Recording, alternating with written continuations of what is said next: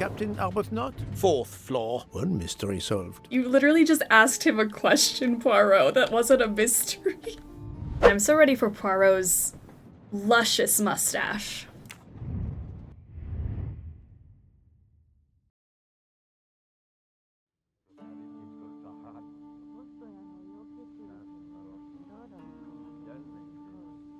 Istanbul. December 15th, 2023, 9 a.m.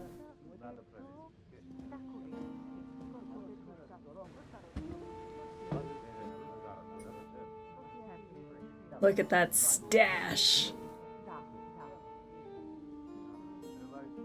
The development you predicted in the Kastner case happened unexpectedly. Please come back immediately. How can it be unexpected if I have predicted it? Poirot, my friend, is that you?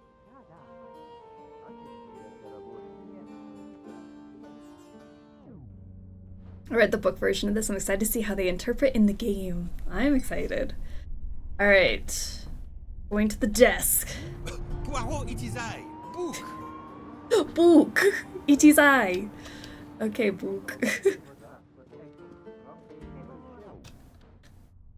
Interact. Poirot, is it truly you, my friend? Book, it is indeed me. What brings you so far from home? A little affair in Syria. An affair of the heart? No, a modest affair of recovering stolen artifacts. But now I am summoned home to England and must leave immediately. This evening? You travel on the Orient Express, I hope. I have made no arrangements yet, as I just learned that an emergency has arisen, and I must return to England immediately. Very well.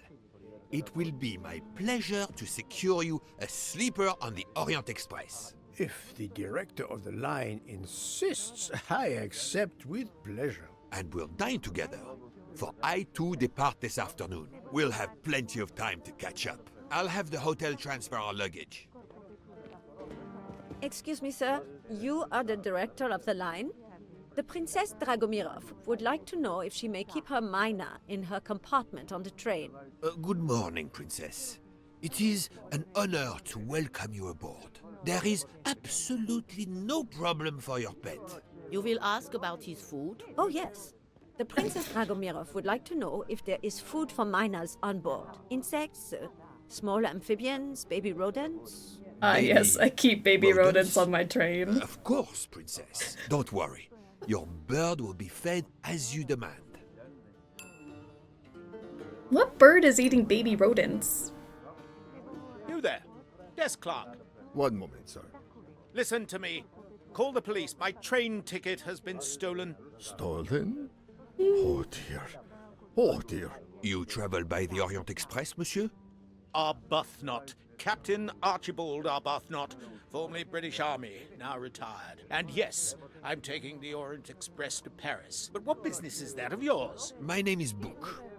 I am the director own of the this line at your line. service. And perhaps this gentleman could assist you. He is Hercule Poirot. But I must make that train. A train ticket. Yesterday I recovered artifacts worth several millions. Please, my friend. It's not just any ticket. It's an Orient Express ticket. Very well, I will investigate. Thank you, Poirot. I will arrange a car to Circeci station for us. He's like, I'm not gonna find a ticket. I find valuable items. Alright, new mystery discovered. The stolen ticket. Okay, let's look at our mind map. I suppose I should offer my assistance. I suppose. Alright. Let's see if we can go chat. Where did you lose your ticket, sir?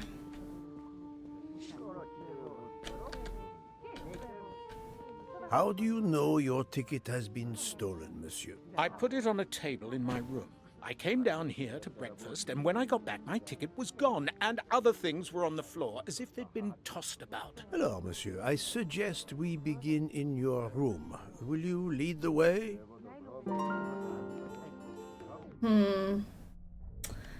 How to find the ticket. Let's see. What can be done to find the captain's ticket? Connect the elements on the left with those on the right. Search the neighbor, search the door, search the bedroom, interrogate the neighbors, and inspect the door. I'm right again. We're so good at That this. happens to me a lot. I'm always right. Oh, sorry, I might need to fix my mouse settings, because remember in Resident Evil where I couldn't move my camera? Now I'm moving my camera too much. Alright, that's better. So I guess we go... Oh, you're waiting at the elevator for me. This Poirot seems more sassy. I think he misses the disco vibes. I miss the disco. Their first mistake was making this in 2023. Bring me back to the disco vibes. Time traveling Floor, Poirot. Captain Arbuthnot? 4th floor.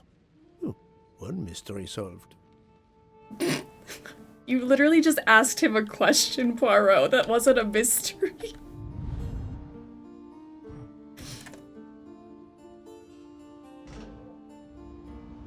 I suppose I can exercise my powers of observation while we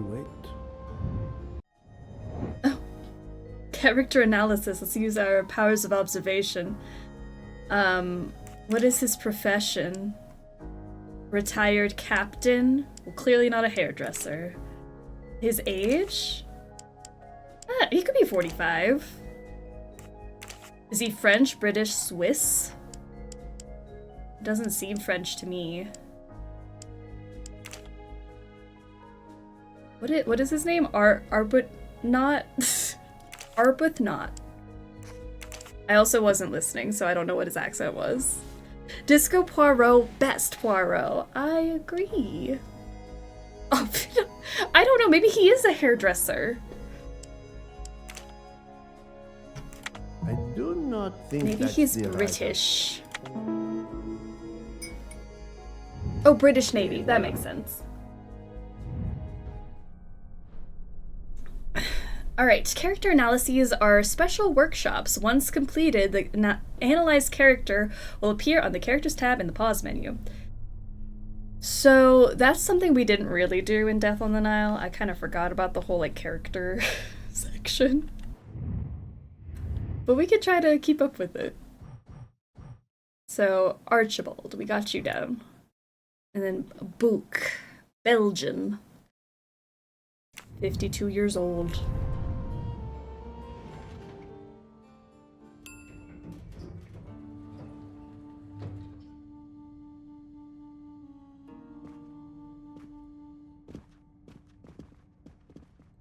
I thought she was like tatted up. I think it's just her shirt. My room's along here. 411. Ah, I hear your accent now. In a 411. hotel of this quality? A thief? Oh. Come 411. on, come on, don't dawdle. You're not paying me for this, so don't yell at It'll be me. a disaster if I miss that train. I'm doing this as a favor. You have locked Calm the door, down. monsieur? Naturally. This is a foreign country. You have the key card? Of course. We will enter. We will enter.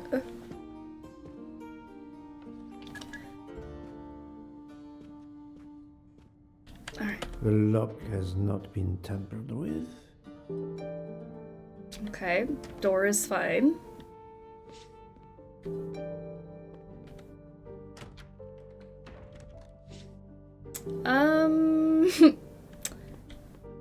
What an odd bathroom. There's a mustache in the sink, though. I was gonna rate this bathroom, but it doesn't even feel like a complete bathroom. Golden mustache. It's like a baby sink and a... I don't know what you would call that type of toilet. It's very rectangular. Rate that toilet! And there's like all this extra space over here. What a bummer of a bathroom. I half bath, yeah. I don't know. A 5 out of 10? It's functional. The floor alone deserves it. I do like the tile. Water with traces of soap. The water is scented. Probably from the soap. Scented soap water on the floor. No towel, no soap. Let's see. No towel, no soap. You're so right. Also, the sink just looks so tiny. I don't know. You know I love rating a video game bathroom, but I'm not quite sure about that one.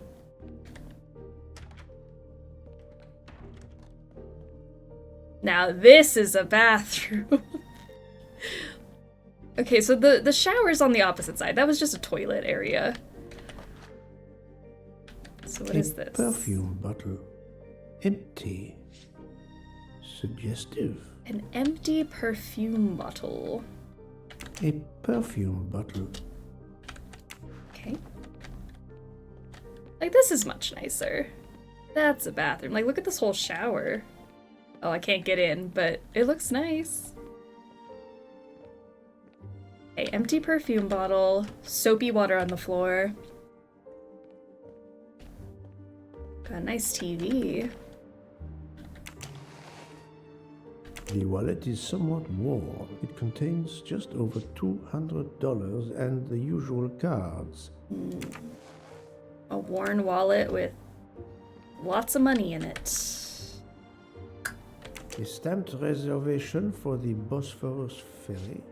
Having a TV in a Poirot game is freaking me out. Like modern day Poirot. Kinda crazy.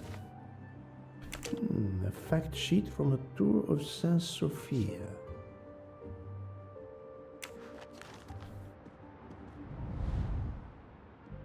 Let's look through these drawers. Okay. Things to do in A Istanbul. brochure for this fascinating city. I don't know. I'm not seeing any signs of thievery though. That's empty.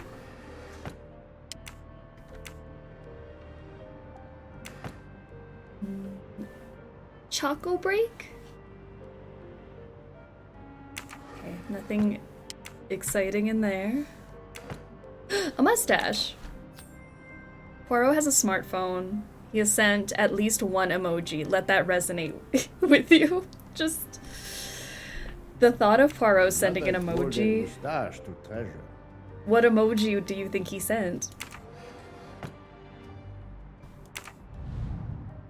Oops, sorry. Didn't mean to throw you guys around like that. A conspicuous gallantry cross for meritorious service in Iraq, yet he only retired as a captain. A list of travel expenses, but how did these papers end up on the floor?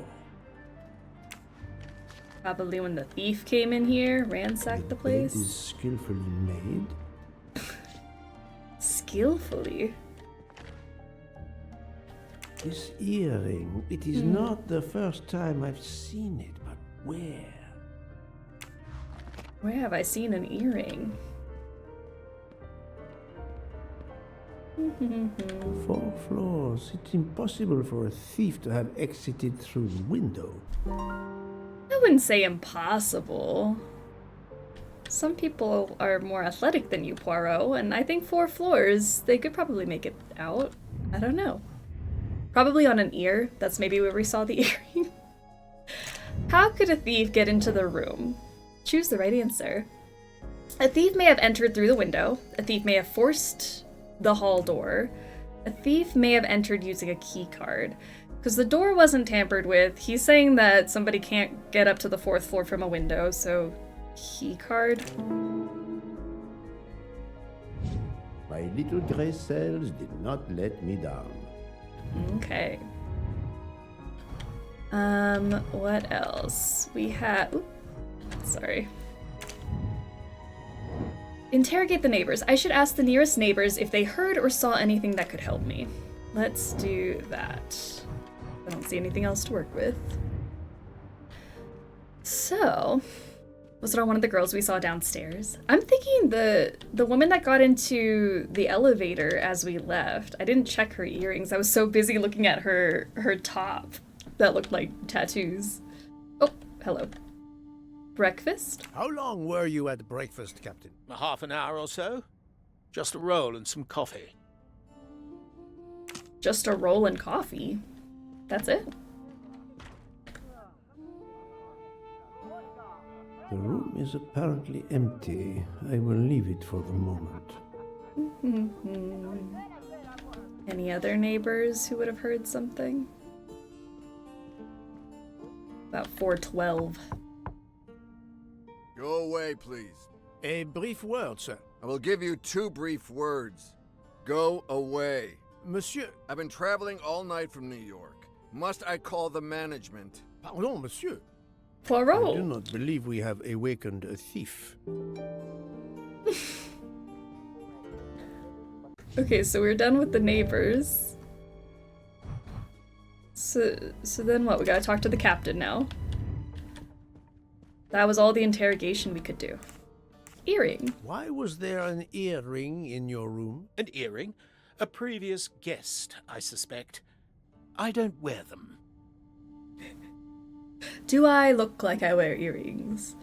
I like this guy from New York. I'm glad somebody put Poirot in his place. Like, go away. I do not want to be interrogated. I am innocent. Do planes not exist in this world with smartphones? Planes?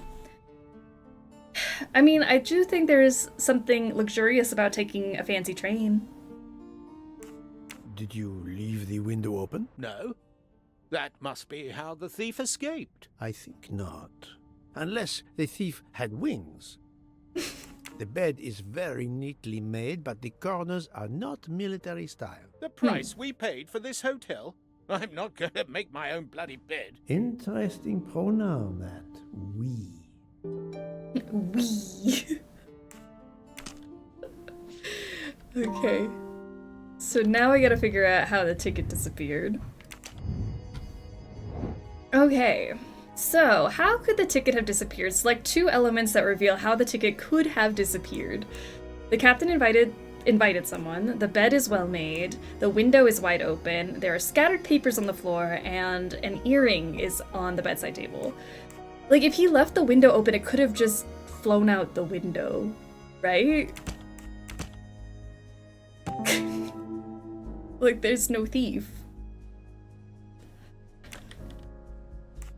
Okay, so if we have the wind blew on the papers, and we also have maybe these 2 go together because he had someone over who left their earring. Conclude. The wind probably blew the papers on the floor as it came in through the window. Moreover, the door is closed. And I found an earring on the bedside table.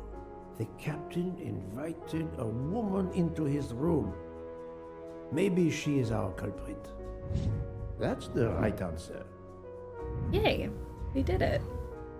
So I'm thinking it blew away and this guy is a weenie for wasting my time. Sir, you just left the window open. His hookup stole it. Maybe. Could the wind have blown the ticket from the desk? Who is the woman who entered the room? Where have we seen these earrings before? This is wrong. But I'm never Who far was wearing from the truth. earrings?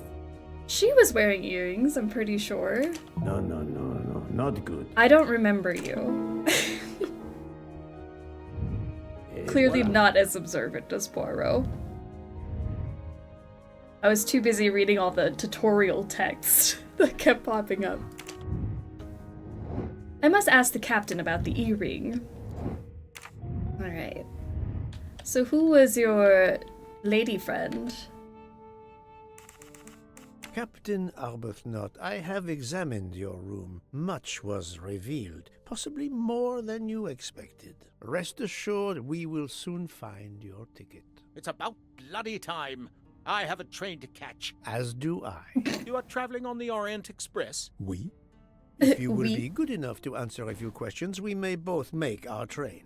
Ask away. Please give me an account of your movements yesterday. I spent most of my day in Istanbul, sightseeing. I returned to the hotel as the sun was setting. The desk clerk can confirm I was alone when I picked up my key. I spent the night alone. I had no visitors in my room. No visitors? What do you mean, no visitors? Yeah, that's gotta be the lie. Have you told me the entire truth, Captain Arbuthnot? Of course. I want you to find my ticket. Select the element that proves he's lying. The soapy water. I'm thinking it's the earring. Can you explain the earring I found on the bedside table? An earring? Yes. Forgive me, Mr. Poirot. I had some business correspondence that wanted answering. The hotel provides help for business travelers. They sent up a secretary. I dictated a letter, and she mailed it for me. I hadn't noticed that she had lost an earring. And when did you invite this secretary? This woman may be the thief we are looking for. That was yesterday evening. My ticket was still there when I went down to breakfast. She can't have taken it. I see. Never mind. It is easily checked. And there was no other person in your room? No, I swear there wasn't. Ah, well, never mind. If it is not her, there is only one option left. Fine. Please finish your job quickly. I'll be downstairs in the lobby. I mean, I'm solving this mystery as a favor. What? Why are you so mean about it? Liar's ashamed of his hookup. Business correspondence. What does that mean, Captain?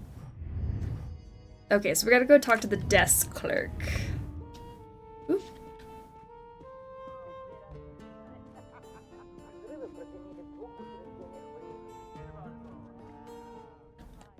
Let's get downstairs again.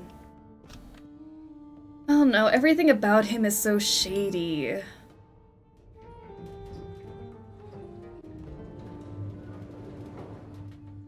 I almost don't want to find his ticket because then he's gonna end up on the same train as me and then we have to spend more time with him. Alright, where is the desk clerk? Hello. The Hotel Tocatlian is a perfect prelude for my journey. Cleaning schedule. Pardon, monsieur. May I inquire when the staff begins cleaning the rooms? Every morning at breakfast time, sir. After making certain there are no guests in the room, of course. Of course. Let's just give him an envelope full of yogurt and get on our way to the train. I think that's a perfect idea. That is oddly specific, I like it. I think yogurt would actually solve our situation here. Oh no, I couldn't find it. Sorry. Eating his ticket in front of him. Sorry. Guess you can't get on our train. May I speak with the chambermaid who cleaned room 411 this morning? I hope you don't think that one of our staff stole the ticket. No. Do not distress yourself. We seek only information. I will summon her at once. Thank you. I'd ask her to bring her laundry cart.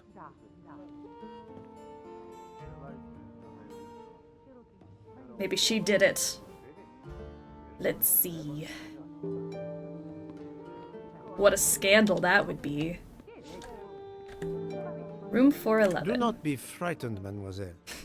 Did you clean room 411 this morning? Room 411? Yes, that is one of mine.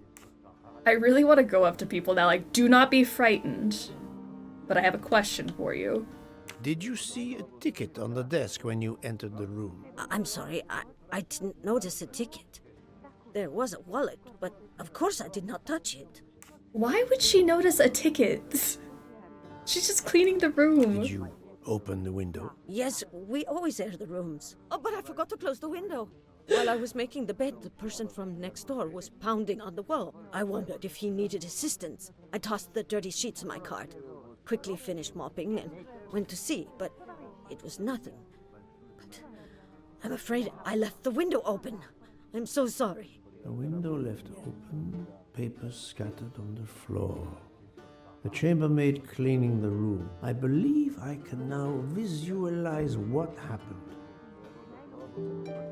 I swear, if the ticket just blew out the window and that's it. Oh, Friday, how are ya? Don't leave your tickets out in the open, like your ankles. Keep those ankles covered and your tickets away from open windows. Pound on the wall or being pounded against the wall. Don't read that, sorry.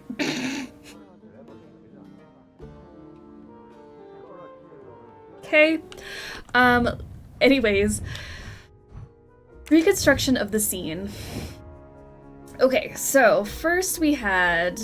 The chambermaid opens the window. The dirty bed linen is dropped on top of the ticket. The ticket lands in the cart. The wind blows the ticket. The chambermaid parks her cart behind the desk. Chambermaid leaves the water. Hold on, did I even look at the cart? Look, let's look in the cart. What if the ticket's in here? Poirot is not going to touch the dirty laundry. Some detective you are. I wouldn't dare touch dirty laundry. Poirot, why not? Oh, he's so pretentious. Okay, so first we have... we're changing the bed linen. I feel like, okay, so first the window opens, the wind blows the ticket, it gets onto the bed, and then... And it flows into... What do you mean? The chambermaid parks her cart behind the desk. Okay, wait. Alright, I see? Maybe? It goes behind the desk. The thing blows. It goes into the thing. Does this make sense? I do not think that's the right answer. Okay, so I think the chambermaid opens the window. The parks the cart by the desk. Opens the window, starts changing the bed linens. The wind blows the ticket into the cart. Then she puts the dirty bed linen on top of the ticket, and then she leaves, spilling soapy water on the floor. There we go. My little grey cells did not let me down. Poirot's a wimp. What if there are clues? Hercule Poirot not touching the dirty laundry? How dare. The best part of getting pizza is having leftover pizza to eat the next day, I say as I eat cold leftover pizza. Happy Pie Day! Friday pulls out his ticket. Now show them chat. Alright. The scene has been reconstructed. What did that say to do? Explain to the captain where he'll find his ticket. We're gonna tell the captain to go dig in the dirty laundry? Poirot's like, I will not touch the dirty laundry, but I will tell the captain that his ticket is in the dirty laundry and he can pick it up. Mademoiselle, would you be so kind as to look in the sheets from room 411? Will you touch that? Because I'm not going to.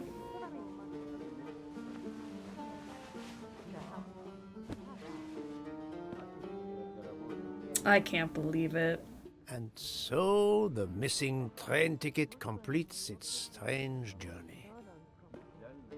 An open window, a laundry cart, and an annoying neighbor. But chance is the only guilty party in this dark mystery. Mr. Poirot, I apologize. I believe my concern got the better of me, and I forgot myself. Thank you. It was a case of great magnitude. I'm glad I was up to the challenge. And that, I think, is that. Wow. One mystery solved. Nancy would put the dirty clothing on and get in the mindset of the criminal. She would. I'm making a joke that chat should show their bus tickets. I'm so sorry. My reading comprehension's not great today. Gotcha. You pulled out your ticket. Everybody else in chat should also pull out their bus ticket. before we get on the bus. Even though we've boarded, lit ourselves on fire, and we're already here. Not touching dirty laundry, mind you. Alright. Now that that's done. Our bags are all packed. I have my ticket and papers. If you give me yours, I'll hang on to mine. but as your secretary... As my secretary, you see to the bags, Hector. Yes. Yes, sir. That man, I have a curious impression of him, as if I were observing a wild animal, uncaged. A wild animal with a bald spot? Oh, we can't do anything about it? We're just observing him. Oh my gosh, that bald spot is bald. Okay. Can I board my train now? We must leave for the station. Our bags are in the taxi. Did you find the ticket? It was a case most difficult, but somehow Hercule Poirot managed. I knew you could do it. Now we can sit back Bald, and enjoy bald. a relaxing train ride. Not the bald spot. Nothing wrong with it, but he's mean to Hector, so I feel like I can point it out and be, like, rude about it. Istanbul train station, December 15th, 2023, 3 p.m. I just noticed the door was open and got on. Everyone was nice, so I stayed for the ride. I feel like we just have people wandering onto the bus. No ticket necessary. But this is a special occasion. To celebrate the 140 years of the Orient Express, the engine will be none other than the splendid Pacific 231G558. There she is, bro. The most celebrated train in history. Oh, my eyes fill with tears of pride. It is time we were aboard, my friend. Follow me. The wagon-lit conductor, Pierre Michel, will direct you to your compartment. Lead the way, Book. Pierre Michel. In 1922 by the Compagnie Batignolles-Châtillon. At the time of its purchase by the SNCF in 1938, it could reach speeds up to 130 kilometers per hour. Wait until you see. It is like traveling back in time. Today the train is limited to 100 kilometers per hour. I assure you, that will be more than fast enough to get you to Paris in time. Well, could you walk faster? In the meantime, you will bask in the magic that is the Orient Express. Oh, yay. The magic. Book loves trains, and that's fine. Your compartment is number 202. However, I am afraid that all the others are already full. Full? But how can that be? It is incredible, monsieur. All the world elects to travel tonight. All the same, you must find room for this gentleman here. I'm very important. Did you not see my mustache? While they try to find me a bed. He is a friend of mine. He can have number 201. It is taken, monsieur. What? Number Who is that? Darling, we have to get aboard. I know. I have heard of the phobia, fear of flying, but fear of trains? Now you're making fun of me. Never, madam. We'll board shortly, once our compartment is ready. It's like people can be scared of planes, but trains? Ridiculous. Why did you order so much lobster, Hotaru? My dear Freya, I need it for my specialty on the second night. And if the lobster a la mori isn't fresh, the passengers will know. We don't have enough space for my desserts. Tonight, molten chocolate cake. Tomorrow, my specialty. That is not my concern. They will not have room for them anyway. Serve your lobster tonight. Chicken a la mori must be the first night dish for the travelers. It is easier to digest. You really are the egomaniac everyone says you are. I have every reason to be. I am the engine. You are just the caboose. I know he did not call her a caboose. Oh my gosh, that was so offensive. Following my daydreams. How are you doing? Welcome to the stream. I don't know how anyone could sleep on a train. I can sleep pretty much anywhere. plane, train, automobile. I'm all about it. Notice the young woman from the hotel. She again wishes to watch the old man with his little friend, but not to be seen herself. It's a little shady. Is everything aboard the train, Hector? In your compartment, Mr. Ratchet. I'm having them disinfect the room again as you instructed. I also got a call from the Indians. The sale is going through as you expected. There was never any doubt. No other phone calls, Hector? From Geneva or Venice? No, sir. Who were you expecting? Never you mind. Check our tickets. We're not going in until everything is confirmed. The young man seems quite agreeable, but the older man is something quite different. A wild animal, uncaged. Something about him. Alright, we got this guy over there. Mary. Not now. Not now. When it's all over, when it's behind us, then.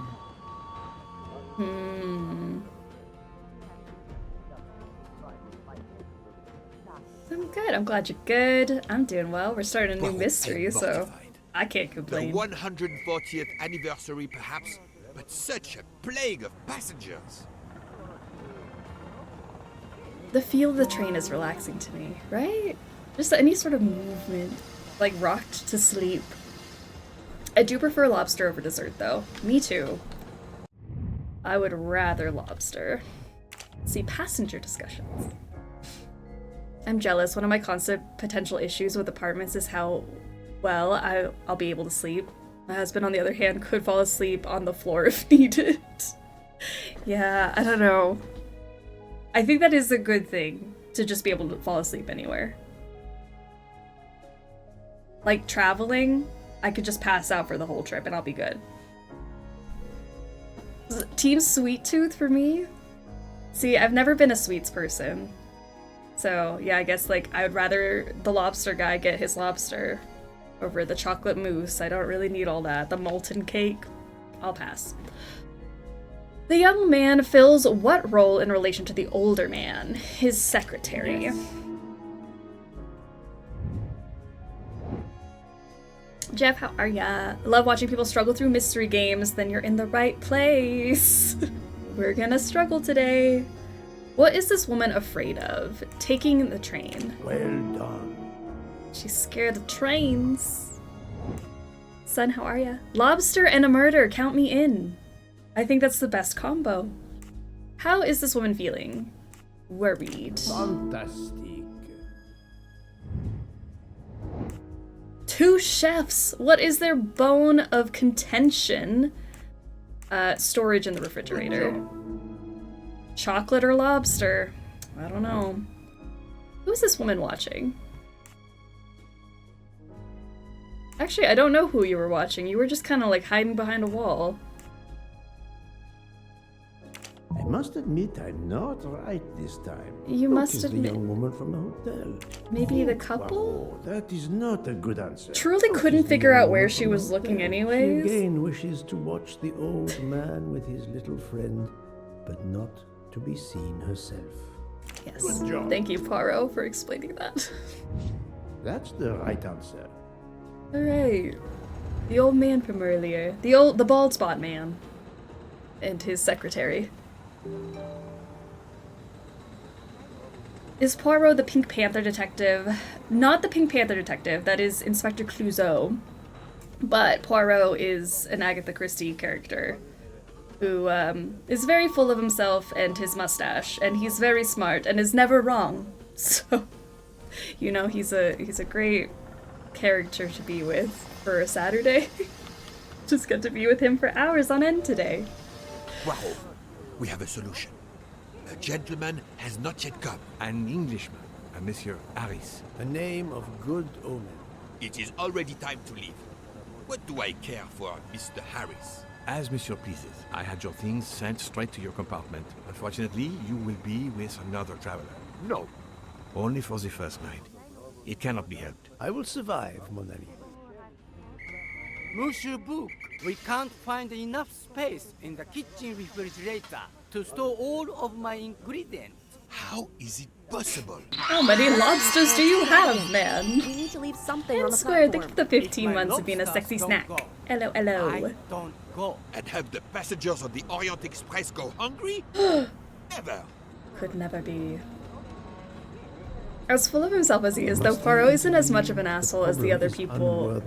Two other people as Sherlock is for some reason. Starve on the most luxurious train in the world. I do think to be a world-renowned detective, you have to be a little full of yourself, like Sherlock and Poirot. Sherlock's very blunt, for sure.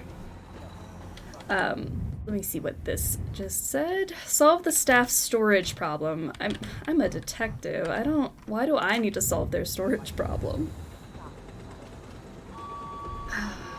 Can I talk to anybody? The luggage is not stacked well. I am resisting the temptation of lining it up properly. People can't do their jobs right. I am going to just hold my tongue and not fix that. Alright, let's figure out your storage problem. Thank you for coming to help us. It is impossible to fit everything into the gallery's refrigerator. Obviously, my entrees are more important than dessert. If Mr. Mori delays his lobsters for a day or two, we can restock at another station. Delay? You ask me to delay? Brea? Calm yourself, my friend. I'm sure we can find a solution. Is that a diagram of the refrigerator? Oh my gosh, it's Tetris. Yes, he refuses to look at it. Oh no. Alright. American pastry chef. 27. That seems right. I'm right again. That happens to me a lot. Alright, let's see. Oh no. Okay, so we gotta drag these in here. We're gonna get the storage. Can I... Okay, I can't rotate them, so that's actually pretty helpful. It doesn't look like rotation is necessary. What about here? You know how good I am at these. This shouldn't be a problem, right?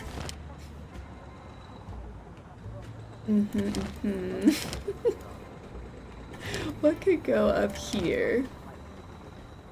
No.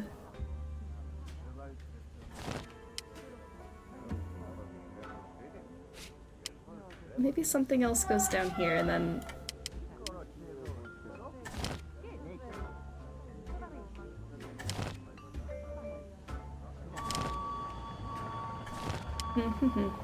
I mean, I am just assuming that goes up here. Maybe it doesn't. Oh! Hold on, I think this kind of makes sense.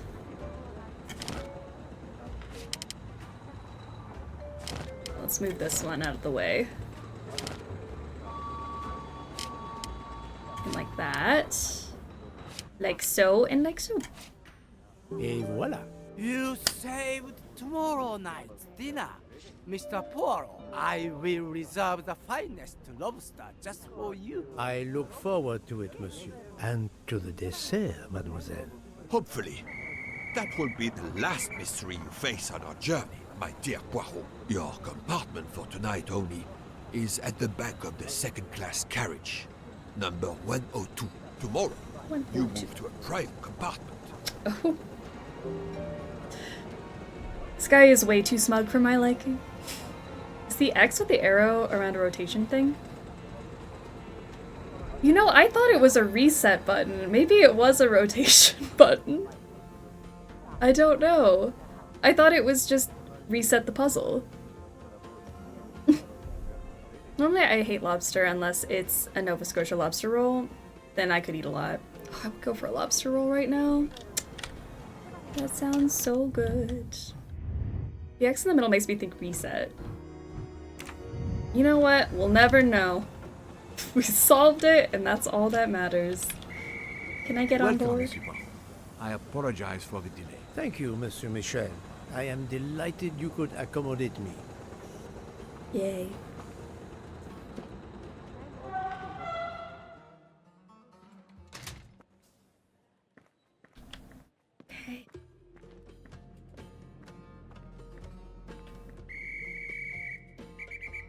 These first-class rooms are very spacious and luxurious. You telling me you couldn't fall asleep on this train? Look at that bed. Hold on, did I miss stuff back here? I just started walking. Okay, this is... We're looking for 201? It's 205. 102. I need to find number 102. 102. I could live on this train. That is one nice train. I think so. This is the fanciest train. Wrong compartment. I need to find number 102. I know we need to find 102, Poirot, but I just thought we could, like, observe, really take in the sights and the surroundings, because in case, I don't know, a murder would happen, then we kind of know our way around. Pardon me? Oh, my apologies. Get out of my way. Thank you. 202, 201. We're in second class. Look at us. Oh, there's the toilet. Oh, this is a nice little bathroom. Okay, yeah, 8 out of 10 bathroom. I don't know what would make it better, but it just felt like an 8 out of 10. Great, that toilet. And it has a mirror, yeah. This lady has a style of her own, eccentric but chic. There's no shower. It's just a toilet and a sink. But it'll do for our basic necessities. Why does 104 have a flower on it? Oh, they all have flowers. Just different. That one's got a seashell. This one has that type of flower. Ah, I see. What kind of flower do we get? We get a butterfly. We're in the butterfly room. Excuse me, I think you made a mistake. You are Mr. Harris? No, my name is McQueen. There is no other berth on the train, monsieur. All is arranged. Yours is the upper berth. We start in 1 minute. The train's remarkably full. Oh. En voiture! Listen, sir, if you'd rather have the lower berth, easier and all that, well, that's all right by me. No, you are too amiable. It is for one night only, at Belgrade. Oh, I see. You're getting out of Belgrade. Not exactly.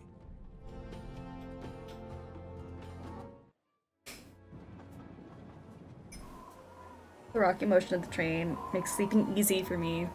Sleeping would be so... And on this luxurious train?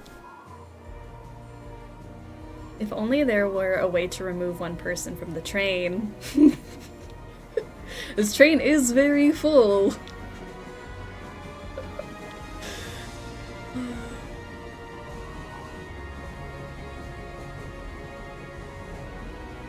Wow. It's so beautiful. Would rather take a short flight than stay in a nice hotel. With a lovely room service, you know?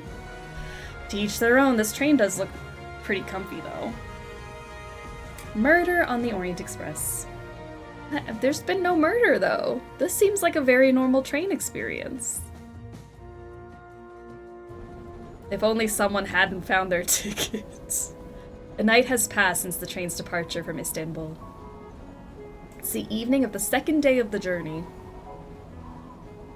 Sharing? Oh no! Maybe if someone gets murdered, we can have their room. December 16th, 2023, 7 p.m. Someone definitely won't be murdered, so there's an extra room. Clearly, right? There won't be no murder. Ladies and gentlemen, dinner is served. You may join the rest of the passengers in the dining car. Yay. You'll just have to murder someone and get the ball rolling on that, so that we can stay within the theme of the game. Whatever murder on the Orient Express, maybe we could be the murderer. Get it rolling. Start the mystery ourselves.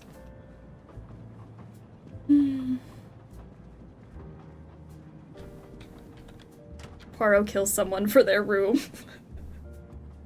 End of mystery. To be fair, it also took them a while for the Nile to have a death on it. That is true. We were like 10 hours into that game before a murder took place.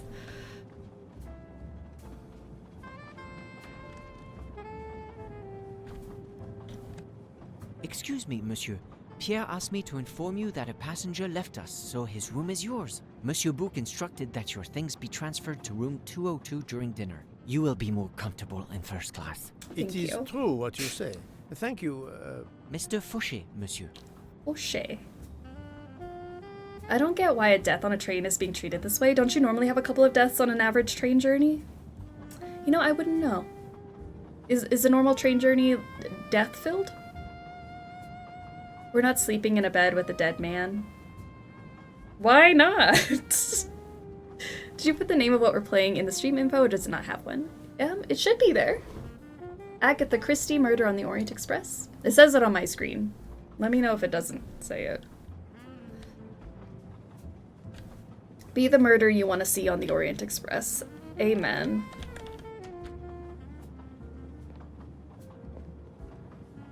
Why wouldn't we share a room with Bone Daddy? You're so right. Why wouldn't we?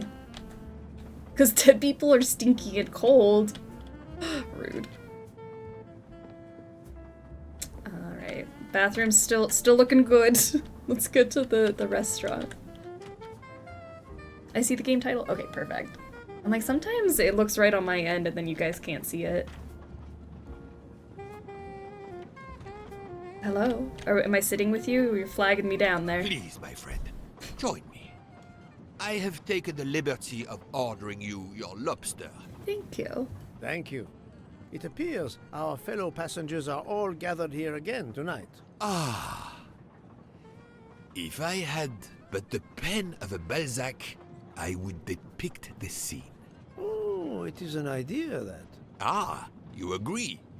It has not been done, I think. And yet, it lends itself to romance, my friend. All around us are people of all classes, of all nationalities, of all ages. For 3 days, these people, these strangers to one another, are brought together. How They poetic. sleep and eat under one roof. They cannot get away from each other. At the end of the journey, they part. They go their several ways, never perhaps to see each other again. Certainly it interests us, inviting us to watch and wonder about their lives. Ah, I know you, my friend. Even now, your mind, it is at work. Let us test it. For example, what do you make of those two? Of who two? Which two? Champagne with lobster is a choice. Look at that lobster. It looks good. Are we not supposed to have champagne with lobster? I don't know. Maybe I'm not fancy enough to know the difference of what you should be drinking with lobster. Mamma mia, you can feel the power of our engine.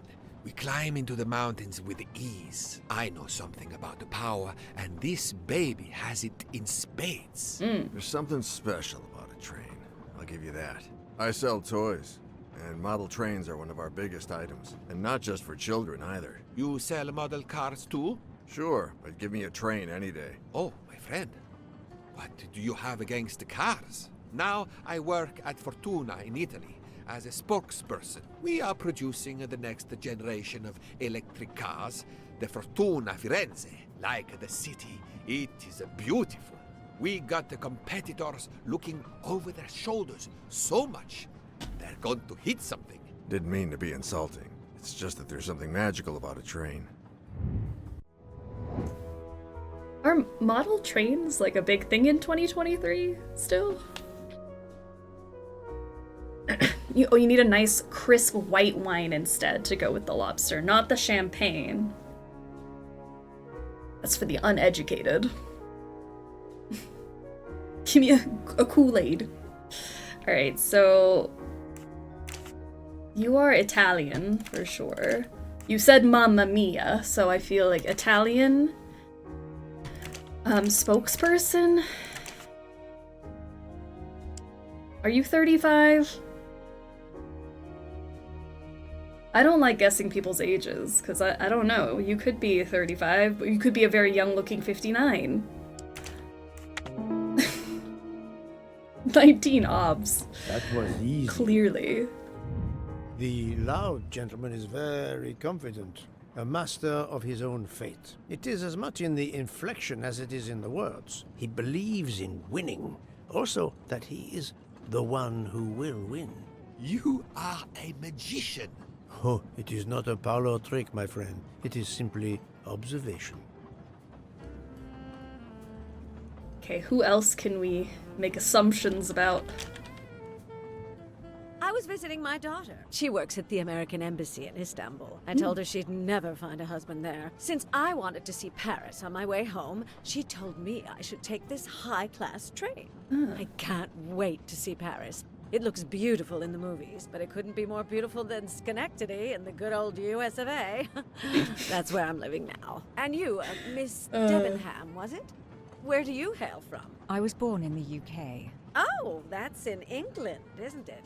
What do you do for a living? I teach English to children in other countries. I see. Oh, I wish I spoke a foreign language. My daughter speaks several languages. Let me tell you about her work. It's very important. My daughter is very important. Okay, so you're British. English teacher. I mean, you could be 23. You could also be 40. Let me, what's your skincare routine, and then I can make a more educated guess. Think, Poirot. That is not a good answer. She's 40. She looks good for 40. My little grey cells did not let me down. There is much you can learn about someone just by observing. Not that 40 is old, but she has not a single wrinkle on that face. That lady is reserved. She reveals little. She is self-contained. Some secret prompts her to allow her dinner companion to carry the conversation. I confess, in this case, what I witnessed in Istanbul suggests more, but I will respect her privacy. You will always amaze me. Here's the dessert.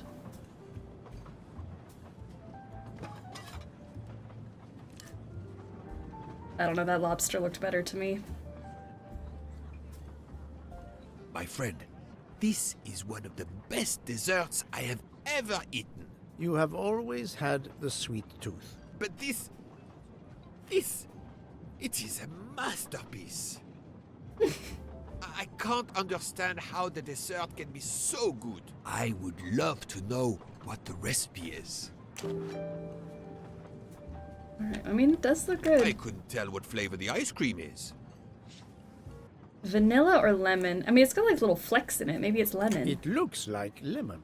Look at the zest. Yes. The zest. I wasn't sure what that was. You couldn't tell what the zest was? Oh, let's look around some more. What is that? What is the red fruit? Raspberry. It looks like a raspberry. You have a good eye, Poirot. You're telling me this man couldn't look at that and know that was a raspberry? Okay. The biscuit is the foundation of the dessert. All else is built upon it. What do you think? Crushed biscuit. Or chocolate mousse. I think it's a crushed biscuit. It looks like crushed biscuits, my friend. Finely observed, indeed. Poirot. I would eat the... I am I would eat the to ask ass you out of a that? great favor. My friend, I am on this train. Is that due the to great phrase? favor you have done me. How may I assist you? This dessert is sublime. If only I had the recipe. Sublime. Unfortunately, the pastry chef, Miss Nielsen, she will guard her secrets. But you, my friend, I am sure you could make her confess.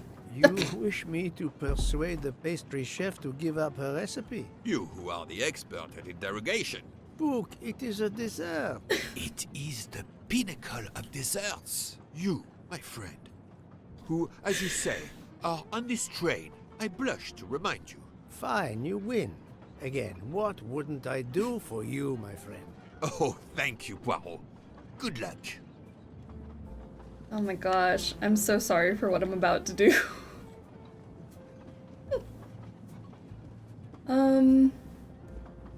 Hey. Good evening, mademoiselle. Good evening, sir.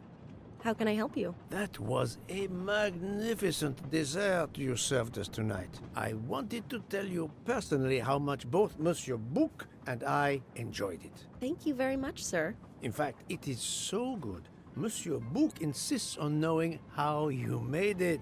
Oh, sir, I'm sorry. You must know a chef never gives away their recipes. But, well, you helped with the refrigerator, and without space in it for me, there would have been no dessert. Very well. To prepare tonight's dessert, first I melt sugar to make caramel. Then I spread this caramel to make tuiles. Between two tuiles, I add a small scoop of lemon ice cream, and I put the whole thing on a strawberry crown. Poirot, you are suspicious even now. The pastry chef gave up her prized recipe a I little don't believe too you. easily. I sense she wasn't entirely honest with me. Where was that strawberry? Because I didn't see a single bit of strawberry on that dish.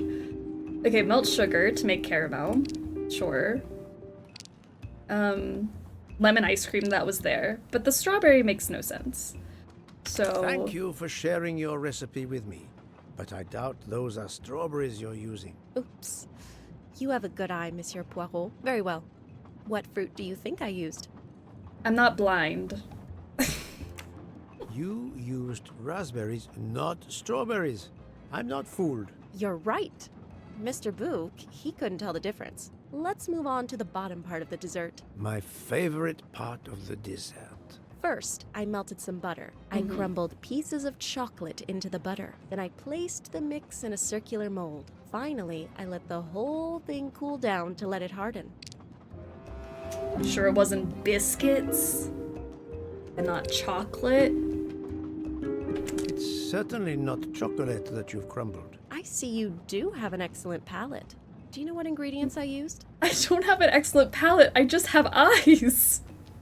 Crushed biscuit. A clever pastry chef might mix crushed biscuits with butter to create this delicious base. That's it. You're getting closer to the entire recipe. Closer? I've caught murderers with less difficulty than this. I'll give you one last challenge. Okay. I'm sure you will be able to figure out the order I mix my ingredients in. If you can, you will have earned my recipe. Mademoiselle, solving the murder of Roger Ackroyd was easier than this.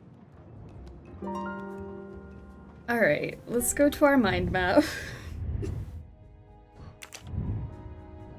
Raspberries and strawberries are extremely visually different. So let's see. The vanilla is added just before the flour. The eggs are added first or last. The orange peel comes later than the flour. You should never add sugar and milk consecutively. The sugar is added later than the vanilla, and the eggs and orange peel are right next to each other in order of the recipe.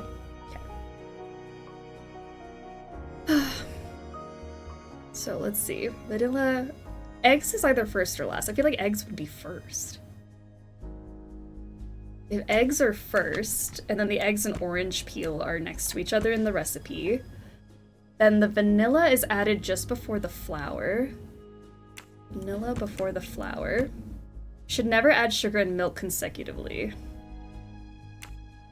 So maybe sugar later than the vanilla. We'll do the milk first. Okay, so let's see if that's right. Vanilla is added just before the flour. The eggs are added first or last. The orange peel comes later than the flour. Okay, so then, therefore, orange peel here, eggs here. Vanilla still before the flour. These can't be next to each other. Vanilla added just before the flour. Eggs are first or last. Orange peel comes later than the flour. You should never add sugar and milk consecutively, so that's wrong. Sugar is added later than the vanilla.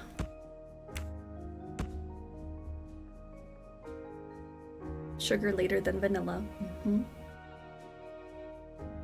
Sugar is added later than the vanilla, yes. Eggs and orange peel are right next to each other in the recipe. That makes the most sense to me, that the eggs are last and the orange is right there. Vanilla is added just before the flour. But I think maybe milk goes first. Because then that means these kind of go like this. Vanilla is added just before the flour. Eggs are added first or last. Orange peel comes later than the flour. You should never add sugar and milk consecutively. Sugar is added later than the vanilla. And then I think that's right. Yeah. I'm off, gotta get ready for the big game. That happens to me a lot. I hope the big game, I don't know what the big game is, but I hope the big game is amazing. But thanks for hanging out with us, Cat Queen. Normal pastry chefs do liquids and then add solids, but okay, game. It's, you know, it's a puzzle and she's not a regular chef.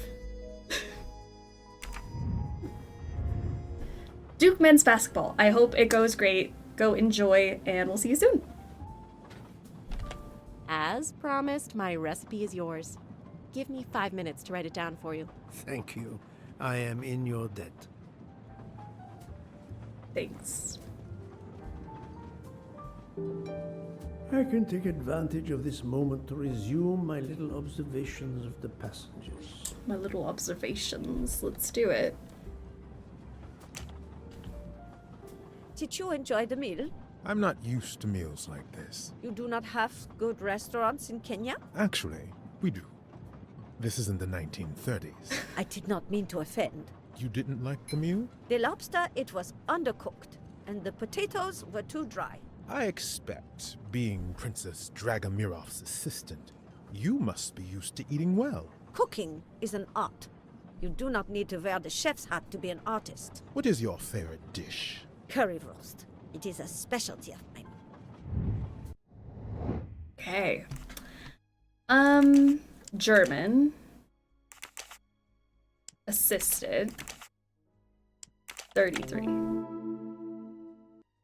Somehow I doubt Book will be able to recreate it even with the recipe. I think so. He couldn't tell what was in the dish by eating it. I made a lot of progress on the expenses last night, sir. I should be done by tomorrow morning. You're supposed to be a fast worker, Hector. Sorry, sir. Working here is not as comfortable as in our office in Boston. You're lucky to ride in a train like this. Alright. American secretary. 40. You can't tell me he's the same age as that other woman, but okay. Not let me down. Be nice to Hector, Jesus. Here you are, sir. My recipe. Please tell Mr. Book he should not expect my recipes for the other desserts. I don't just hand out recipes. Thank you very much, mademoiselle. I know he will sincerely appreciate the gesture, and I will make certain he gets the message. Alright. We have the recipe for you. What a wild thing to ask for. Poirot, you were gone such a long time. It proved more challenging than I expected. This is wonderful. Did it require the use of your little grey cells? More the exercise of my little taste buds. Thank you so much, my friend. Eat your dessert. You've earned it. I've earned it.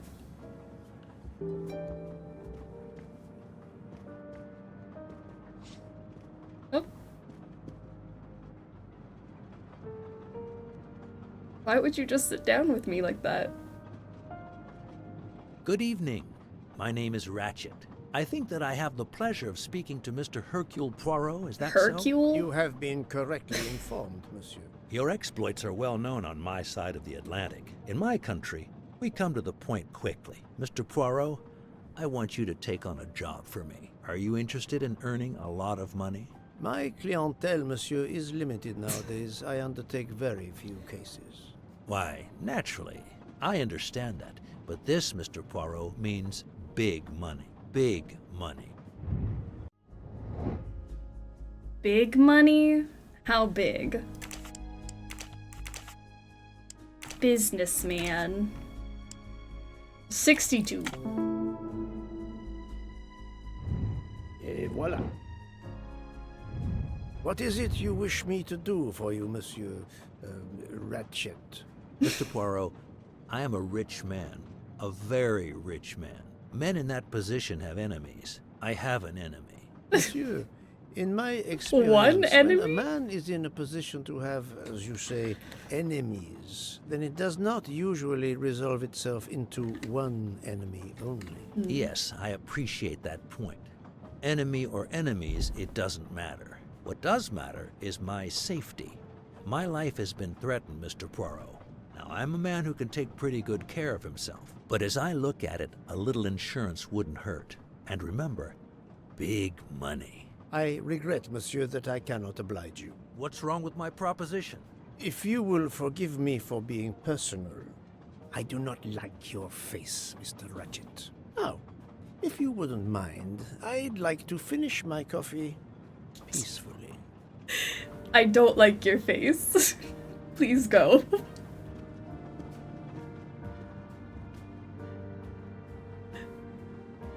That was savage. We're a detective, not a bodyguard.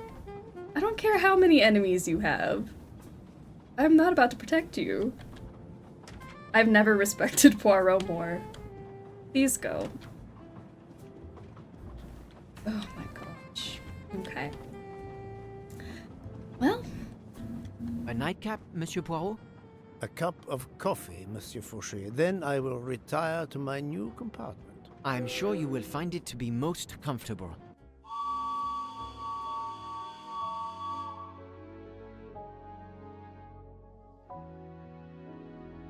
Poirot is blunt, but hey, Ratchet is nice enough to not beat him up just for saying that. I know. Yes, sir. Belgrade Station. Surprised we didn't get a If you'd fist like to the go out face. and get some fresh air. Now is the time. The train leaves at 9:15. No, I see that it is snowing. I will not seek out the fresh air. Probably a wise decision. No. May I suggest a chocolate to It's accompany snowing. your coffee? It is produced by my father, the best chocolatier in Switzerland. I would never refuse a chocolate with such high recommendation. I know you will enjoy it, and please let me know if there is anything else you require.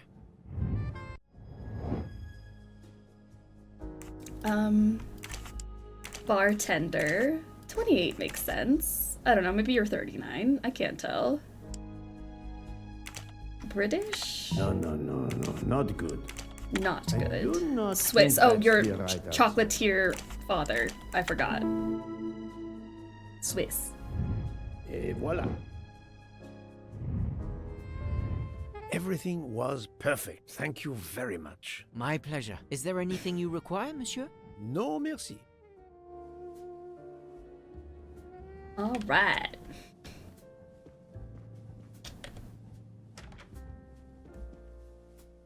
Why, I thought you'd left us. You said you were getting off at Belgrade. I don't think that I said that. You misunderstood me. But, man, your baggage, it's gone. It has been moved into another compartment, that is all. Oh, I see. I'm first class, Hector. Excuse me.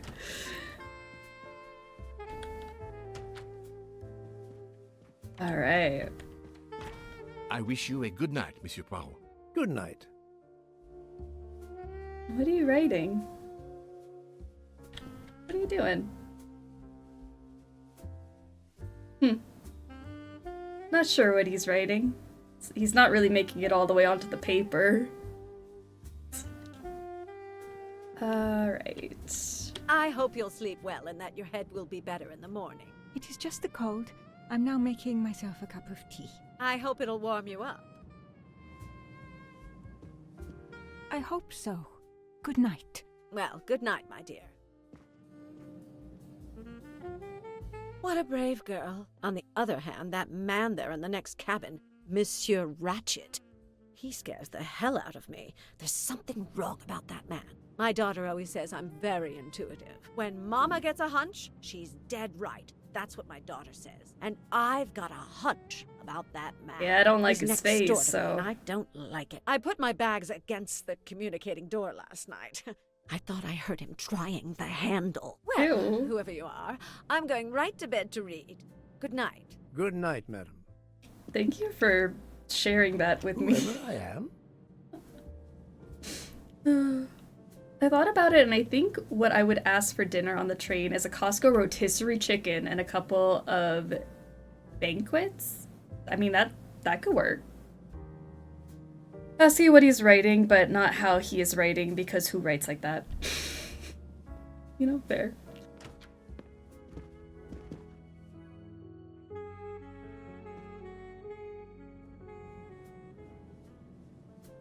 What's your deal? He either... Monsieur Ratchet seems very upset. Yeah. Like, he just has the face of somebody who would murder or will be murdered.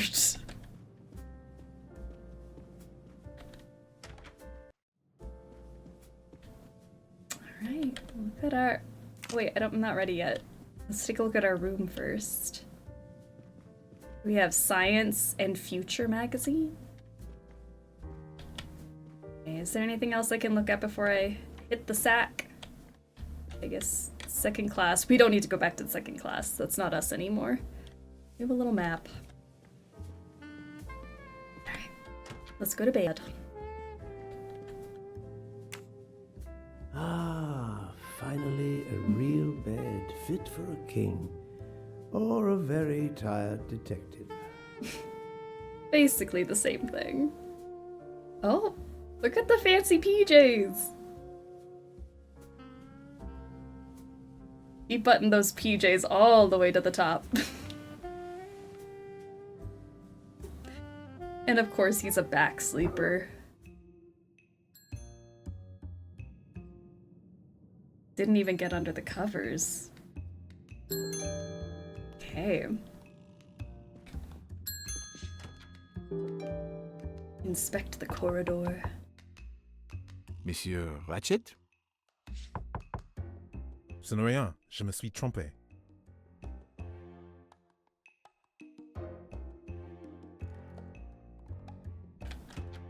It's out there. Alright. He's just hanging back and guess there's nothing too weird. It is 12:37. Okay.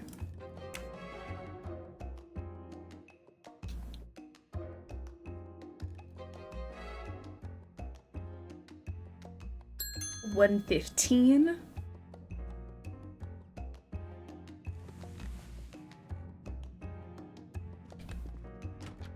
Poirot is not getting a good night's sleep.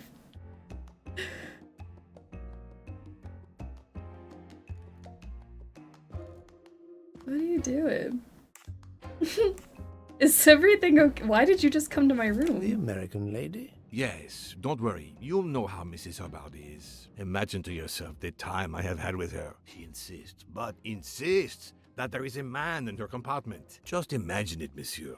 In a space of this size, where would he conceal himself? I argue with her. I point out that it is impossible. She insists. She woke up and there was a man there. And how, I ask, did he get out? And leave the door bolted behind him? But she will not listen to reason. That one does not leave time to listen. Why did we not believe her when she said there was a man in her room? BB, how are ya? It's a rot day. How is our boy? I love a rot day. He's doing alright. He's already sassed multiple people. The train has stopped, Mr. Michel? We have run into a snowdrift. Heaven knows how long we shall be here. I remember once being snowed in for 7 days. Where are we? Between Winkowski and Brod. Oh la la. It's time for me to go back to bed. I wish you a good night, monsieur. Or what is left of it. Do we miss our second class cabin yet? Clearly first class has drama. We should move back. Okay, 1:15. Jeez. Alright, it's 1:20 now. Love our little jammy set. He looks so comfy. It's like, oh my god, again? Go to sleep, people. Barefoot. He's so over it.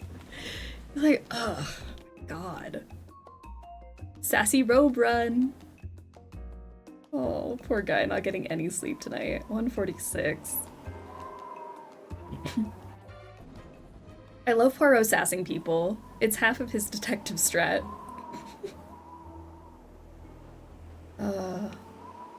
December 17th, 2023, 9 a.m. We're stopped. The train is still stuck and the snow continues to fall. I should have taken an airplane. Well, I must make the best of it and join the other passengers for breakfast. Like, damn it, I should have just flown. What do we have here? Wax to preserve the perfect symmetry of the mustache. Our mustache must be symmetrical. The finest of curling irons for the mustache. The mustache comb to tame unruly knots. Okay, we have our whole mustache lineup here. Make sure it looks good. Does it look good? I think so. Curled to perfection. The train still hasn't left. The snow is nice.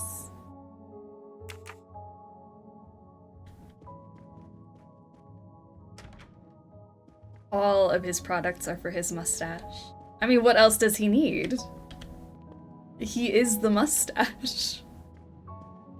The man understands self-care. Does. I'm shaving him. Don't you dare. How long do you think it took him to grow out this mustache? Good morning, Monsieur Michel. Good morning, sir. Please enjoy our special breakfast in our restaurant. Cute. I will.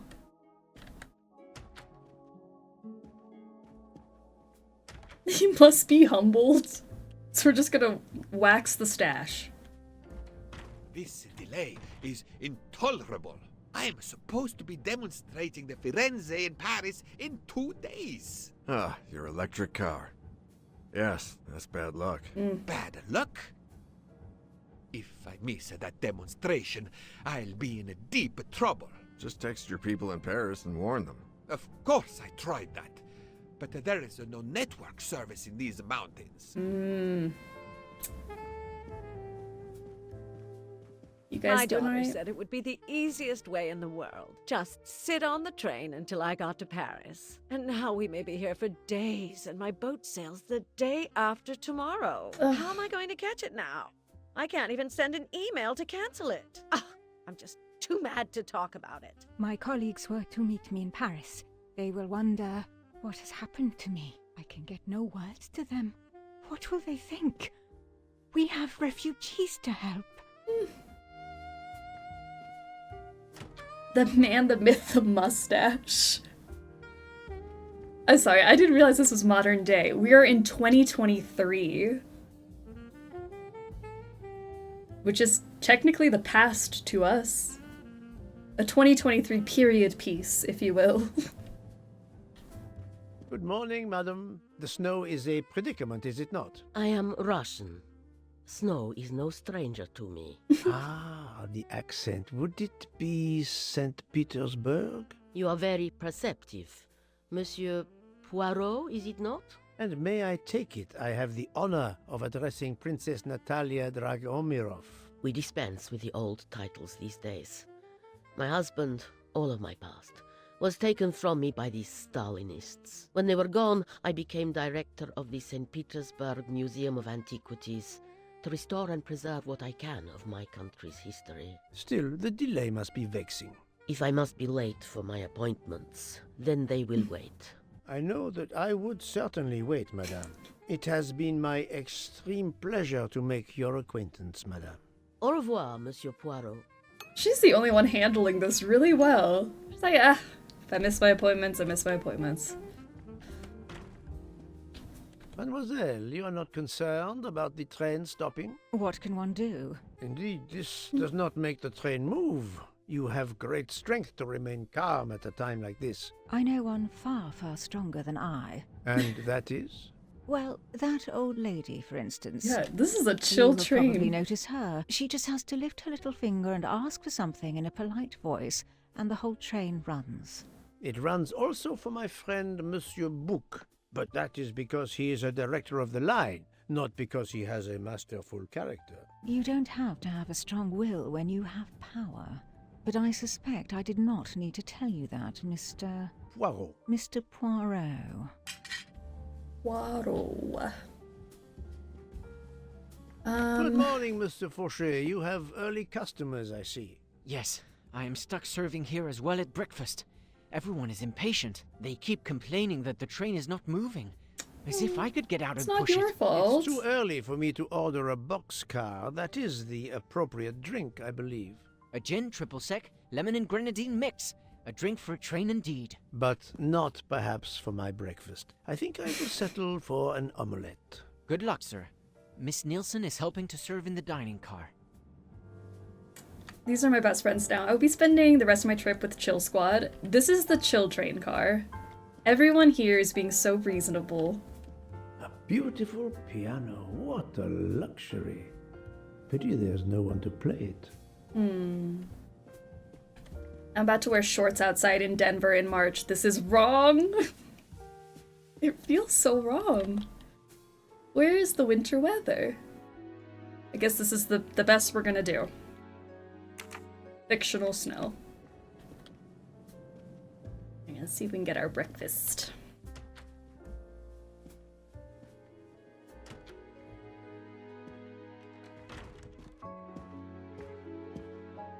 How long are we expected to be stranded here? It won't do much good complaining to me. That fellow there with the moustache, he may know something. What? Oh, I thought you were talking about me. Excusez-moi, sir. Yes? Monsieur Bou That guy with the asked for you to mustache or join me him with in the compartment mustache? 203. Look here, Poirot. Oh, you were Can talking you about tell me. us anything? I can tell you the snow, it will not move aside on its own. I'm a passenger. Of course. But you obviously have some influence with Book. I am going to see him now. I will ask him if he has any information. Is it a booty call? Maybe. Maybe it is. Let's go join him in compartment 203. It's a booty call. Get it? Petition for Poirot to learn to play the piano instead of solving a case. I think that would be lovely.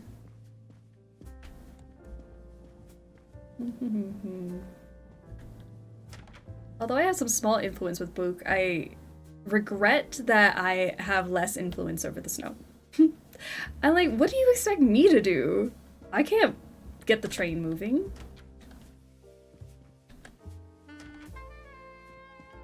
$203. Oh, wait, there you are. Waiting for me? Ah, my good friend. Come in. We have need of you.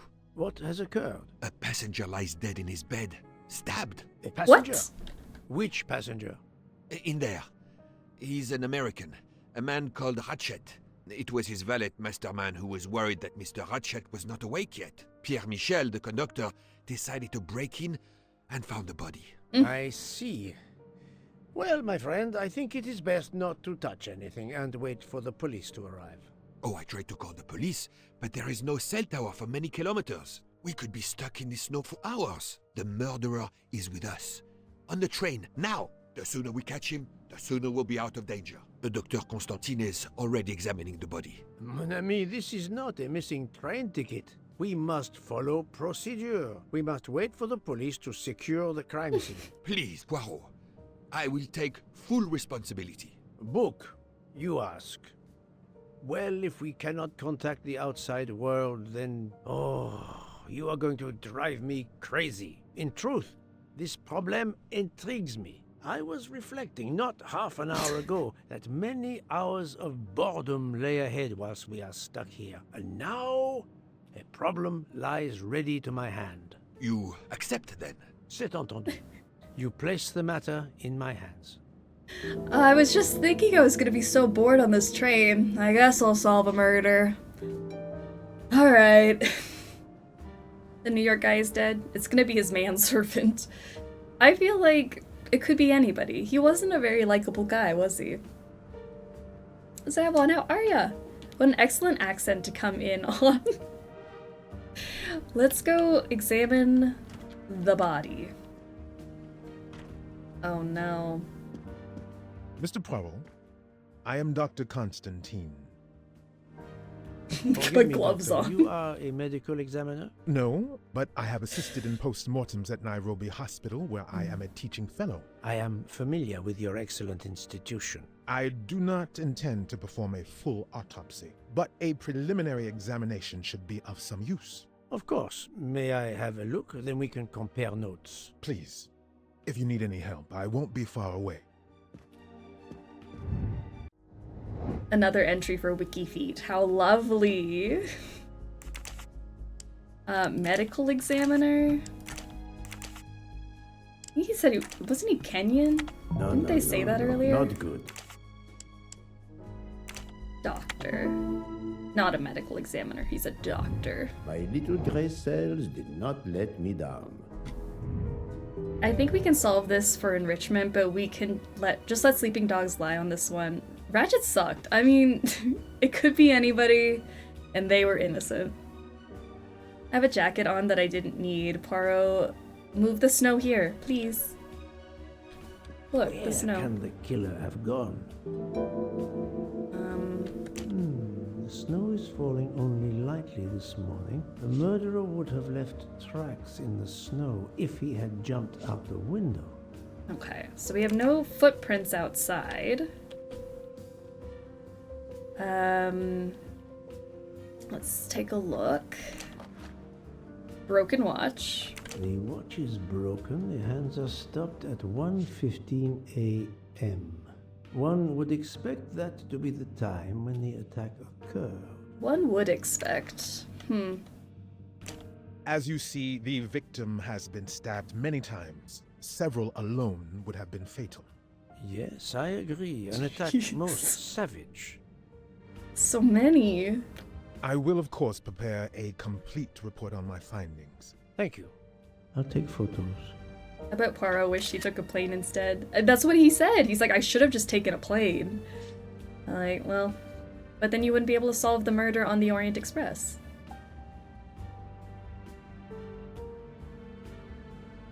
What is that?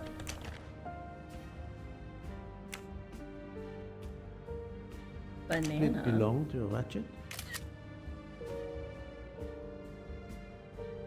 Exotic vap? Is this vape juice? And a broken phone. Was deliberately smashed.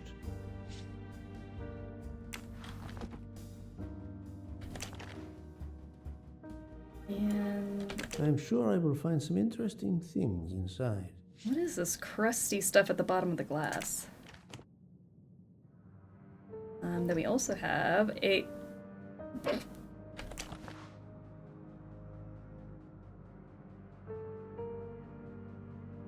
Last night, Monsieur Ratchet said he takes precautions. I see now what he meant. He knew he was in danger and wanted to be ready, yet it was no use to him. I will leave it here for the police. Okay, we'll leave that here for the police. The victim vaped. The cause of death, according to my doctor, would be the vaping. Vap. Is it like WAP? Maybe it is like WAP. A handkerchief. There's a letter H embroidered on it. An H. The man who asked me to save his life is now dead. I, Poirot, feel nothing about this. He did come up to us like, I think I'm going to be killed. Can you do anything? And Poirot was like, I don't like your face. So, anyway. Look at these feet.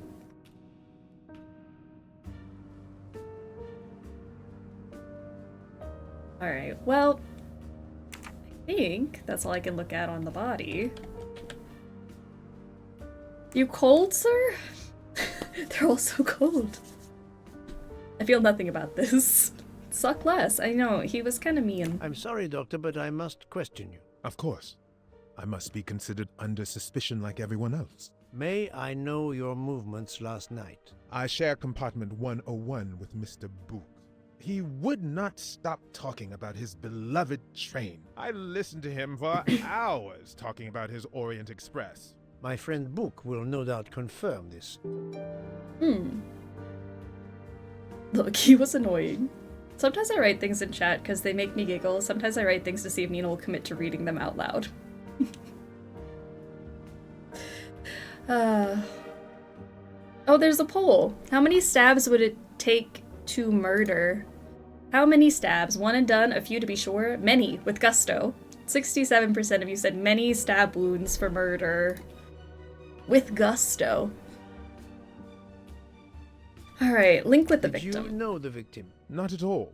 I noticed him last night at dinner, but I did not pay much attention. Did you touch anything in here this morning? I checked for a pulse. There was none. Rigor mortis had commenced. The body was cool to the touch. I touched nothing else. Okay. I do not wish to look at his dogs. Is it my fault that they're out? I can't do very much about that. What can you tell me about the victim? He died from multiple stab wounds of varying angles and depth.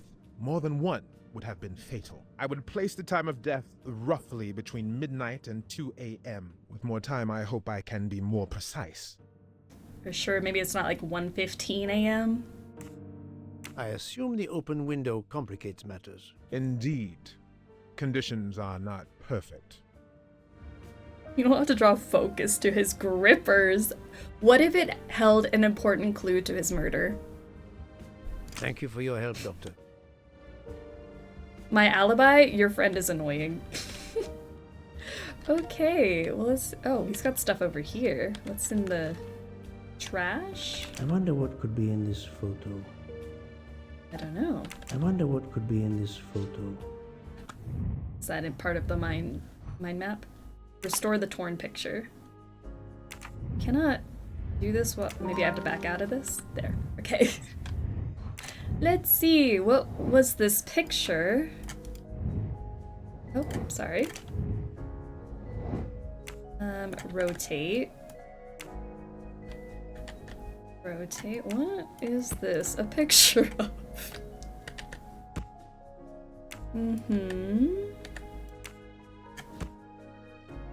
Why did he have this? And why did he tear it up? This must be a very important clue. If he tore it up and put it in his trash.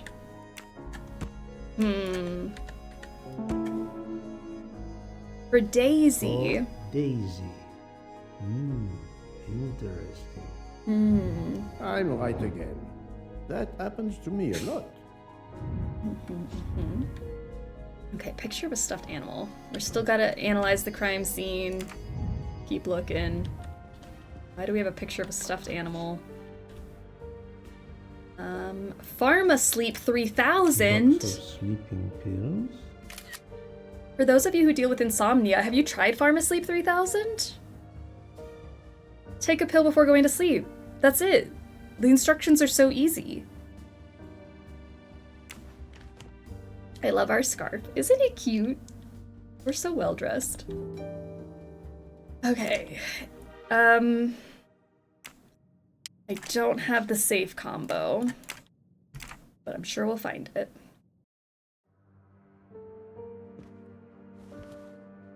There was a daisy on one of the doors. Ooh. I wonder if that matches. We can go inspect. Oop. Let's see.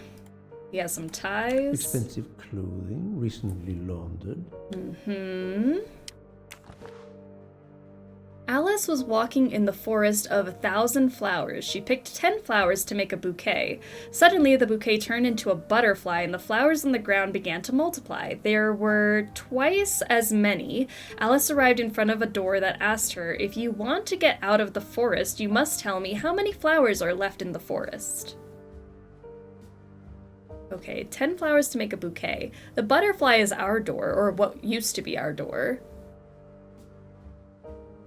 Not exactly the reading material one would expect of a man like Ratchet. Does this turn around at all? There's a bunny on the back. There's a bunny on the back of this thing, so it has to be something.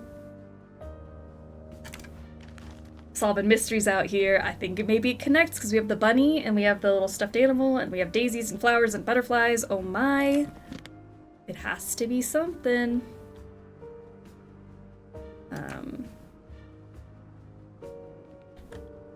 This door communicates with compartment 204.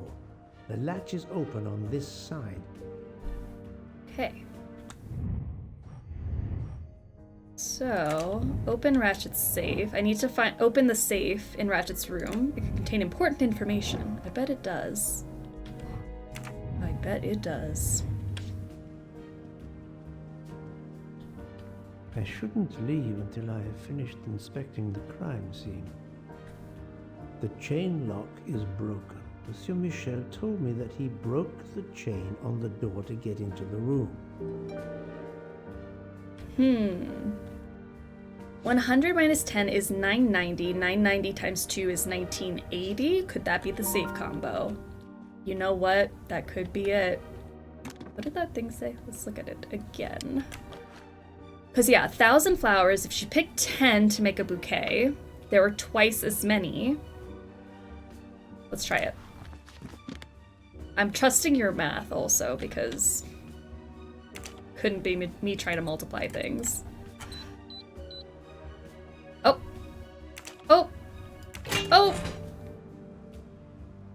Smart cookie! Wow, a fat Not stack. Very surprising. Oh, really edited. Hello, how are ya? Welcome to the mystery. Alright, call Cairo, check Carpets Delivery, Orient Express, call DC, check Money TV, debrief with H, arriving to Venice. He will never keep. That was so inappropriate. Wow, he had an appointment he will never keep because he's dead. Alright, confirm flight. And then we have the bunny. A meeting place on the back of a postcard. Someone with the initials A.W. A.W.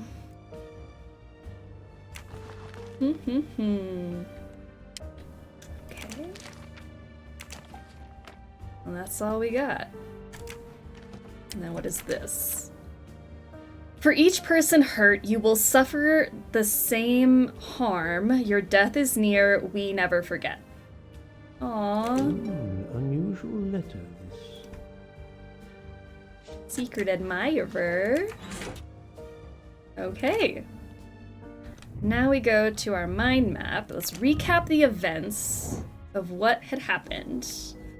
Ratchet had a gun under his pillow. Ratchet's watch was found stuck at 1:15 a.m. Glass containing dregs of powder was found next to Ratchet.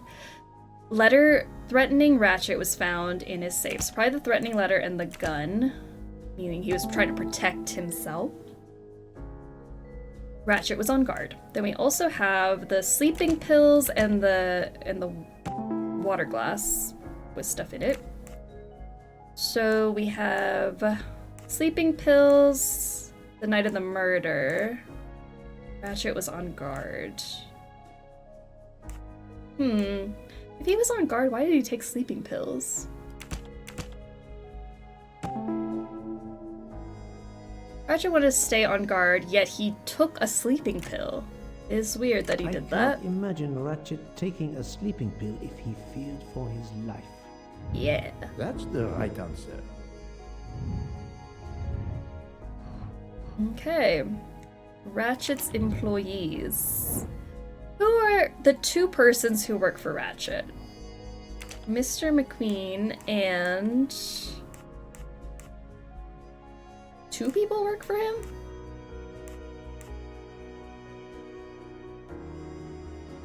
I mean, this guy was sitting with these people.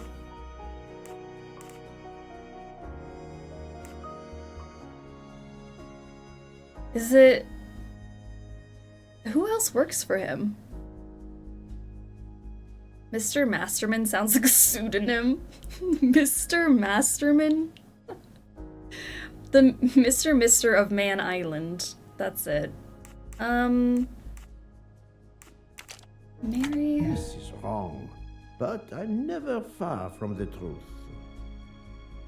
I just don't remember anybody else working for him. It's a direct reference to his employment. Mr. Masterman?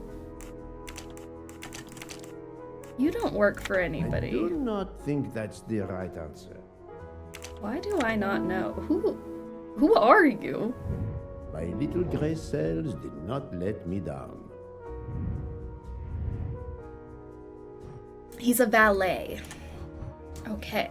So let's... Oh, interrogate Ratchet's valet. Man, I did not know where he came from. And then the murderer's way out. So let's see. The window was open. The chain on the hall door is broken. There's a connecting door leading to the adjacent room. Snow is stopped, trapped in the snow. Train is stopped, trapped in the snow. Mr. Michel broke open the hall door this morning. So that's probably what the chain thing's all about. And then we have the murderer could not get out through the hall door because it was locked from the inside. There is a connecting door though. And then we have the snow as well. That connects together. D-Job, how are you doing? Welcome to the stream. Conclude. So, the murderer must have exited through Madame Hubert's room. Et voila. Voila.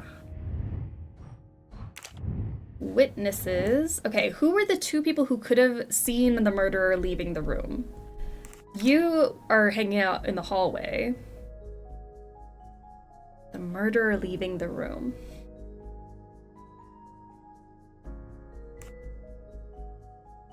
Isn't everybody else asleep? You're next door, though. So you would have seen the adjoining rooms, you know? My little gray cells did not let me down. I know today is supposed to be Pi Day, but instead I turned it into Star Wars Day somehow. I think every day should be Star Wars Day. So I appreciate that. But happy Pi/Star Wars Day. Interrogate Mr. Michel and Miss Hubbard. Okay, so let's go see who would have possibly known. I think I've seen everything I need at the moment. I am counting on you to finish your analysis. I'll have a more detailed report for you as soon as I can. All right. So, Poirot, did you find anything out? It's a bit early for the handcuffs, my friend. Even for Hercule Poirot. Do not worry, mon ami. I believe our culprit has no plans to strike again. Monsieur Ratchet was the target. Of that, I am convinced. I don't think I'll be able to watch 10 movies today, but I'm gonna try, and as you should. Alright, let's do Alibi. Tell me, Book, how did you spend last night? This is a joke, I hope. Don't you trust your old friend? My friend, calm yourself.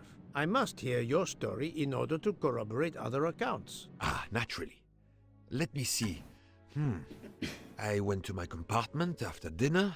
Dr. Constantine was already there. We talked about his career. He's a Cambridge man, you know. After university, he returned to his country and has done much good there. He was so interested in the Orient Express. I told him all the anecdotes I know. I'm not certain when we fell asleep, but it was very late. I won't be too sad if I don't make it to episode 9, though. Watch Rogue One twice. I think that's a good solution. Here is what I have found out. Monsieur Ratchet was stabbed many times. I also found threatening letters in his safe. He had a loaded gun under his pillow, so he was on guard, ready to defend himself. However, there was an empty glass with white residue at the bottom. I suspect a barbiturate. Perhaps he was forced to take it. In any case, I am certain he was unconscious, unable to defend himself. I also found several other items at the crime scene, possibly related to the murder. They must be investigated. By all means, Poirot. As fast as you can. I also found liquid for an electronic cigarette, but I could not find a vape. This might belong to the murderer. This criminal is an amateur. Who here vapes? Let's go find out. I need a list of the passengers with their compartment numbers. Pierre Michel will have it. I must interview the rest of the passengers and the staff. I'll be in the bar car if you need me. We are hours late. Soon I hope help will arrive. Okay. Monsieur Michel. Monsieur Michel, I must ask you a few questions if you don't mind. I will do everything I can to help. First of all, tell me about yourself. Very well. My name, as you know, is What are your Pierre Michel. hobbies? I am from Calais. I've been with the company for over 15 years. Thank 15 years. Holy moly.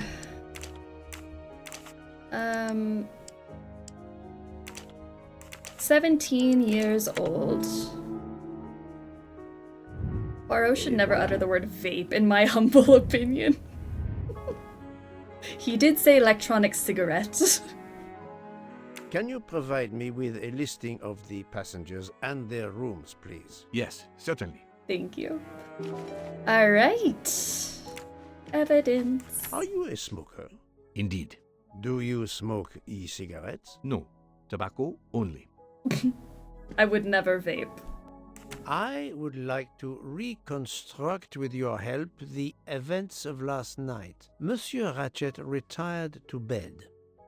When? Almost immediately after dinner, sir. Actually, before we left Belgrade. Did anybody go into his compartment after that? His valet, monsieur. Monsieur Masterman. And then his secretary, the young American gentleman. Monsieur McQueen. And that is the last time you saw or heard of him? No, monsieur. You forget that Monsieur Ratchet rang his bell around 12:40 a.m., soon after we had stopped. I knocked at the door, but he called out in French, "Ce n'est rien, je me suis trompé." I then left to answer another bell that had just rung. Where were you at 1:15 a.m.? I was sitting on my little seat at the end of the car, facing up the corridor. Are you sure? I left a little after 1 a.m. to speak about the snow with my colleague Jean in the bar car. I came back later. There was a call. I remember speaking to you. Indeed, I remember. Carry on. It was the American lady, Madame Hubbard. She thought she saw a man in her compartment. Then, around 1:50 a.m., I made the bed for Monsieur Ratchet's secretary, Monsieur McQueen. He had spent the evening talking with the English Captain Arbuthnot. At 2 a.m., I returned to my place and stayed there until dawn. Until dawn? Wrong game, my good sir. What is the last station where we stopped? Vinkovsky. Could someone have come on board? Possibly. I was very busy. Owing to the weather, we were a few minutes late. We left at 12:10 a.m. Okay. Well, let's see. Mrs. Hubbard calls Mr. Michel, then he speaks with me. That was like 1:20? Mr. Michel stays at his post until the morning. The train is stuck in the snowdrift. Ratchet calls Mr. Michel. Smokes up on the station platform. Mr. Michel returns to the train, and the train leaves. That's definitely here.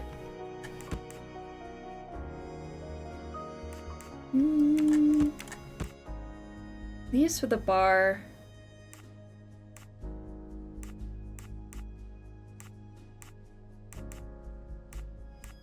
See, now I don't know. That's right, but I'm right again. That happened. I confused myself. Okay, done. All right, so he's done interrogating. I also want to look at this. Oh, that's cute. Here are all of our people. It's a lot of people. Okay, and then we need to go talk to... who else? The neighbor.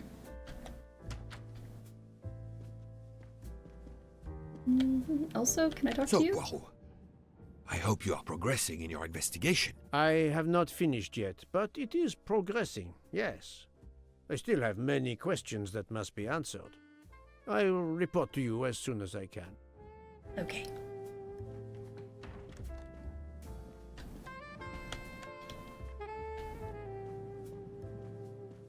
Hearing Poirot say vape is bad enough, but at least there's no internet connection, so we don't have to hear him talk about finding incriminating evidence on someone's TikTok. Oh, that would be a time. I think Poirot would be intrigued by TikTok. He would check it for clues. Oh, look at the kitchen. I don't think I saw the kitchen before.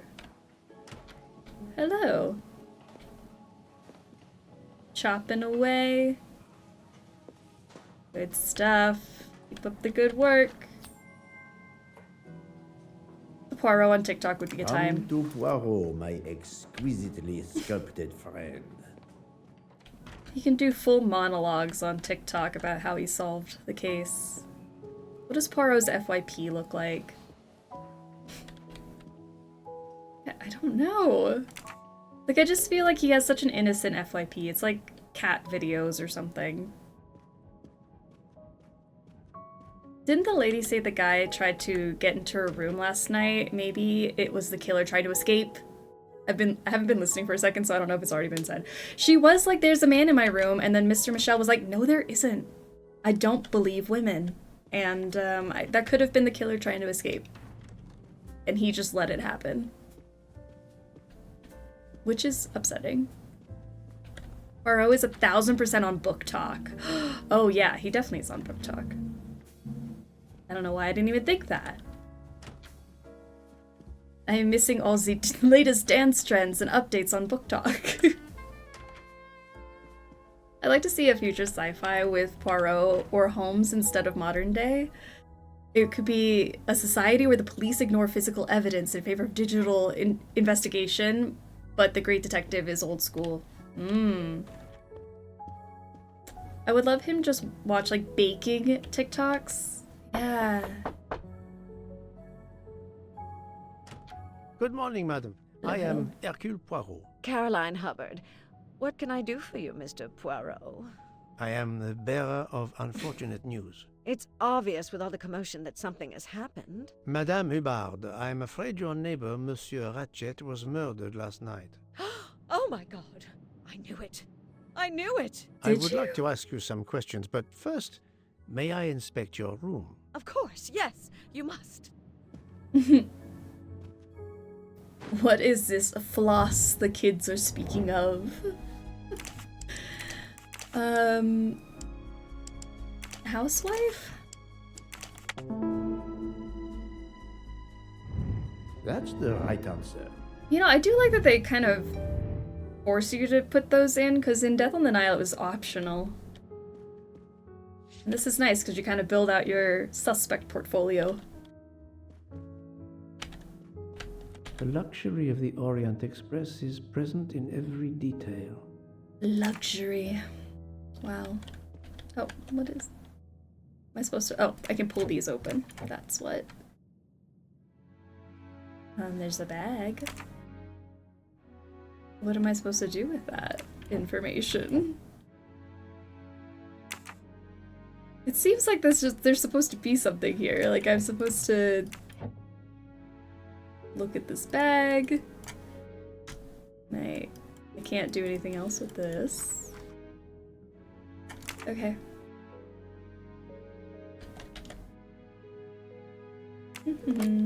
This door connects to Monsieur Ratchet's compartment.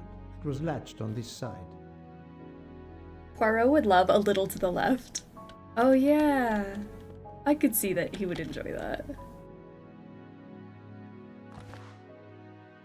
Here is a jacket button. It bears the logo of the Orient Express. Maybe we need her to mention the bag in conversation before we look at it. Maybe that's it. Alright, a button. A button. It's over here. Oh, a mustache. You can never have too many of these. I would argue we have too many of those. Madame, please tell me about last night. The murderer was right here in my compartment. I woke up. All in the dark it was. I was just so scared I couldn't scream. I pressed the call button. I pressed and pressed. I heard footsteps running in the corridor, then a knock on my door. "Come in," I screamed. And I switched on the lights at the same time. And would you believe it? There wasn't a soul there. You think he went back into the other compartment? How do I know where he went?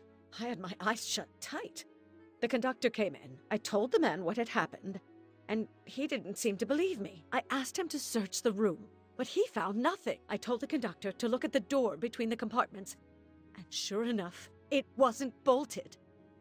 Well, I soon saw to that. I told him to bolt it, then and there. How is it you didn't bolt the door between the two compartments? But I had. Well, as a matter of fact, I asked that Swedish lady, Olsen, Greta, if it was bolted, and she said it was. How was it you could not see for yourself? I was already in bed, and my toiletry bag was hanging on the hook of the door. I couldn't see the latch from where I was. What time was it when you asked her to do this for you? Oh, it must have been around 10:30 or 10:45 p.m. She'd come along to see if I had an aspirin. But instead of opening my door, she opened Mr. Ratchet's door by mistake. He said something quite rude, like, "Not a chance, lady, you're too old." It shocked her. She came in. I told her where to find the aspirin, and she got it out of my toiletry bag. Poor girl, she didn't have a good night. The same could be said for Monsieur Ratchet. It appears Mademoiselle Olsen may be the last person to see Ratchet alive. Madam, it's on the shelf under the sink, not hanging on the door. Yeah, interesting that... How did your toiletry bag move? Is this your handkerchief? No, not at all. Yet it is embroidered with an initial H, like your name. I don't care. It's not mine, and I would certainly never buy something so impractical as that frilly thing. Okay. Are you a smoker? No, definitely not. Filthy habit. You don't vape? Are we sure about that? Not even banana flavor? I found a jacket button on your table. It looks like it belongs to... An employee. A train employee. The button bears the logo of the Orient Express. Well, of course the conductor came in last night, but he didn't go near that table. Still, it's a safe bet that it belongs to the conductor. I'll check his jacket later, to be sure. I have not finished inspecting your room. If you don't mind... Alright, let's see what else I can... So maybe I can look at the toiletry bag now. Haha. Here we go. I can't open it, but I can pick it up. Oh, I collected it. Collected object. Okay. Can I ask you? No. Let's see if Mrs. Hubbard was telling the truth about the latch of the connecting door. Can I put the bag there?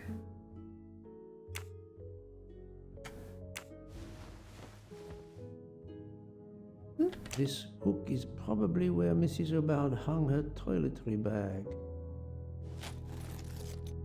So if we put that there... I can see the latch very well from here, even with the toiletry bag attached. I'll have to clear that up with Mrs. Hubbard. Okay, so even if it was hanging there, you can very clearly see latch confrontation. Mrs. Hubbard, you told me that the door connecting the two compartments was closed, correct? Yes, it was, as I told you. I was already in bed and my toiletry bag was hanging on the hook of the door. I couldn't see the latch from where I was. That's why I asked Miss Olsen to check if it was closed. Huh. Okay. Couldn't see the latch. Are you sure everything you've told me is accurate, Madame Hubbard? Of course. I have an excellent memory. Okay. The latch is visible. Mrs. Hubbard, I tested putting your toiletry bag on the door hook as you told me. From your bed, you can easily see the latch on the door. The toiletry bag does not hide the latch at all. Are you saying I'm lying? Yes. It may have been stuck somehow in a different position, or I may not have seen it in the darkness, or I didn't think to look. you irritating man. Details matter, madame. A man has been most savagely murdered. You will excuse me if I attempt to separate the truth from the false. Forget my toiletry bag and focus on who entered my compartment. Probably after killing Mr. Ratchet. Madame Hubbard is a force to be reckoned with, but I suspect I'm not done with her. Thank you for your assistance, madame. Okay. So she got really defensive there, and I don't know if that means something. She's hysterical, slap her! Okay, so let's see. The killer avoided Monsieur Michel. Select 2 elements. Okay, so we have... Mr. Michel is on the platform, and then we have the train leaves. Train stopped by the snow. Not at his post between 1 and 1:20, which is right between the murder time. Okay, then we have... Oh, I guess that was it. While Monsieur Michel was chatting with Monsieur Fauchet in the bar car between 1 a.m. and 2 a.m., the murderer could have escaped Ratchet's room without being seen. That was easy. So easy.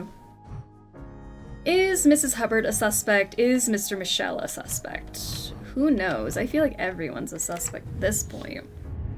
Streamer Poirot? I regret to inform you that it is almost time for an ad break. I assure you that I will disable this feature if it were possible. Oh, that would be him. Okay, let's, where to? I guess we can go to... Missing button. I found there we go. a button from an Orient Express staff jacket. Did you lose one by any chance? No, monsieur. I missed the whole thing. I guess I did. Buttons. It is not mine. It is not yours. I missed Streamer Poirot. He never asked for subs. He's not in it for the money. It's true. Love Poirot to be the next Bob Ross accidental ASMR. I just want to encourage people to use their own little gray cells in the best way possible, in the best way to lead by example. I feel like he'd be the person who didn't learn how to check his analytics for like months. That's true. We have a whole Streamer Poirot. I like it. Chat is going in on a collaborative fanfic. I like when that happens, when there's just a whole fanfiction going on in chat and I'm busy solving a murder. Okay, what does this mean now? If he doesn't have his, Oh, I gotta interrogate. I got people to interrogate, hold on. Let's see who else we have here. I don't think they're this way, so probably, oops, sorry, I didn't mean to swing us around so violently.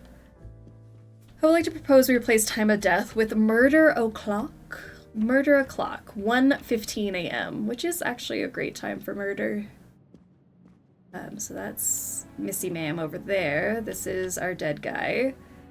And then this is our room, which literally only has mustache combs in it. Let's go to second class. Having viewers would stroke his ego and he would be liberal with the banhammer. He would, and he'd have a really good reason every single time. He's like, here's the evidence for why you should be banned. Oh, I'd watch Streamer Poirot. Oh, are you okay? You seem stressed. Monsieur Edward Masterman, I believe. Masterman. May I ask you some questions? I can barely talk. I have a terrible toothache. We have a doctor on board the train. Perhaps... I do not need a doctor. I use essential oils. If you can find my flask of clove oil in my box, I would be grateful. Fine, if you insist. I will help you. I use essential oils only. Okay, I need clove. Clove oil? Oh. Clove is 7 milliliters. By the smell, I think that the jojoba oil spilled on the other bottles, leaving their labels illegible. I must find another way to find which one is Masterman's toothache remedy. Okay. The weighing scale is soaked in jojoba oil. It's unusable. Okay, so let me use this. This old scale will do the job. Clove oil works well for toothache IRL. No, I've never tried it. To start, I must first arrange the vials from the lightest to the heaviest.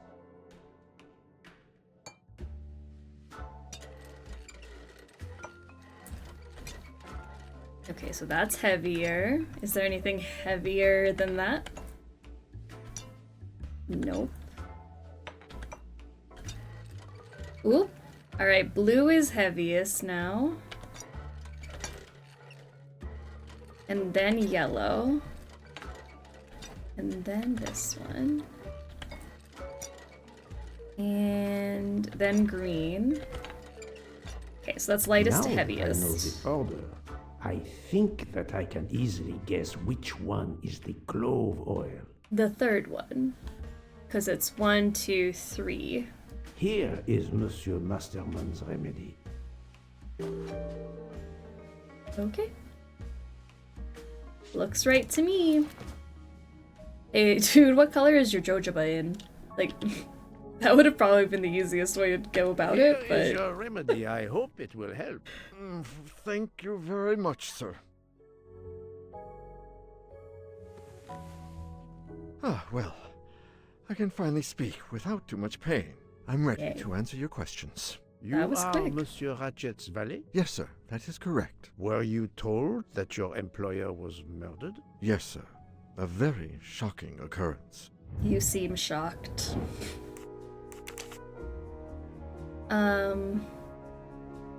Actually don't know what you are. Ballet, we did know that. You Canadian? Think, Poirot. That is not a... I must admit I'm not... Must be I- American. I didn't want to assume you were That was American, I'm easy. sorry. Bro, why isn't your stuff labeled? What if you forget what's in what bottle? Then you gotta weigh them out every single time, because he has the measurements. I don't know how it changes when you start using the liquids. Wouldn't it weigh differently? At what hour did you last see Monsieur Ratchet? It must have been around 9 p.m., sir. That or a little after. I went to bed around 10:30 p.m., same as the person who shares my room, Mr. Foscarelli. He almost immediately began snoring. What did you do then? I read, sir, and I spent a while soothing my toothache with clove oil and listening to the snoring. Did you hear anything during the night? Yes, my roommate's snoring. Are you a smoker? Yes, sir. I have a cigarette now and then to relax. Tell me about Top your round employer, buttocks! Monsieur Ratchet. I've been working for him for 9 months. I should not wish to speak ill of the dead, but he was Okay. not a gentleman, sir. Did you know that he had enemies? Yes, sir. I heard him discussing some threatening letters, sir, with Mr. McQueen. Did he mention these letters to you? He had been reading a letter when I came in. He asked me if I was the one who put it in his compartment. I told him that I had done no such thing, and he should report it to the police at the next station. How did he respond? He laughed, sir. You're joking. I do not joke, sir. Forgive A me. crime. I can see you do not. Was he taking sleeping pills? Always when traveling by train, sir. He said he couldn't sleep otherwise. Last night he asked me to give him 2. I did so, along with a glass of water. He dissolved them in the water. Did you see him drink the water? No, sir. I left right after I gave him the pills. Okay. Was Monsieur Ratchet a smoker? No. He finds smokers disgusting. Can you tell me again why you gave sleeping pills to Monsieur Ratchet? Yes, I gave him the pills because when he takes the train, he has trouble sleeping. The letter must have worried him. He specifically asked me to prepare the sleeping pills. I didn't see him drink the water with the pills in it. He takes the train, he has trouble sleeping. Letter must have worried him. Didn't see him drink the water with the pills in it.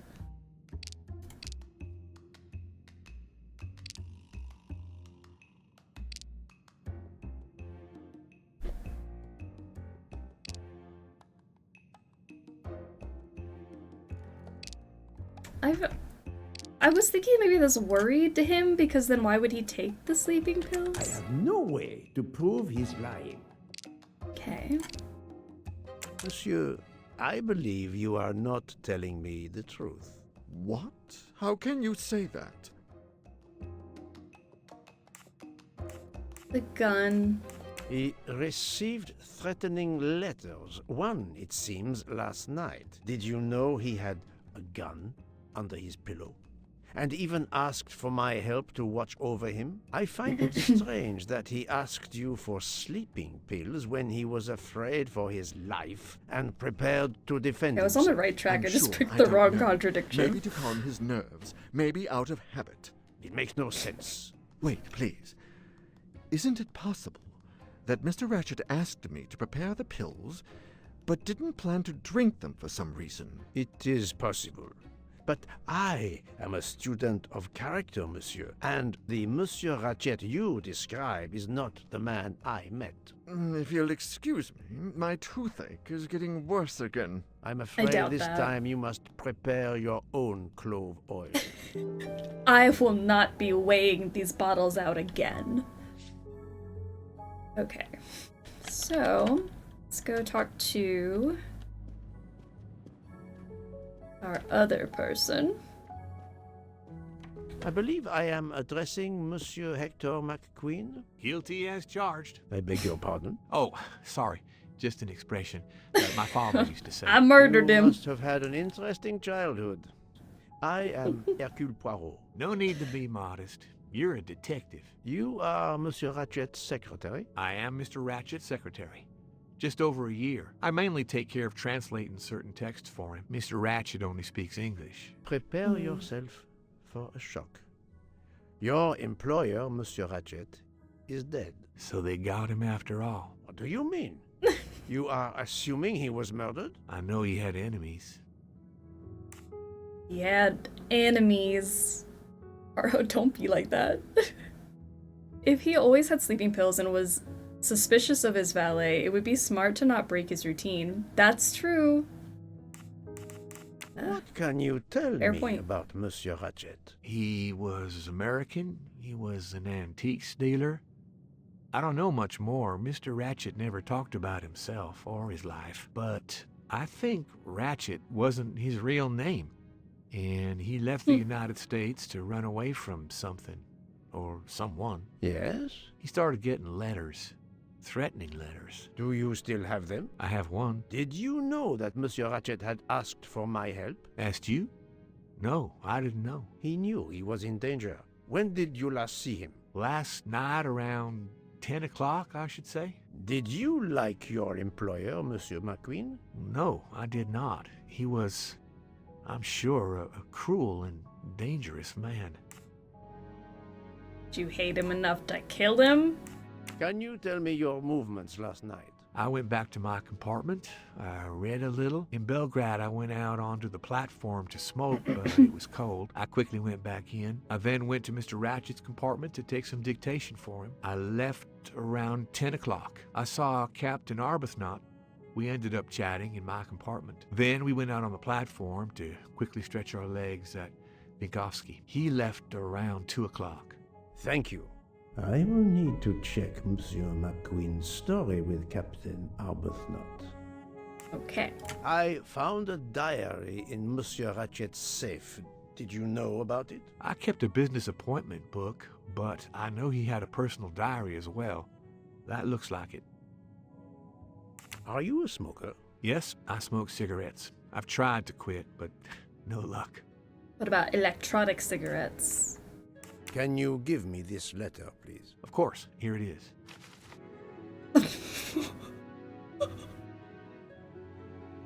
Time to die. What the hell? What a threatening note. They have really nice penmanship, though. Was Monsieur Ratchet a smoker? No, he hated the smell of smoke. Okay.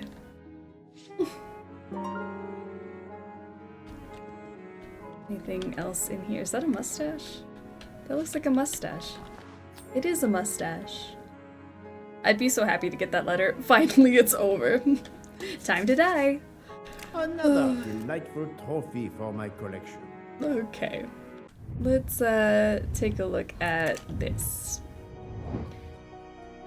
Ratchet apparently spoke in French during the night of the murder. Ratchet only speaks English. Weird. Okay, Mr. McQueen saw Ratchet for the last time around 10 p.m. and then called Mr. Michel at 12:37. This is wrong, but I'm never far from the truth. Okay, just kidding. It's not Ratchet who spoke to Mr. Oh, yeah, that makes sense, because he was speaking French when he only speaks English.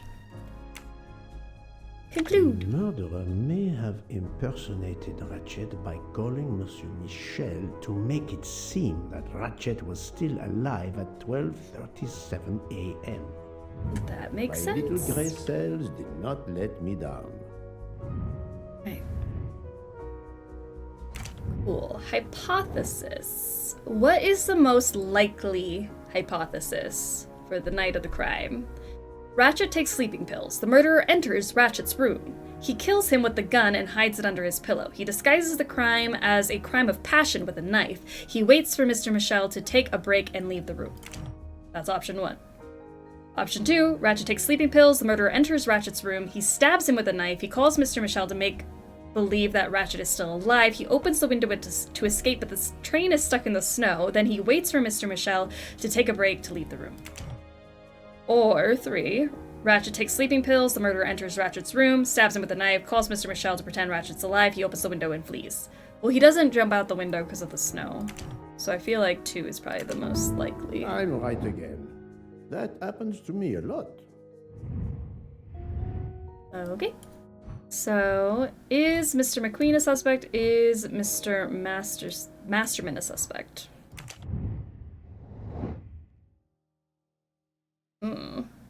Is Mr. Masterman a suspect? Isn't everybody a suspect? This is the most likely answer. He had the whole sleeping pill thing. Mr. McQueen. According to the information I have, this is a solid choice. I don't think anybody has a reason to not be a suspect, though. You know? Mrs. Hubbard. Well, she lied about the whole toiletry bag thing. A good lead. And Mr. Michel. I feel like no, because it wasn't his button, and he was on the other side of the door. Very well, I choose to go this way. Okay. Report the situation. Let's go report our situation.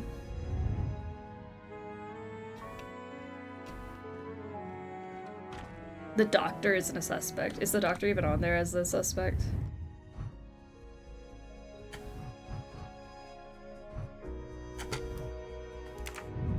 I don't even see him on there. He could do murder much better. That's fair.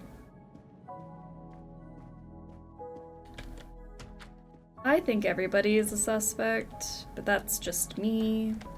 I bet it was chat. Probably. I think you guys could get away with murder. I say that as a compliment. You could get into the mind of a killer. Cover up your tracks. Where is my friend?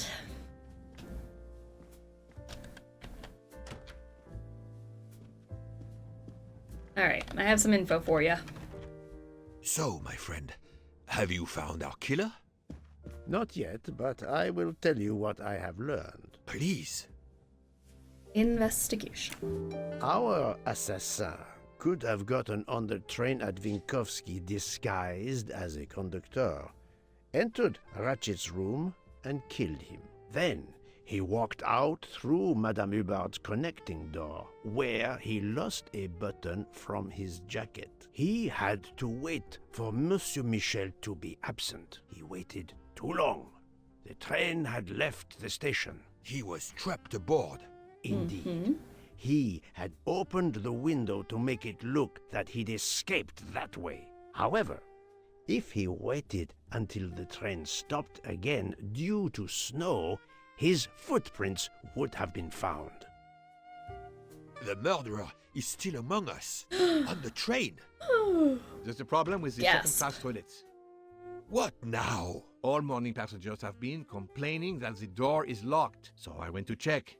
I knocked, but no one answered. I didn't think I should open it without speaking to you first. You did well, Monsieur Michel. Lead the way. Where are the crimes? This is the skin of a killer, Bella. I think some of us could, and some of us would very much roll over and snitch immediately. But who is she? Is she alive? She is breathing. Then if she isn't dead, isn't she our murderer? That, my friend, is what we must find out. Poirot did it because people kept waking him up. Honestly, it's a good motive.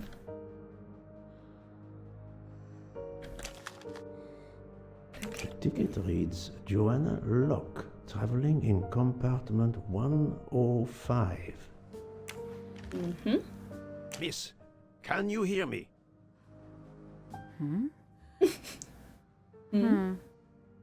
She's breathing. Her pulse is strong. There is no sign of physical violence. This woman is sleeping very soundly. She's just sleeping. She's alive. This woman is sound asleep. Given her location, I would say she has been drugged and deposited here. Well, at least it's not another murder on my train. Can't imagine having 2 murders. The train is, of course, full. Monsieur, the list I gave you indicates that Hildegard Schmidt shares her compartment. I will want to talk to her later.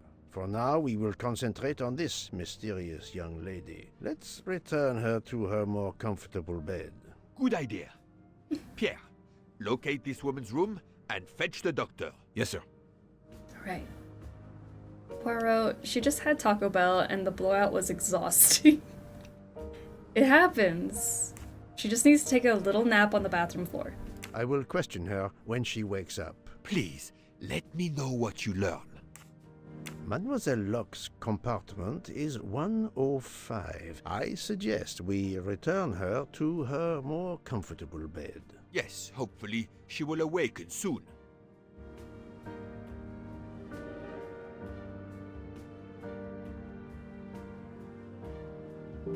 Alright. Well, I want to question her, but she's still asleep.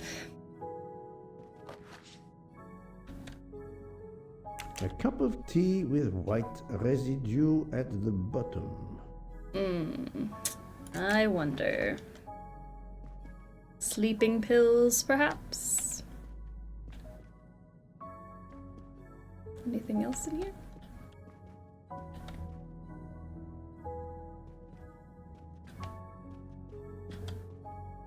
What else is... Oh, there's her bag.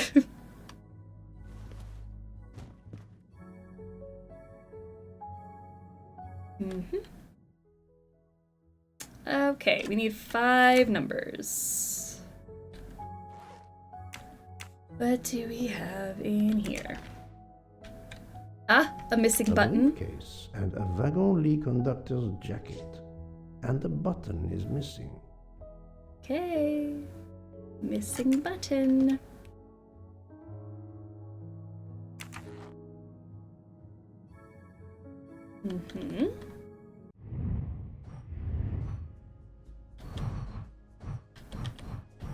Okay, investigate. Need to know more about this person. If I search her room, I'm sure I'll find something.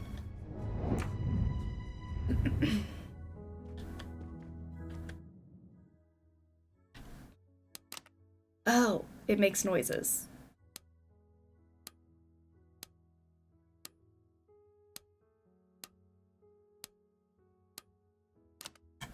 so 8, 6. We really need to find the combination. If you need a break, I can ask Jean to make you some coffee. Well, what if the briefcase is booby-trapped? No, that's mine. I never remember my passwords, so I make them easy ones. So, Poirot, any luck so far? Have you tried 0000? Poirot, I'm disappointed in you. I was certain you would have it by now. Have you tried 1, 2, 3, 4? But of course you know what you're doing.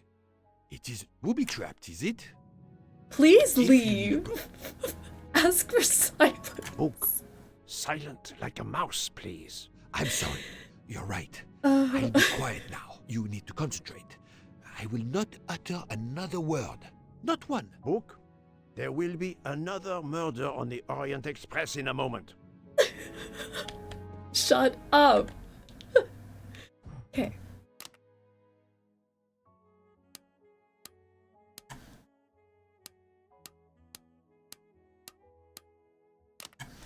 Two. 4.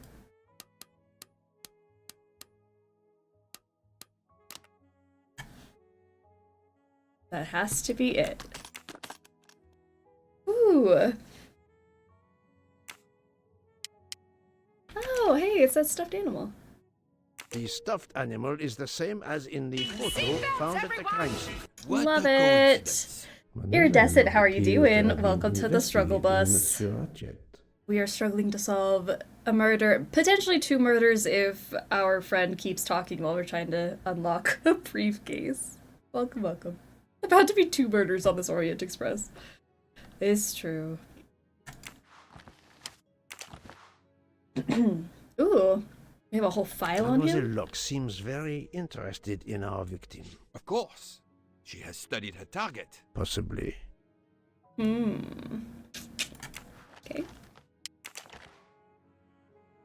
This badge says that Joanna Locke is an American detective with the Berkshire Police Department in Massachusetts. An American police officer? Oh. Oh. Her driver's license confirms her identity. She is American. These are fake IDs. It's certain. This is already expired. By today's standards. Okay. She has a gun. Come, Poirot. Criminals are often known to carry one. Ratchet was stabbed, not shot. But then why take it on the train? She's still a police officer. Look, she's waking up. Thanks to you, I would not be surprised if our murder victim were also waking up. What? You're so loud.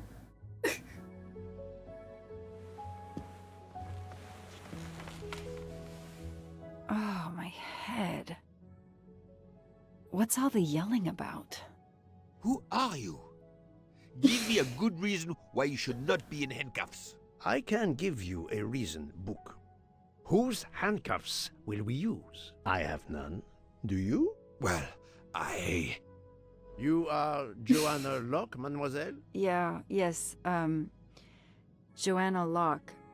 I'm a detective. Berkshire, Massachusetts Police. I have found your credentials, mademoiselle. And I know who you are, Mr. Poirot. Then, if the introductions are complete, perhaps the explanations may begin. I'll try. It's simple, really. I'm on the trail of a murderer. A murderer? On our train? Who would have thought? I had just been promoted to detective after 5 years on patrol. It was my first time on a major case. It had been a month since Daisy Armstrong was kidnapped. The Armstrongs were desperate for some sign of hope. I was there only for paperwork, to fill in some blanks. The Daisy Armstrong kidnapping. I should go through the case file one more time. A topographical map, often more important than a road map in these mountains. I'm sorry, a girl can't drug herself and have a toilet nap? Girls can't have hobbies anymore? Alright, Daisy Armstrong case. Daisy Armstrong, a 3-year-old girl, daughter of John and Sonia Armstrong. Victim was taken sometime on the evening of February 24th, 2019. The abduction took place at the Armstrong residence where a reception was being held. Miss Moreau, Daisy's nanny, discovered the child's disappearance at approximately 10:45 p.m. A ladder was found outside the child's bedroom window. It was used to remove Daisy from the house. The window, usually locked from the inside, was found open. 4-wheel drive tracks were found in the woods near the house. No party guests drove a 4x4. Have a million ready in 2 to 3 days. We will inform you where to deliver the... Man, they couldn't cut out the right letters. Where to deliver the money. We caution you not to go public or talk to the police. The child is in safe hand. In safe hand. After law enforcement protocols were in place, the Armstrongs followed the ransom demand instructions and paid the ransom of $1 million on March 1st, 2019. Since then, there has been no further communication from the kidnappers, and Daisy has not been returned. The investigation is ongoing. John Armstrong, 38, retired colonel, British Armed Forces. We were hosting a social event to raise money for a local museum. There were many people, some of them total strangers to us, and we were all very busy. Then we heard Suzanne, Daisy's nanny, screaming. It must have been 10:45 p.m. or 10:50 p.m. My wife and I went upstairs to Daisy's room. Suzanne was crying hysterically. Daisy was no longer in her bed, and on her pillow was a ransom note. Sonia Armstrong, 32, housewife. The last time I saw Daisy was about 10:30 p.m. when I went up to check on her in her room. I noticed Suzanne was not around, but Daisy was sleeping peacefully. I stayed with her for 10 minutes or so. I assumed Suzanne would return soon, so I rejoined the party. Nanny, number computer input error 79, deposition to be retaken. Telephone record for the day of the abduction for the Armstrongs and Miss Moreau. 10:23 to 10:26. Sonia called. 2:26, 2:36. Sonia called. 4:50, 5:03. John called that number. 11:41 to 11:53. Suzanne made another call. John made a call to 911. Okay. Let me, because I see I can... The investigation is now part of a pile of investigations, and my captain sent me here just to dot some I's and cross some T's. The crime was audacious. How could the kidnapper know which was the window of Daisy's room? No, they could use a ladder to reach it, and no, they could enter the room without being seen. The misspellings are clearly on purpose, and they didn't return the child when the ransom was paid. How do we know the misspellings were on purpose? How could the child be taken with so many people in the house? I can't imagine the pain her parents felt when they realized Daisy was gone. How are they going to feel when they realize I have no answers for them? Only more questions. Oof. That's why I'm here. A damn computer glitch. Or somebody pushed delete instead of save. Whatever happened, we lost the nanny's deposition. So my entire contribution to the investigation is to take it again. The phone record of the night of the kidnapping. The last call was for 911. We have reviewed the case. They are criminals asking for money, not scientists asking for a grant. It's true. Maybe if you're a scientist and you need some money for your experiments, maybe you should kidnap someone. Ask for a ransom. Get your funding. Alright, let's head on inside.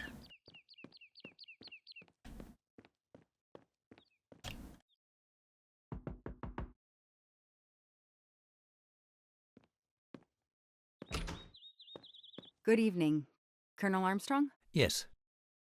You're the detective they phoned about. Joanna Locke. I don't remember you. I'm newly assigned to the case. It's about time more detectives were involved. My wife, Sonia, she hasn't been herself. Every day is a waking nightmare for us. Tell me you've uncovered something new. I'm here to speak to your daughter's nanny. There was a computer problem. Her earlier statement has been lost. Oh, I see. We had hoped. Well, do as you wish. I won't be far if you need me. Refresh from my nap. I'm so glad you got a nice nap in. And we're not on a train. We are not on the train. Their fairy tale became a nightmare. How are you doing?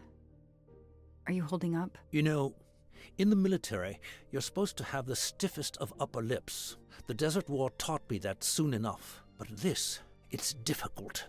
Damned difficult. Harder on my good lady, of course. Do you know where I can find Miss Moreau? Her room is upstairs across the hall from Daisy's. She seldom leaves it. I won't be long. Take whatever time you need. We're flashbacking. We love a good flashback.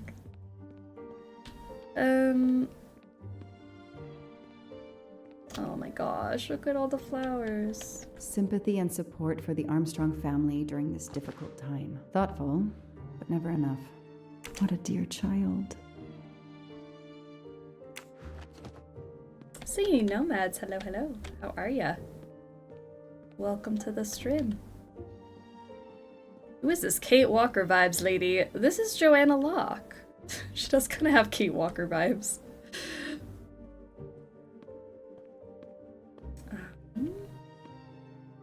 Any of these rooms I can look at?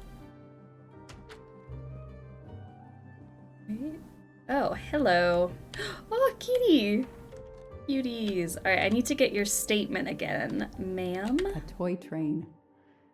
Now here I am on a real one. Lyon, in France. What a lovely looking city. Hello, are you Suzanne Moreau, Daisy's nanny? Yes? I'm Joanna Locke, a detective working on Daisy's case. Is there any news? I'm afraid not. How can I help you? I'm really sorry. I'm afraid I have to take your statement again concerning the evening of Daisy's disappearance. There was a computer problem. Your statement was accidentally deleted. Of course. I want to help any way I can. Today is my first day without work since February 25th, so I'm very good. I'm so glad you got a day off.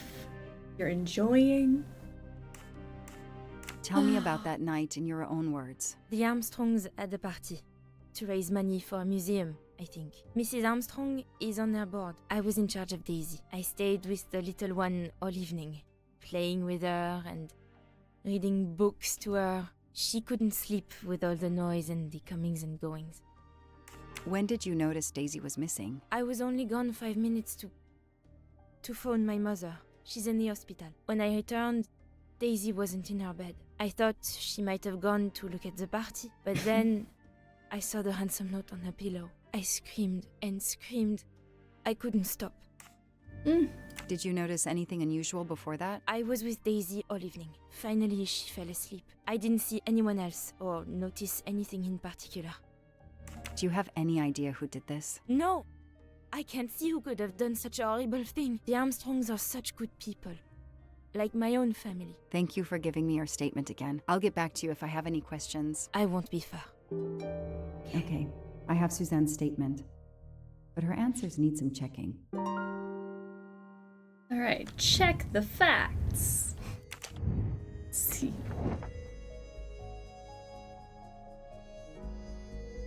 It's less of a flashback and more of a long exposure back. There we go. That's probably the right phrase for it. Alright, let's check the facts. Select one element which does not match Miss Moreau's testimony about her phone call.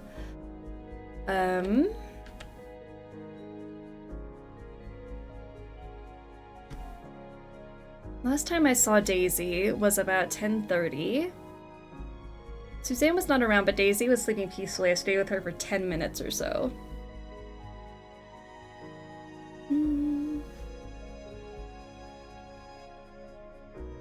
She was sleeping peacefully, but she was having trouble getting to sleep. Interesting. This information does not correspond to what Suzanne told me. Suzanne said she left Daisy alone for 5 minutes, but Mrs. Armstrong says she stayed with Daisy for a while and Suzanne did not return. Mm-hmm. The detective gets it right. Well done. Okay. So about that... Oh, can I not confront you about it?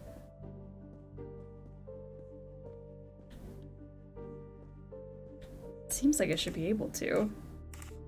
Tell me about that night in your own words. The Armstrongs had a party to raise money for a museum, I think. Mrs. I Armstrong don't want check is the on facts her on a board. I was t-shirt. in charge of Daisy. I stayed with the Check little the one facts. all evening, playing with her and reading books to her. She couldn't sleep with all the noise and the comings and goings.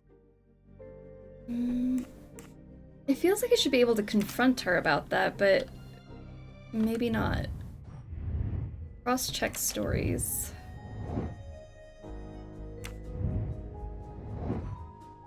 This looks like I'm still looking for things to cross-check. Let's see. Can I look at anything else in the house? Ooh. Hey. Alright. The world through the eyes of a child seems so sweet. Anything else? Ooh. A toy castle. When I was a kid, I had a police station and a tiny squad car with a siren that really worked. Aw, and look at you now! Mrs. Armstrong, my name is Joanna Locke. I'm a detective investigating the kidnapping of your daughter. May I talk to you?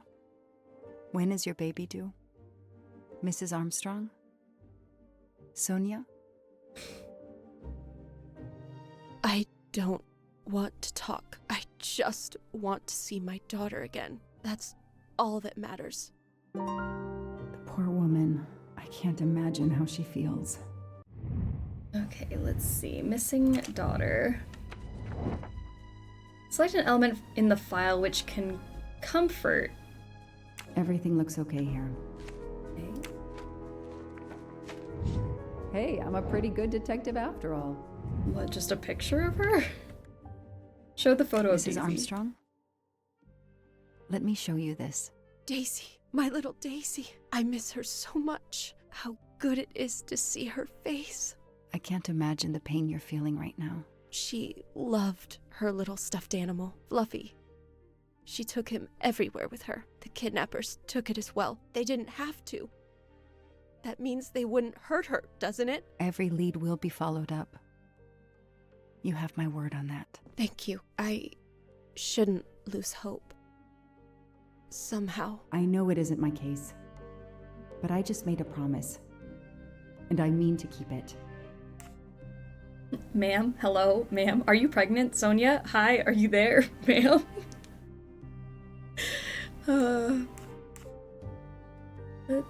Do you know where I can find Miss Moreau? She's in her room. Last door on the left.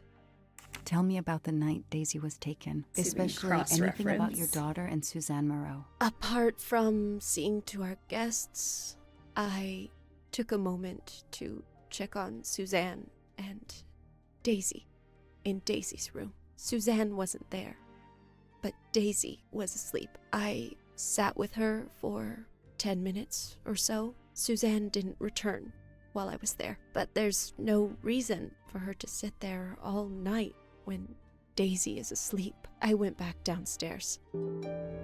Okay. May I come back if I have more questions? Of course. Anything I can do. Okay, the stories Sonia and Suzanne tell don't match. I should recheck my file and track Suzanne's movements. Okay. Something's wrong. I come back to hella smoky eye. Alright, let's see. Where would she have made that phone call? It was these two phone calls. So... That is not exactly what Suzanne told me earlier. Suzanne was on the phone more than 5 minutes. That's a long phone call. That is a great detective job. Okay, so the testimony... Need to know how long Miss Moreau left Daisy alone that night. Cause yeah, that was like 30 minutes. Her teeth are freaking me out. Her teeth. The mouths in this game are a bit unsettling. It's the close-ups of them that are a little alarming. If I understand you correctly, you left Daisy when she was not asleep? The party was very loud. Daisy was too wound up to sleep. I read her a Motley Mule detective story to try and put her to sleep. Daisy finally fell asleep. Right before Motley Mule solved his case in the book I was reading her. I had to make a quick phone call. No more than 5 minutes. But when I came back, Daisy was gone. What do you mean no more than 5 minutes? I have the phone records. Are you sure you were only gone for 5 minutes? 5, 6, what does it matter? It was very quick. You say you were only away 5 or 6 minutes, but Mrs. Armstrong says she was alone there more like 10 minutes. And the phone record shows that you stayed on the call for more than 30 minutes, way longer than you said. My mother is extremely ill. It's difficult for me. I may have lost track of time. When I came back, Daisy had disappeared. It must have been a coincidence. You have to be precise, Suzanne. A little girl's life is at stake. Why are you doing this? I didn't do anything wrong. I would never hurt Daisy. I need to check Suzanne's Get it story. together, Suzanne. She's panicking. Why now? What is she afraid of? I should see if the Armstrongs can confirm what Suzanne told me. Okay, let's go confirm. Oh, also, reconstruct the facts. The kidnapper takes Daisy. Kidnapper places the ladder under Daisy's bedroom window. Kidnapper carries the little girl down the ladder and is gone. The kidnapper enters through the front door, climbs the stairs. Okay, so maybe this? Enters the front door, climbs, takes the child, and climbs down the ladder. Suzanne, please tell your dying mother to hurry up because we have a job. The kidnapper played. Oh, sorry. I'm in the Places a middle of ladder it. under the window to Daisy's room. Then he joins the party. Just one guest in the crowd. He somehow knows when Suzanne leaves the room, then sneaks upstairs. He opens Daisy's window, carries her down the ladder, and vanishes. Okay, now we can look at this. Alright. Call Miss Moreau's mother to check her alibi. What was the phone number? Inspect. There we go. The phone number was 5. This phone call, yeah. 2140. 2140. Let's check her alibi. No rookie mistake there. The number you have called is not in service at this time. Please hang up and dial again, or contact your service provider. The number Suzanne called is not in service? A hospital?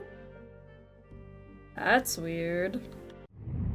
That's suspicious. So we need to go talk to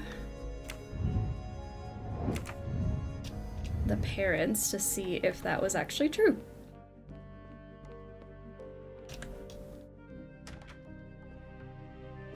Is her mom actually sick? I spoke with Suzanne. She was phoning her mother. That's why you didn't see her when you went to check on Daisy. Yes, her mother. I tried to call the poor woman earlier that week, but the hospital said she's been in a medically induced coma for more than 2 months. Suzanne told me she called her mother, but she would have known her mother was in a coma. Huh. I think it'd be pretty hard to talk on the phone if you're in a coma.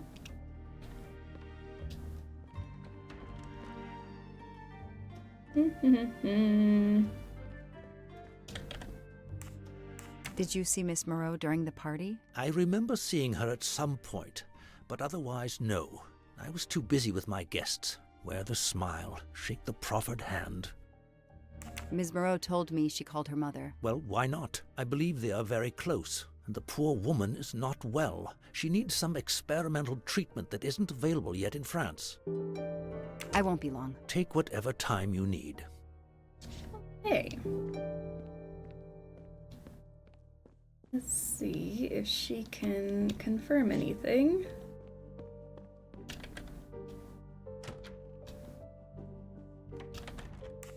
The number you called that night is no longer in service.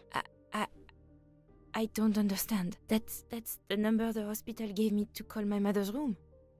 You told me you were on the phone with your mother when Daisy was abducted. As we said earlier, I didn't pay attention and was on the phone longer than I said. But since my mother is very ill, she had to leave her hometown, Lyon, because the treatment is not approved yet in France. She is in an hospital in Boston for a special treatment. I call her every night to check on her. When I came back, Daisy was gone. I'll never forgive myself. Why are you lying? The story doesn't add up. No, it does not. Okay. You call her every night? Are you sure you called your mother? Yes. Every night since she was admitted in December. Coma. Suzanne, I think you really care for Daisy. If you do, then tell me the truth. You can't have been calling your mother while she's in a coma.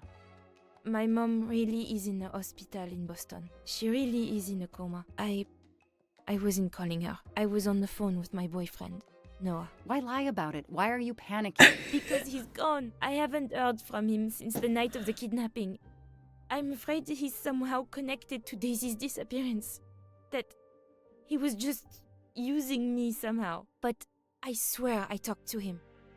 Yes, for more like 30 minutes that night. So he couldn't have kidnapped Daisy at the same time we were talking. But he could have kept you talking so someone else could take Daisy. Yes, you can see why I lied.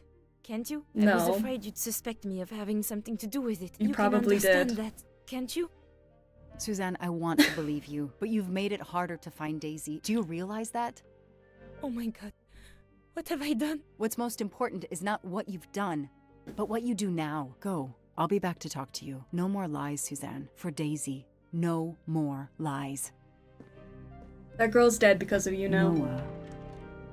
The name might lead us to that little girl. I am on this case now, whether my captain wants me to be or not. Get this lying fool. I was on the phone with my boyfriend Noah for 30 minutes and he might have had something to do with the kidnapping of a child. Lost my sympathy. JWM, how are you doing? Welcome to the stream. Even more reason to speak up. Oh, we do, girl. You're under arrest.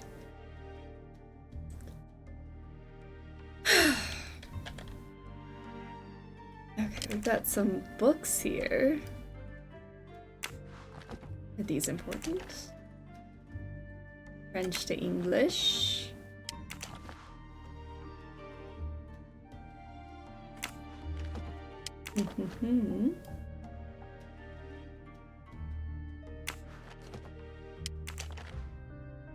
Motley Mule Detect. This is what you apparently were reading to her that night.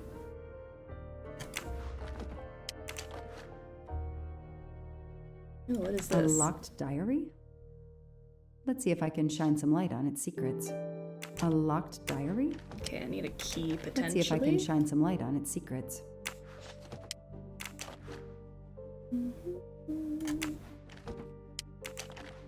Nothing crazy about these books.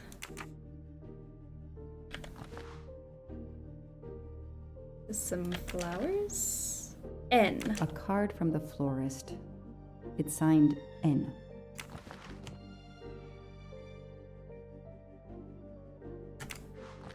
Whoever has the initial N, guilty.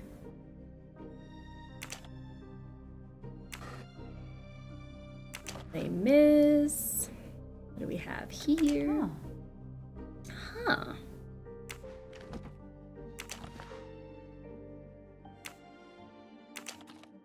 What's in the glass case? Oh, big surprise. Glasses.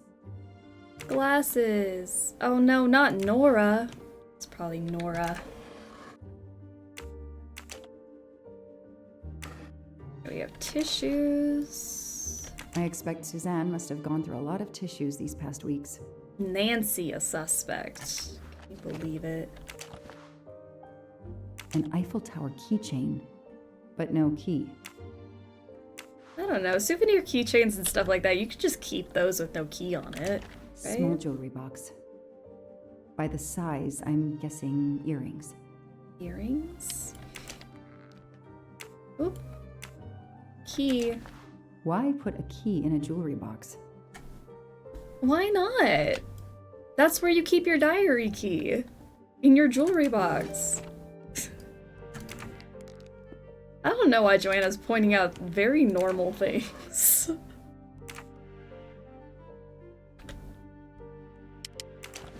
Okay, let's open this.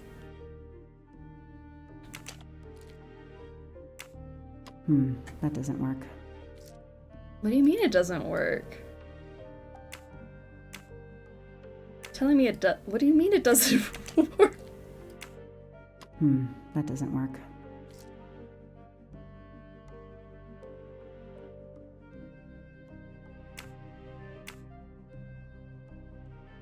I have to get it just right.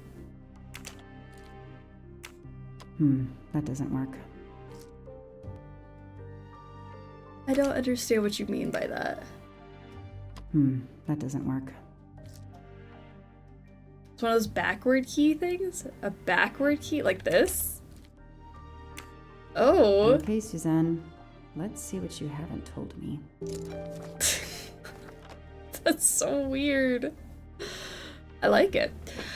February 9th, 2019. Day at the park with Noah. Aww. I can tell he is opening up more and more with me. I chattered on and on about my job. I told him how much I liked the Armstrongs, especially Daisy.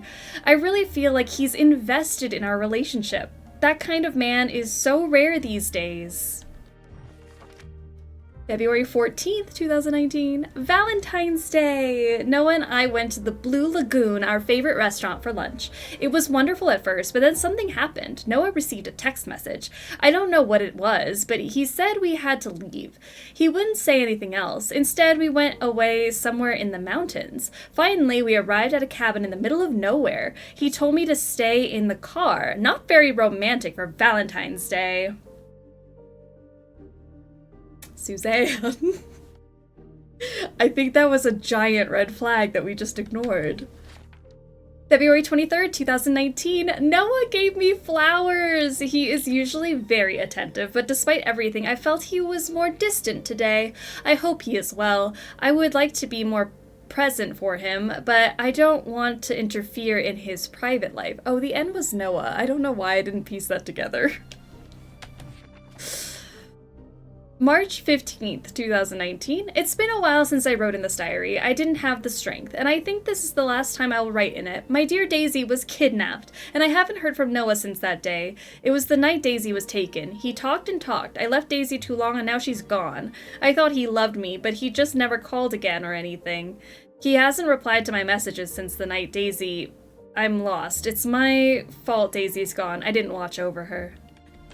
I can see why Suzanne didn't tell me everything about this, Noah. It's clear when he disappeared that she realized something was very wrong. Oh, Suzanne. Blinded by a boy.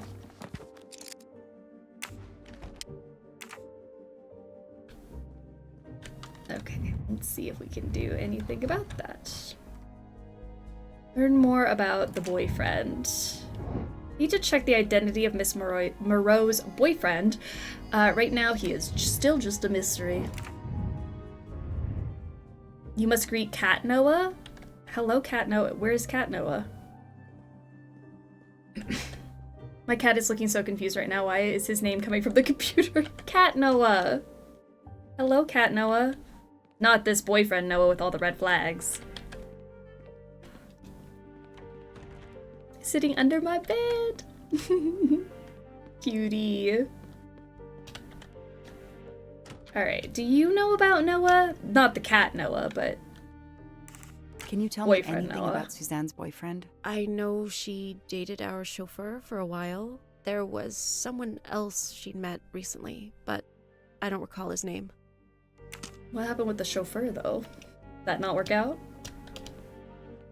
Cat Noah better than boyfriend Noah. Absolutely.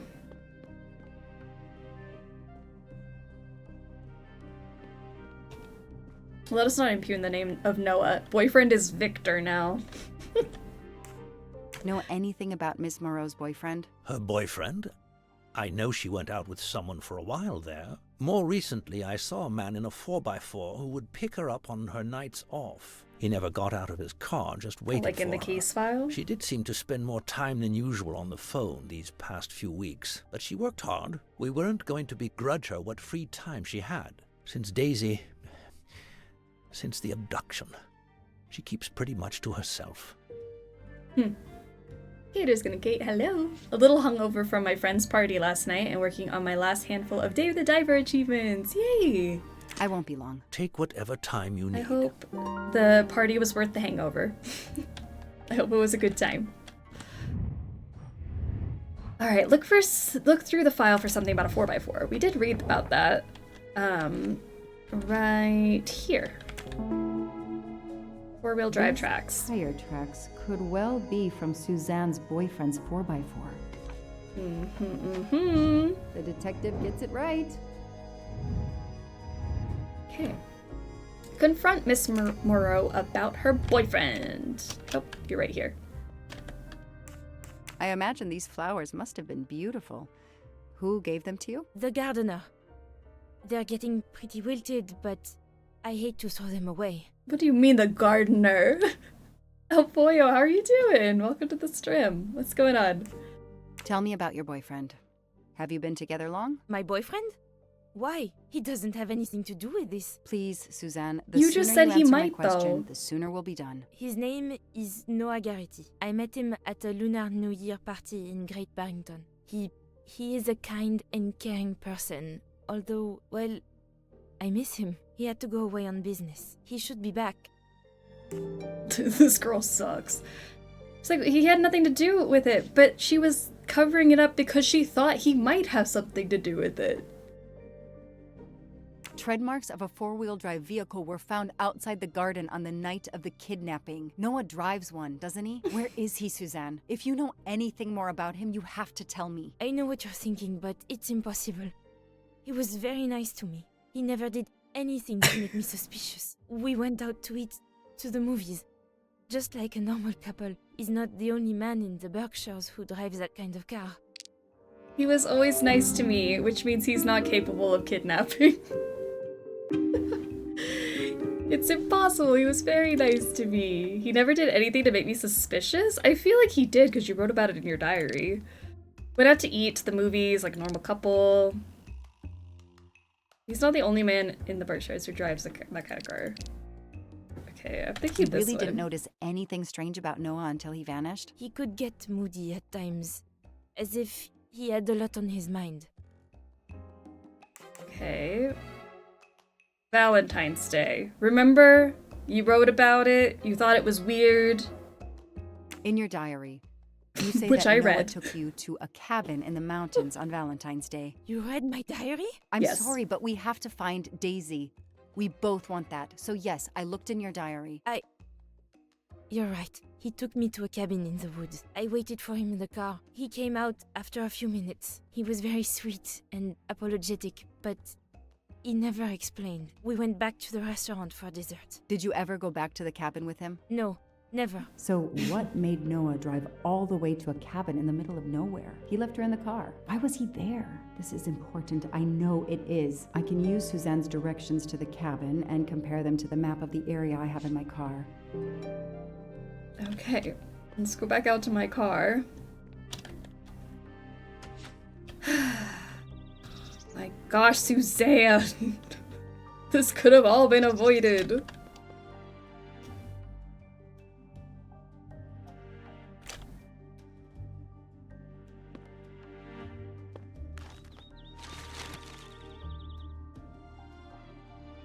Thanks to Okay. the information Suzanne gave me, I should be able to find the cabin on this map. We left town, then crossed 2 bridges, and then some thick woods, and then past a cornfield on the left, then just trees, more trees, and then cabin.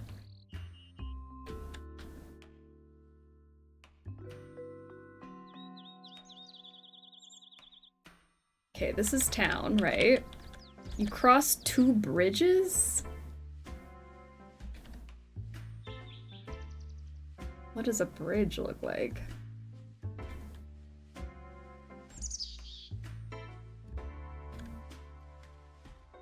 Two bridges, some thick woods. Forest and parks is all these green areas. Trees, and then cabin.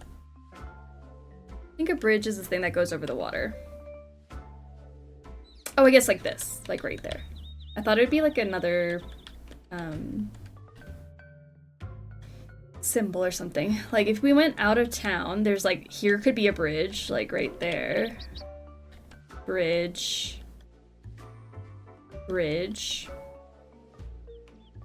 Thick woods. What does a cornfield look like? Rural area, so this would be a cornfield, right? Past a cornfield on the left. There's 2 towns though? Oh, there is another town right here. You're right. Which of these could be a remote cabin? Because it could be this one. 1 bridge, 2 bridge. Thick woods. Past a cornfield on the left. More trees. And then a cabin? That can't be the right place. Probably not here. I mean, I could just click on every single one of these little dots. Doesn't really match. It doesn't. Red bridge, blue bridge. The one has a little star. This one has a little car. I was thinking top left area. See, I was also trying to go from this town, but going from that town, it seems like it would be up there. But if we go from this town, across 2 bridges, see, I feel like it would be bridge 1, bridge 2, thick woods. See, but that means the cornfield's on the right here. Probably not here means it could be here. It's the one lone cabin at the end of the road on the center. In the center? This one? Could be that, because that's a cornfield right there. Ugh, if I could only just get onto it. That can't be the right place. Like, right here? Is this what we're saying? Probably not here. Probably not here. That doesn't really match. Or is it that one? Probably not here. Okay. The one in the patch of green. Oh, there's a lot in the patch of green. That can't be the right place. Is this what we're talking about? I'm sorry. Lone cabin at the end of the road in the center. End of the road in the center. I-4? Oh, this one. End of the road. I see what you're saying. Okay. I wish I could, like, actually get to it. The cabin has to be here. I have to find that cabin. I hope I'm not too late. All right. Good job, guys, because I didn't get that one, and we all know how great I am with maps, so it was shocking that I didn't understand that one. We did it. Now we go to the cabin. Cabin, March 29th, 2019. 10 p.m. Of course we had to go in the middle of the night. No backup. Okay, Joanna hovering her finger here's the famous here? cabin. Here? Here. Let's investigate. Let's. Hello? Is anyone there? Please don't be anyone. Let it be empty. Nobody. I can't just waltz in without a warrant. Oh. That's fair. We don't have a warrant, so Let's just look around the outside. If only I could see what's inside. Aw. I'm too short.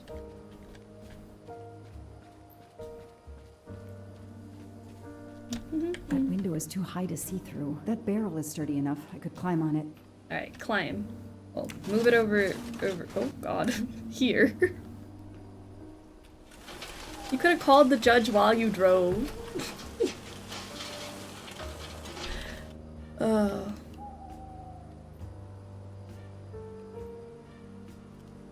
Let's see. Okay, we have... Ugh, an old hunting trophy starting to molt.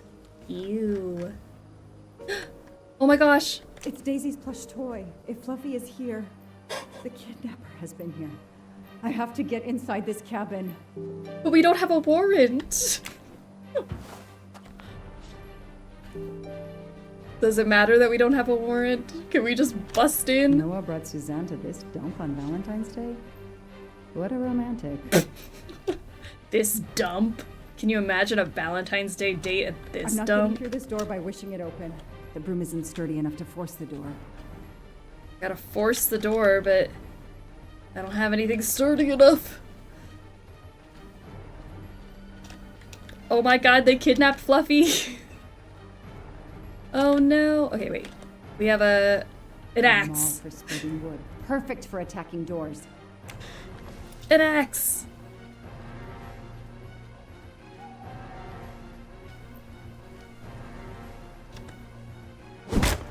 Go, Joanna, go!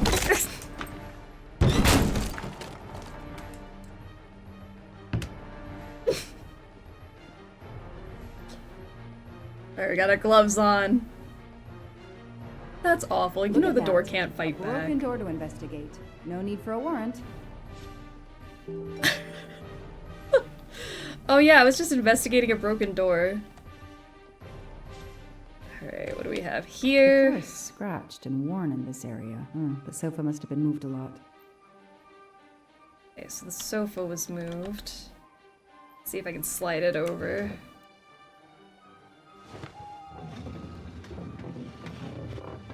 Mm-hmm. Just as I suspected. Trapdoor. Damn, it's booby-trapped. If I move, it could go off, and that countdown tells me it wants to go off anyway. Oh my god, wait! What do we mean? Okay, wait, I think we line up the numbers. 4 by 4, 3 and 3? Something like that? I mean, I have no idea what that could possibly mean.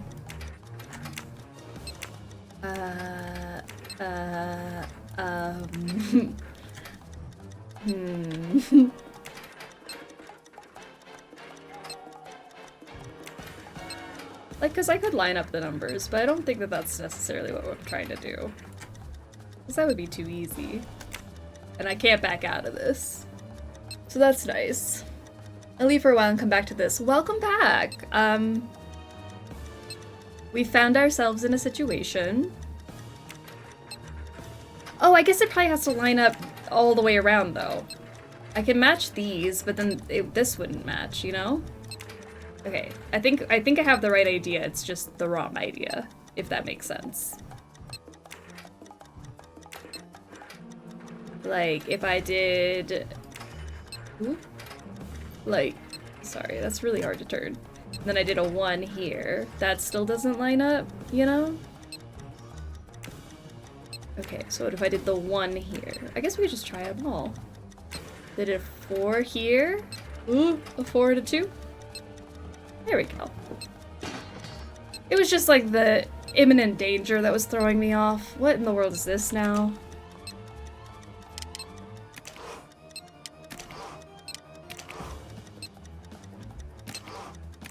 Mm-hmm.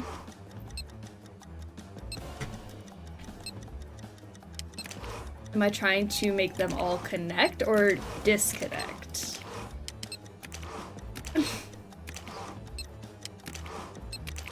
Oh, I guess I want them all to connect, huh? And then this starts it over.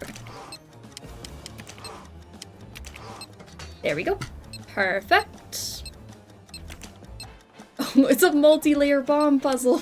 I can't believe this. Okay, so we want to disconnect.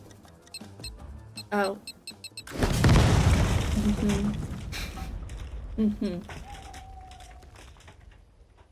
Don't ask me to Since I'm defuse a telling bomb. this story to you, Mr. Poirot, you should be able to deduce I didn't blow myself up. Let's see if I can remember how I defused the bomb. Let me explain to you in great detail how I defused the bomb. Okay, so wait, if we go from here, am I? You know, it's circuitry. I don't understand circuitry all that well.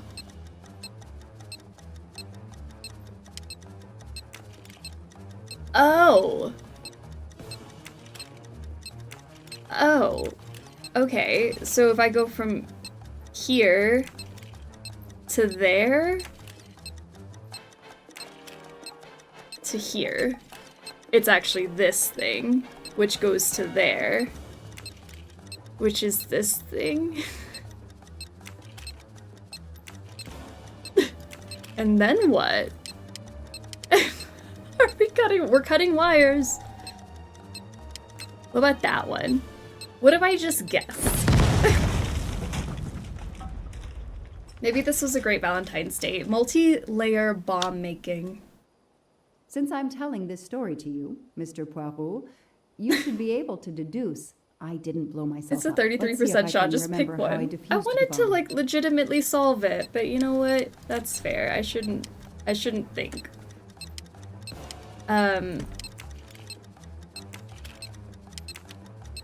So it's definitely that top one. And this one. Let's do the bottom one. Sure. Which one do you guys think? Top, middle, bottom. We got time magic, just guess if you wanna.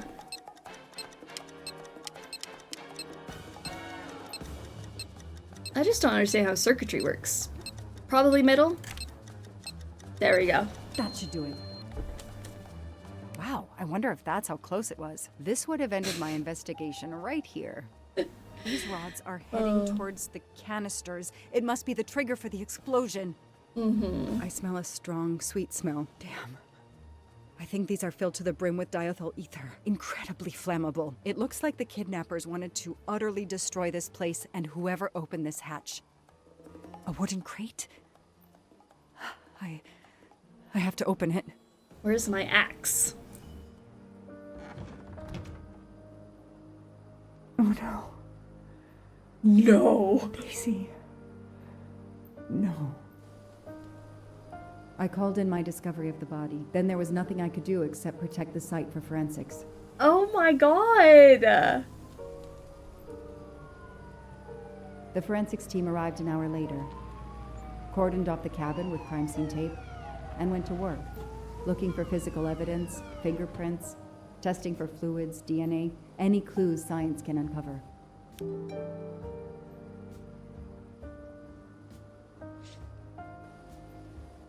Oh my god! I looked away, the kid died. The kid was in the box. They removed Daisy's body. Oh. The autopsy would take place in the morning. But I had one more stop to make.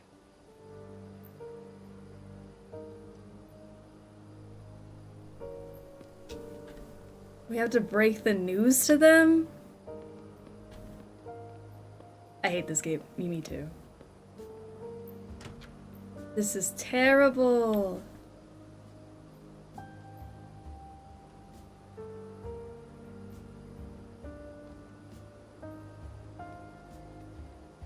Oh no!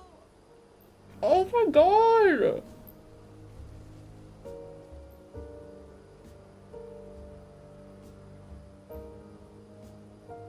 Yeah, at least we found her, so like they can work on closure, but damn. That night, I swore to find the monster who killed that child.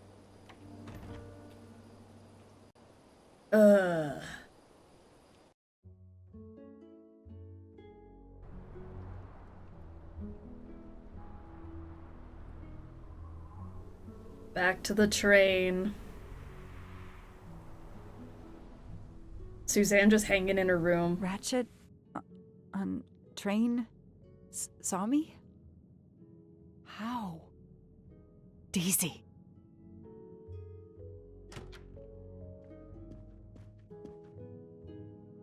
She was awake? And then she collapsed again. I take the responsibility. She was weaker than I realized. Oh. Lie still while I examine you. Pupils dilated? I'm all right.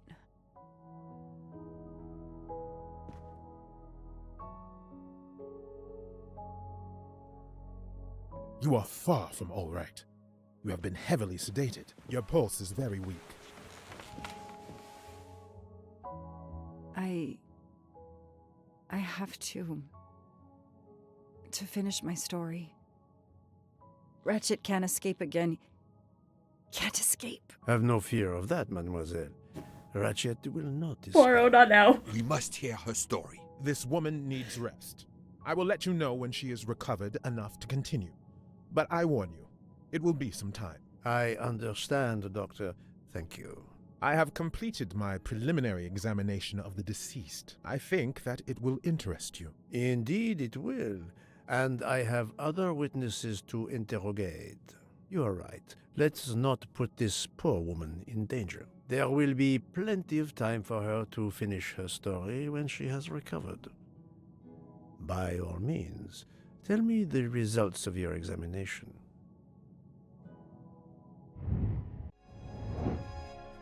Okay. Alright. Police detective, 32. Poirot, please stop being happy. That's the right answer. Poirot doing a dark joke. He will not escape again because he's dead. Time of Can death. you estimate the time of death? Rigor mortis was advanced, but not complete. I estimate the death occurred between midnight and 2 in the morning. That tallies with the witness statements I've collected so far. What is the cause of death? Multiple stab wounds to the upper torso. It's odd there are no signs of a struggle. That might indicate one of the first wounds was enough to kill him. It seems that Monsieur Ratchet had taken sleeping pills during the night. Ah, that would explain the lack of defensive wounds. Mr. McQueen and Mr. Masterman told me that Monsieur Ratchet didn't smoke. Can you confirm this? I can't say without a more extensive post-mortem. What can you tell me about the stab wounds? I counted 12 in all. 1 or 2 are so slight as to be practically scratches. On the other hand, at least 3 would be capable of causing death. The angle of the wounds is instructive. Most appear to have been struck by a right-handed person. But you see, this one, under the right armpit, it's not a deadly blow given the depth, but a right-hander couldn't have done it. It was most certainly struck with the left hand. So, our murderer is left-handed. No, Not it is just more dual difficult than wielding. that, is it not? As you say, Mr. Poirot, some of these other blows are just as obviously right-handed. Multiple killers. Body has been moved. Do we have a first and second murderer, as the great Shakespeare would put it? The first murderer stabs his victim and exits left, turning off the light. Then a second murderer comes in the dark, does not see his or her work has been done, and stabs a dead body. Magnificent. You think so? I'm glad. It sounds to me a little like nonsense. Thank you, Doctor.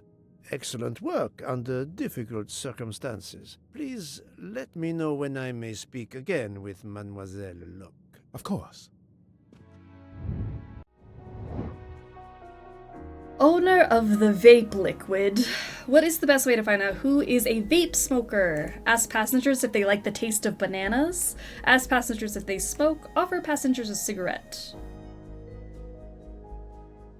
We can ask if they smoke. Yes, that's certainly a good place to start. What is the best way to find out who is a vape smoker? Recall a conversation about vapes or cigarettes. Ask book if To remember who smokes a vape. Remember people I have seen smoking. I mean, I haven't seen anyone with a vape, though. I don't remember any Yes, I have personally seen some passengers smoking. I just have to remember who they were. I don't remember. What's the best way to find out who is a vape smoker? Wait for the next stop at the station. Search the suitcases. Ask someone who smokes a lot if they know a vape smoker. No, I have no official... How are we supposed to just trust what they say, though? I suppose it's likely they will give me the list of who smokes what. Et voila.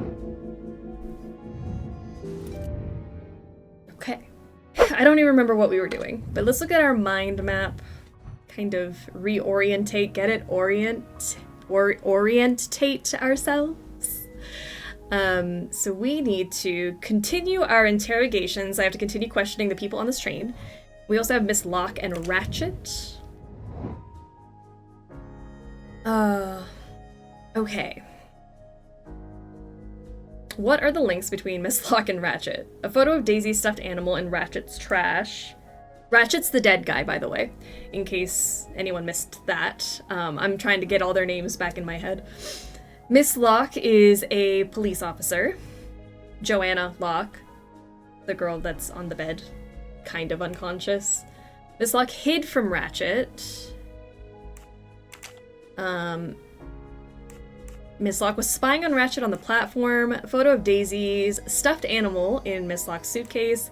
Ratchet was probably immersed in shady business, probably. So I think it's like this. Hasn't that happened to everyone after Taco Bell? Just found in the bathroom? Yeah. Absolutely. The Taco Bell is the real murderer, I think. I agree. Just drugged. She is just drugged. She's a little bit sleepy. Lurk. Be back after therapy. Amazing. Hope therapy goes well. Appreciate the lurks. 12, sorry, I did say like 15, 16 stab wounds. It's 12, actually. I got a little carried away in my recap. 12 stab wounds. Ratchet was stabbed 12 times, the very definition of overkill. 11 would have done it just fine. 12 is where we draw the line, though. Stabbings. Oh, yeah, the vape smoker. Remember, we have to figure out who likes banana vape juice. Owner of the vape liquid. Who vapes? I have to ask the people I interrogate if they vape or know someone who does. Alright, who smokes? Mrs. Hubbard. I feel like I haven't found somebody who vapes, but I have found people who smoke. I don't think that you smoke, though. Fantastic. You smoke, but you don't smoke an e-cig. Adequate.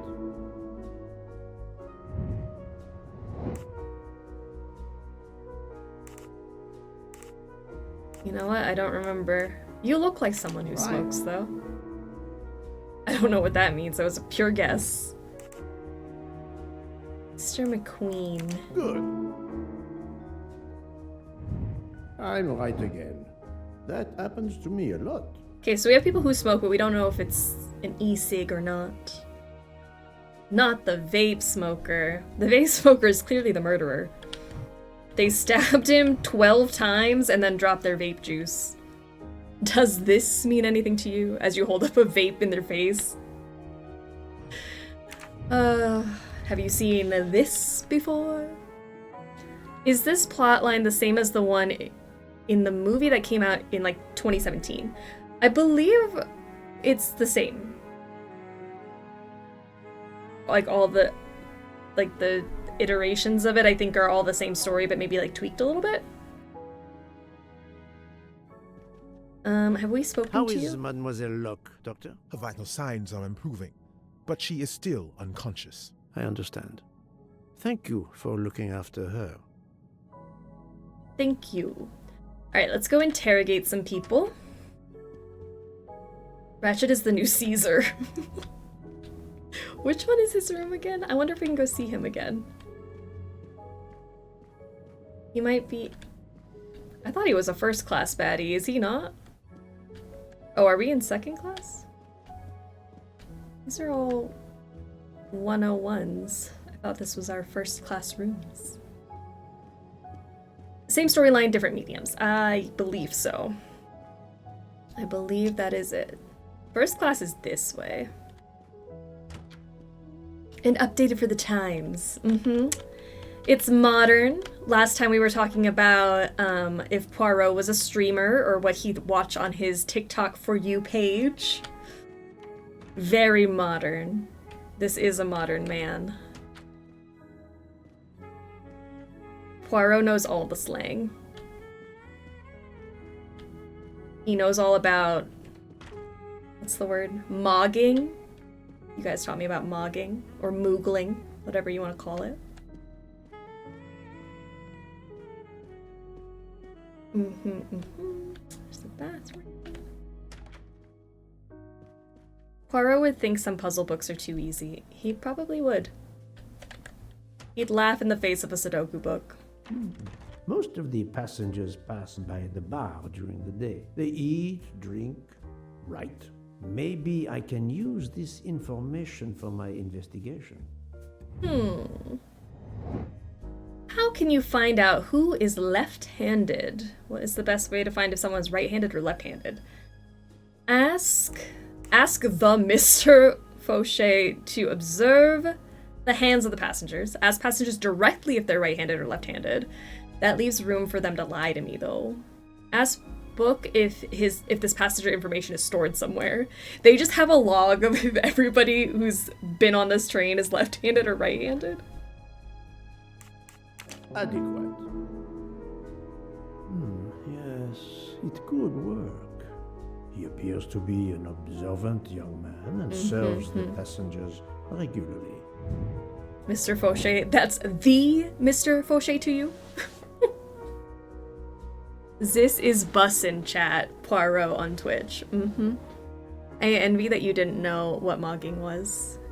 It was a simpler time.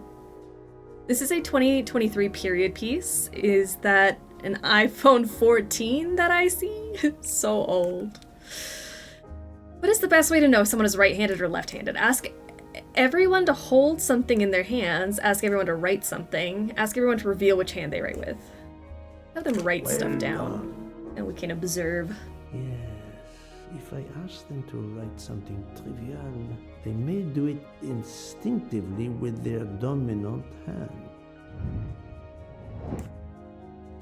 The chefs are also new for this version. It was just a German chef originally, I believe. Interesting. I do like how they update stuff for game versions of, you know, like Sherlock also. You gotta like make it a little bit different so that you don't immediately know everything that's happening. What is the best way to know if someone is right-handed or left-handed? Ask Mr. Michel to keep track of who is left-handed. Remember a conversation about hands of passengers. For people I've tested before, remember if they use their right or left hand. Nice. Just remember it. Lock it in. Yes, I will remember which people use their right or left hand. That was easy. I write with both hands at the same time. What now, Poirot? Oh, you'd really stump him. Mademoiselle Debenham, I have a few questions for you. Of course. Where were you last night? Let's start with your movements last night. Or ask it in a creepy way, that's I went to bed fine. and slept. Did you know the man who was killed? I saw him for the first time during lunch yesterday. Did you notice anything about him? Well, if I believed in auras, I might say he seemed dark. Ooh. Would you mind writing your address on this paper for me? Not at all. Why are we asking for your address? So right-handed. That's it. Mademoiselle Debenham is right-handed. She was very quick to give her address up. Do you recall what time Mademoiselle Olsen went to get some aspirin from Madame Hubbard? I remember glancing at the clock. She left our room just after 10:30 p.m. Was she away for a long time? About 5 minutes. That confirms what Madame Hubbard told me. Okay. Do you smoke by any chance? No, I never have. Not even an e-cig? A banana vape, perhaps? Do you own a scarlet nightgown? No, it isn't mine. Whose then? I don't know. What do you mean? You do not say, I have no such thing. You say, it isn't mine, meaning that you know who it belongs to, am I correct? Oh, I see. No. I woke up this morning about 5 a.m. with the feeling that the train had been standing still for a long time. I opened the door, and I saw someone in a scarlet kimono some way down the corridor. Her back was turned. It was impossible to see who it was. I understand. Okay, so someone with a good sense of fashion. I feel like that's a workaround. I don't know if I'd consider vaping and smoking the same thing. Yeah, if you ask point blank, do you smoke? I feel like I should also ask, do you vape? Thank you for your assistance, mademoiselle. Make sure there's no stone unturned. Sorry, I can't talk today. No stone unturned. Hello. I didn't do my voice exercises today. Mademoiselle, I am sorry to disturb you, but I need to ask you a few questions. Are you the investigator? I am. We are lucky you are on the train. What do you want to know? I love saying vape smoker, like it's called vaping and not smoking for a reason. A vape smoker. I hear, mademoiselle, that you were the last person to see the murdered man alive. I do not know. It may be so. I opened the door of his compartment by mistake. I was much ashamed. It was a most awkward mistake. You actually saw him? Yeah. He was reading a book. And what did you do after that, mademoiselle? I went in to the American lady, Mrs. Hubbard. I asked her for some aspirin, and she gave it to me. I usually carry extra aspirin for the refugees, but I gave mine to a camp in Turkey. They needed it more than me. I don't know. You could be anywhere between 46 and 72. Nurse? I must admit I'm not right this time. This is wrong. But, no. You're telling me she's 72? Think, Poirot. That is not a good... No, not good. I do not think that's the right answer. I don't think she's 27. She's Swedish. Swedish. I swear she's a nurse. 46 months, grand. 46 months being sexy and snacky. She could be 72, just good skin. I don't like the age part of the analysis because I can't ever tell. Like, you're still animated. I can't fully see your... Not a good answer. I don't understand what your job is. Or if you're 72. We're off to a great start today. Not let me down. Okay. I swear my brain cells will connect at some point. Did Mrs. Hubbard ask you whether the communicating door between her compartment and that of Monsieur Ratchet was bolted? Yes. And was it? Yes. And after that, what did you do? After that, I went back to my compartment, took the aspirin, and lay down. That was around 10:50 p.m. Okay. The thinking caps need to be powered up a little bit, methinks. We did say put our thinking caps on, but I think they might not be working today. Countless tries later. Well done, Poirot. Is there First anyone else try. in your compartment? Yeah, a young English lady. Very nice, very amiable. After the train left Vinkovsky, did she leave the compartment? No, I am sure she did not. Why are you so sure, if you were asleep? I sleep very lightly. I am used to waking at a sound. I am sure that if she had come down from the berth above, I should have awakened. Did you yourself leave the compartment after that? Not until this morning. Okay. Do you have a scarlet silk kimono, mademoiselle? No, indeed. I have a good, comfortable dressing gown of Jaeger material. Is that a Swedish accent? See, I didn't even know. I thought she was German. Unless there was a clue somewhere else that told us she was Swedish, I don't think I was gonna get that. Do you smoke, mademoiselle? No, I can't stand the smell of tobacco. Okay, so not a smoker. Definitely a Swedish accent? Sorry, I didn't hear it. Perhaps you will be so amiable as to write me down your address. With pleasure. Right-handed? Mademoiselle Olsen is indeed right-handed. She mentioned it earlier. Gotcha. Alright. This was a very interesting conversation, mademoiselle. I thank you. If you have any other questions, I'll be in my compartment. Good luck, Mr. Poirot.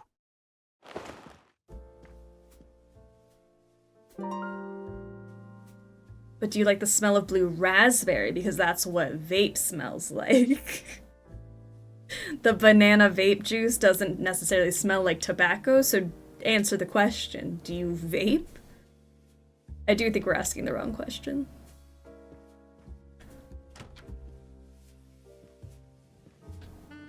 I'll observe her instead. I observe. Right-handed. I'll keep an eye on them instead. Right-handed.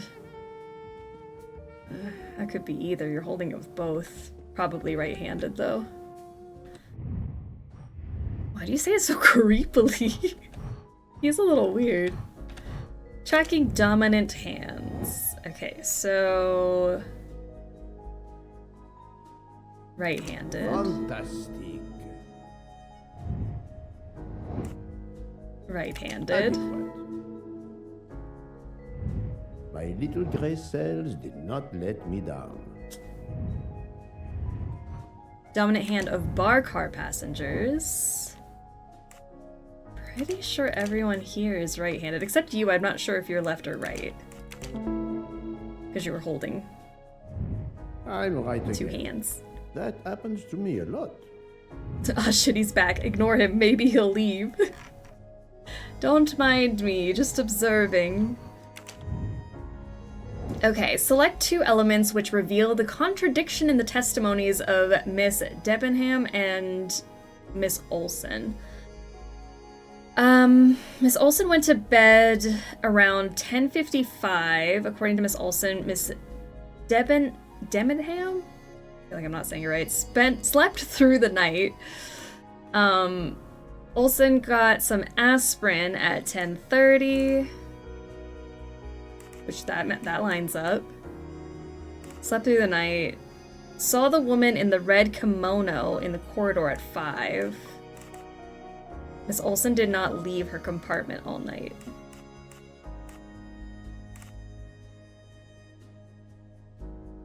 I might have to leave stream. This seems fun. I might want to play this myself. It is very fun. And I don't blame you. He was holding the actual handle with his right hand, so I assumed that would make sense, because he was holding this probably just like as a support. And Olsen, definitely a Scandinavian name. I guess we should have pieced that together. And by we, I mean me. Everybody else got it. I thought about playing these on my own, but I know I never will. How's Mystery of the Seven Keys going? 55. Aspirin at 10:30.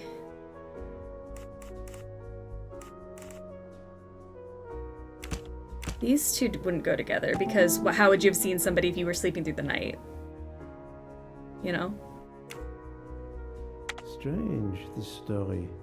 If Mademoiselle Olsen is such a light sleeper, why didn't she tell me about Mademoiselle Debenham getting out of bed? She even made a point to tell me the opposite. That's the right answer. The shade. I only shade because I do the same thing. You know how many games I've started and just never went back to? There's not enough time in the world to play all the games. Alright, so let's do a confrontation. I found out we played the Nile one, and I've never seen it, but now I want to watch it. There's a 19-hour playthrough on YouTube. It was a really good time.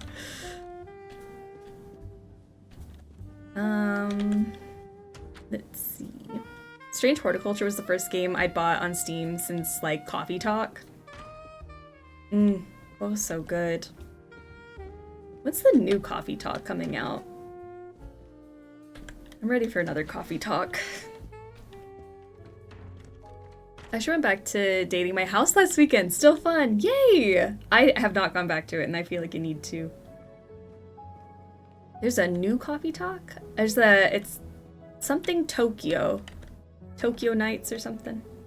Maybe I just made that up, but there is a new Coffee Talk coming out. I don't know if there's a demo already, or if they just announced it. Now I have to replay the first two, obviously. Gotta keep that story fresh. Fresh in your mind. Captain Arbuthnot, I beg your pardon, but could you answer a few questions for me? I'm grateful you found my ticket, Poirot, but now is not convenient. I certainly didn't expect such a resistance. I need to be sure before accusing the captain. Okay.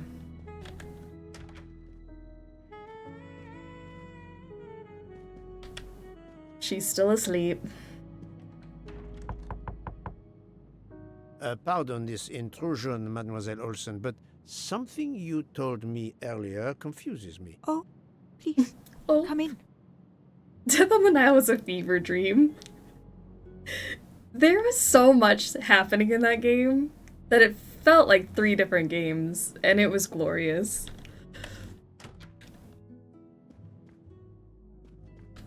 How can you be sure Mademoiselle Debenham was in bed all night?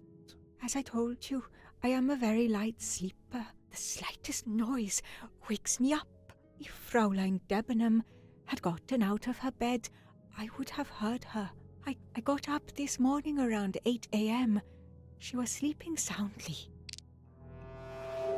Ooh. Well, what if somebody drugged you like the other people on the train? Slightest noise wakes me up.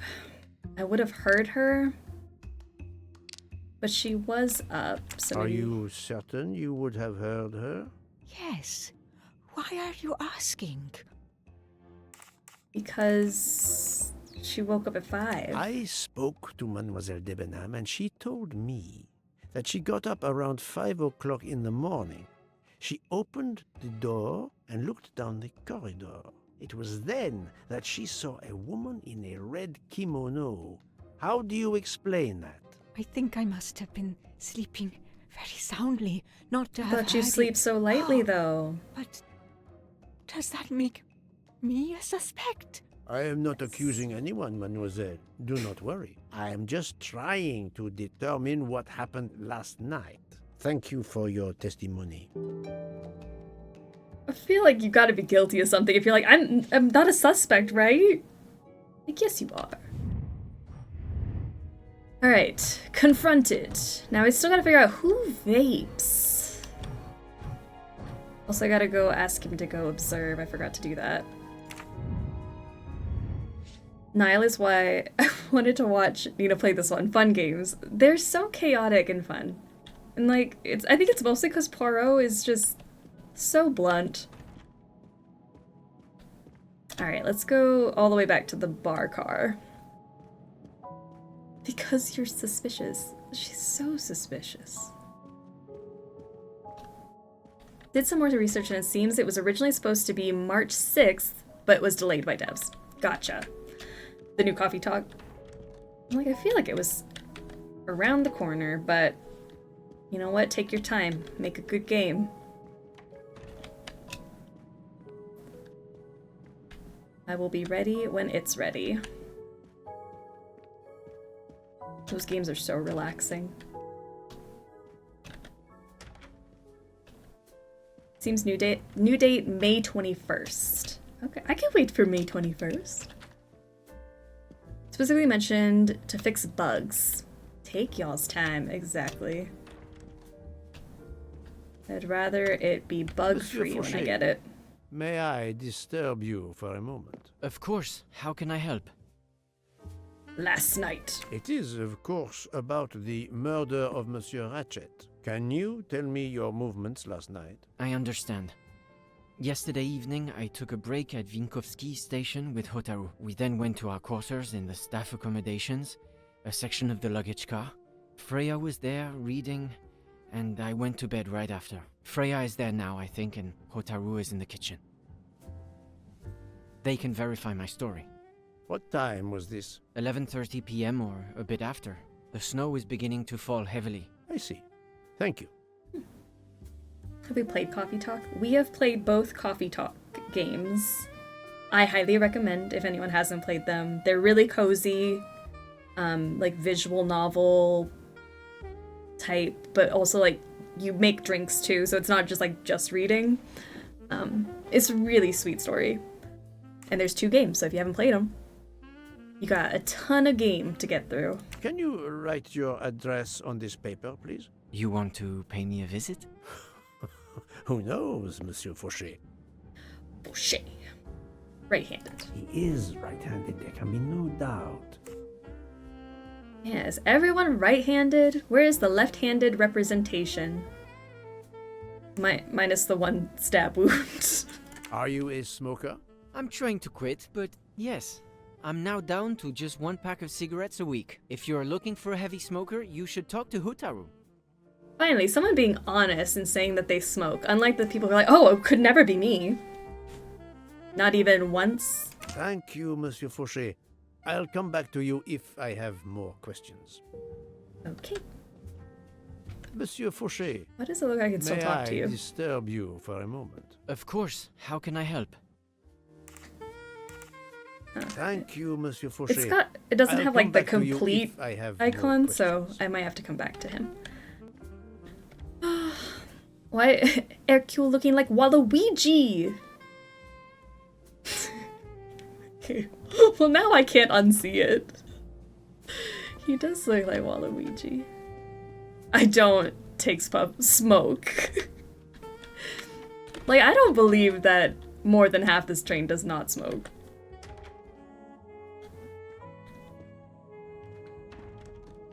So, Poirot, I hope you are progressing in your investigation. I have not finished yet, but it is progressing, yes. I still have many questions that must be answered. I will report to you as soon as I can. Do you smoke? Smoke what? Because, like, certain things, yes. It is 2023. We have options. Like, you're lying to me.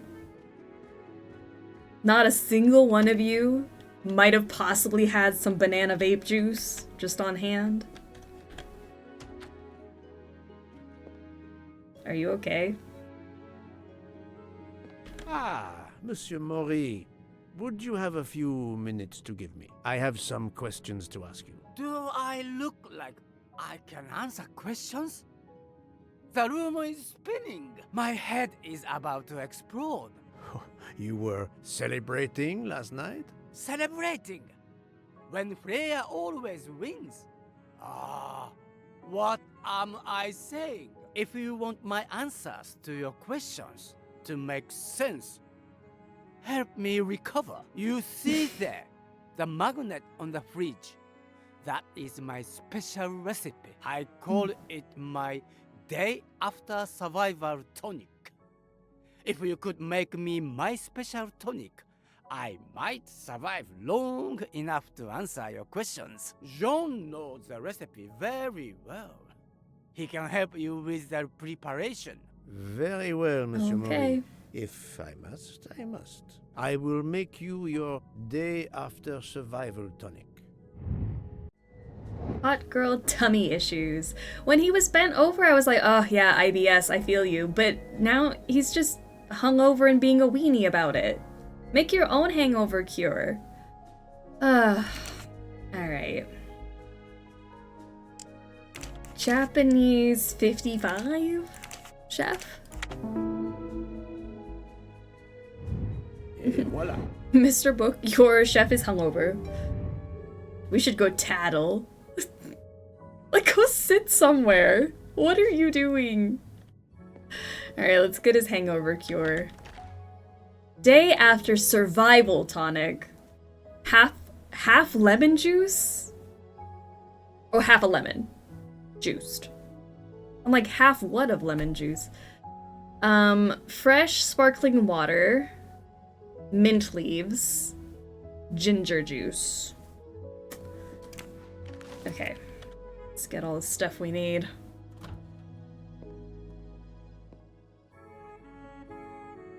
The heck is this fridge? Who packed this?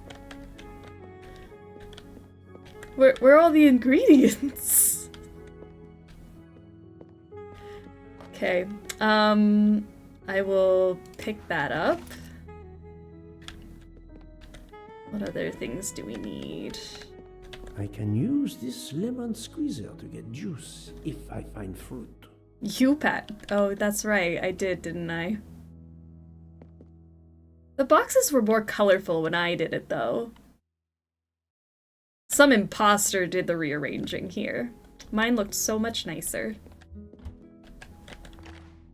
Alright, here's our lemon. So maybe I can juice this lemon.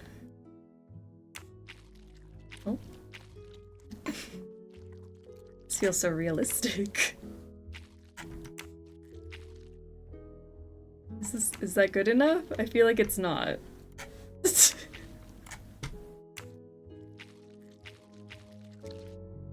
There. I'm missing half of the tonic ingredients. I've been hungover many times and never have held my stomach like I'm gonna shit my pants. Yeah, like sit on the floor or something like a normal hungover person. What are we doing? Gripping the counter like that.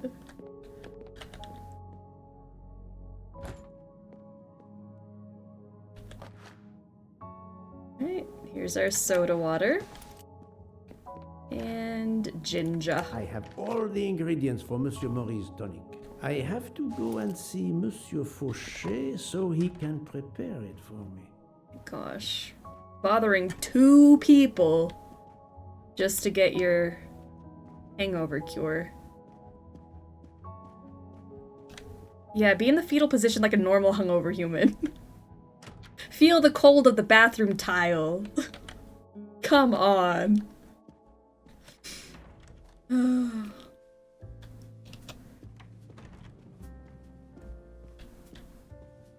Monsieur Fauché, may I disturb you for a moment? Of course. How can I help? Day after survival Monsieur Fauché, tonic. I need your help to prepare a cocktail. What is this phrase? This is music to my ears. What can I fix for you? A mojito? A gin and tonic? Or perhaps a martini? Shaken, not stirred? It's not for me, but for Monsieur Maurice. Ah, it's this 8 day a.m. after survival tonic. Unfortunately, I know it well. Here is everything that was listed on the magnet. Excellent. I can take it from here. Mr. Poirot, I'm uncertain about the lemon juice. Is it half a lemon or a full lemon for the recipe? I thought you would know. Half a lemon. I can't remember if Hotaru prefers it with ginger or without. Do you remember? I can assure you that he will want the ginger. Did we not bring the recipe with us? I thought you were the expert at the hangover drink. There you are, sir. Hotaru will be himself again. Excellent. Thank you very much.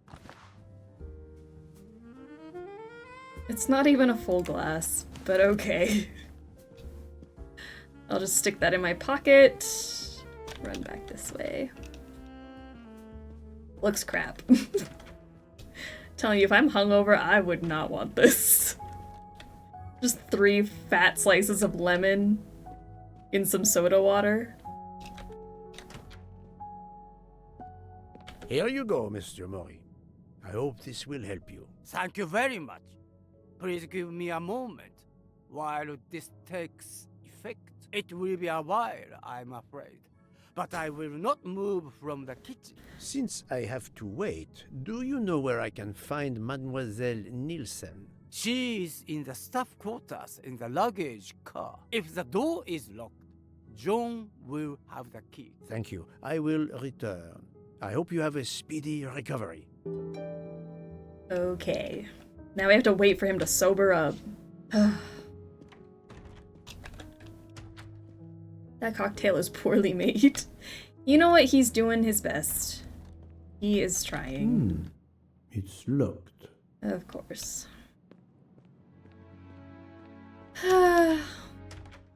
Looks similar to a sore throat remedy. Yeah, like ginger juice in soda water. Seems like it would help a sore throat. Key inserts. Monsieur Maury told me that you are the one who has the key to open the luggage car door. I will need it. Yes, that's right. Here it is. I will Please need don't it. forget to give it back to me. I will not forget, Monsieur Fauché. I love how they all talk like normal humans talk. I have a favor to ask. Could you visit the passengers who are in their rooms and explain there has been an error with their allergy and diet form? But, Monsieur Poirot, I made no errors. Of course not. Call it a computer error. Yes, it is possible, but even if I can see this is part of your investigation, I do not understand it. I would ask that you observe which hand each passenger uses. There we go. Ah, you wish to know if they use the right or left hand when they write? That is my intention. I will take on this mission for you. Excellent. I can't believe you're going to be an accomplice to a crime. What hand someone writes with is their business. Ugh. Alright, let's go through to the luggage room. That's it. It's open now. Okay.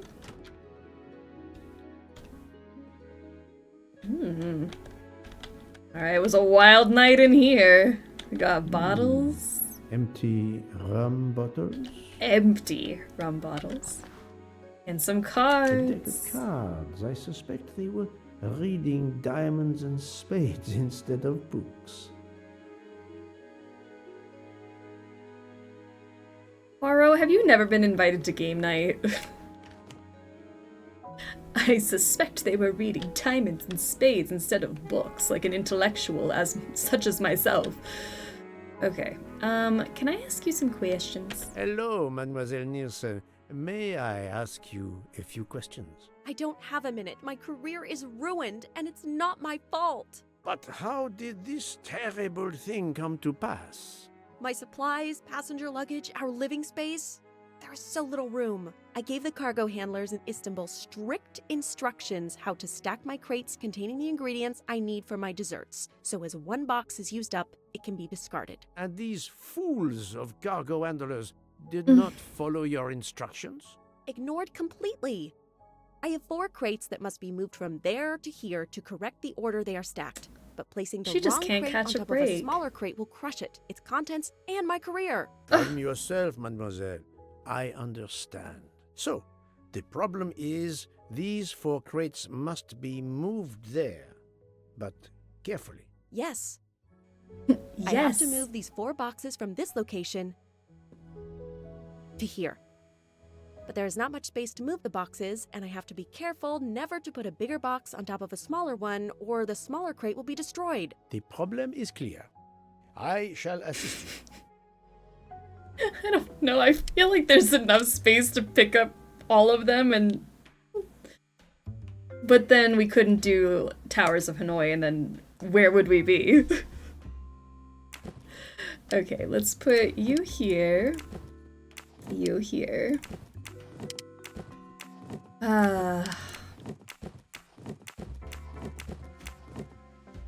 This one here, this one here. You there. Boop. Wow. That was so much easier than I thought it was gonna be. Et voilà! You are a lifesaver. Or at least a dessert saver. Thank you, thank you. I will gladly answer your questions. Put Poirot in the same room as Leon Kennedy. I just want to see something. Easy first try. She only gave us 4 boxes. As if we don't play Nancy Drew every year. Like, you gotta give me 6 minimum. Can you tell me your movements of last night? Last night after dinner, I stayed in the kitchen until 12:15 a.m. Then I joined Jean and Hotaru in our quarters. Then all of us read quietly in our beds until we fell asleep. A very studious staff. However, Monsieur Maury doesn't seem to have followed the same literary pursuit as the others. And these rum bottles, do they have something to do with his hangover? What do you guys think? What do we think could possibly have caused that hangover? I don't think it's the empty rum bottles, to be honest. X to doubt. Alright, which of these sentences contains a lie? I stayed in the kitchen after dinner. I then joined Jean and Hotaru in our quarters. We read quietly in our beds. Then we fell asleep. I don't think so. That does not prove she's lying. Yeah, I don't know which part of this proves that she's lying. I rather think that you didn't just read last night. It was What the makes cards. you say that? Drunk on card game. The empty bottles. The empty rum bottles. Were their labels part of your reading last night? My fault. I must have left them there before I put them in the bin. And these are straight from the bar. Our passengers must have drunk them. I have my doubts. But why would she feel the need to lie? She just tried to blame the passengers. It's like, yeah, I think the people on the train drank those 2 rum bottles. Emma, how are ya? I'm struggling slightly less because I got a job offer! Yay! Oh, that's wonderful. I'm so glad. I think it's been a good Tuesday. We haven't had too many complainies, and we got some good news today. Beautiful. I spoke to Monsieur Maury. He seemed to be quite hungover. He even asked me to make him his day after tonic. He blurted out, "Freya always wins." Wins what? Looking around, it is clear you were gambling and drinking most of the night. You don't understand. It's late when we're off duty, but we need to unwind. And now there's been a murder? Yes, I admit it. We went overboard last night. But please don't tell Mr. Book. It's against regulations. We could all be fired. Mademoiselle, I realize your difficult jobs have been made more difficult. But as you say, there has been a murder. I must have the truth. Of course. I'm so sorry. It's not such a crime. I'll leave it there and check in with Monsieur Fauché. Okay.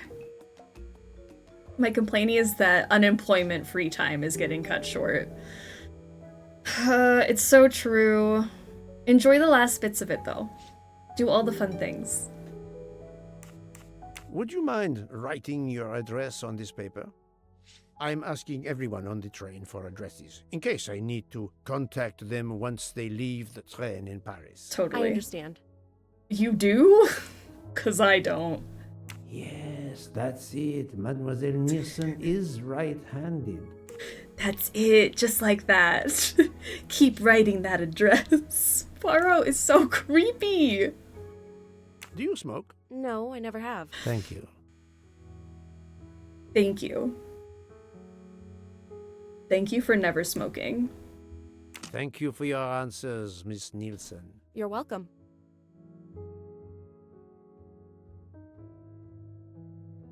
Okay. Everyone getting postcards after this. Come to Poirot. The thing is, like, none of them are the least bit concerned he's asking for their address. Like, I just met you, sir.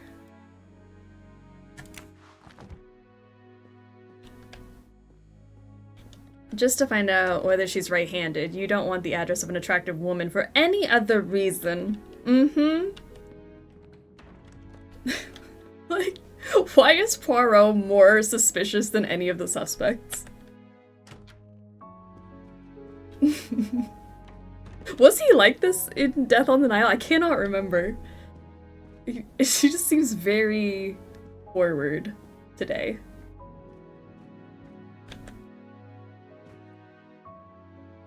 Oh, yeah, here's the key back. Here is your key. Thank you very much. My pleasure. About the little favor I asked of you. Aha, but of course. I was able to get new allergy forms from guests who were in their compartments. Monsieur McQueen, Monsieur Masterman, Count and Countess Andreni, they are all right-handed. I also asked Princess Dragomirov, but she had her assistant, Madame Schmidt, sign for her. She is right-handed as well. You have exceeded Then who's left-handed? my expectations. Well done. Thank you, Monsieur Fauché. I'll come back to you if I have more questions. He wasn't. More arrogant, though. He seems so creepy. He means well. Alright, let's go back. Oh yeah, let's see if our hungover friend is feeling better. Monsieur Masterman sounds like a fake name you give when surprised during a crime. He also said Masterman. Wasn't even Masterman. Monsieur Masterman. George Glass. How are you? It's better. Thank you. Then may I ask you some questions? It will not take long. Quickly, please. I have hungry passengers to feed. Alright. Très bien. Can you tell me your movements? Those cheekbones, though. Oh, nothing special. When I went off duty, I joined John and Freya in a compartment. I read for a short while, then went to bed early. Reading? I'm not sure you have recovered enough to tell me the truth. Don't waste what little energy you have recovered to lie, Monsieur Mori. Yes, sorry, Mr. Poirot. You're right. It obviously wasn't reading that made my head hurt like that. But if you told Monsieur Book, it could mean my job. I will keep your secret, but I am investigating a murder. You must tell me the truth. Thank you. He was really like reading? I didn't know you could read. Maybe he was reading Poirot and he just stayed up late and that one extra chapter gave him a headache. Reading. Brother, we literally just saw you doubled over from being hungover. From the reading, guys. Please, write your address on this paper. My address? I don't see why. I think I hear Monsieur Book approaching. My address? Yes, of course. He may not be a murderer, but he does blackmail on the side. Alright, that is your right hand. Another right-handed person. Not surprising, most people are. You are a heavy smoker. My job. It is very stressful. Would you happen to know who vapes on the train? A banana flavor? Oh, yes. The smell disgusts me. What is wrong with the good tobacco? I do not have time to answer that. Who is it? I've only seen one person who vapes. It's Captain Arbuthnot. Captain Arbuthnot. I see. I see. Alright, we found our vapor. Your testimony was invaluable to me. Thank you. Take care, Monsieur Mori. My palate depends on your good health. Just blackmailing the poor guy. What a little snitch. I love him. Coincidence? Arbuthnot? Let's go confront him. Poirot, my dude. He's so cutthroat. Give me your address. I want to send you a postcard when I get home.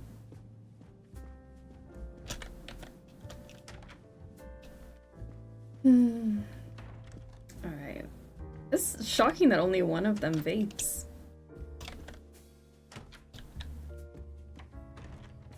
Let's see. This room is somewhere over here. I feel.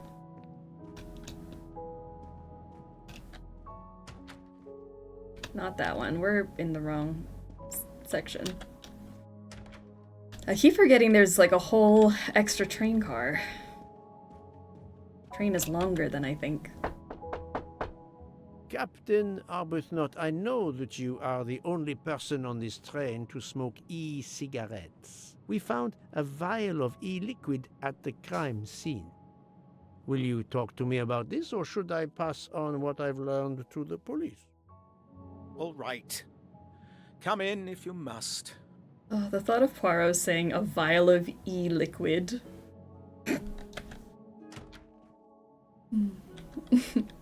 So you're the vapor. I have just a few questions for you. Very well. Let's hear them. The young English lady, Mademoiselle Debenham, was at the Tocatlian Hotel. Perhaps you met her there? We exchanged a few words. Fellow Brits abroad, that sort of thing. Reporting someone to the police for vaping is kind of a wild threat. What can you tell me about Mademoiselle Debenham? Nothing whatsoever. We barely spoke. The director of the Orient Express, Monsieur Bouc, thinks the assassin is a woman. And that is enough to accuse her? She had nothing to do with this murder. How can you be so certain? The idea is absurd. Ratchet was a perfect stranger to her. She'd never seen him before. Ah, did she tell you so? Well, yes, maybe she did. She may have commented once upon his somewhat unpleasant appearance. If a woman is concerned, as you seem to think, to my mind, without any evidence, I can assure you that Miss Debenham could not possibly be implicated. It is clear that the captain is defending Miss Debenham, a woman he supposedly doesn't know very well. He's like, fine, she called him ugly once. Wasn't enough to murder him, though. What were you doing last night around 1:15? 1:15? I believe I was still talking to that young American fellow, Mr. McQueen, the secretary of the man who was killed. We were in his compartment. He was a friend or acquaintance of yours? No, I never saw him before this journey. We'd hit it off at dinner, and the conversation continued into the early hours. Until what time was that? Until 1:45 or so. Then I retired to my room and went to sleep. Okay.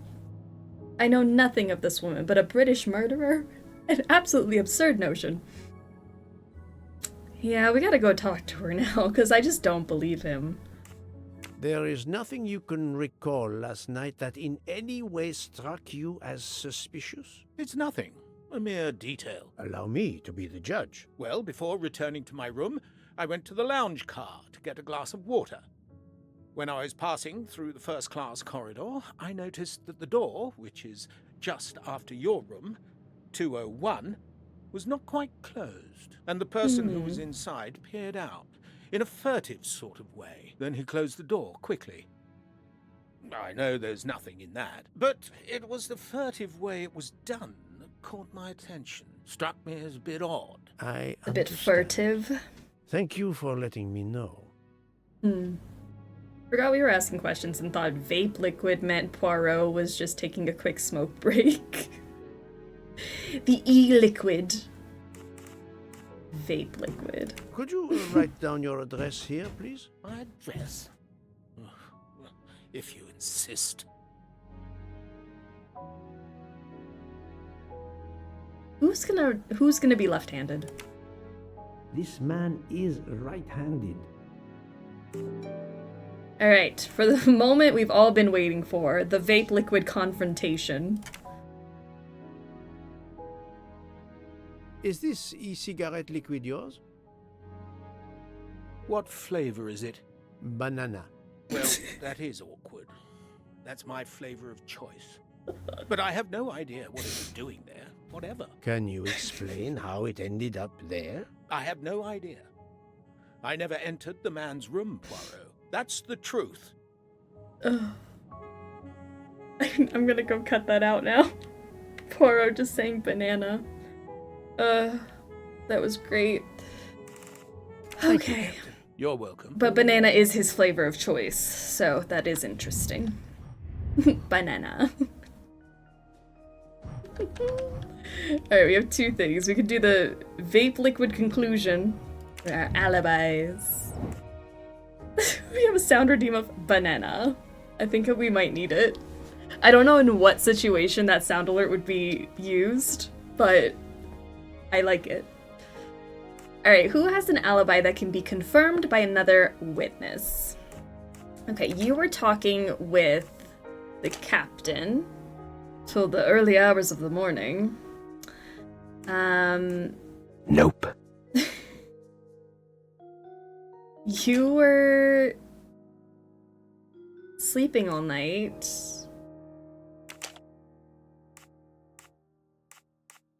You went to see Mrs. Hubbard and you were playing cards. I'm right again. That happens to me a lot. Alright, now to the vape liquid conclusion. Select two elements of importance discovered during the interrogation of Captain Arbuthnot. Okay, we have the vape. A bottle of vape juice is found at the crime scene. Mr. McQueen confirmed that Captain Arbuthnot spoke with him until 1:45. Captain Arbuthnot is the only person on the train who smokes e-cigarettes, and the murder apparently took place between midnight and 1:45. So let's do our vape for the vape man. Then timing of everything. And if we put together has an alibi, but also the vape juice. I can't accuse Arbuthnot. His alibi protects him despite the liquid found at the crime scene. Maybe someone was trying to frame him. Captain Arbuthnot is the only passenger to smoke an e-cigarette. Even if this liquid in Ratchet's room is a solid clue, he has an alibi. I cannot accuse him without any other proof. Okay. That was easy. Vape for the vape man, blood for the blood god. That's right. Alright, let's go see Book. Monsieur Book. Let's go tattle on everyone. Spill the tea. Give him all the hot goss. Vape liquid conclusion.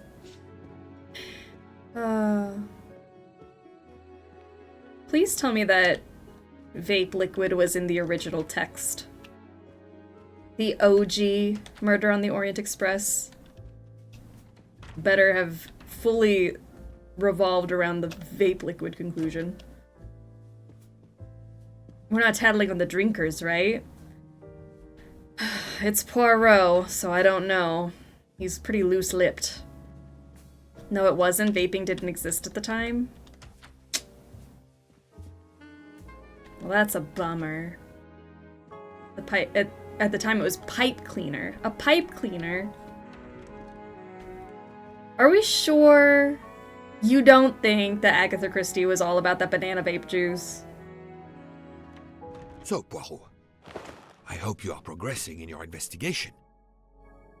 There is no trace of the murder weapon on the train, as yet. The killer could have hidden it anywhere. It must be somewhere. Indeed, as you say, it must be somewhere. According to Dr. Constantine's report, the stab wounds were made by at least one right-handed and one left-handed person, and with different strength. For the moment, everyone I have checked is right-handed.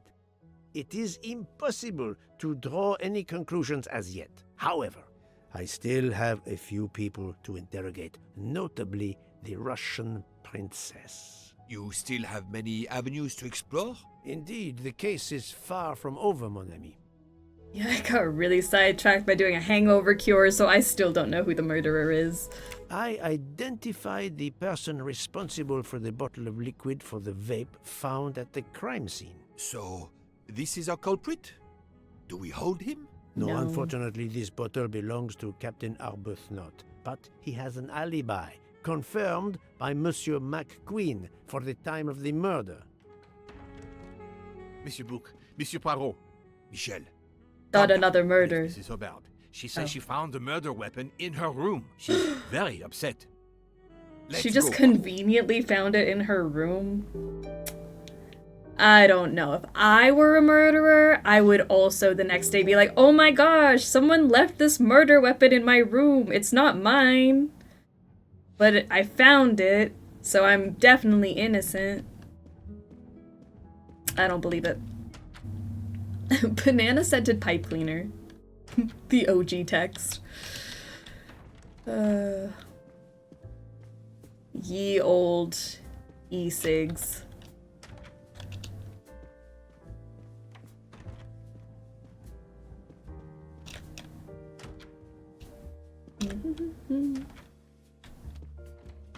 Alright. Where are you? I never remember who's in what room. I demand to be allowed to leave this train! Madame, we are in the mountains, trapped in a snowdrift. Stating the obvious, there is a murderer among us. He had the audacity to hide his weapon in my room. Please, Madame Hubbard, take a deep breath and tell us what occurred. I mean, you could probably leave the train if you want to. Where would you go? Where did you find the knife?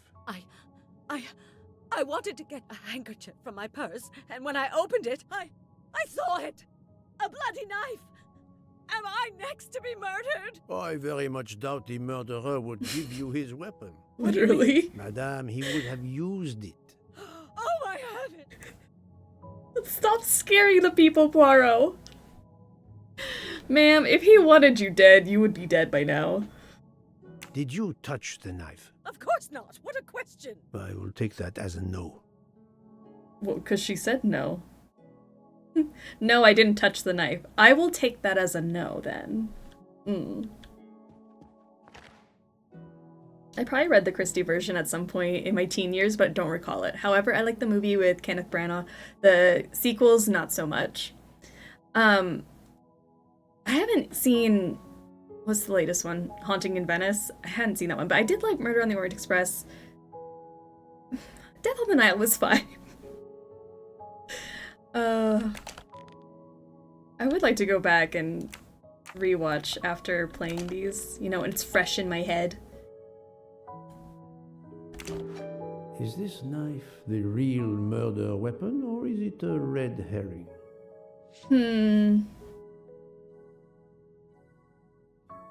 I don't know. Does that look like it stabbed someone 12 times? It's pretty sharp. Haunting in Venice is fun. Spooky. I saw it's streaming, so I always scroll past it. I need to actually sit down and watch it now.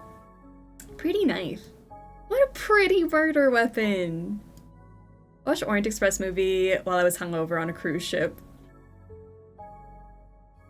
That sounds miserable.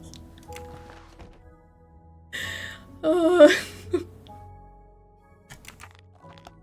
no. Did you have the hangover cure like we just made? Mrs. Hubbard is distraught, Poirot. I should stay with her. Please go on without me. I have every right to be distraught. Thank you, Mr. Book.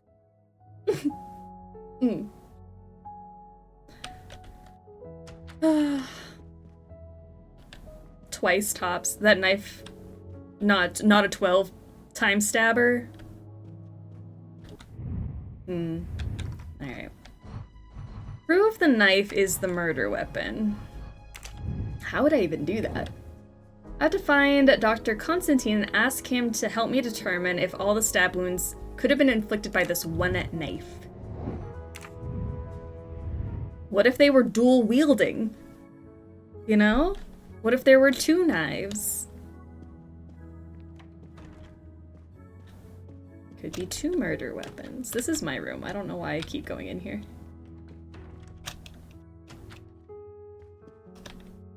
My hangover cure was more alcohol, you know?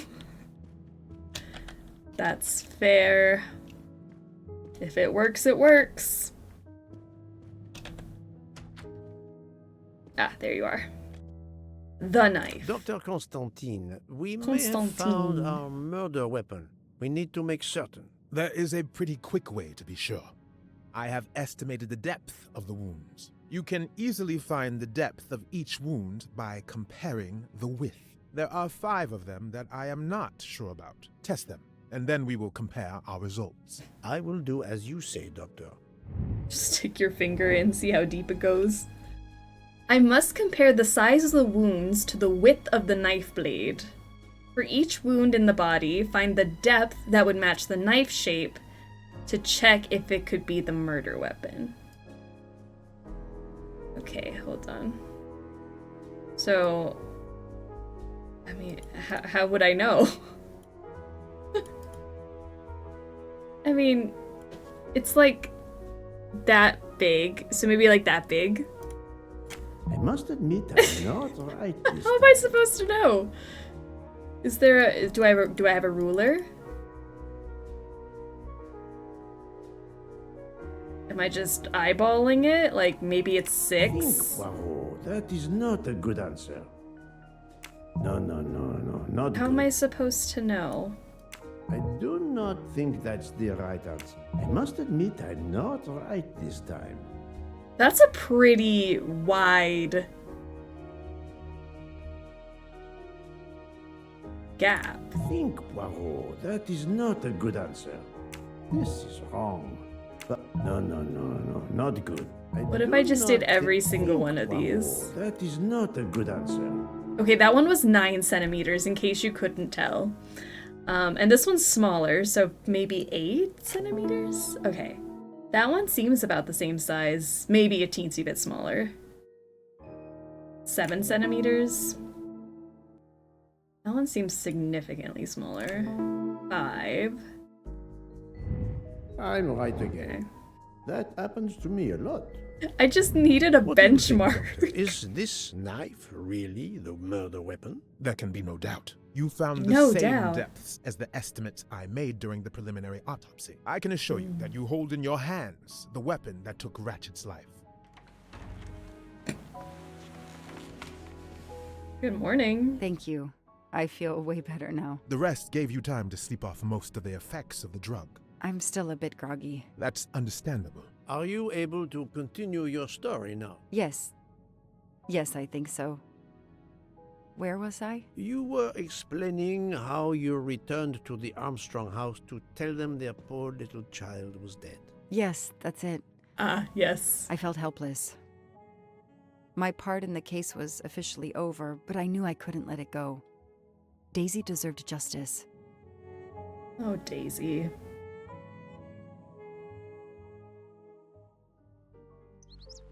Two days later, I returned to the Armstrong house to tell them Daisy would be released soon for burial. I was angry with myself that I couldn't bring them better news. I wasn't prepared for more tragedy. Mac and cheese sandwich is a pretty effective hangover cure for those who care little for their safety. I am not hungover right now, but I would kill for a mac and cheese sandwich.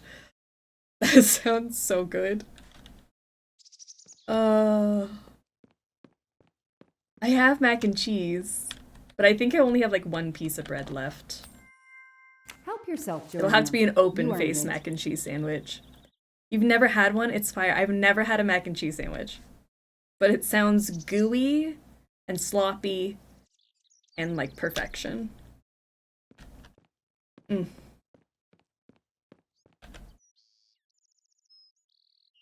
Oh, you liar. Go away. Hello, Miss Moreau. I'm here to see Colonel Armstrong. Good morning, Detective. Colonel Armstrong is upstairs. He isn't well. How are you not fired? Like, why is she still here?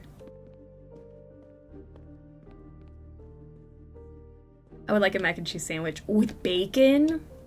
Bacon does make everything better. Bacon. She can't be let go until the full investigation is settled. You know what? She can stay at the station. I think she's guilty. She might not have killed her, but she definitely had a hand in keeping information from the police. Nothing's been touched. It's as if Daisy might walk in at any moment and begin to play. Good morning, Colonel Armstrong. Is your wife here? Here? No, Sonia is not here. Always one step behind. She died of a miscarriage last night. My wife, Daisy, and our baby. My whole family is gone. What? I'm so sorry. I came straight here this morning. I received word that you can arrange for Daisy to be returned to you for burial.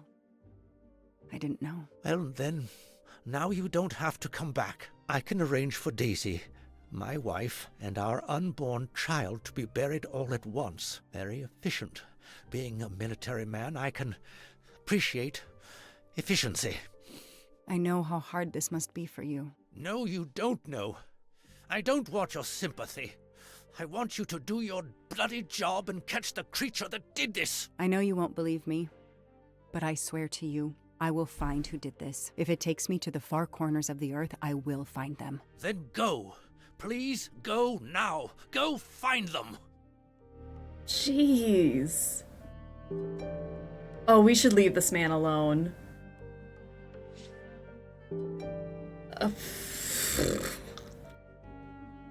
Damn. I want vengeance. I hope he has some family to go stay with and the house that once a held the laughter of a therapist. child now feels so empty. Oh my god. That man is gonna be Batman soon. I'm not giving up. I'm a part of this case. Or the case is a part of me. Oh, shut up, Joanna.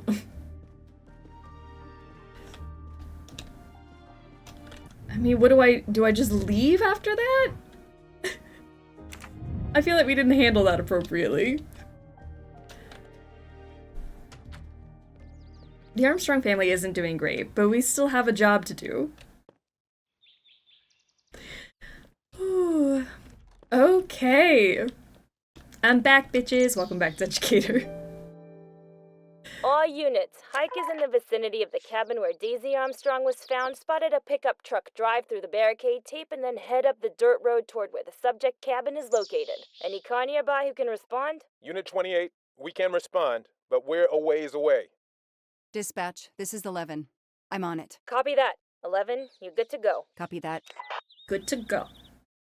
I did not think it was gonna get darker than the kid in a box, but it really keeps going. I'm with you there. I was like, this is gonna be really rough to have to, like, get the family, like, get the affairs in order and, like, talk to them. Okay, there's the pickup. Let's see Shocked. who ignored our barricade tape. Who did this? 11 here. I'm at the cabin. Someone has broken in. Clearly the Kool-Aid man. Are you requesting backup? Not yet. I'm going to take a look around. Copy that, 11. Alright. Let's see. An individual has entered a police-secured area. I have to stop him first. An individual has entered a police-secured area.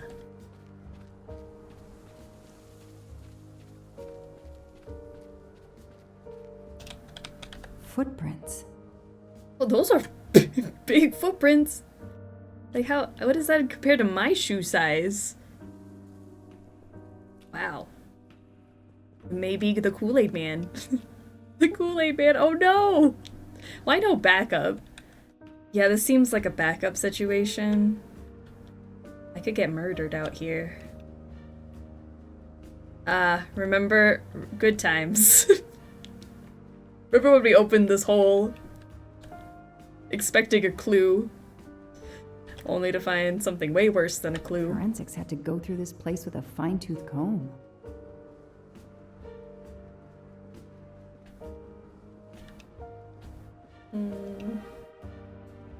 A forensics evidence identification marker.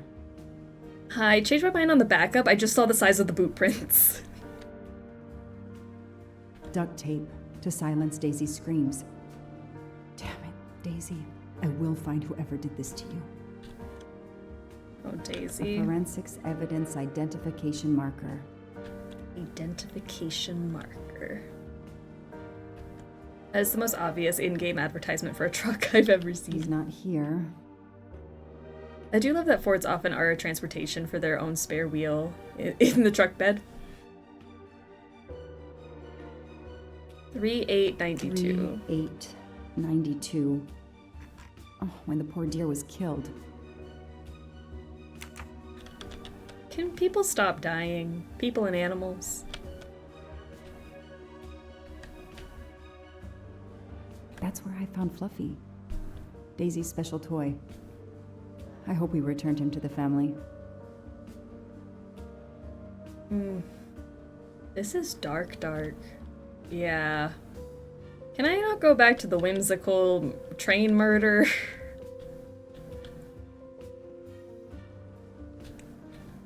I guess there's nothing else in here. Oh, there's a mustache. I'll take that. I found a gold mustache.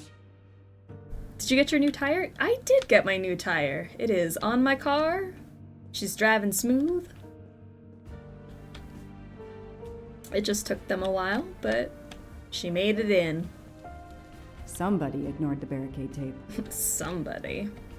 I'm not saying who, but...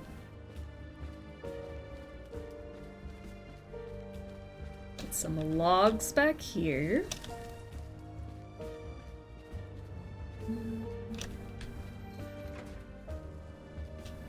Hercule gets all the fun murders, I swear. I know. We have the depressing murders. A mustache in the murder house. I'm more and more thinking Poirot is indeed the murderer. He's leaving golden mustaches everywhere. Okay, is there really nothing back here?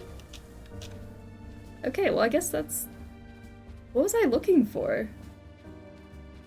No one's here. Our suspect is gone.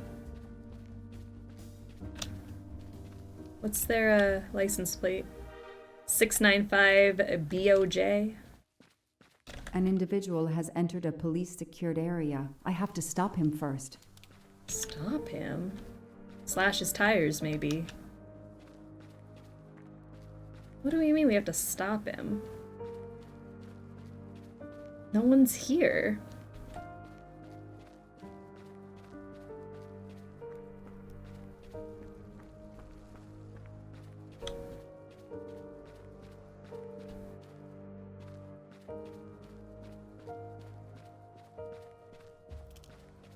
Oh, I thought I heard something, but I think it's just the sounds of the woods.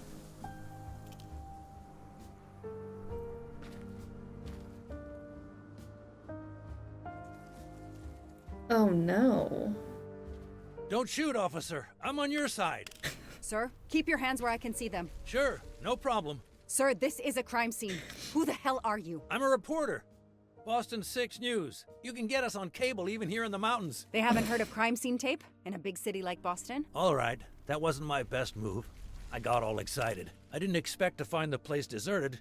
It was hard to resist. You should have tried harder. I'm placing you under arrest. You should be thanking me. Look what you apparently missed and I found. We'll get to that, but you're going to answer some questions first. I'm more used to asking questions, but fire away. Sure. How did we miss that? Did you see how big that door was?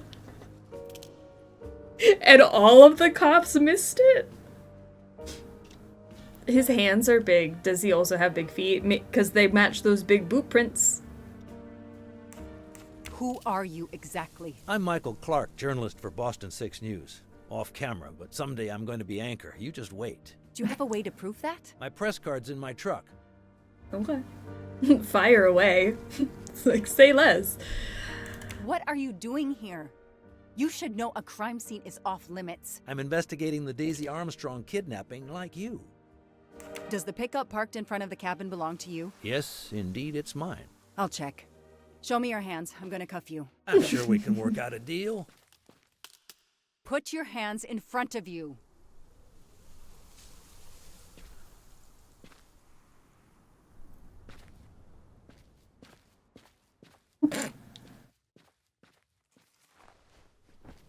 Aren't you gonna read me my rights? You have the right to remain silent. I really wish you'd exercise that one.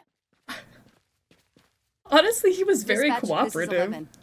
I intercepted a suspicious individual at the crime scene. I'll check to determine how badly he's compromised it.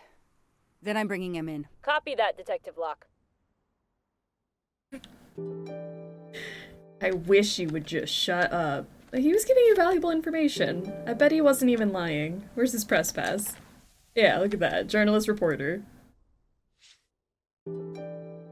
Clark's press card, and the phone number of the newspaper is on it. Ah, good. I can give them a call.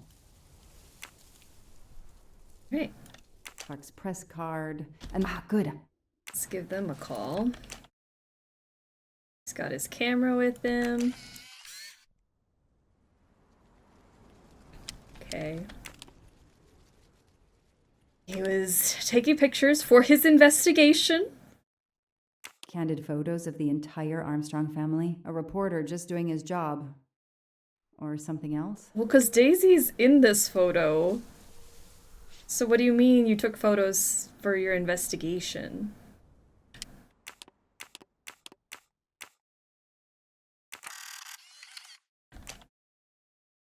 The glove compartment is closed. Is there a key or something? Nothing in here. Not over here. Car keys in the sun visor. A classic hiding place. At least on TV. Is that for here? There we go. A wallet. That is his name.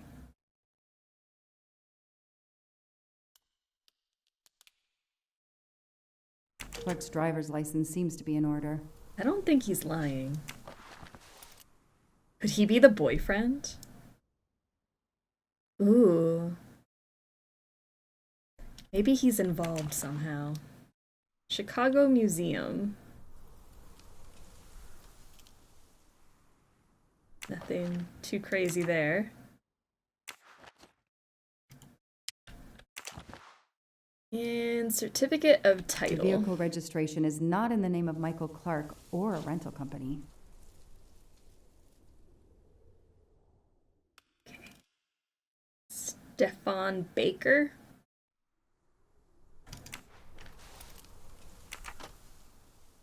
Then we have Mr. Lens. Telephoto lens. Not so surprising for a journalist.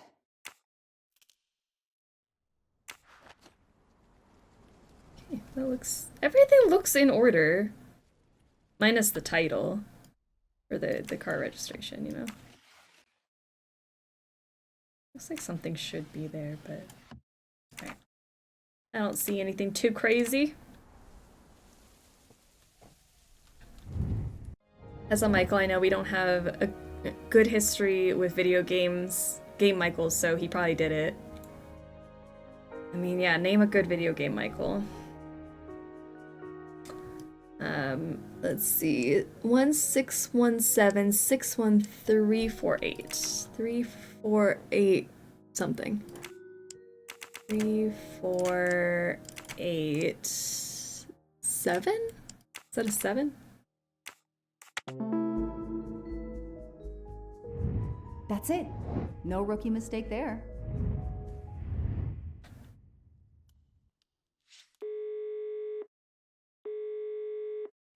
Hi, I'm Detective Joanna Locke, Berkshire Police. I'd like to speak to an editor, please. One moment, please.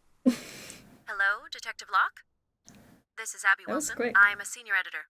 What can I do for you? Does a man named Michael Clark work for you? Yes, he does. Why? I've just arrested him. Do you remember what the last case he investigated was? It was a murder case. The victim was a millionaire named James Miller. He was called the Frozen Fish King of Gloucester, Massachusetts. His body turned up in one of his nets. Or, rather, most of it did.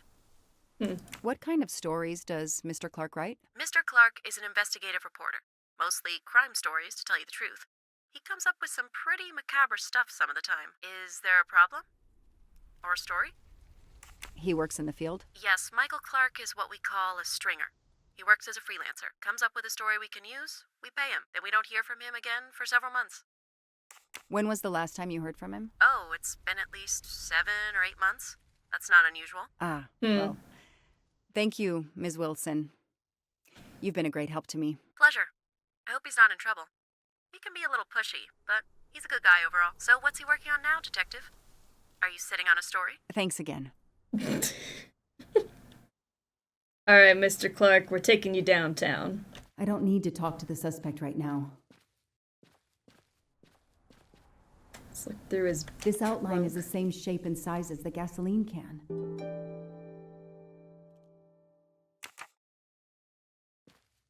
Now can I talk? I don't need to talk to the suspect right now. Fine. I feel like I should be able to question him. Collect information, learn more about the gas can, inspect the bunker. Anything more about a gas can in here? Let's go look at the bunker in the back.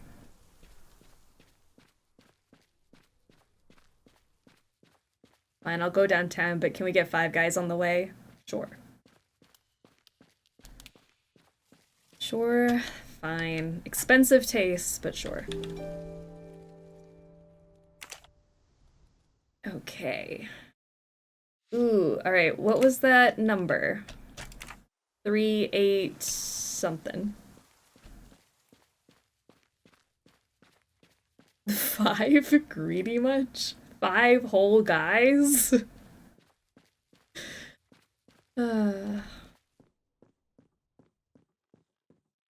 Let's see. 3892.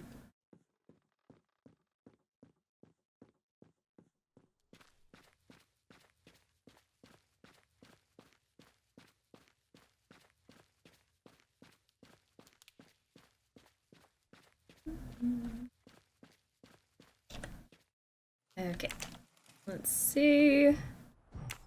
3, 8, 9, 2. Yes, I knew I could do it. I can always use safe cracking as a career move. Alright, let's turn it.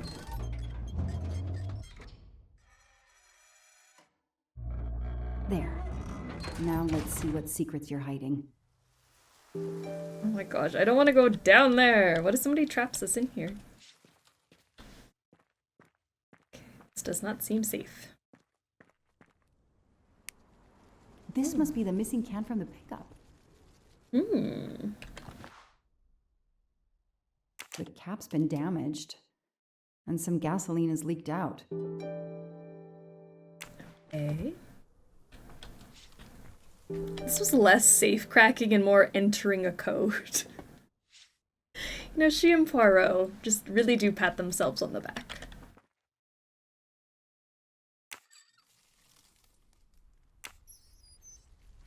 Okay, so we have some wiring.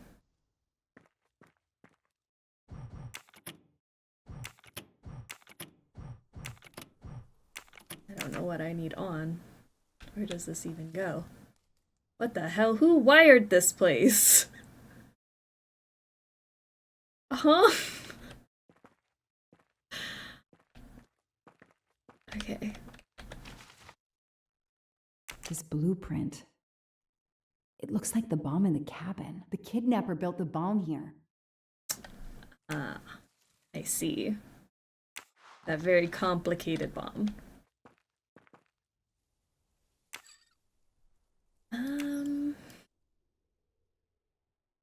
I'm not liking how this is looking. So it looks like I might need to follow those wires. It's as old as the cabin. Everything is falling apart. Going down here is a legendarily bad idea. I know. Like, why are we here? This seems murder basement. Okay, because I gotta get the right switches to work so I can flip this. Now what? I have to turn the power back on to open this magnetic door. Okay. The wine guy was colorblind, it seems. It does seem. Okay, let's get this started. So there's one wire that goes through here. It's gonna be the second one on this side of the wall. Jesus. So the second one, and it goes to this, which opens up. So the second wire goes this way and up, and then it's now the right side wire here, which follows all the way to the left one over here. I think. I think. Alright, so then the second wire goes... It's gonna be the one all the way on the right side, on the other side at the top. Right side at the top, which if we follow that... God, I'm already twisted around. Which is now the left side, looking at it this way. Which goes to this thing. Which passes through. And goes this way to the left of this one. Is that right?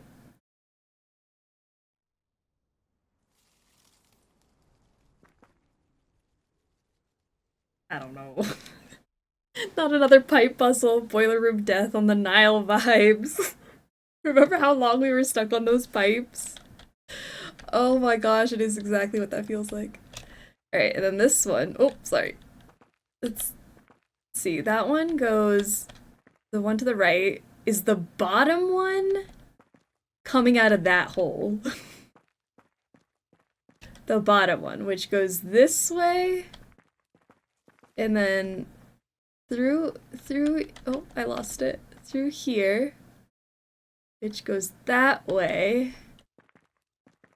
And down this wall to this box at the bottom, which then swirls up so it's the one on the right. And the one on the right is now the one on the left when I go this way, so this will be the left one. Are they all left? That seems odd that they would all be the left side. It's like when all the answers are C. Let there be light. I felt like there was some trickery happening there. I selected too many C's on my test.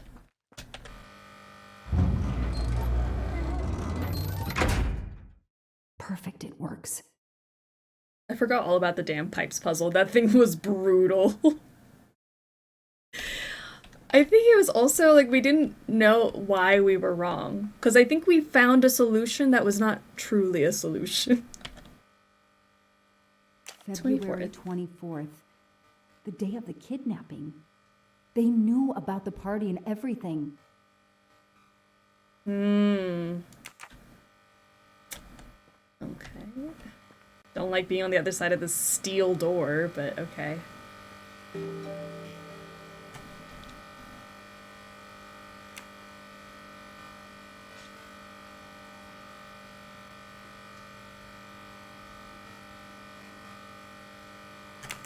This isn't right. Something's... I gotta turn something off here.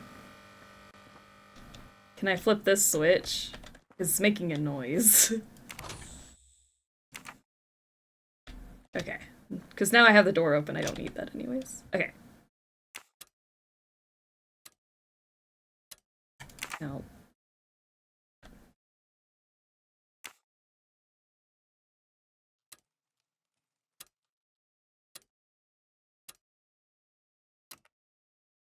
Okay, 5.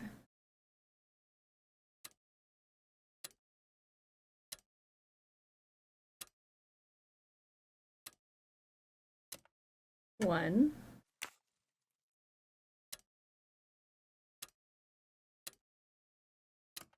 7.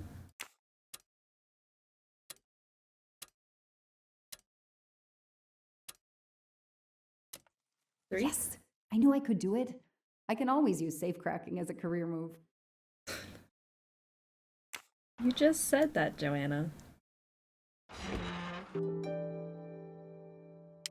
Oh my gosh, so much money.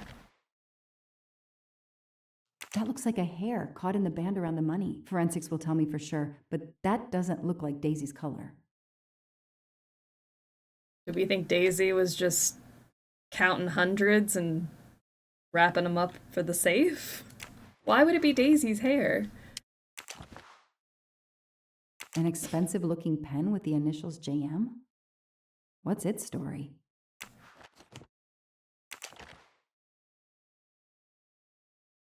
It's Daisy's hair clip, the same as the picture I saw at the Armstrong house. These get locked up again until forensics get here. Okay, time for forensics to attack that bunker. And Clark? He's too sure of himself. I need to get him into an interrogation room and find out what really makes him tick. Alright, let's go interrogate now. The kidnapper stole someone's pen. It could be. Maybe that's not even one of the kidnappers. I'll secure the bunker for forensics. Progress at last. At last.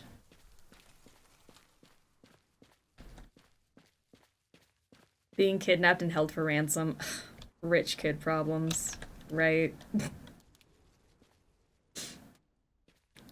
I know my rights. You can't keep somebody locked up in a car like this, you know. You wouldn't do it if I was a dog. Do they have bathrooms at the station?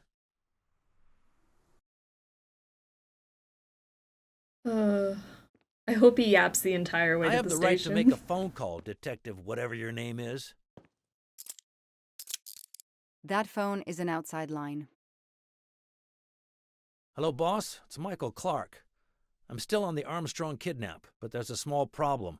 I got caught being someplace I shouldn't be. I'm at the police station. No, I'm not under arrest. Just questioning. Fire me. Why? The station's integrity? You're kidding me, right? If you think I've screwed up that badly, then fire me. Got that? Fire me. Yes, do it. That didn't go well. I think I got my point across. What happens now? Go ahead. Then we'll have a chat. Is it wrong that I'm a little disappointed we didn't get trapped down there and have to do a crazy puzzle to get out? I wish that we got trapped. I feel like she should have learned her lesson to not go wandering into random bunkers by herself. Do it. Let's go interrogate him. No bathrooms at the station. Everyone just holds it in. Alright. Now that we've taken your DNA, we can begin. Interview of suspect Michael Clark, 6 p.m., March 30th, 2019. This interview is being recorded. By elves behind the mirror, no doubt? You were arrested at a crime scene where you damaged police barricade tape. I'll pay for a new role. That's a Class A misdemeanor, and it carries a $500 fine. Oh, that's unfortunate. To begin with, where were you on the night Daisy Armstrong was kidnapped? I was watching TV in my motel room, but I had my police scanner on. I heard the first reports that the little girl was missing. No way the police at the scene were gonna let me get close. I set my alarm so I could get on the story first thing in the morning and tried to sleep. It was difficult. Can anybody confirm where you were? No, afraid not. I was alone and sleepless. A sad combination. And I realized a bad alibi. What do we think? Is he lying? Does he look like he's lying? I refuse to believe that 2019 was 7 years ago. It was, in fact, 7 years ago. That's crazy. Alright, the gas cans. Yes. Let's move on to the gas cans and what we found in your pockets when you were brought in here today. That sounds exciting. What's the most relevant topic? Burn the place? Because why did you have gas? In addition to the gasoline in the back of your pickup and another in the bunker, you had a lighter and gloves in your pockets. You were going to set fire to the bunker and every scrap of evidence inside. Where to begin? I'm sorry to disappoint you, but I wasn't planning to use these things to destroy the crime scene. I've been around crime scenes my entire career. I brought the gloves so as not to contaminate it with my fingerprints. The gas can in the back of my pickup, I use it to put gas in the truck. Gas stations are few and far between in your mountains. I didn't know there was a gas can in the bunker. If that's true, I did you a favor. My arrival obviously scared off somebody planning to burn everything. Do you also have an excuse for your lighter? The lighter? I'm trying to quit smoking. I used the lighter as a reminder not to start again. That was convincing.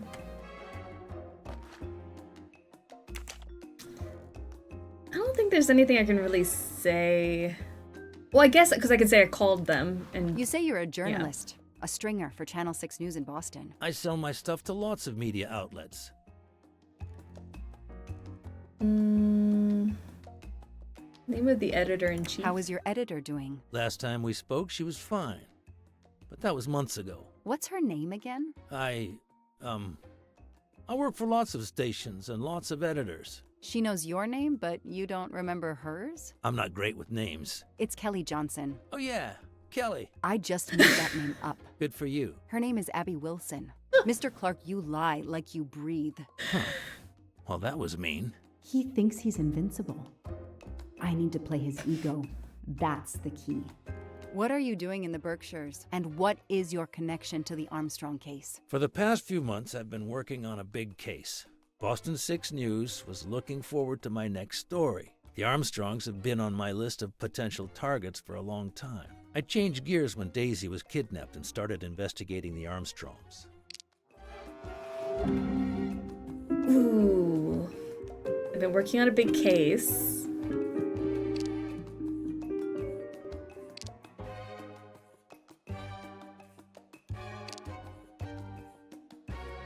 Potential targets for a long time. I don't know what's... So you just stumbled on a major kidnapping story during your stay in the Berkshires? Yeah, I was researching PCBs in the river for crying out loud. Then, wow, the Armstrongs. That's not a Science Sunday report. That's a lead. Sometimes you just get lucky.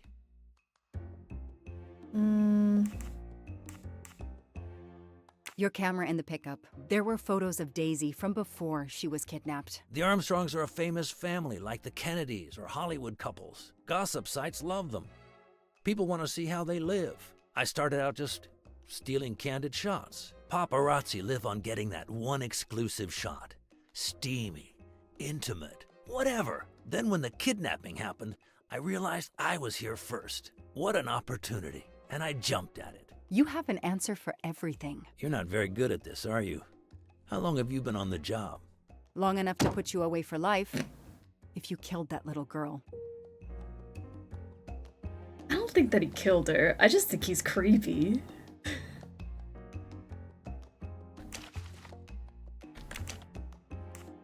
Let's talk about Let's this. start with why you went to the cabin. If the police were interested in it, I was interested in it. The car's not yours. That pickup of yours. That's a very nice ride.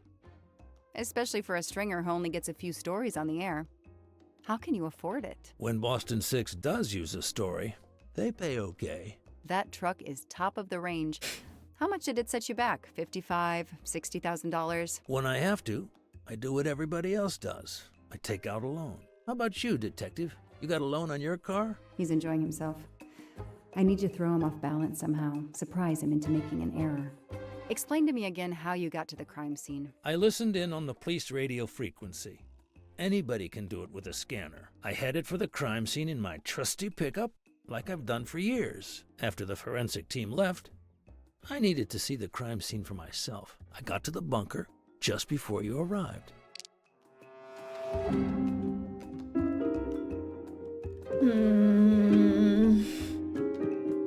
Okay, screw you, guy.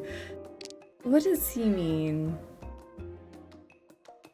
I've done it for years? Is that what's weird about it? You said you've been driving that pickup for years? You heard right.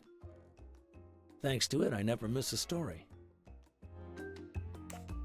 You say you've been using your pickup for years, but the title certificate is not in your name. The truck belongs to somebody named Stephen Baker. Okay, I don't get why the pickup is so important to you, but I guess my ego made me say that.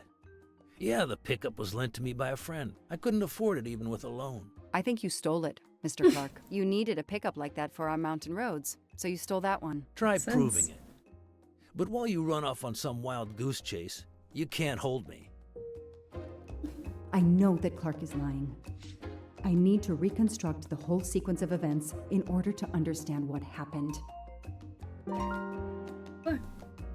Wow, that's a nice 2019 Ford F-150 King Ranch V8 you got there with optional rims and bed liner.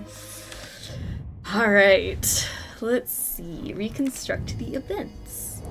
So before we arrive at the cabin, Clark opens the bunker. Clark throws the can of gasoline into the bunker. Clark breaks the barricade tape. Clark closes the bunker. Clark takes a can of gasoline from his pickup. I come and surprise Clark.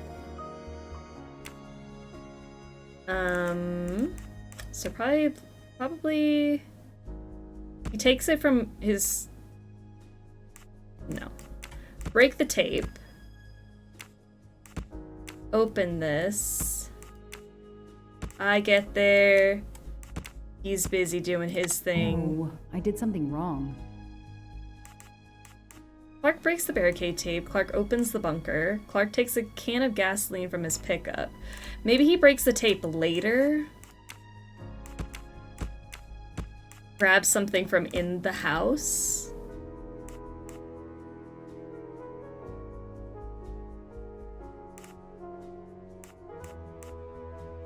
I don't need Mr. Poirot to tell me I'm wrong.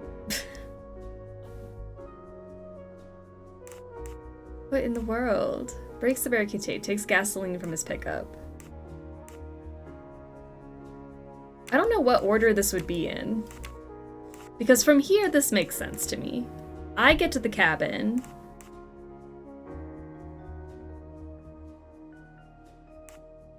Closes the bunker and I surprise him.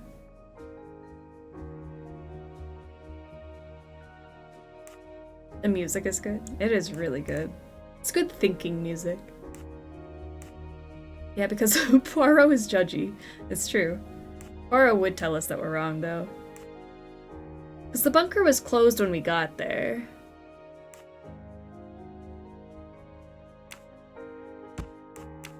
I really don't know. This is what's throwing me. Come on, Joanna. That's a rookie mistake. No, Joanna. That doesn't track. Okay, he grabs the gas and then opens the bunker. I'm a pretty good detective after all. I'll tell you what really happened. You waited until forensics left and arrived in your probably stolen pickup. You grabbed a can of gasoline from your truck. You then went into the cabin to check if Daisy had been found. You then went straight to the bunker to see if it had been discovered, planning to set it on fire and destroy all the evidence inside. Before you could start the fire, you heard me arrive. So you hastily left your gas can and closed the hatch. You didn't think I could open the bunker. If I hadn't found you, I expect you would have burned down the cabin too. I'm not gonna make fun of you, Detective, or how you handled my interrogation. You're obviously very new at this. I swear I'm telling the truth. I didn't know the bunker was there until the moment you showed up. I seem to have trumped your entire police force. When I get the DNA results from the bunker, we'll continue this conversation. You have no concrete evidence against me whatsoever. The lab results will be in soon. You won't get away with this. I mean, he's right. We don't have concrete evidence. And a one-way ticket to prison. I'll be right back. Rudy's paying those struggle taxes. Hell yeah. Hello, sir. I think I found the man who kidnapped Daisy Armstrong. I'm interrogating him now. Hold on, Detective Locke. I have some bad news. Someone set fire to the cabin in the bunker. The fire department is on the scene, but they say it's too late. That's impossible. My suspect has been in the interrogation room with me all evening. We can't hold him. Suzanne Moreau. Her fingerprints are on the wine bottle found in the cabin. We also found an unknown person's fingerprints, but they don't match your suspects. Sir, with all due respect, I'm convinced Michael Clark is involved. Detective, I'm cutting you some slack already. I think he's innocent. We cannot hold your suspect innocent. simply because you're convinced he's guilty. We have evidence that Suzanne was working with an accomplice, Noah Garrity. I order you to release the reporter and arrest this Moreau. Let me just check my last lead. The DNA analysis of the hair found in the bunker safe. The results just came in. I know how hard this is. Okay. Get the DNA results. Detective Locke, I will give you 1 hour maximum. Then you close the file and arrest Suzanne Moreau. Thank you, sir. Honestly, I don't even need evidence. Just go arrest her. I don't like her. Okay.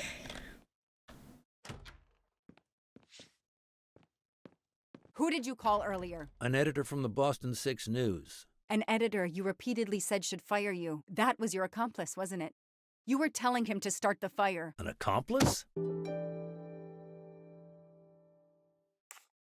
I know it was Noah you called. I'm saying nothing more without the presence of my lawyer. Stay right where you are. I'm not done with you yet. Wow. Do I hear grounds for a lawsuit? Some poor, innocent woman is being accused instead of you. You set her up, didn't you? You have to let me go, Detective. All I need is one more phone call to the lab. I know it's you, and I'm going to prove it. Joanna, I hope you're right, because you're really digging into Hello, this man. This is Joanna Locke. I need the results of the DNA test I asked you for. Hi, Detective. Sorry, we only have the DNA sequence. We haven't had time to compare it with the suspects yet. It'll take 7 more hours. I'm sorry, but you are not the only one on the waiting list. Send your analysis to my computer in the office. I'll do the comparison myself. I need authorization. I have a murderer who is going to walk free unless I get those results now. Fine, we'll send it to you right away, but I'll have to log this. He folded so fast. All right. It's my last chance. She's like, fine, I'll do it myself. Where's my desk?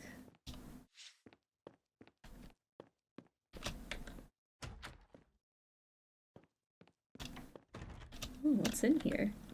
Case files. A lot of them for our tiny town. This is all a game to him, and he doesn't expect to lose.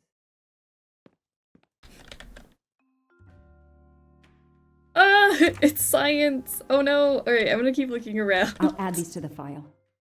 Anything that will erase Clark's smile. Okay. The only comfortable chair in the whole station. But there's no time to rest. All right, let's actually do this. DNA.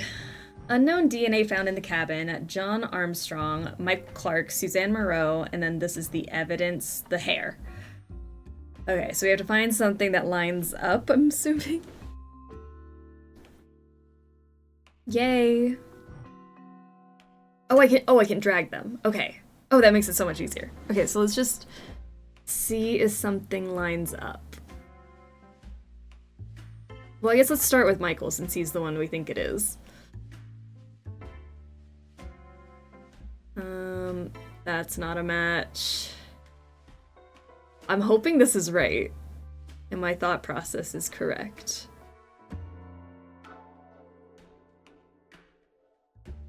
Nope. Nope.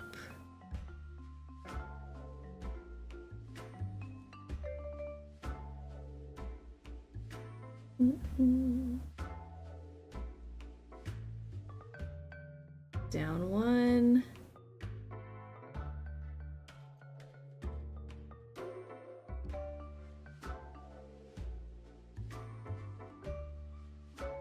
The guy was like, this is gonna take another few hours. I get it now. If he had to go sit and like compare every single letter. Is he Suzanne's, I think? Oh, we do see Suzanne's? Where? Oh, no. From the left, 3 over. 1, 2, 3.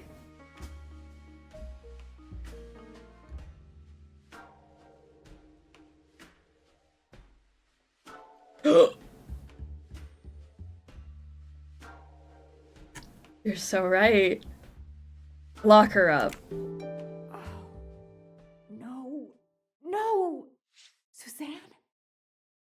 You were wrong. I don't understand. I was sure it would be Clark's hair. I'll have to let him go. She was getting a little too cocky for my liking, too. He may be involved, but I don't think that we have any right to keep him here. You can leave. Sorry it didn't work out for you, Detective. Maybe you should consider a career change. We are not done. Oh, but we are, my dear. We are done. He's the boyfriend who framed the nanny, I think. Return to the Armstrong house to arrest Suzanne. Maybe. Moreau. Maybe he's framing her.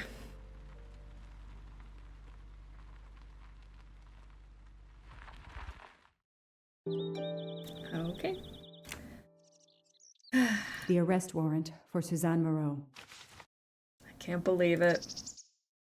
Suzanne was set up by Clark and Noah. They are the kidnappers, but I'm not giving up. When Suzanne comes up for trial, I will fight for her defense. But for now, the district attorney is in charge. If I want to stay a detective, he always has the last word. Oh.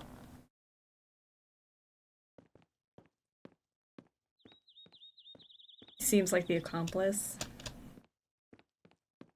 I can't paint exactly what he is in wide this. Open. How strange. What more can happen to this family? Okay, let's just go in.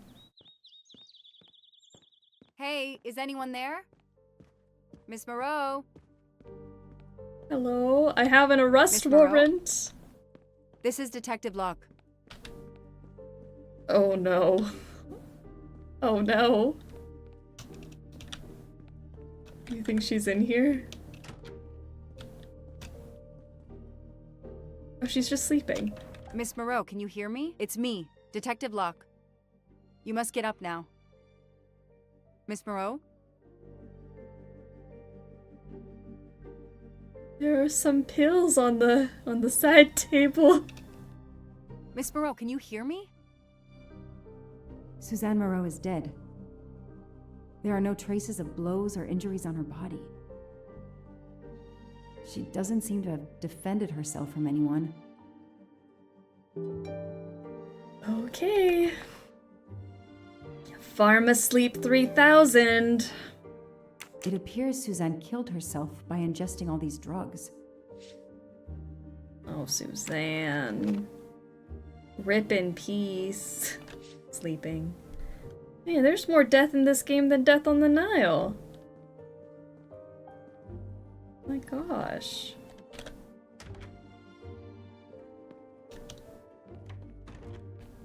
Arrest her anyway. I mean, I'm down. Do I just leave? Because, like, what am I gonna do? She died. I'd rather finish what I have to do here before leaving. You're right. Is the husband still home?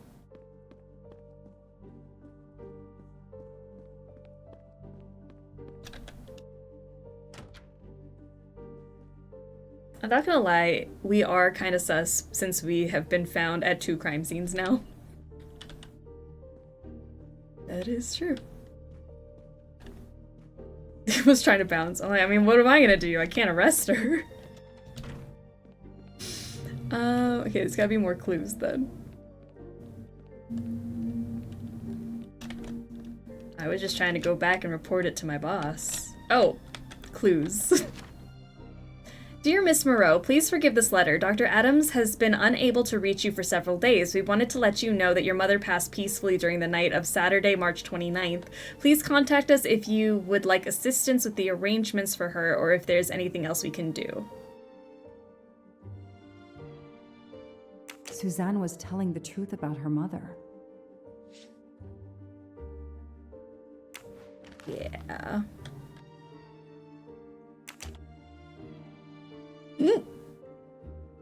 What is this? I killed Daisy. I was scared she would tell if I released her from the cabin alive. I can't live with myself and what I've done. She didn't post it though. I am a fake 69. Pray for Daisy. It's the nanny. She's responsible for that poor child's death. How can a child's nanny do such a thing? I hope the police lock her up for life. Moreau doesn't deserve to live. Another immigrant comes here and kills somebody. Bring back the death penalty in Massachusetts. She deserves it. She's gonna end up in some cozy prison. Massachusetts used to burn witches at the stake. We used to be a society when we would burn witches at the stake. This seems planted, maybe.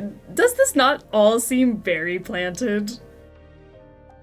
Like, this, we're framing her at this point. She must have realized at last how she'd been used. The death of her mother would have been an additional shock, and the self-righteous court of social media was as quick as usual to try and convict her.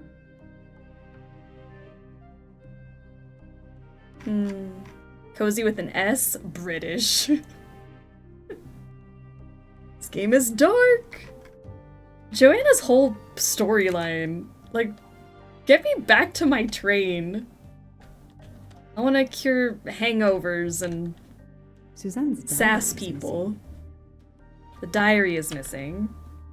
And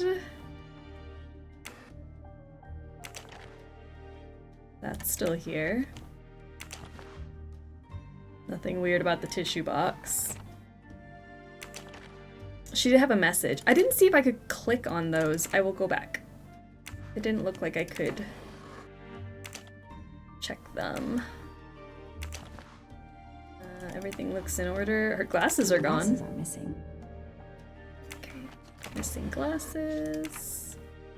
Let me go back and see if I called can... the district attorney to inform him. Oh. This is Detective Locke, sir. I'm at the Armstrong house. Have you arrested Suzanne Moreau? She's dead, sir. Apparent suicide, but I need a forensics team. She's dead, sir. A lot of remorse for her part in the crime. We don't know that yet. I'm calling forensics now, but I wanted you to know. What a mess. Stay on site until forensics arrive. Yes, sir. Standing by. Did you arrest her yet? She's dead, sir. The investigation was officially closed. I was certain that she was innocent, and Clark had been responsible for 4 deaths and then vanished into thin air. With $1 million. Dollars marked, though, and not easily spent. I didn't care if the case was officially closed. I swore, Mr. Poirot, whatever it took, I would hunt him down. Wow. She's dead, sir. So the arrest didn't go as planned, I see. Alright, we're back in 2023. 1:56 p.m. I waited for the forensics team, then went into the station to write my report. I was officially off the case. Thank you, mademoiselle. That obviously cannot be the completion of your story. If I might ask a question? Of course. Who was Ratchet? Ratchet was Noah. Ratchet was Michael Clark, the reporter. Michael Clark, the reporter. He was Ratchet? Absolutely. I was the only law enforcement official to question Clark. I knew this wasn't his first kidnapping. You looked for similar cases. What do you Americans call the MMOs? Means, motive, and opportunity. Yes, I looked for someone in plain sight. Someone on the edge of a kidnapping case. Someone in plain view, keeping track of the investigations. An innocent witness, a concerned neighbor, even another reporter. And eventually you found a name behind an alias. Yes, I found a name. Cassetti, the real name. The real name of the man you call Ratchet is Cassetti. This explains much, mademoiselle, but not all. It explains why she is our #1 suspect. But not how she came to be on this train. Attends, she has grown pale. I don't know what's wrong with me. You've been Excuse drugged. me, Mr. Poirot. I don't feel very well. You are exhausted and still feeling the effects of the drug. Stay with us, mademoiselle. One more effort. I need to know your recent movements. I snuck aboard the train. This I observed. You came directly to this room? Yes, and other than a couple of careful trips to the ladies yesterday, I never left this room. I didn't want to be spotted by Ratchet. Yesterday, I chatted with my roommate, Miss Schmidt, I think, here in our room. She brought me some dinner. I got very sleepy and nodded off. Yeah, And get now comfy. she nods off again. Is this a joke? She must be faking so we can't interrogate her further, Poirot. No, Book. She really seems to have fallen asleep again. It is my fault. She must have been given a dangerous dose of sleeping pills last night. How is that The your effects fault? should wear off soon, I hope, but I am afraid asking her to tell us her story was too much for her. Pinch her, Poirot. She's faking. Her eyes are dilated. She is not faking, and there will be no pinching. Dr. Constantine, please stay with her. Monsieur Book, ask the other passengers to gather in the dining car. There are still many questions I need to ask. But all of them together? Won't someone overhear you questioning the others? I will speak softly because I am trained to do so. They will speak softly because they want to. Very well. I will do as you say. They won't hear because we'll be whispering. Oh, Poirot. Alright, so we gotta go interrogate the suspects. Oh, doesn't it feel fresh? We're back with Poirot. Doesn't feel as heavy. I'll stay here to watch over Miss Locke. Thank you. There will be no pinching because she's wearing green. Mm-hmm. Alright, let's go whisper to the suspects. Get all of their information.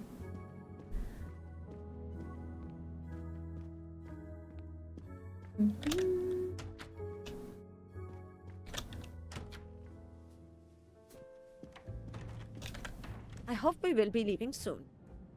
You and me both. Let's solve this case.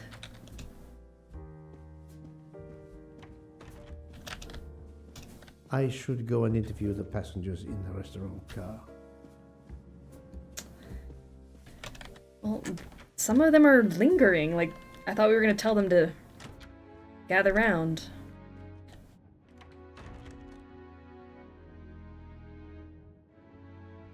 The passengers who agreed to come and talk to you are assembled, Poirot. Mr. Masterman is already here to answer your questions. Perfect. Thank you, my friend. Mr. Masterman. Sit down, Monsieur Masterman, please. Thank you. Does the name Cassetti mean anything to you? No. Should it? Have you heard of the Armstrong kidnapping case? Of course. It was all over the news a few years ago. Your employer's real name is Cassetti. He was the man behind that kidnapping. Mr. Ratchet was... He murdered that poor little girl? Mr. McQueen, Sorry, we have to keep breaking the news to everyone. Work for is a kidnapper named Cassetti. What? What kidnapping? He murdered What his murder? victim, a child named Daisy Armstrong. The Armstrong kidnapping? You had no idea of Monsieur Ratchet's real name? Damn skunk! Why are you so upset? My father was the district attorney who handled the case, Mr. Poirot. I saw Mrs. Armstrong more than once. She was a lovely woman, so gentle and heartbroken. If ever a man deserved what he got, Ratchet, or Cassetti, is the man. He didn't deserve to live. Oh. Madame Olson, have you heard of the Daisy Armstrong case? No, I've never heard of it. It was only 2 years ago. It was famous. Maybe so, but it was not famous in Spain, where I have been helping the refugees from Africa. You've never heard the name Daisy Armstrong? No, never. Daisy Armstrong? No. No. No! No! Yes. It was all over the English tabloids before I went to Jordan. A horrific crime that claimed the lives of an entire family and their wrongfully accused nanny. That's right, isn't it? Quite so. I thought the culprit had been punished. Some might say that the culprit was punished last night. Oh, my heavens. May I ask you a few more questions? Yes, of course. You read about the crime, as you said, in the tabloids. Yes, that's right. For weeks, news of the royal family was eclipsed. Have you ever been to the United States, mademoiselle? No, never. Jordan was really my first trip abroad. Dude, not everyone reads the news, or some of us read news that doesn't involve murder. You were in Jordan? Yes, I was an English tutor there to the children of a high official. until recently. What is your relationship to Captain Arbuthnot? Who? A former soldier traveling with us. You must have met him. Ah, yes, I met him on the platform in Istanbul. We only had a brief exchange of pleasantries, nothing more. British Reserve and all that. Ah, the British Reserve. Yes, with this I am familiar.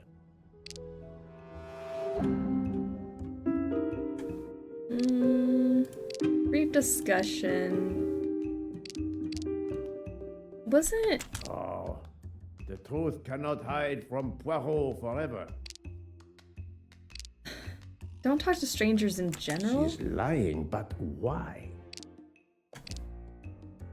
That does not prove she's lying. What do you want me to prove, Poirot? Are you sure everything you have told me is accurate, Mademoiselle Debenham? Of course.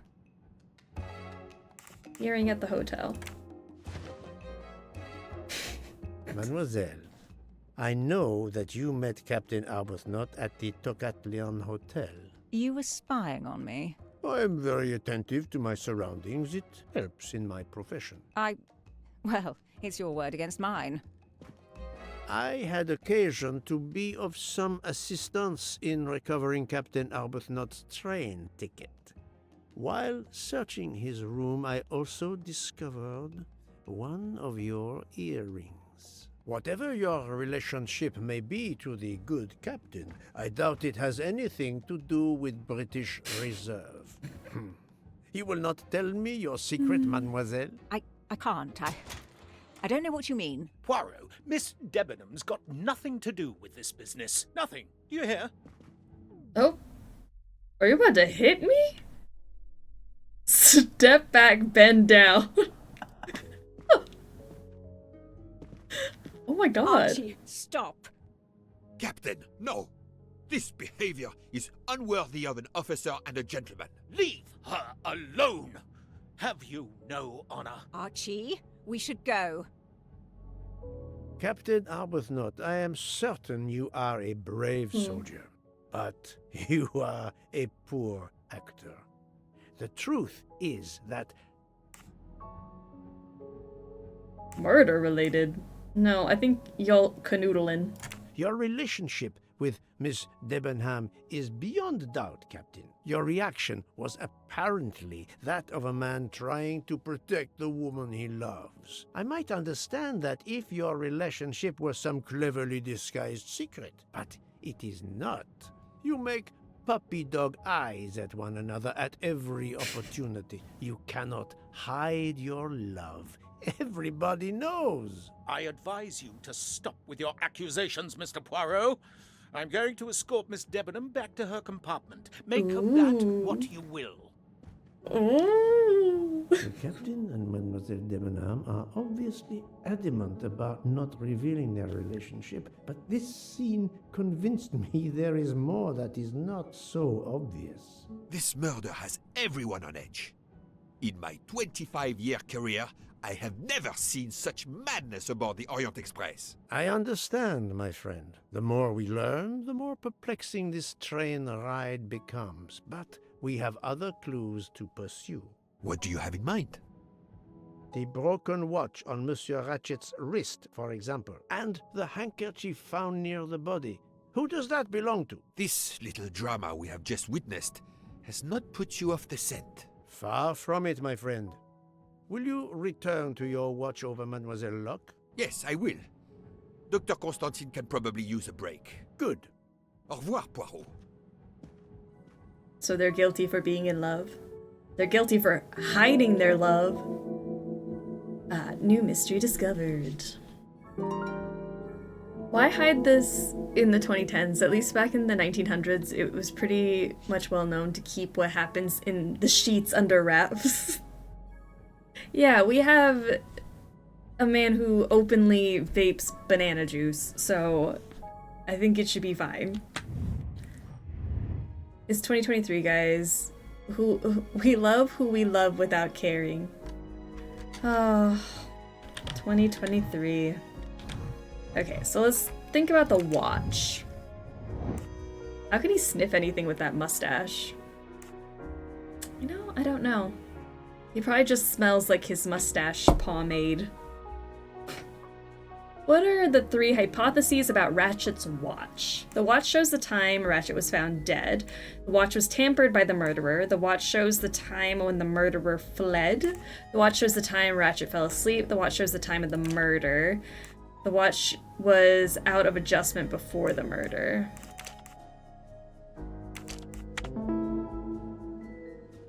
Yes, there are only 3 possible hypotheses. The watch has been tampered with, or it is out of adjustment, or it indicates the time of the murder. I shall explore these last 2 possibilities before reaching any conclusions. If the watch is out of adjustment, it may be broken. There may also be another reason related directly to Ratchet. Maybe the watch is set to another time zone. Ooh, that's true. I can excuse murder, but I draw the line at vaping. Was the watch defective before the crystal was broken? What is the detail that could indicate that the watch was not already stopped before the crystal was broken?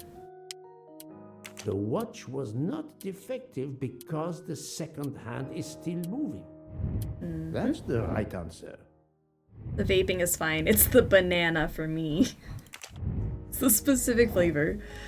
If Ratchet is dead at 1:15 a.m., what information is contradictory? Someone impersonated Ratchet at 12:37. The train was stuck in the snow since 12:30. Miss Olsen saw Ratchet alive at 10:40. This one. My little gray cells did not let me down. Alright, time zones. In which time zone is Istanbul located? 2, because it's in the red. Yeah. Well done. Time zone is the Orient Express currently located. Good job. If this theory is correct, then the murder took place at 12:15 You're so smart, Poirot. Interrogate all the passengers to see if any of them have an alibi for this hour. He really considered time zones. Time zones, your favorite. I understand them on a deep level. I get how it can be one time in one place and a different time in another.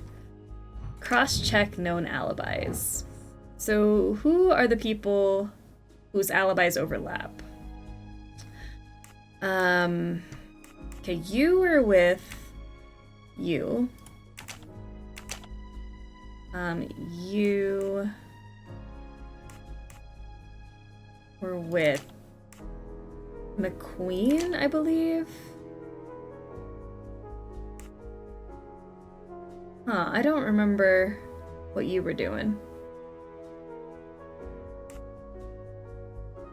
I think you guys were together. Think, Poirot. That is not a I don't good remember answer. what Book was doing. This one I'm certain of. I'm pretty sure those two were the same. There we go. I hate time zones on a deep level. What do you mean it's 5:15 and work is average for people? Over, not average, is over for people. Cries in Pacific time. It's true. Alright.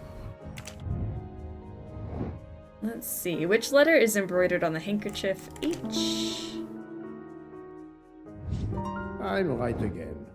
That happens to me a lot. Handkerchief owner. According to the information collected, who could the handkerchief belong to? 7 people? Hubbard, Hector, Otaru, Hildegard, Hardman. That's 5.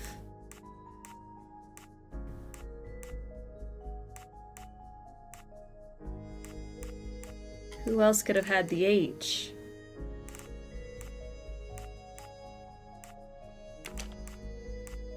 I don't know if you have an H name.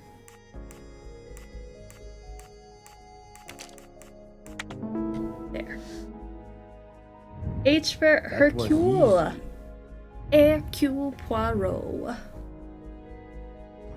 Alright, interrogate the people with unknown first name. Interrogate suspect whose names begin with H. Okay. Back to the interrogations. Actually, hold on. Let me start at the... since I'm already, like, at the back of the train.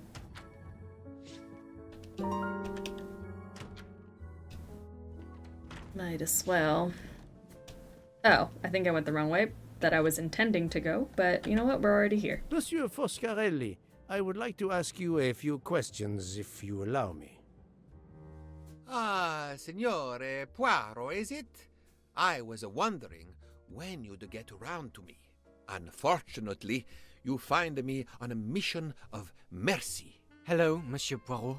Sorry, we have a small problem. The orange juicer has broken down and I can't fix it. Mr. Foscarelli has kindly offered to help me. It isn't the car engine, but I am doing my best. Even with the two of us, we can't manage. Let me guess. You call upon Poirot to help. I'd be happy to answer your questions when we finished. Oh no, not the juicer! The juicer looks like a gear puzzle, which is, not exciting to me. I see. Okay. I put that there. This one like there.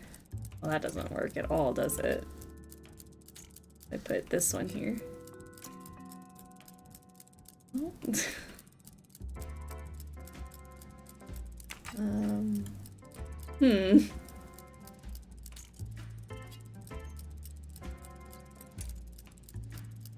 I can put them on certain things, on top of other things. Which doesn't seem totally like what I want to do. Let's put that down. Put you here.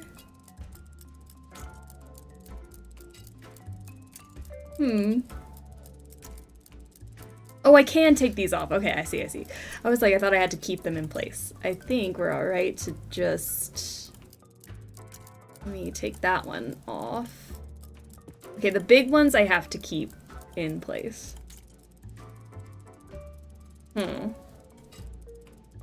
That tiny one cannot go there. Hand squeeze is superior orange juice. Hand squeeze orange juice. So they don't even need this thing.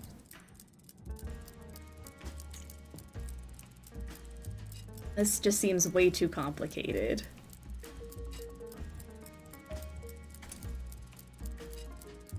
See, how am I gonna get that one to spin?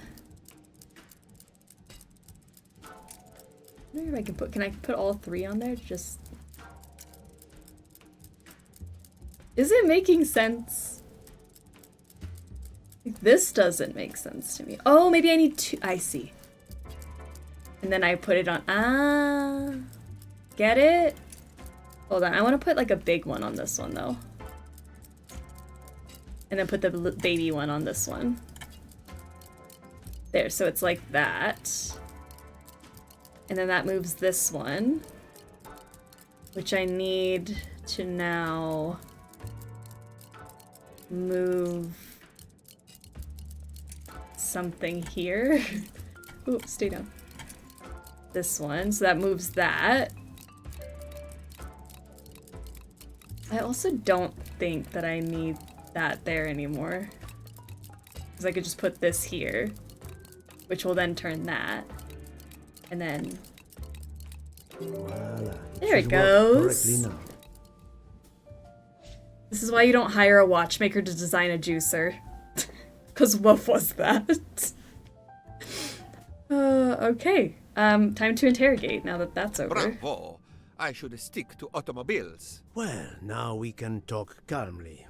Monsieur Foscarelli, is it? Antonio Foscarelli, delighted, Monsieur Poirot. You have, of course, heard about Ratchet's murder last night. Oh, naturally. It is all anyone is talking about. Okay, have we not interrogated you already? Have you ever been Crazy. to the United States? Yes, it has been a primary market for our cars for the last 10 years. You remember the Armstrong case? Armstrong? The name, yes? It was a little girl. A baby, was it not?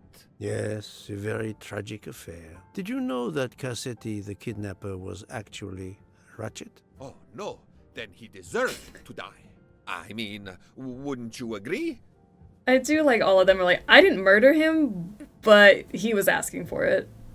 Can you tell me your movements on the night of the murder? I went to bed right after dinner, but I slept very badly. My roommate, Mr. Masterman, had a toothache. Oh, he moaned all night. It woke me up several times. Did you hear anything or notice anything unusual? No, nothing that I can think of. I stayed in my bed all night. Okay. Well, thank you, Mr. Foscarelli. I'm sorry I couldn't help more, Signore. I remain at your disposal if you should need me. It was his Ford truck with all the trimmings. If I found out my boss was a murderer, I'd say something similar. You know what? That is fair. Thank you so much, Monsieur Poirot.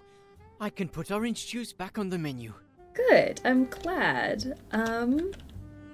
This is just the closet. I was looking for the kitchen, which I think is like way further back, which I was trying to go to initially.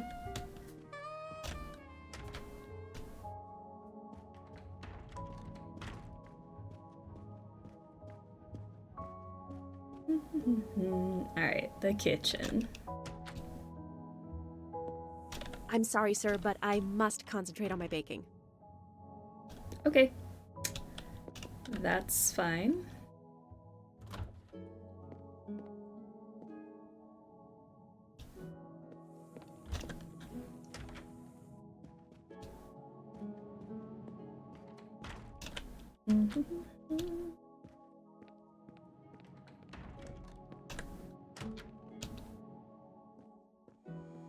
I found you. Sorry to bother you, Monsieur Mori. I have a question to ask you. Please make it quick. I have a meal to prepare. Shroom, how are you? Do we have all the mustaches? Poirot has enough mustache to go around. Baking more important than solving a murder. Alright, is this yours? This handkerchief embroidered with an H, is it yours? No, I've never seen it before. Thank you. That is all I wanted to know. I hope your investigation won't interfere with today's menu. Poirot is a mustache at this stage. At what point does the mustache become the man? Alright. So he said he hadn't seen the handkerchief, so obviously he's innocent. I don't know why we're just believing people. Did you see this very important piece of evidence? Oh, no, couldn't be mine. I've never seen that before in my life. I'm finally home. I'm so glad you made it back safe. You're at home. Can relax. It's the mustache's game. Poirot is just living in it. The mustache is really the detective who's solving everything. Enchanté, mademoiselle. You are Hildegard Schmidt? I am la folle. And you, I know, are Herr Poirot. Correct. May I ask you for a few minutes of your time to answer a few questions? With pleasure, but first may I ask for your help? Why does this not surprise me? I don't know. I am at your service, Fraulein. My mistress, Princess Dragomirov, has asked me to open this traditional Matryoshka doll. There is a trinket inside she must retrieve. Madame, in my experience, each Russian nesting doll simply pulls apart to reveal the next one inside. Indeed. Yet try it for yourself. As you wish. Ah, you are a gentleman. Okay, let's open this. How hard could it be?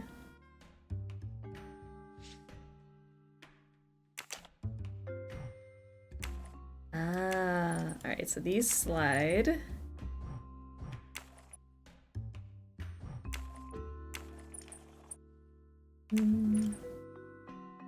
That seems correct. Wow, that was super easy. I don't know how you couldn't figure that out.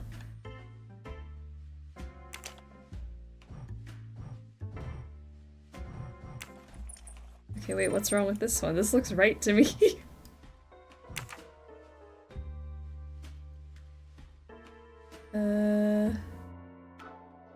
I shouldn't have sassed her, because now I don't know what this one needs.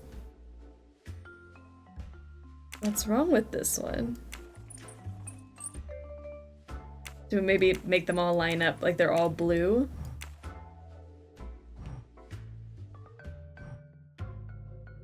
Dumbass. Sorry. I didn't mean to sass her.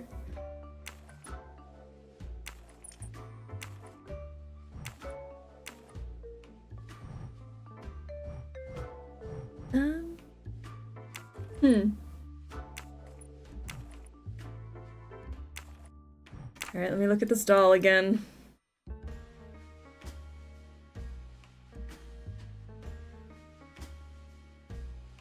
What is the pattern?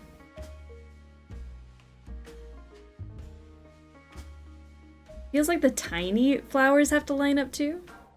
Check the other doll. Ooh, this doll. Ooh. Pink, red, purple, blue. That's probably it. Pink, red, purple, blue. Sorry I sassed you. That was a little difficult. Does this one have a thing in it too, or do I just guess? Okay, this one is scrambled. So we're back to unscrambling the puzzle. What was that? Why did they both move? Oh, ew. Okay.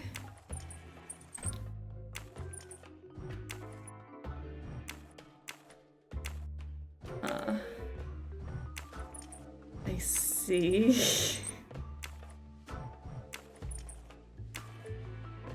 There we go. All for this thing? To my dearest friend. Inscription reads, "To my dearest friend." Ah, thank you very much. This doll reminds her of her youth in Russia. It was very hard under the Soviet regime, but thanks to her strength of will, she rose to be the head of a museum of antiquities in St. Petersburg. Even though she now lives in Berlin, it is said that the Kremlin still fears her. She must be a formidable woman indeed. You are her maid? I am her companion. I help her in her daily tasks, and I keep her company. Ah, forgive me. You will have heard of Ratchet's murder last night. Yes, of course. Everyone is talking about it. Alright, so what's your alibi? Did you kill him? What were you doing?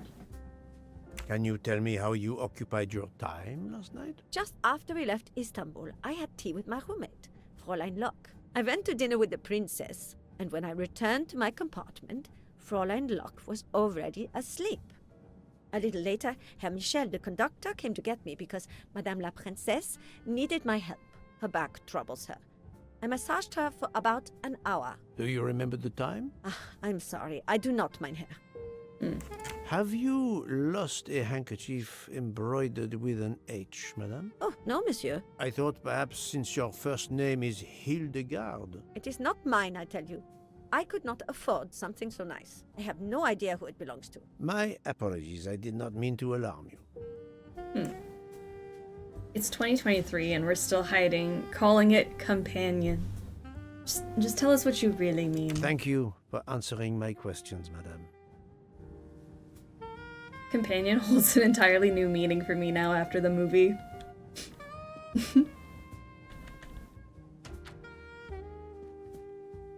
Alright, who else wants to get interrogated?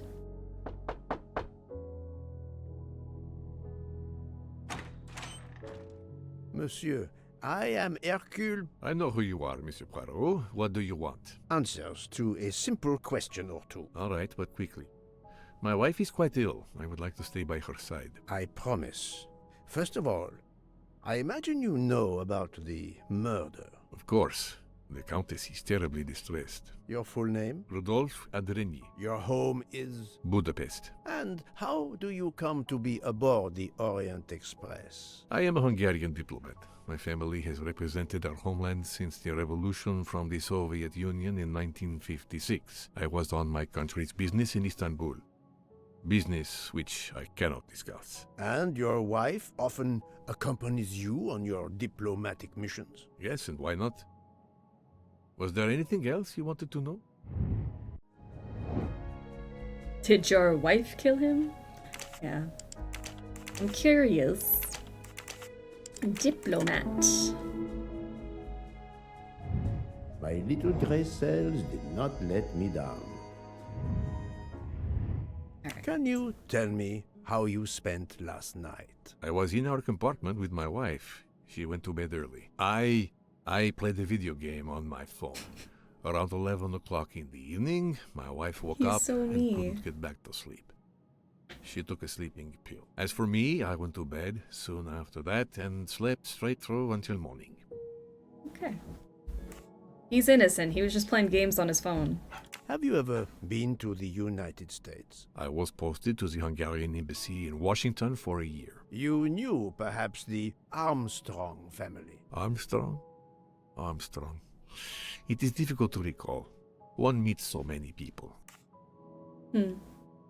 It was the kidnapping of a child, a very sad affair. The culprit was the man on this train who called himself Ratchet, the one who was murdered last night. Indeed. It sounds like justice finally caught up with him. Thank you for your time. Now, I'd like to speak to your wife, if you don't mind. It's impossible. As I told you, my wife is very ill. Thank you, and good luck with the investigation. It is impossible. She cannot speak right now. Okay. Eh bien. The good count does not appear to want me to talk to his wife. Or maybe she really is that sick, Poirot. I mean... Monsieur, if I am to catch this murderer, I will need your help. My help? I am at your service, Poirot. Let me speak to your wife. You love your wife. You are obviously a devoted husband, Count Andreny. My wife means the world to me. There were questions in Budapest about a Hungarian diplomat marrying an American woman. It did not deter you. I would have given up my position for her. I would think it is universal. Are you married, Mr. Poirot? No. I fear marriage is not for me. But her condition, is it very grave? She is suffering a bout of vertigo. You understand? The room spins. I can't. What am I gonna do? Let's get the doctor in here. I think Dr. Constantine could help your wife. There is a doctor on this train? I did not know. Where is this doctor? I think Dr. Constantine is in the lounge car. If not, perhaps the conductor can tell you where he is. Very well, I will find him. Thank you very much. I'm about to break into your room. Excuse me. Forgive me for intruding, madame. I am Hercule Poirot. I know who you are, Mr. Poirot. I overheard you send my husband on a wild goose chase. Your husband cares for you greatly, madame. I apologize for exploiting that fact. But the situation is urgent, and I need to ask you a few questions. Apology accepted. I realize you must speak to everyone. This horrendous murder. It's very upsetting. That is a beautiful music box. Please don't touch the music box. It's a fragile family heirloom. Your accent, is it American? Boston, perhaps? You have a good ear, Mr. Poirot. Yes. Born and Boston raised in 6 what we call News. the Back Bay. Are you in the diplomatic service like your husband? No, not officially. I was still in college when I met Rudy 2 years ago. I keep myself busy handling his scheduling, travel, appointments. Ah, what is the saying? Behind every great man there is a great woman. That was the saying. Today one might reverse the sentiment as well, don't you think? Of course, I stand corrected. Nancy Drew time. I know, it's just break into someone's room. I choose to believe those are tattoos. Don't they look like tattoos? I got so excited last time. I was like, man, she is tatted up. Alright, she is American 21? I don't know about 21. What did she say? I don't remember what she said. I do not think that's the right Poirot. No profession? I just knew she wasn't a diplomat. Again. That happens to me a lot. A handkerchief embroidered with an H was found at the crime scene. By any chance, does your first name begin with an H? No, my first name is Elena, with an E. Okay, so that rules you out. Can you tell me what you my did dream last job? night? Well, no my profession. husband and I went to dinner. Then we came back here. We went to bed around 10 o'clock. I tried to sleep, but I couldn't, because of the shaking of the train. I suffer from vertigo. I finally took a sleeping pill, and that did the trick. When did the train's motion prevent you from sleeping? Between midnight and 2 a.m. I know because I must have looked at my watch about 10 times. I see. Okay. Noted. Husband and I went to dinner, went back to our compartment, and were in bed by 10 o'clock.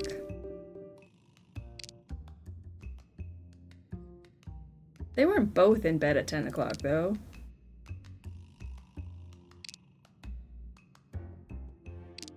Also, didn't he say she fell asleep?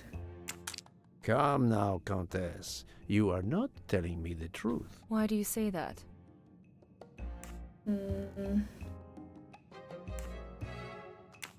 The train stopped at 12:30 a.m. due to snow.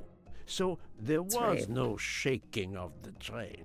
But you told me that it was the shaking that prevented you from sleeping. I don't know, you're confusing me. My vertigo. Madame, Oh, no. a man died last night. You can't talk nonsense just because you're sick. You are hiding something from me. Get her. How dare you? I didn't do anything wrong. I'm going to find my husband.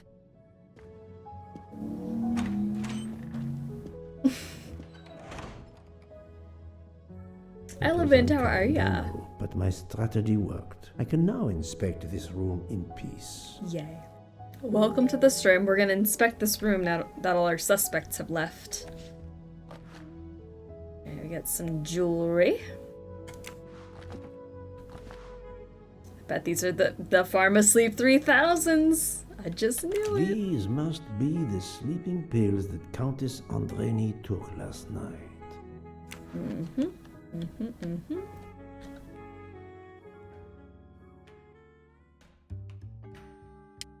Ooh. It's closed. Got buttons. Bird. Leaf. Splotchy. Good long workday. I'm glad the workday is over.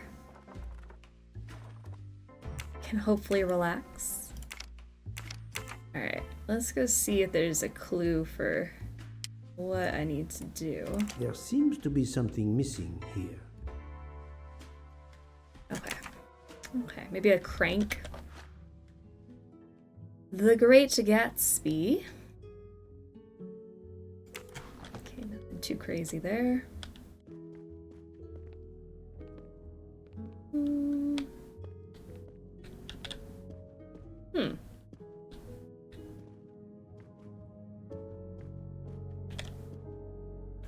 have no idea. There's a flower on the top, and a leaf, and a bird. I guess that's what the splotchy is, a flower. Flower, leaf, and bird.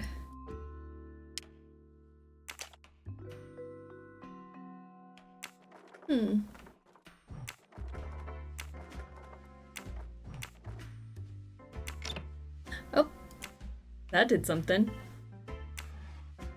Break. I don't know if the dot formation's important, because it kind of looks like that dot formation.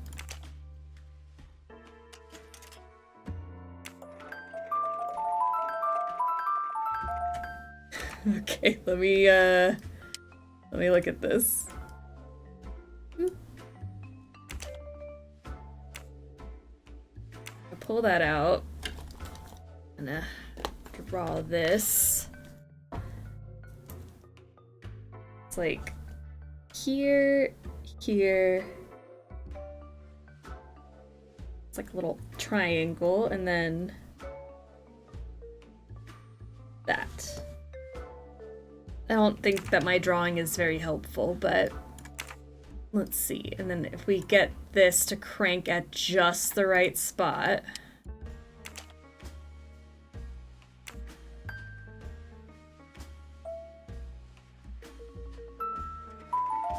Oh, not so fast, Poirot. Seems almost like right there. Yeah. Nice.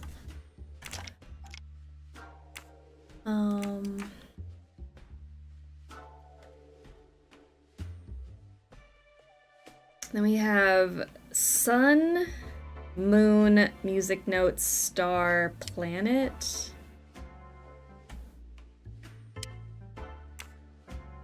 Does that make sense?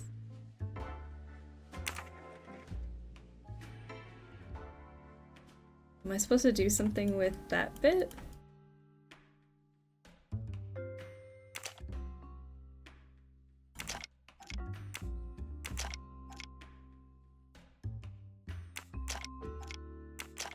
It just pushes in. Oh. Now I spin you. To what?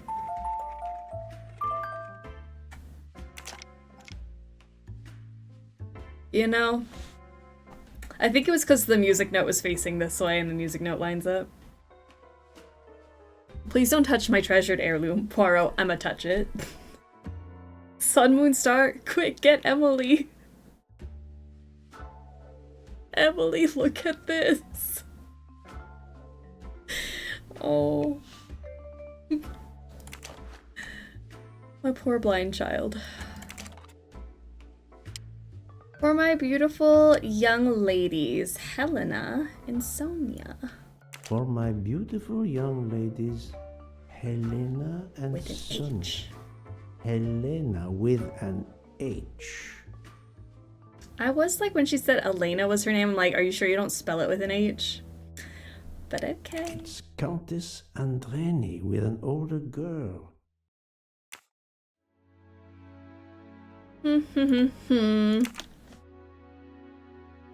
Alright, so who on this train isn't a liar? That's what I'd like to know. Is that all that's in here? All I can do? Well, I've sufficiently snooped. Oh, can I not leave? Uh-oh. What have I... What the watch does not say. Oh, the watch. Missing alibis.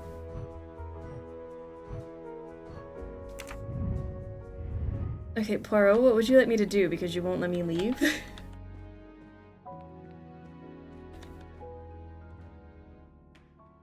So I guess we're not done.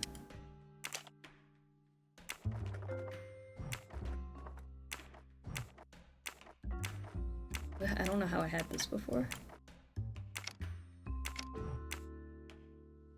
We close the box, so I'm trying to figure out if I'm supposed to close it. Maybe I have to take the crank out.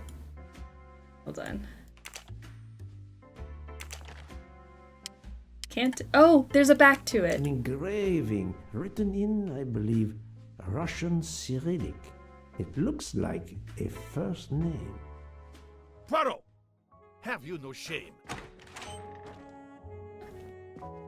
Monsieur, I am afraid shame is not a very helpful emotion for a detective trying to get at the truth. What are you doing in our compartment? I am investigating a murder, Count Andreni. My wife is ill. My apologies, monsieur, but your wife seemed in perfect health when she left the room to find you. I do apologize, but I needed to search your compartment. You will regret this, Poirot. Please. I doubt it.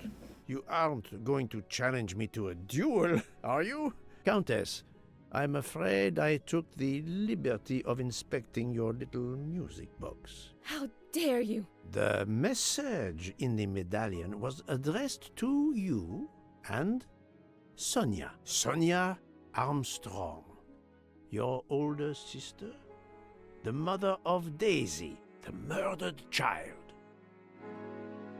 Case closed. I am a Hungarian diplomat. You have no official standing here. You have no right to search. No, Rudolph. Let me speak. It's useless to deny what this gentleman says. I am Helena Goldenberg, the sister of Sonia Armstrong, and Daisy was my niece. The music box is a gift from my sister's godmother, a very close friend to my mother. We hid the truth from you when we learned that the man killed last night was the person who destroyed my family. I panicked. I didn't want to be accused. That is also why you lied about the H in your first name? Exactly. Your ferreting about looking for the H is obviously part of your investigation. If I found a handkerchief in Monsieur Ratchet's room embroidered with an H, I might suspect you had been there. A handkerchief? I don't have any handkerchiefs embroidered with my initial. To be honest, that sounds awfully old-fashioned to me. I give you my That's word so of honor tacky. that last night, Helena never left her compartment. My wife is telling you the truth, Poirot. I hope so. I'll let you rest. The matter of the H on the handkerchief still needs clearing up. But first I should check the inscription on the back of the medallion. We just blew this right open. That was... what a discovery. It's because she has tattoos. People with tattoos can't be trusted. I have tattoos. This train is so beautiful, though. Can't blame him for snooping. That and investigating a murder. But I mean, yeah, the train is so gorgeous. Who wouldn't snoop here? She's not wrong. Double technically diplomatic immunity only exists within the country you are the ambassador for. Alright, well, let's see if we can pin this murder on her. Use Poirot's knowledge of Russian to translate this engraving. Okay, so there's like a... it looks like an H. Is that it? I'm gonna go with that one. That kind of looks like an H. Then that like looks like an A. I wish this thing would stop moving. A. L.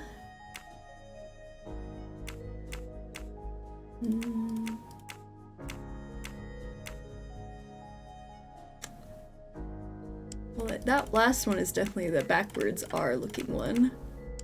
What is that?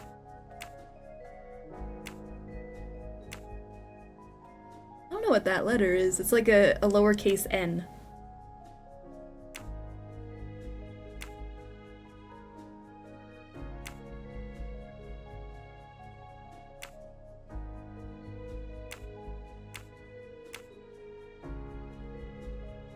Am I crazy? Oh, maybe it's just formatted weird. It spells Natalia. Natalia. Could it be Natalia Dragomirov? She is the only Russian passenger on the train. In addition, her first name begins with an H in Cyrillic. It's a little bit of a stretch, Poirot, but it works. I think that could be added to the suspect list. Alright. Let's go talk to her. I can't remember if she's in a room or if she's hanging Madame about Hubbard, somewhere. may I ask you a question or two? It won't take long. Anything I can do to help?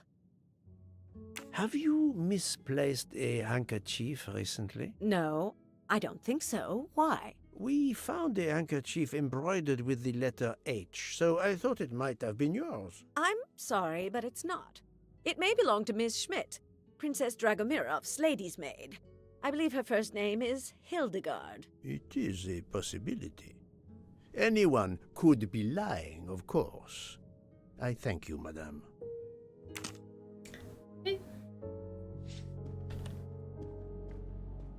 Oh, can I look outside? Look how beautiful. Alright. Where would she be? That is, once again, my room. Hey. We haven't chatted. Can I do something for you? Hello, Monsieur Hardman, I believe. You have heard of the murder? Cyrus Hardman. Yes. Cyrus. The fact that there's been a murder is all over the train. You do not seem very concerned about it, monsieur. It's not the first murder I've run across. I had no idea the selling of toys was so dangerous. I did overhear you mention at dinner that this is your profession. Toy salesman is a cover. I'm a private detective, just like you, from the U.S. From the U.S. Sorry, American. 30. I must admit I'm not right. 55. You cannot tell me that man is 55. That was easy. Did you have fun with the Tower of Hanoi puzzle? I speed ran that shit so hard. Me too. I'm like, you only gave us 4 boxes. It was a little too easy.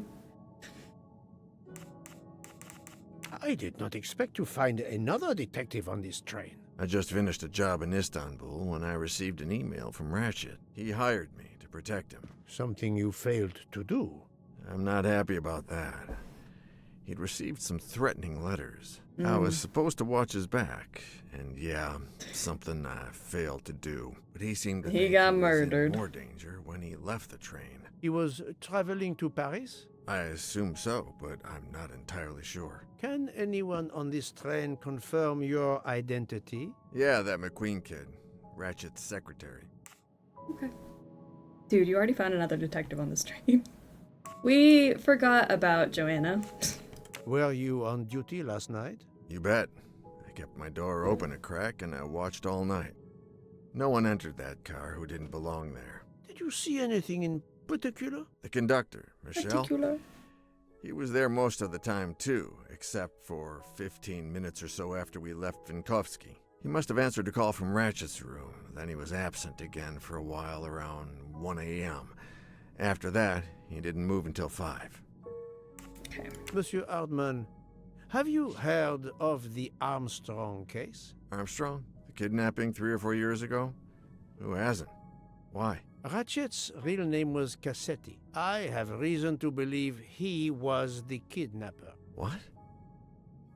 He killed that little girl? No, I didn't know. If I had known, I wouldn't have taken the job. I would have murdered him myself. I really do love everyone's reaction, like, oh, he was a murderer? Good riddance. Do you have any idea who was behind the threatening letters? I don't know his name, but Ratchet told me he was a small man. Dark hair, with a womanish kind of voice. Oh, thank you for your help.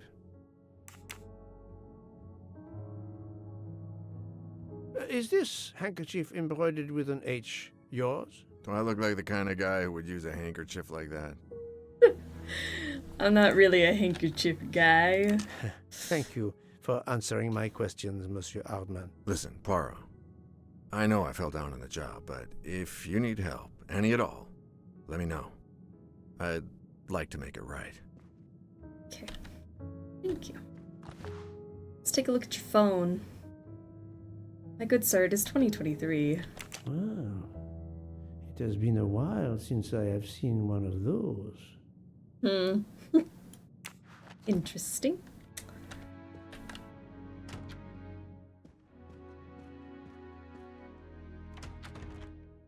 More so like most men, he has a cotton one. Oh, that's how you can tell. Men only carry cotton hankies.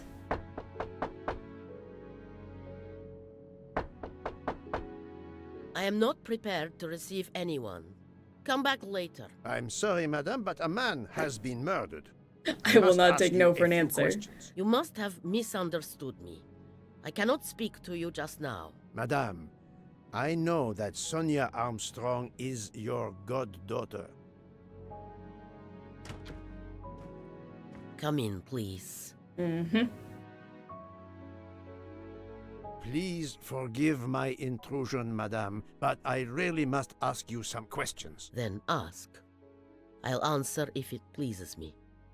We have not been properly introduced. Yet I have observed her a couple of times, so I can already deduce some things about her. Oh, can we?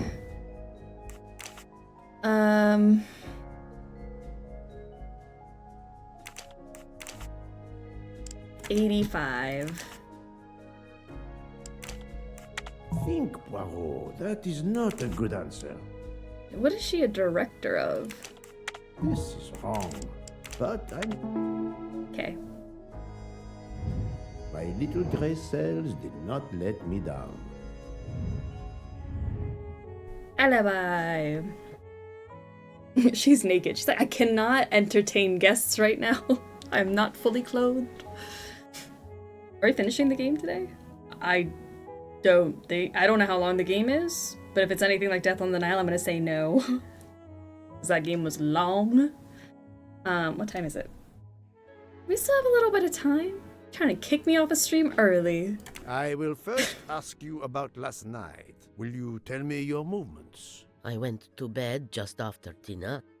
I read until 11, then tried to sleep. Later I woke. What caused you to awaken? I suffer from back pain, a consequence of old age interfering with an active life. I called Schmidt around 12:45 a.m. to give me a massage. She did so until I fell asleep. How long was she with you? A good hour, I would say. I see. I feel like that's what she said too, so... The first initial of your first name, Natalia, in the Cyrillic alphabet looks exactly like the letter H in the Latin alphabet. I'm Russian, Monsieur Poirot, and I was the head of a museum of antiquities in St. Petersburg for decades, until I moved to Berlin recently. I'm familiar with Cyrillic. This handkerchief is yours, isn't it? Yes, indeed. I lost it. It was found in Monsieur Ratchet's room. Can you explain to me why Madame Schmidt didn't identify the handkerchief? She must have known it was yours. Possibly to protect me. She is very loyal. Your next question will be, how did my handkerchief come to be lying by a murdered man's body? My reply to that is that I have no idea. That is not an answer, madame. It is all I am able to give you. Okay. I must tell you, Princess Dragomirov, I have discovered something astonishing. And that is? You are Sonia Armstrong's godmother. You make that sound like a revelation. I have never hidden the fact, monsieur. You knew like Colonel we just Armstrong met. well, then? I knew him slightly, but his wife, Sonia Armstrong, was my goddaughter. I was on terms of friendship with her mother, the actress Linda Arden. Linda Arden was a genius, one of the greatest tragic actresses in the world. I was not only an admirer of her art, I was a personal friend. Very well. But this links you to the Armstrong kidnapping case. Helena Andreni is the sister of Sonia Armstrong. the late mother of Daisy Armstrong, kidnapped and killed by the man who was murdered on this train, Ratchet. Indeed. A Ratchet. Was it he? Then justice has at last been served. Allow me to summarize. Do I have a choice? First coincidence, I shall call it. You are close to the Armstrong family, and the presumed assassin of Daisy Armstrong was killed while you were on board the same train. Second coincidence. Your handkerchief happens to be found at the foot of the victim's bed. Third coincidence. One of the stab wounds inflicted on the body was by a left-handed person. You are left-handed. That is a lot of coincidences, Princess Dragomirov. Say so. Well, Monsieur Poirot, call it fate. If you report to the police your coincidences, they will laugh. A woman of my age and frailty has violently murdered a man? With how many potential witnesses who saw me doddering along the corridor in the middle of the night like Lady Macbeth? You are right, Princess. You could not work alone, which means you have one or more accomplices. And it is only a matter of time before I find out who they are. I would appreciate it if you would remove yourself from my room and take your fantasies with you. She's just a girl. She couldn't murder anyone. And honestly, do we feel bad for the victim? So what if someone murdered him? Do we have to know who? Привет! Привет! I forgot she had a bird. Alright, let's cross-check our new alibis. Alright, who matches who? Alright, you guys were together.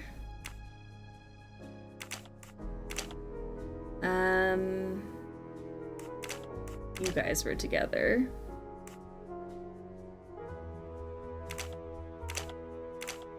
No, not good. Oh, I think you were with him. Just kidding. Like this? There. I'm right again. That happens to me a lot. At this point, we're just trying to figure out who did it so we can say thank you. Thank you for getting rid of this man. Alright, let's go report our findings. Oh, Poirot, you're there. She hasn't moved, but she seems to be waking up little by little. What about you? Your investigation progresses? I find myself helping everyone with their problems before they can help me with mine. I have shifted boxes, helped with hangovers, repaired an orange juicer, unlocked some Russian dolls, all so my investigation can proceed. Don't forget the dessert recipe. How can I? Truly, the labors of Hercules. My friend, I would rather clean out the Orient stables. Yet, I have managed to solve a few mysteries. Oh, tell me everything. Okay, the handkerchief. The embroidered handkerchief belongs to Princess Dragomirov. I also found out that she was Sonia Armstrong's godmother. On the same train with the little girl's murderer? Exactly. Also, Elena Andreni is the younger sister of Sonia Armstrong, Daisy's mother. Another passenger connected to the Armstrong case? Yes, Book. What are the odds, do you think? But I cannot see either woman stabbing Ratchet over and over again in a frenzy. And they apparently have alibis. I had 3 theories concerning the broken watch. It could have been tampered with. It could have been out of adjustment before the murder. Or, of course, it could indicate the actual time of the murder. The only hypothesis I could rule out was that the watch was out of adjustment. For the others, they are impossible to verify. So the watch is of little use to the investigation. And I was convinced that it indicated the time of the crime. 2 women involved in the Armstrong case. Let us not forget our patient here. There are 3 women. Look, she seems to be waking up. Welcome back. What's happening to me? Did I fall asleep again? Indeed, Mademoiselle Locke. It's that Pharmasleep 3000. Did you take any medication? Sleeping pills, for example? No, I never use sleeping pills. I inspected your cup. You can clearly see that there is a residue of something at the bottom. I'm sure a lab test would confirm you were drugged. Most likely an overdose. That would explain your battle to shake off the effects. You think Fräulein Schmidt did it? She certainly had the most opportunity, but why would she? But no one knew who I was. It's impossible that someone deliberately targeted me. Who drugged her? On the positive side, apparently there's juice now if you want it. I did fix the juice maker. Alright. Choose the 2 most likely suspects to have drugged Miss Locke. The roomie and who?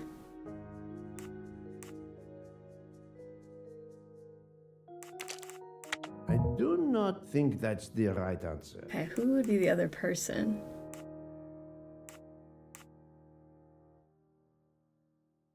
The dead guy requested sleeping pills, just saying. The dead guy. Just kind of spread out the sleeping pills throughout the train. Everybody's glass, I feel like, had pills in it. Think, Poirot. That is not a good answer. Who brought the tea? Oh. Would you have brought the tea? I must admit, I thought it was this time. The roommate that brought the tea, Miss Schmidt. Who else talked to you? Like, I literally don't know. No, not good. This is wrong. But I'm never far from the truth. There's only so many options, Poirot. We'll eventually find it. Michel may have drugged the tea that Mademoiselle Locke drank. Gotcha. Fräulein Schmidt or Pierre Michel could have drugged your tea. They are really the only 2 people on this train who could have done it. Why Mr. Michel? But why would either one do it? Mr. Poirot, I'm feeling much better. I'd like to bring you up to date to why I ended up on this train. If you are able, I would very much like you to finish your story. Very well then. After the Daisy Armstrong case was officially closed, I put out a standing request to the police departments in the Boston area for anything on Michael Clark. But he didn't turn up on their radar. I even set up an anonymous tip line for news about Clark. That's how I met Braid, a sketchy contact on the dark web, but they found nothing I could use. Oh, Michelle was asked to bring the tea to her. That makes sense. Okay. 4 long years passed without anything new. Every day I looked at the evidence board I put up in my apartment bedroom. Then this morning, a police report landed on my desk that changed everything. I paid a visit to the police property room and took home a box full of clues. There was his name. Michael Clark. The death of Michael Clark. Alright, I see a stringed up board over there.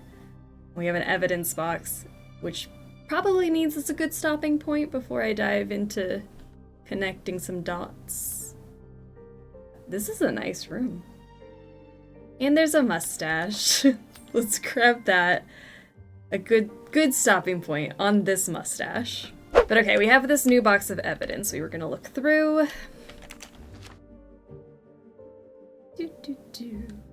Bill notice. A bill from the power company with, I'm sure, plenty of excuses why my rates keep going up. I think the hardest thing with this game is not giving a shit about who killed the guy. I know. It's not a very likable victim. Like, he murdered a child. Who cares if he's dead? It's true. Alright, Orient Express. Legendary Orient Express celebrates its 140th year birthday with a once-in-a-lifetime trip. Oh, hey! there's our guy. Fortuna is delighted to be an official sponsor of the Orient Express's 140th anniversary. Our spokesperson, famed race car driver Antonio Foscarelli, will make the journey on the Orient Express. Travel. For the discriminating traveler. Also for the overworked detective who never seems to have time for vacation. Well, I can dream, can't I? A girl can dream. Berkshire Police, case file, contents of folder, kidnapping.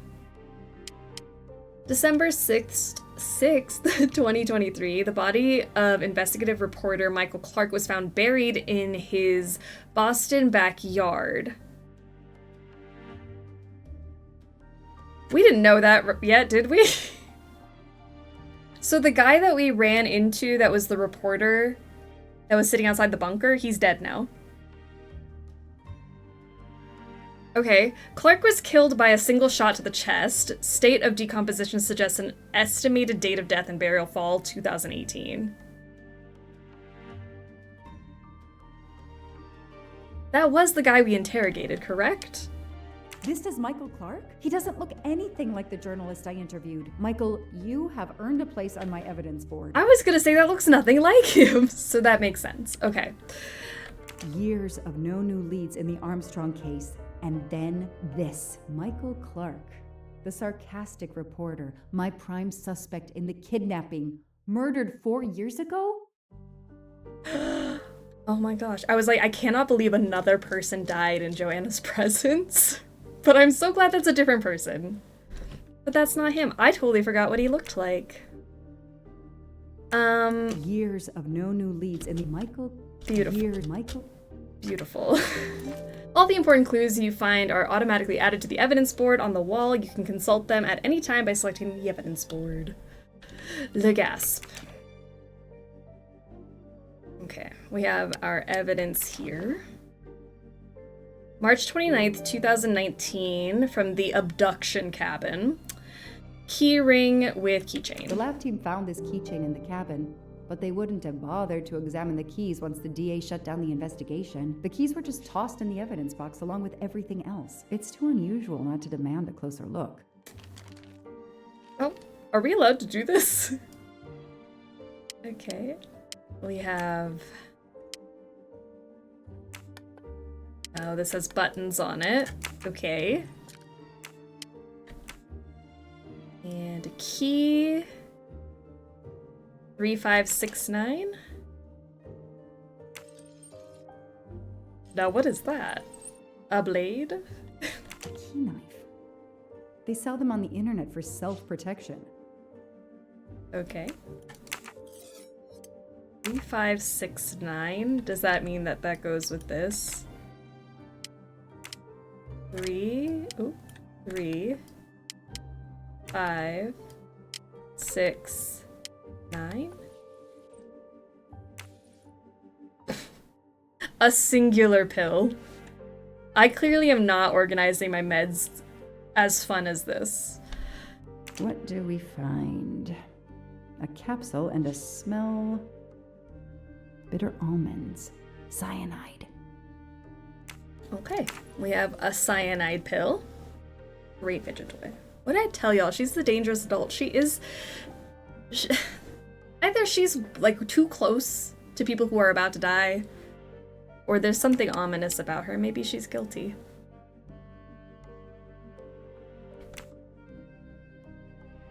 A Beyblade? Not a Beyblade. A K-blade. Keyblade. Alright, we have... buttons. Oh, maybe these things.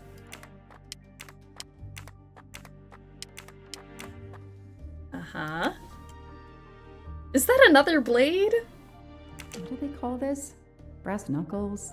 Knuckle dusters? Illegal in Massachusetts. Possession alone can lead to serious jail time. Jeez. How much protection do you need on your keys?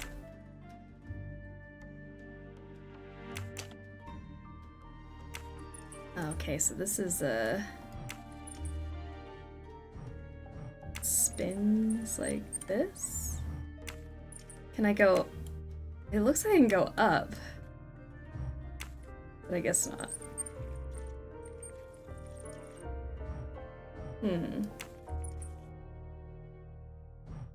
Oh, I can. Okay. I was like, what do you mean I can't? It looks like it had 4...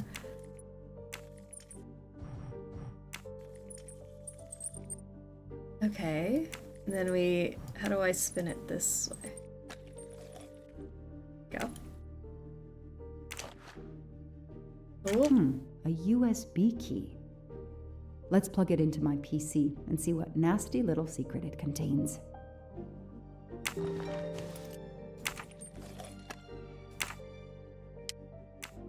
Anything else on these keys? How is there more?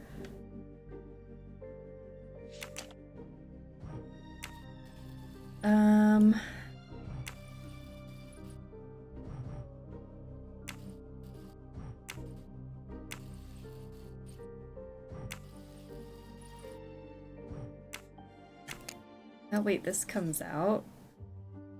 And... Who was coming after this person? What do we have here?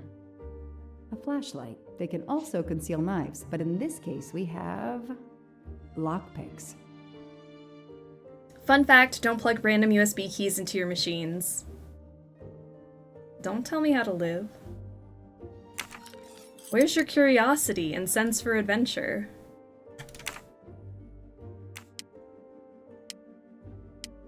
I think I got every keychain thingy on there. Friday, how are ya? How did no one find out all of this, or is the game seriously saying the police did nothing? We are the police. So this is our evidence box, and we're piecing together the mystery. Alright, this is So also from the clever. abduction cabin. All that evidence, and yet no DNA found. No DNA found. Plush toy. Fluffy. Daisy's plush toy. I love movie detectives when they just plug an ominous USB into their computer. Their work computer. Oop, put that down. Airbrush. Suzanne's hair, so conveniently left in the cabin for us to find. It was planted. I knew she was innocent. Absolutely. Blue Lagoon. The only fingerprints found on the bottle were Suzanne's. I think we've seen everything in the evidence box now. Why is my mouse showing up? That's weird, right?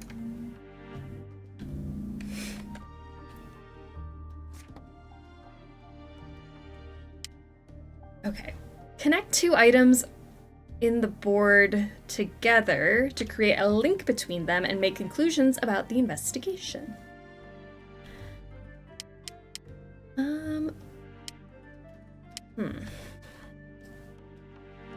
IT hates to see a detective with a flash drive coming. Best thing you could do is head to Best Buy and plug it into one of their demo units. That's a smart idea. That's fair. Alright. Autopsy report, tattoo. Boston shooting victim still unidentified, Daisy. Evidence of kidnapping, John Armstrong. Suicide of John Armstrong. District Attorney McQueen retires. Arrest warrant of Suzanne. Records of calls from that night. Michael Clark, the journalist, found dead yesterday. The Michael Clark I met 4 years ago. I knew it! The faces don't match at all. They are clearly 2 different men. I should run facial recognition on my computer.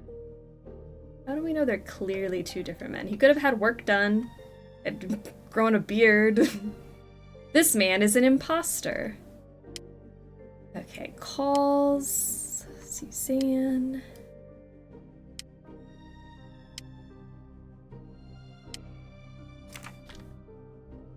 She says she can...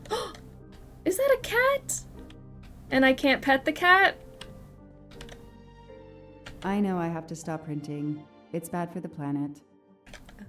Okay. Let's do facial Okay. recognition. The real Michael Clark has been dead for years. Let's see if the photo of the fake Michael Clark matches someone in the database of known criminals. I've tried this several times in the past few years, but came up empty. Maybe whoever he really is has finally made a mistake. I mean, they have the same nose. But you could have gotten a nose job. I feel Could like be him, but he looks pretty different. I feel like this looks like our train guy, though.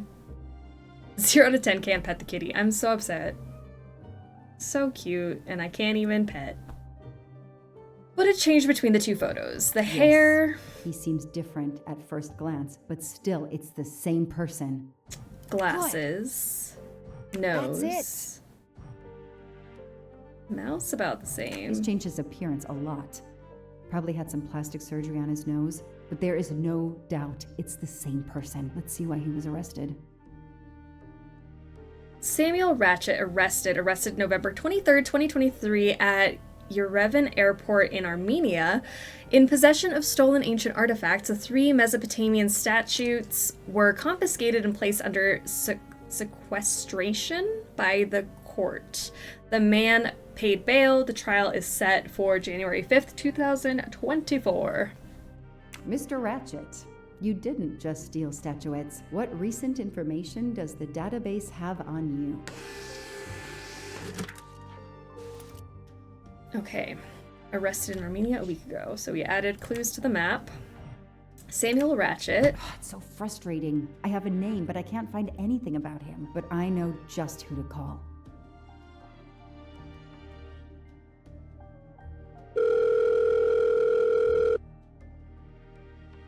Oops, sorry. Didn't know we were like locked. Roland Defense League, we are monitoring this call. Hello, Braid. Long time. Oh, Joanna. Hey, how may I assist you? I need you to search the dark web. Yeah, can you narrow that down a little? Cause, The dark web. It's pretty big and pretty dark out here. Could you find intel about a Samuel Ratchet? Samuel Ratchet. Got it. Bad dude? They don't come worse. Send me what you find by email. Alright, hang on. Okay. Yeah, uh-huh. Okay, nope. And... okay. Oh, this might be something. I gotta do a deeper dive, but you should find this interesting. Could be coincidence if I believed in them. Emailing details. Domo arigato, Mr. Roboto. We're here to save mankind. Oh, it's a cookbook. You can pet the kitty in Power Wash too. Clearly I have to play that. Turns out someone made a Nancy Drew Treasure in the Royal Tower fan project and rendered the game in the Unreal Engine. It's not the story, but I think you could fully explore the environment, pick everything up, use the same items, etc. Turns out it's the same person who made Penelope Pendrick. This is all correct. There is a playthrough of that Treasure in the Royal Tower on my YouTube page. Shameless plug. And if you want to see it, it's beautiful. Absolutely gorgeous. And that's also how I knew Penelope Pendrick was going to be a 10 out of 10. Because Treasure in the Royal Tower fully, like, rendered where you can walk through it. My dream.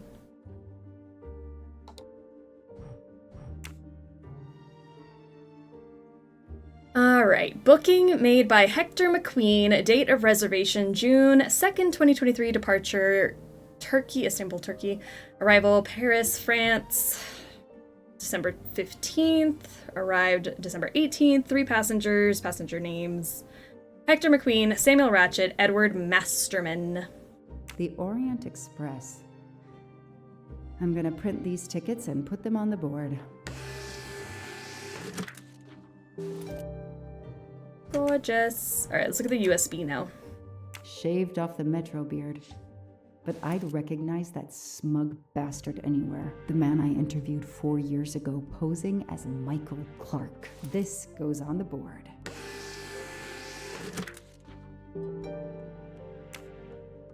We got money. Tattoo.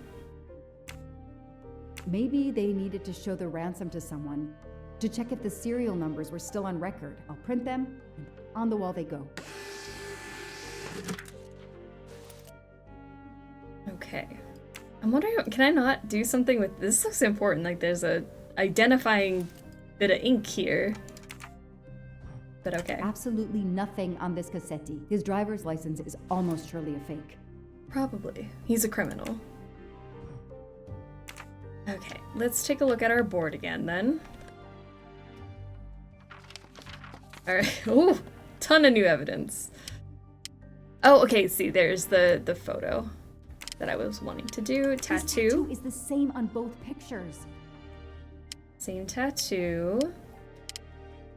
We have money here.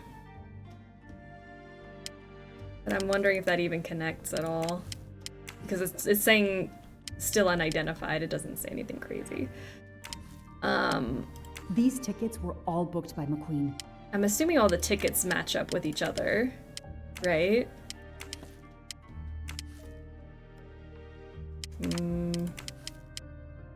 Okay. Tickets are all together. What else did we have? We have Samuel Ratchet. Goodbye, Michael Clark. Hello, Samuel Ratchet, the man who stole your identity and your life. I hope she's found some actual evidence, because as of right now, it sure feels like she's fixating on some dude who was snarky at her. I mean, the facial recognition database pulled up that they were the same person. So, Ratchet's real name was Cassetti. Mm-hmm. Can I put that with you also? You guys all are the same person. Hype train, hype bus, struggle train. Sounds like the four corners of the political compass meme. It's all a struggle, isn't it? He did keep saying fire, and like 5 minutes later there was a fire. It's true. Something about it seems off. Alright, Ratchet's ticket, but does that mean that Cassetti also we can put with that? Alright, calls, arrest warrant.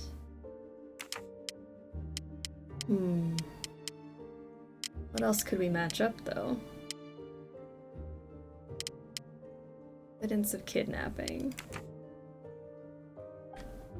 Okay, back to the computer. Nothing new.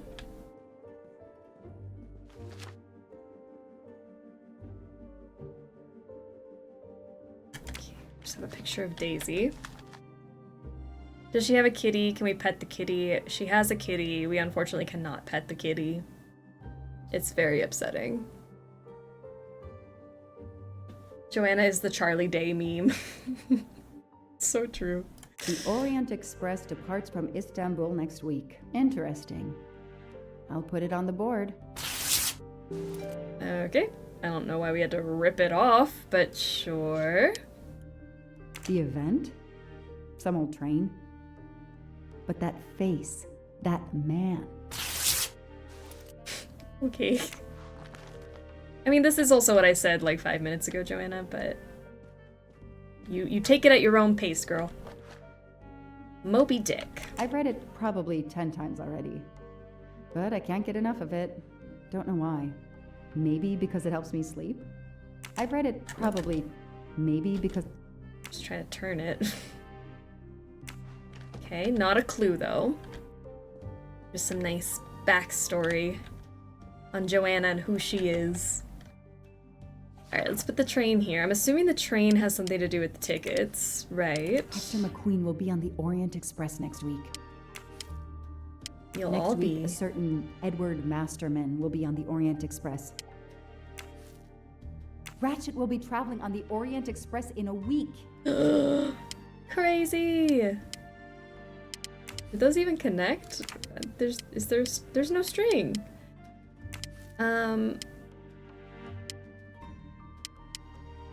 Foscarelli will be on the Orient Express next week. Okay. So they're all going to be on the Orient Express, but what does that mean? McQueen? The person traveling with Ratchet has the same last name as my district attorney during the Armstrong case? Coincidence?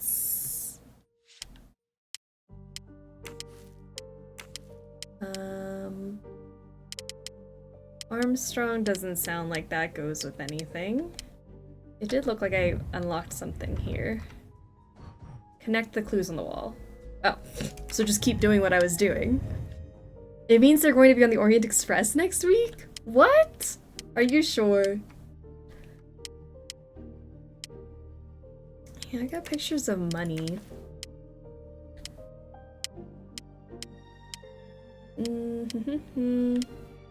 Record of calls, evidence of kidnapping. We have the funeral picture, John Armstrong.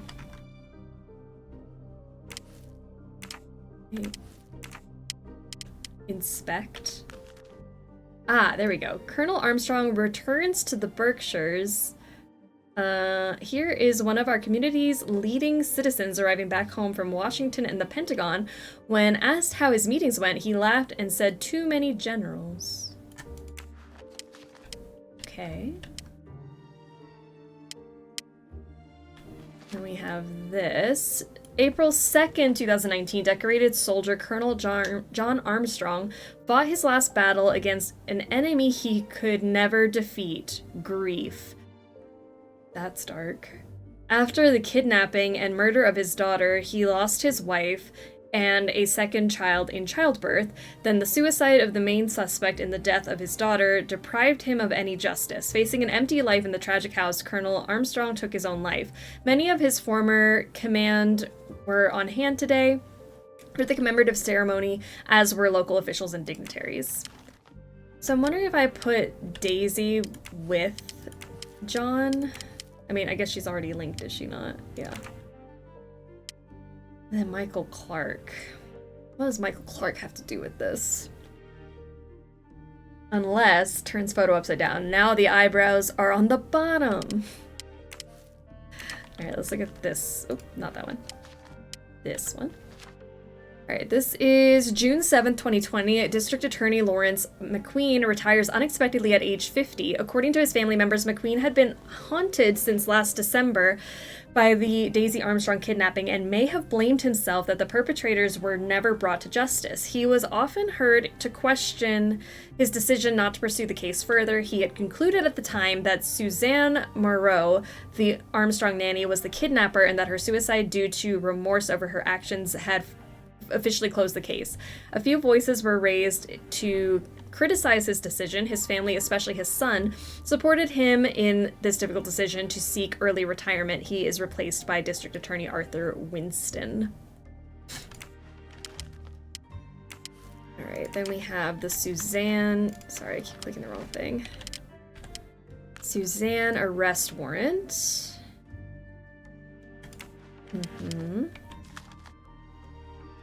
Telephone record, which we already know is connected to that.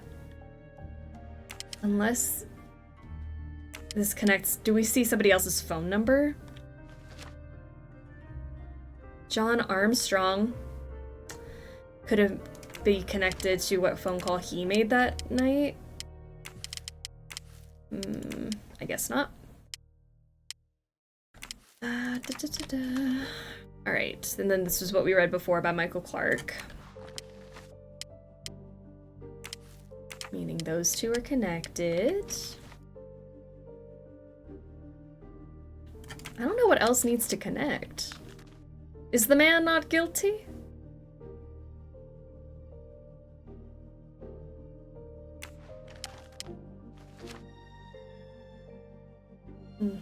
Samuel Ratchet.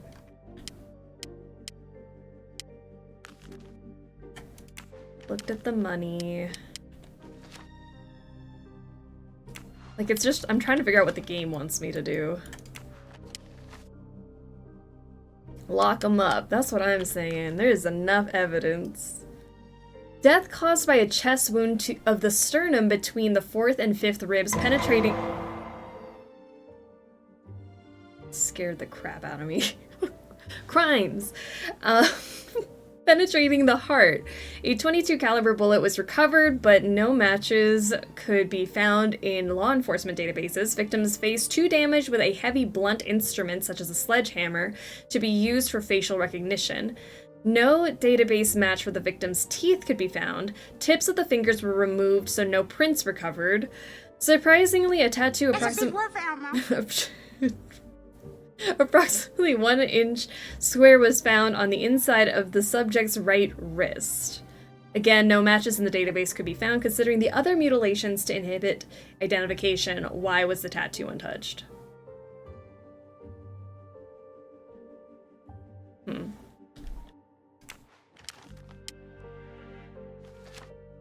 A body of a man was found dead in the forest near Watertown, a suburb of Boston. Death was caused by a single bullet fired from point-blank range. The face was deliberately disfigured with a hammer, and a $100 bill was found lodged in the victim's throat. The serial number of the bill was identified as part of the $1 million ransom from the Daisy Armstrong kidnapping. Do we know anybody who would be disfigured? I mean, it could be this guy, but he was found dead.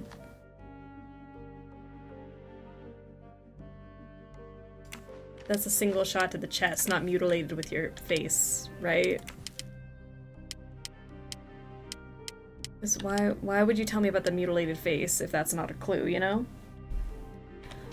And we know about this. I don't know why Daisy keeps popping up like that. Alright, Daisy, do you have anything specific to tell me? No? Okay. Evidence of kidnapping. Yeah, I think I'm at a loss here. I don't know what it wants me to do. All of that seems pretty a-okay to me. Oh, Hector McQueen I can look up now. Let's see. He's the son of my former DA. He goes on the evidence board. Daisy, avenge me. We will avenge Daisy. She deserves it. Hector McQueen, July 7th, 1983. Sorry, I was trying to make him super old. He was born in 1983, not 1893. Please excuse me. USA telephone number. I wonder if I can reference that.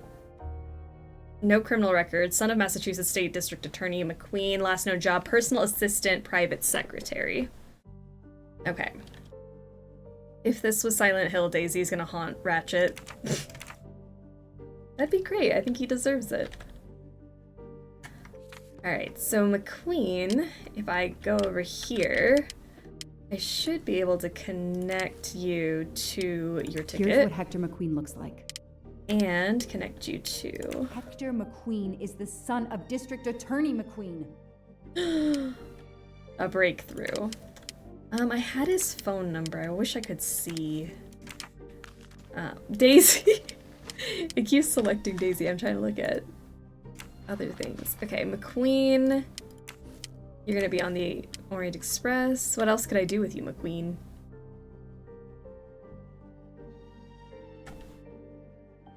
I mean, that seems to be it. I'm back at a crossroads here. Playing a very cute cozy game while Nina uncovers dark secrets and sad mysteries. It's called Balance. Absolutely. You should be playing, everybody should be playing cozy games right now. The cousin of Lightning McQueen? Absolutely. Cousins, it's so true. We love cousins. So glad we're still playing Poirot. Just got out of jury duty. Welcome, Pointel. Actually, this is perfect for getting out of jury duty. Do you want to help us solve a crime? Are they guilty? Is the fake Michael Clark Cassetti / Samuel Ratchet guilty? Evidence of kidnapping. We do love cousins. A ladder was found outside the child's bedroom window. It was used to remove Daisy from the house. The window, usually locked from the inside, was found open. 4-wheel drive tracks were found in the woods near the house. No party guests drove a 4x4. I mean, like, do any cars look like... Maybe it was a train that drove through. I'm really just grasping at straws now. Yeah, I'm going pro, as you should. As you should. I'm making a cozy cross-stitch for my man's birthday. That's so cute. I always love cross-stitching. It's relaxing.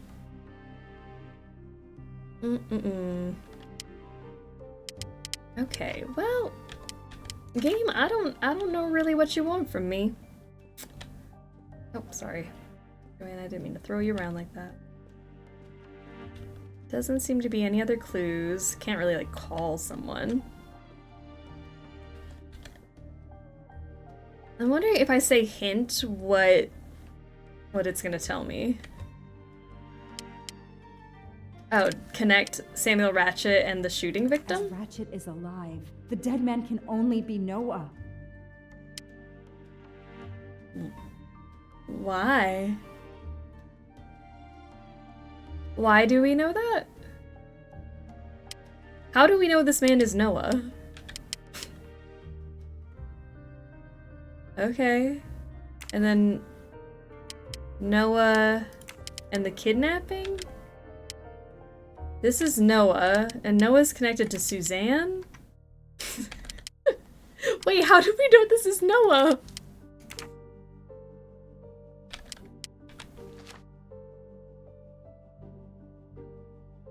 Okay. Sure.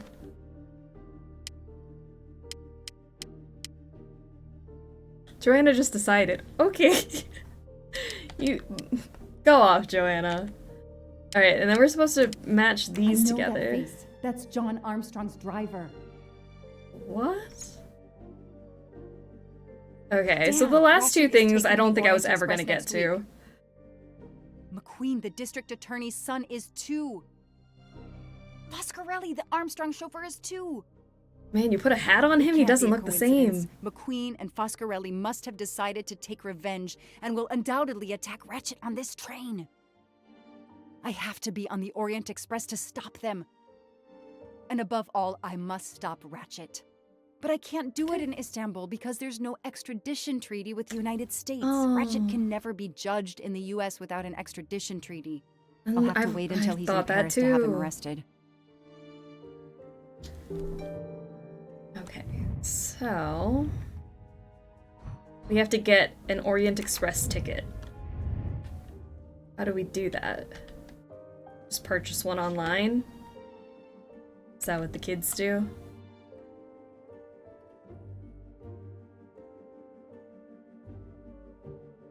Every I don't compartment like that my is mouse taken is here. for Was this it always special here? Anniversary journey. Oh, it's impossible to find a ticket. What can I do? Fraud. Let's find out who's traveling on the Orient Express. Time to call Braid. I'm not gonna lie, Joanna, you lost me a bit there. Once she went off on her own, like, that's definitely Noah, and these two men are the same man. Sure. Okay, if you say so. Braid! It's me again. I haven't found anything useful yet. I need one last favor. But it's a big one. Uh-oh. Can you find me the list of passengers of the Orient Express for that anniversary trip? Hold on. Jeez, their IT is surprisingly good. Maybe because of the big event. I found the list, but they sealed my back door as I was starting to capture it. Oh no. Whoa, calm down. I got one name. Female. The name I got before they kicked me off the server was Stacy Johnson. Do you feel like a Stacy Johnson? The question is, how is she going to feel about helping me? That's one you'll have to figure out for yourself. I gotta go back to weaving my magic on the web.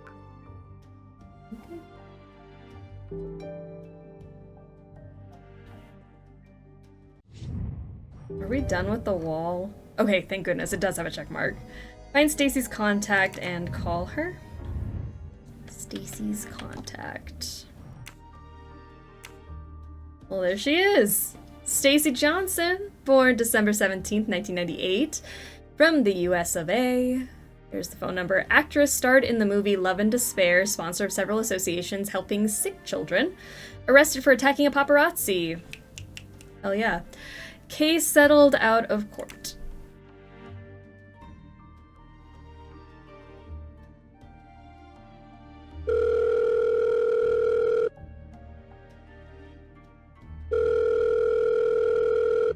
Hello, is this Stacy Johnson? Who's asking? Good question. Got distracted in the split second of panic when I heard the phone ring. Wait, is my phone calling someone? Her phone ringing is really loud. I'm a journalist. I'm a journalist for a major online site. I've had it with journalists. Oh, I'm damn hanging it. up. No, Bye. wait. I'm actually a police. I didn't think you'd talk to me if I said I was the police. My name is Joanna Locke. I'm a police detective. And I'm just an actress. Now I'm what did just I a do wrong? girl. Nothing. I need your help. I need to take your place in the Orient Express. Is this a joke? No way. Talk about the Armstrong case intimidates Stacy. We had to avenge the little girl. Do you remember the Armstrong kidnapping? Of course I do. That poor little girl. I'm a police officer. I have a new lead that may help me find her killer. Wait, didn't they prove it was the nanny? Have we pet the cat? We can't. I hate that you guys keep reminding me that I can't pet the cat. I'm just enjoying the view and the swishing tail.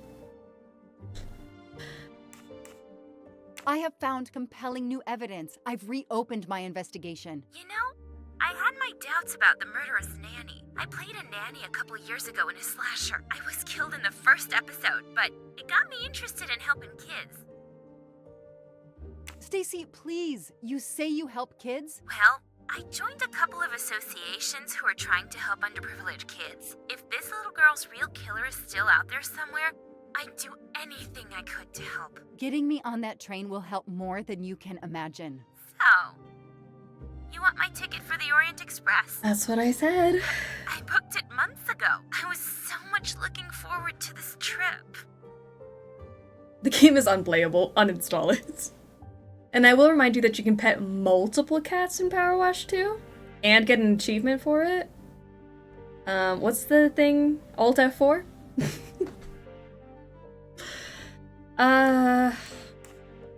Nice gesture. Stacy, I can tell you care about kids. Think Here's about your the chance kids. to help put this beast in prison for the rest of his life. Think of the publicity for those causes you care about.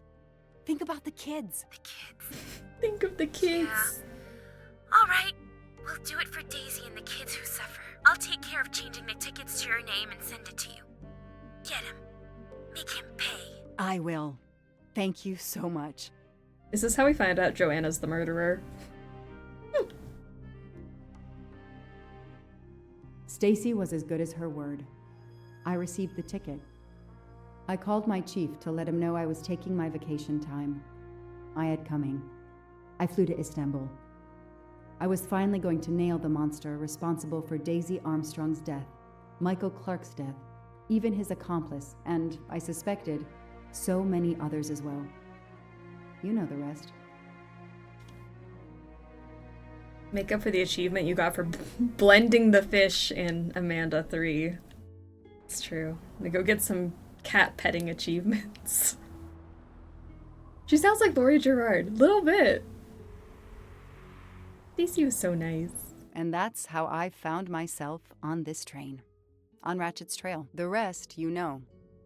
My identity is easily checked with the Berkshire Police. Thank you for your detailed account, Mademoiselle Locke. In addition to giving us crucial details of the investigation, you have made it clear that there are many who might wish to see Ratchet dead. I wonder when will be a good time for me to express whom I think killed this man. I think it's Poirot or Joanna. This chat has infected me. I read this is his new identity and it entered my brain as this is his new daddy. And you're welcome for that. Crucial details. She did like all the work. She did. Is Miss Locke innocent or a suspect? She's working too hard to be a suspect, right? I know you are innocent. Your forthright testimony and your movements, or lack of them, last night, eliminate you from our list of suspects. Remember when I you were agree, drugged? Without a doubt. Another detective will be great help to the investigation. Book. Although my friend certainly does not need any help. You are too kind. Thank you for believing me. I'd like to help in any way I can. Do not worry, Mademoiselle Locke. Already I see things more clearly. It's obvious whoever drugged you was trying to derail your investigation. You mean the person who did this to me is Ratchet's killer? Both Monsieur Michel and Fräulein Schmidt had the means and opportunity to drug you. While you get your strength It's coming back to me now. We did I figure that out last intend time. to interview them. Excellent idea, my friend. All this excitement has whetted my appetite. I'm sure Mademoiselle Locke won't say no to a good, invigorating meal. What? No. I want to hear what the conductor and Fräulein Schmidt have to say for themselves. It is my duty to ensure the well-being of the I passengers. need to eat. If Dr. Constantine has no objection, I will escort you to the restaurant car. On the contrary, some food will do her the greatest good. Well, I'm still a little shaky. Mr. Poirot, will you please keep me informed about what you learn? You may be certain of it. Alright, we're back with Poirot. Who killed Ratchet? Who did it? Was it one of you? Alright, let's go find my suspects. Oops, sorry, Poirot. Didn't mean to throw you around like that. I don't remember what rooms they're in, or if they're just laying about. That is literally I keep opening that door. I have nothing to ask them at the moment. I should leave them alone. Really? I have nothing I wanna to see what's ask going them on in at the there. moment. I should leave them alone. Can't we, like, listen outside the door? Seems like an important conversation. These people really need to watch Scream. They don't even know the rules. Can you believe it? Good evening, Fräulein Schmidt. May I disturb you for a moment? You asked so politely, mein Herr, but I do not think I have a choice. You drugged her. Okay, maybe not. But I don't want to just like straight up accuse her, right? I wanted to let you know that your roommate, Mademoiselle Locke, is awake. Ah, yes, I'm glad to hear that. I was worried about her. Did she tell you what had happened to her? Unfortunately, she doesn't remember much, but we found a residue of a sleeping pill in her cup of tea. Since you two were alone together in your room when she drank it, who else but you could have dragged her? Must I point out I do not make the tea on this train? You should question the conductor or the kitchen staff. Got real defensive there. I know you have sleeping pills, Fräulein. I do have some. Do you think I'm the only person on this train who finds it difficult to sleep? I believe the Countess Andrenier takes them. And I heard the Olsen woman thanking Mrs. Hubbard for a pill. That was aspirin. If you say so. I do say so. She almost died. Mademoiselle Locke could have died. What is Whoever that drugged angle? her must not feel any empathy for their fellow human beings, given the dose that Mademoiselle Locke ingested. She was close to death. Oh my God. What did I do? I didn't want to hurt her. Just have her sleep for a few hours while we had time. We? Time for what? Time for what, Madame Schmidt? You think I feel nothing? Nothing? That poor little girl. Indeed, that poor little girl. Fräulein Schmidt is somehow connected to the Armstrong case. What could be the link between Miss Schmidt and the Armstrong affair? Lady's companion to Sonia Armstrong. I don't imagine her being a cook. Is she a cook? No, not good. This is wrong. But How I'm did we never get far here? from the truth. You know what? I don't even know how I was supposed to make that conclusion, but we'll go with it. My little gray cells did not let me down. Oh Fräulein my Schmidt, God. I have a certain reputation for sniffing out. I am not a murderer. Forgive me, but I was going to say brilliant chefs. You were the Armstrong family's cook, were you not? Yes. I was the cook of that lovely, lovely family. I'm sorry, but I must ask you to give me some time to collect myself. It wasn't supposed to be like this, my darling, my poor darling child. I will give you that time, Fräulein. You have given me much more in exchange. I must check in with my other suspects to make certain I have all the pieces of the puzzle in my possession. Is she crying? What's going on?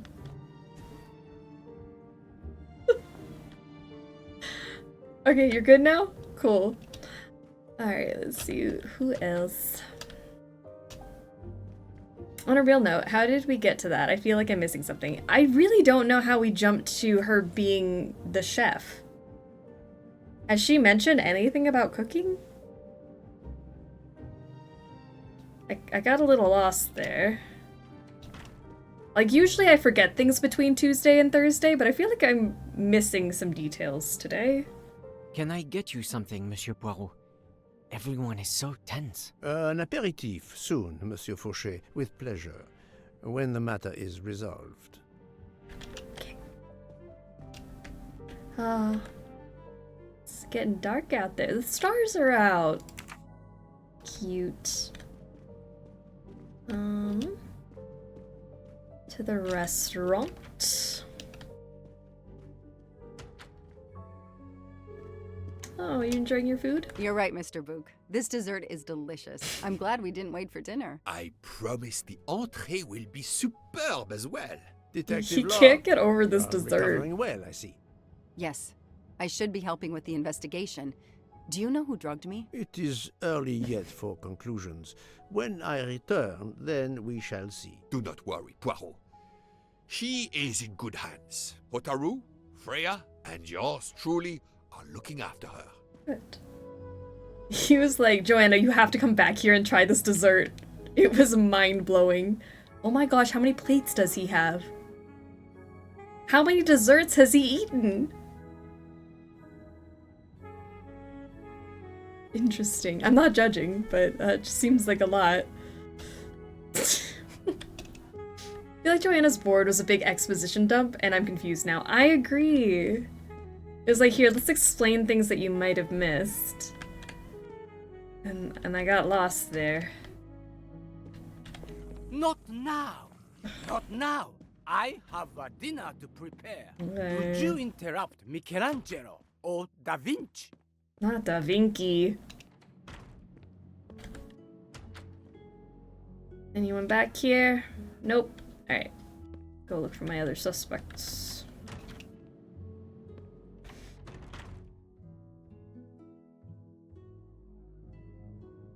Good evening, Michel. Am I bothering you? You seem stressed. With everything that's going on, I must admit, it's difficult to be relaxed. Of course, I understand. Especially since we know that Detective Locke's tea was drugged before it was served to her. Detective? Come now, Michel. Surely you would have taken the opportunity to search her things and found her badge. Luckily, she woke up and was finally able to tell us her story. Hotaru boiled the water, Jean made the tea. I just brought it. He's So innocent. It could have been any of this staff. Your defense is to accuse others?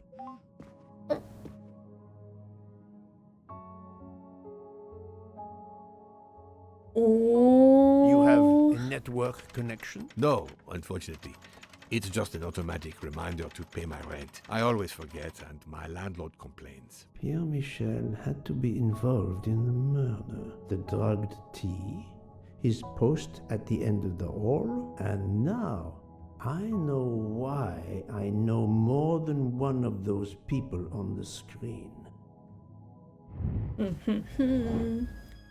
I feel like the second game improved a lot, because agree. Yeah, I do think that they made it much clearer in Death on the Nile. Who is the person on the left?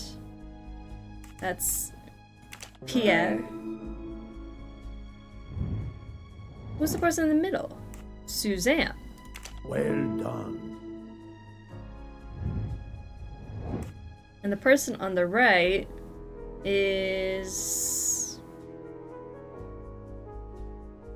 I forgot what Cyrus looks like. I don't think it's these two. Good. That's the right answer.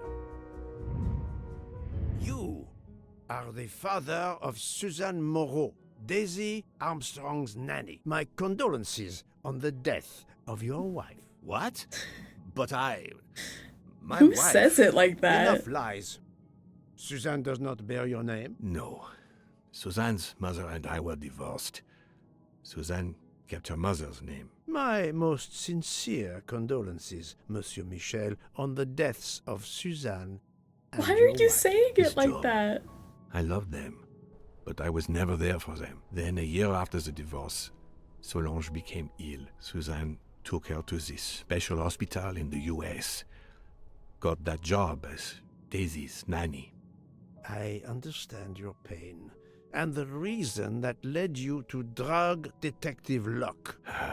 We really can't hide anything from you, can we? Many have been foolish enough to try and keep the truth from Hercule Poirot. Yes, I admit, I drugged the tea. But it was only to keep her quiet, until I could... But she reacted so much to the sleeping pills. She was lucky, as are you, that she didn't die. To be frank, there is one more thing that puzzled me, but I think I understand now. Hardman is certainly a last name. I agree. Poirot is a menace. Why did he like, my condolences for the death of your wife? Why were you being so sassy about it? Like, he was still like riding the high of getting the answer right, that his condolences didn't come off sincere. What is Mr. Hardman's relationship with Mr. Michel? Mr. Hardman is Mr. Michel's boyfriend. Mr. Hardman was the future son-in-law of Mr. Michel. I feel like that's probably more likely, but I want it to be the boyfriend one. Monsieur Hardman was Suzanne's fiancé. Huh. I have the impression my whole life to you is an open book. Yes, Cyrus was my daughter's fiancé. I almost consider Cyrus as my own son. Of course, much more is clear now. I have been patient long enough. It is time to go and see what all the commotion is next door. Poirot truly is the Belgian Sherlock. Yeah. Very blunt. Oh.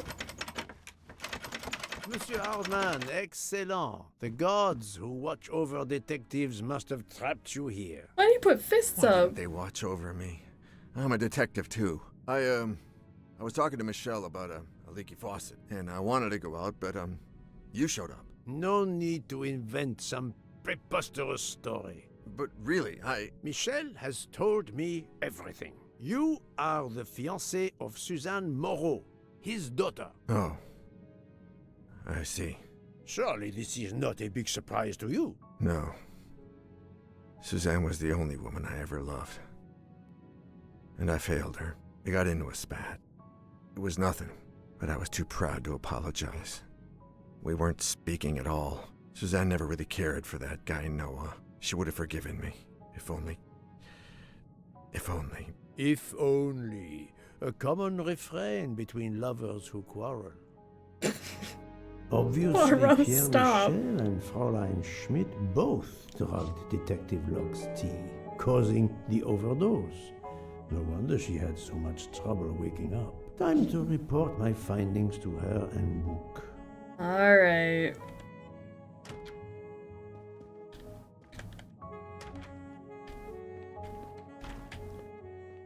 That's why she's so out of it.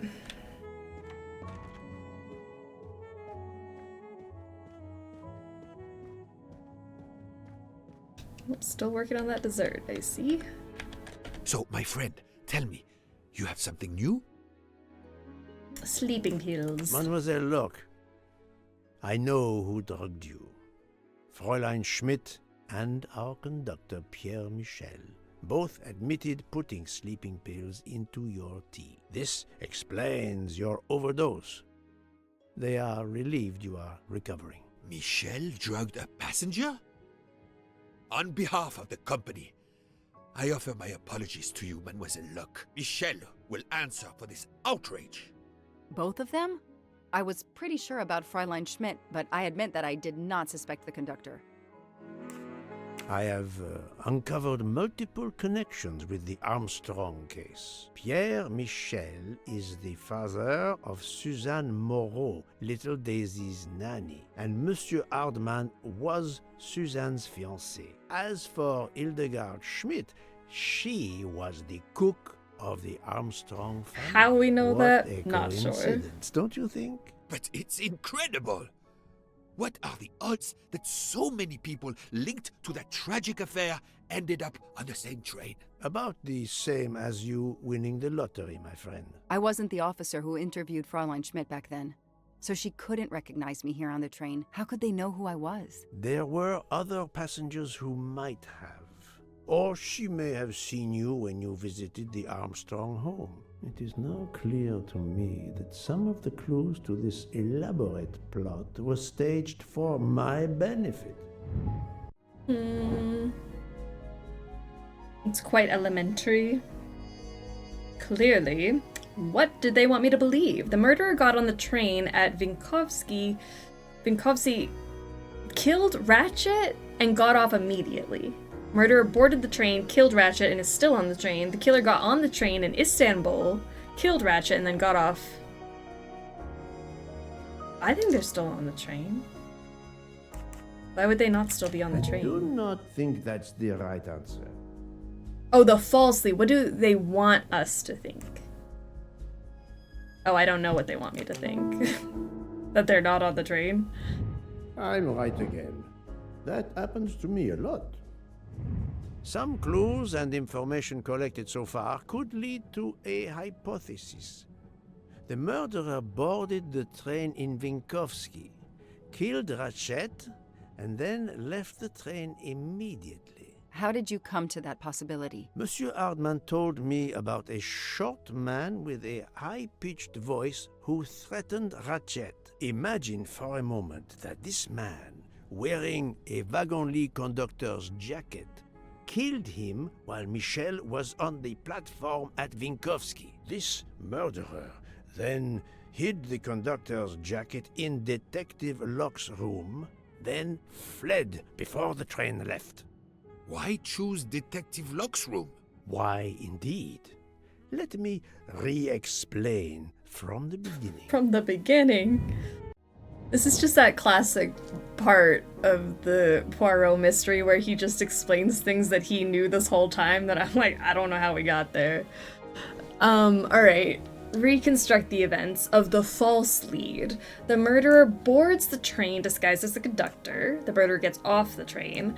Pierre Michel gets back on the train, which leaves at 12:10 a.m. The murderer leaves the knife there, losing a jacket button in the process. The train stops at Vinkovsky at midnight. Mr. Michel goes down to the platform. The murderer gets rid of the jacket. The murderer kills Ratchet and exits through Hubbard's room. Okay. Murderer gets on board the train. No. The train first stops at midnight. Mr. Michel goes down to the platform. Then the murderer gets onto the train disguised as a conductor. Then the murderer murders, right? And then gets rid of the jacket.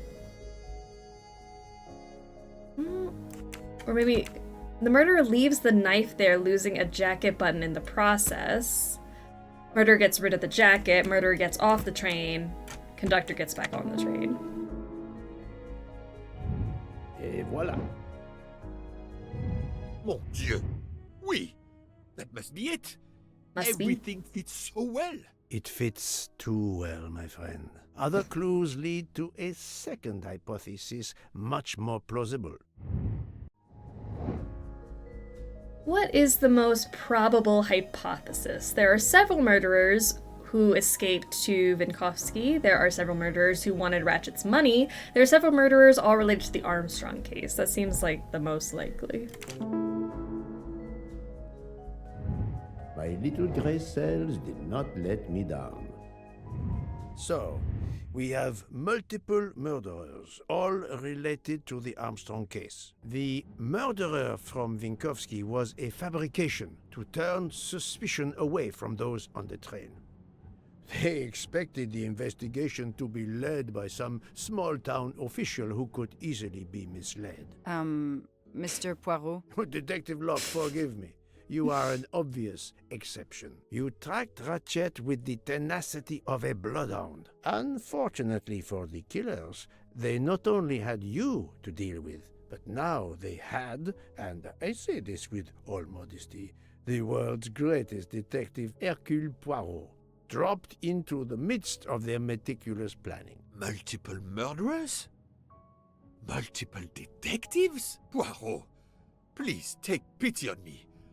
Who is linked to this case, and who is not? My poor friend, I have gone speeding out of the station without you. I will continue. Oh my gosh, that's a lot of suspects. Good news, my second referral to neurology went through. It didn't get denied like the first one. Bad news, the soonest they can get me is September 23rd. Man, they're busy. At least we have a date now. We gotta look at the bright side. That is so far out. But we got something. We're getting somewhere. We're making progress. By quite elementary, I've meant now is the time for the author to bring up some BS she conveniently failed to mention until now. Yeah, this is like, let's just reveal all the stuff that you didn't know this entire time. He's like my poor stupid friend. Let me explain. Alright, who are the 9 people we know are connected to the Armstrong case? You're connected because of, I can't remember the relation to the mom, right?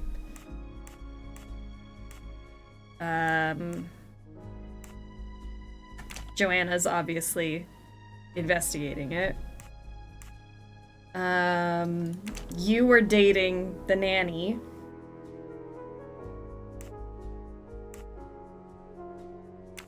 I cannot remember what we uncovered last time.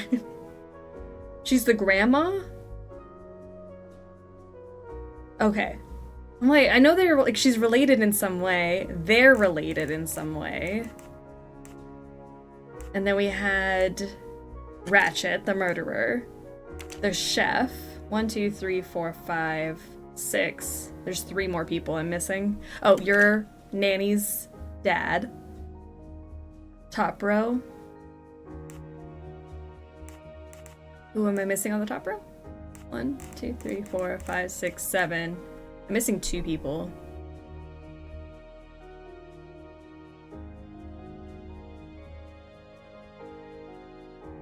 I mean, you were the son of the attorney who was... How was he connected again? As much as I've loved these mysteries, there's way too many suspects. I cannot keep them straight in my head. And then, like, you were on the car thing. I don't know. I'll pick you. Et voilà. Yay.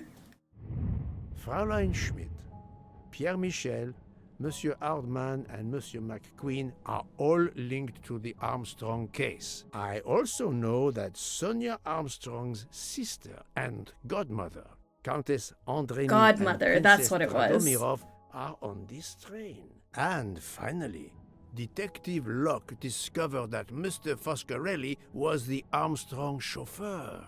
If we add Detective Locke and Ratchet, of the 12 passengers in that coach, 9 have a connection with the Armstrong case. What next, Poirot? Or should I say, who next? It is time to summon everyone. Everyone? Even Dr. Constantine? The train crew It's time other for than me Michel? to Dr. school Constantine, these folks. yes. I will need him. But we don't want the others as witnesses. I will see that their duties keep them occupied elsewhere. Excellent.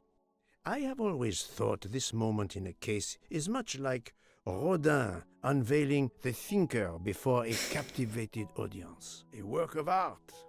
Have you not felt that way, Detective? No, Mr. Poirot. I'm happy just to slap the cuffs on him. Well, there is some artistry in that as well, I suppose. Where would you like the unveiling, Poirot? The lounge? Perfect. Then I will gather all the passengers in the lounge. Yes. The moment where everyone has to sit and listen to Poirot monologue. Godmother and younger sister. I was like, I know they were related. We had covered this big thing on Tuesday, and I forgot about it. Alright, so I think we've checked off everything we needed to do. We just now need to go to the lounge car. And then this one's conclude the investigation. Okay, go to the lounge car.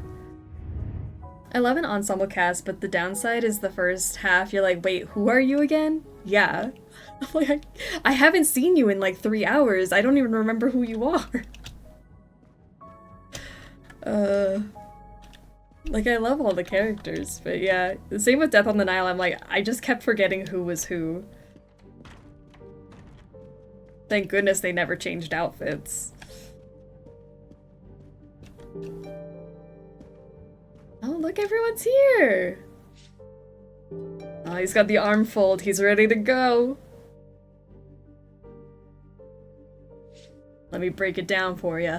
Monsieur Bouc, are the train crew locked in their quarters? Yes, they are. Then the stage is set for the final act. Ladies and gentlemen, I have gathered you together to hear my reconstruction of the murder of Samuel Edward Ratchet, also known as Cassetti. There is not one, but two possible solutions of the crime. I shall put them both before you, and I shall ask Monsieur Bouc and Dr. Constantine here to judge which solution is the correct one. Two solutions? Mr. Poirot, I am hardly qualified. Nevertheless, your assistance is required. Now, everyone looks all so know confused the and facts concerned. of the case. Ratchet was found stabbed to death this morning. He was Fact. last known to be alive at 12:37 a.m. last night when he spoke to the wagon-lit conductor through the door. His watch was found to be badly dented, and it had stopped at 1:15. Dr. Constantine, who examined the body, puts the time of death as having occurred between midnight and 2 in the morning. At half an hour after midnight, as you all know, the train ran into a snowdrift. After that time, it was impossible for anyone to leave the train. So, here is my first theory. The enemy, as Ratchet expected, joined the train at Vinkovsky by the door left open by Captain Arbuthnot and Monsieur McQueen, who had just descended to the platform. He was equipped with a wagon-lit jacket, which he wore over his ordinary clothes, and a pass key which enabled him to gain access to Ratchet's compartment in spite of the doors being locked. Ratchet was under the influence of a sleeping draught. This man stabbed him with great ferocity, 12 wounds in all. He left the compartment through the communicating door to Madame Hubbard's compartment. Yes, that's so. Scared me half out of my wits. The murderer thrust the dagger he had used Gross. into Mrs. Hubbard's handbag in passing. Without knowing it, he lost a button of his uniform. Then he slipped out of the compartment and along the corridor. He put the uniform jacket into Detective Locke's suitcase to cast suspicion on her. And a few minutes later, dressed in his ordinary clothes, he left the train just before it started off again, using the same means for egress, the door near the dining car. Everyone looks so impressed. That is the Is everyone first blown away right now? hypothesis. But there's a second. For that, we must examine the motive for the crime. Why was Ratchet killed? Revenge or money? Well, clearly revenge. He's a child murderer. The motive is clear. Revenge, of course. Nothing was stolen. And we know that Ratchet had made many enemies. This was a premeditated crime, meticulously planned. When was the crime planned? Just before departure from Istanbul, several months before. I mean, this could have been months of planning. Since the kidnapping and death of little Because he Daisy deserved Armstrong, it. which traumatized many people close Right? to the family. Even when the police concluded that it was Suzanne Moreau, questions remained. Detective Locke continued her investigation, as did others. They became convinced the truth lay elsewhere. We now know who the real murderer of Daisy is. Ratchet. Poirot, why are you testing me like this? It is clear now that Daisy's killer was Ratchet, also known as Cassetti and Michael Clark and how many other names. But of course, many of you have known this for a long time. It is obvious that the 12 stab wounds are not a random number. Dr. Constantine's analysis revealed that some stab wounds appeared to have been caused by a right-handed attacker. Others indicated the knife wielder was left-handed. Some wounds were deep, more than one fatal, yet others were not much more than mere scratches. What can explain these discrepancies? This leads us to an obvious conclusion. They are symbolic. Obviously. What do the 12 stabs symbolize? A jury in the United States, Daisy's age. Let Ratchet burn. Burn, baby, burn in hell, probably. You're so right. Come now, Poirot. Sorry, Daisy was 3. years old. Jury. 12 stabs. 12! The same number as a trial jury in the United States. But not just a jury of 12 members condemning him to death, but 12 executioners as well. This self-appointed jury had meticulously planned for everything except snow. Snow. The avalanche that stopped us, as well as the presence of not one but 2 detectives on the train. They had to improvise, to hastily add clues and false leads. Okay, so then we go through all the things. Remember the banana vape liquid? Ratchet murder was an act of God, so you are free to go. Like, alright. Fine. So what if he was stabbed to death? I love Poirot talking to you himself, like, no, you idiot, she was 3. I'm like, you're right. Absolutely. Forgot the jury was part of this. This woman in a red kimono does not exist. I don't know which of the passengers it was. It does not really matter. It was just a performance, a charade to introduce another possible culprit to muddy the waters. The time on Ratchet's broken watch was deliberately set to conceal the true time of the crime.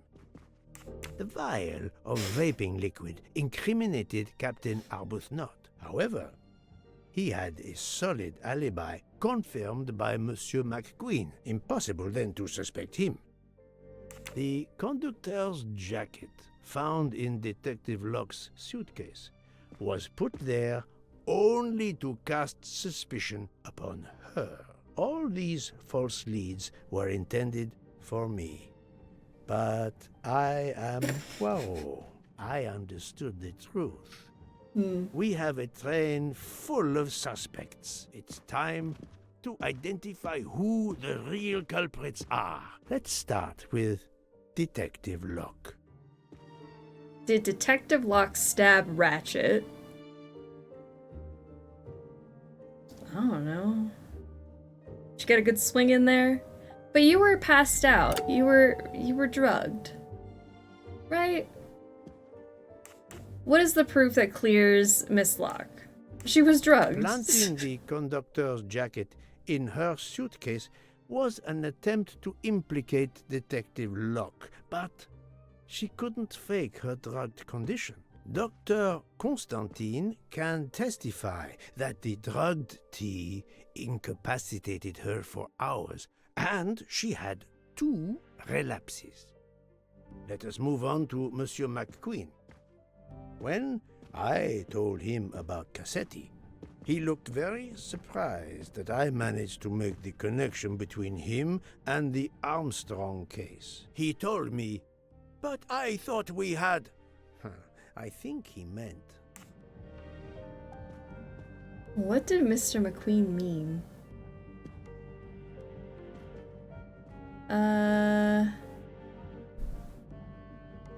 Already, I don't know what you're referring to, Poirot, actually. No, he could not think that. I don't know what you meant. That sentence was really confusing. You thought you didn't leave any real clues linking the murder to the Armstrong kidnapping. Moreover, you insisted that Ratchet did not speak French when you knew I had heard a voice calling out in French that was supposed to be Ratchet. Did Mr. McQueen stab Ratchet?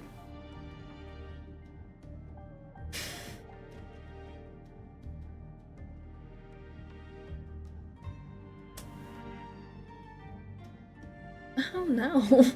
Literally makes me laugh every time. He's like, no, that couldn't be it. Oh gosh, he looks so mad. Is he innocent? Or is he guilty? Guilty? Innocent. I do not think that's the right He looked so happy when his innocent. Sure, he stabbed him. What implicates Mr. McQueen? His father.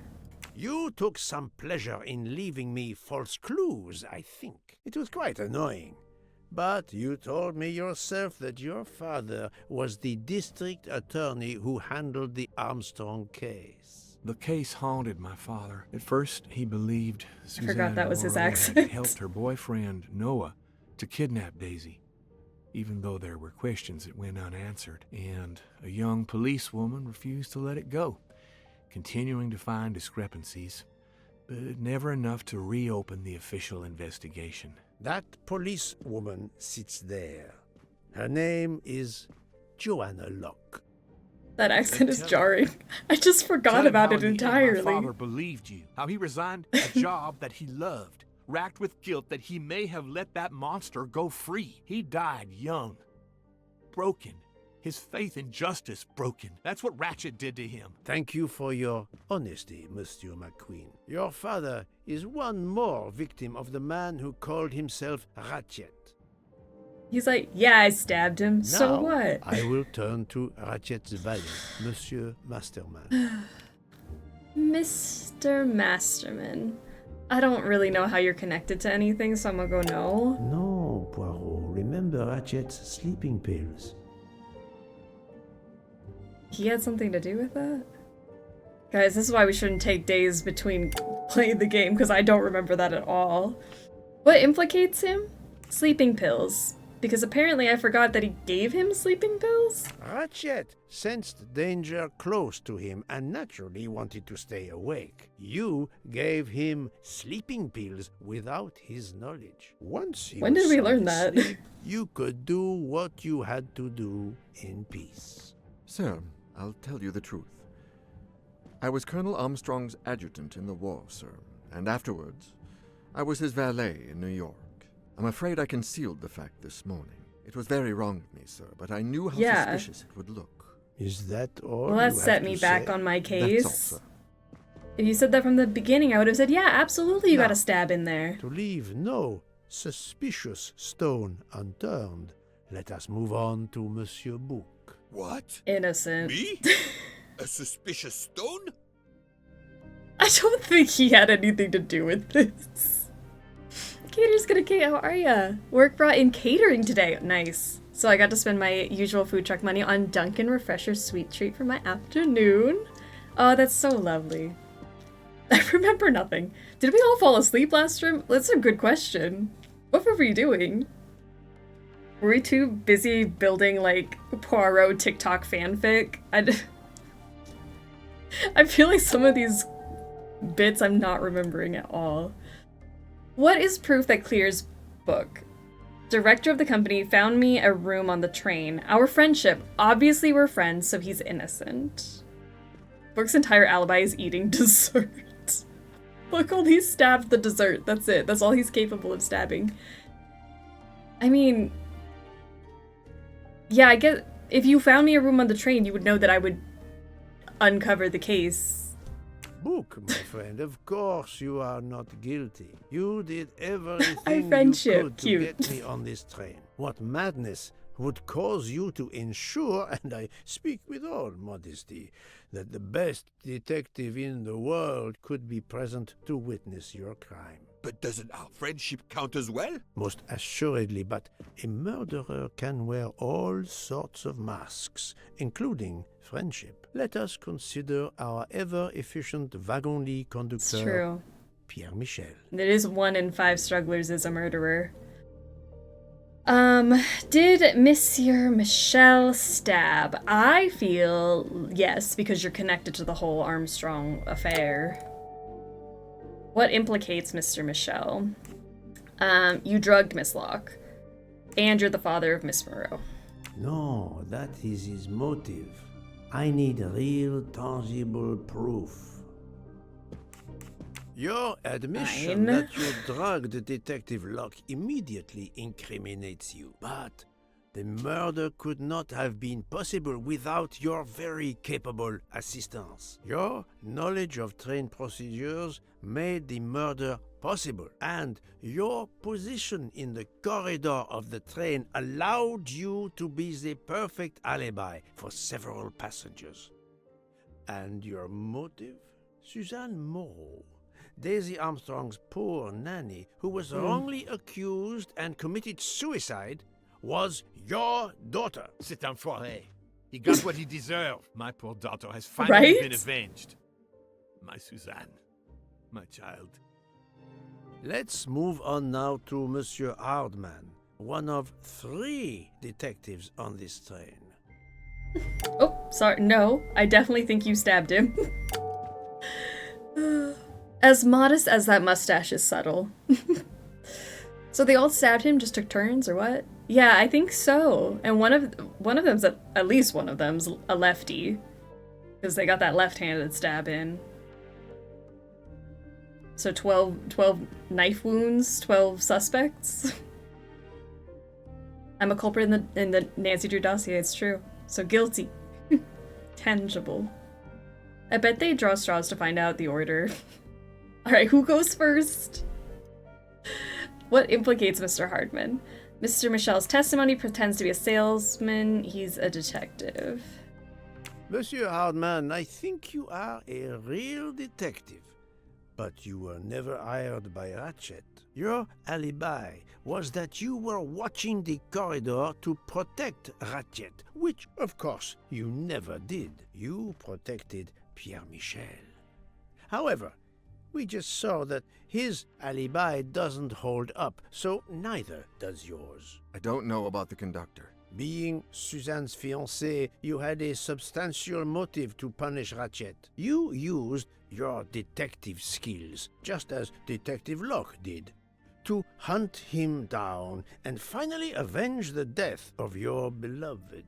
And good for him. That's right, Mr. Poirot. I do have some detective skills. I never doubted it. Now, Fraulein Schmidt, the lady's maid with the soul of a cook. I mean, probably. You are connected. You know, I like it. Good for them. It was like a group hug with a little stabby. It was really therapeutic for them to just let it all out. Alright, what implicates Miss Schmidt? Lied about Princess Dragomirov's handkerchief. Drugged... Well, you did drug her. Fräulein Schmidt, you told me of your remorse for drugging Detective Locke. I believe you are sincere.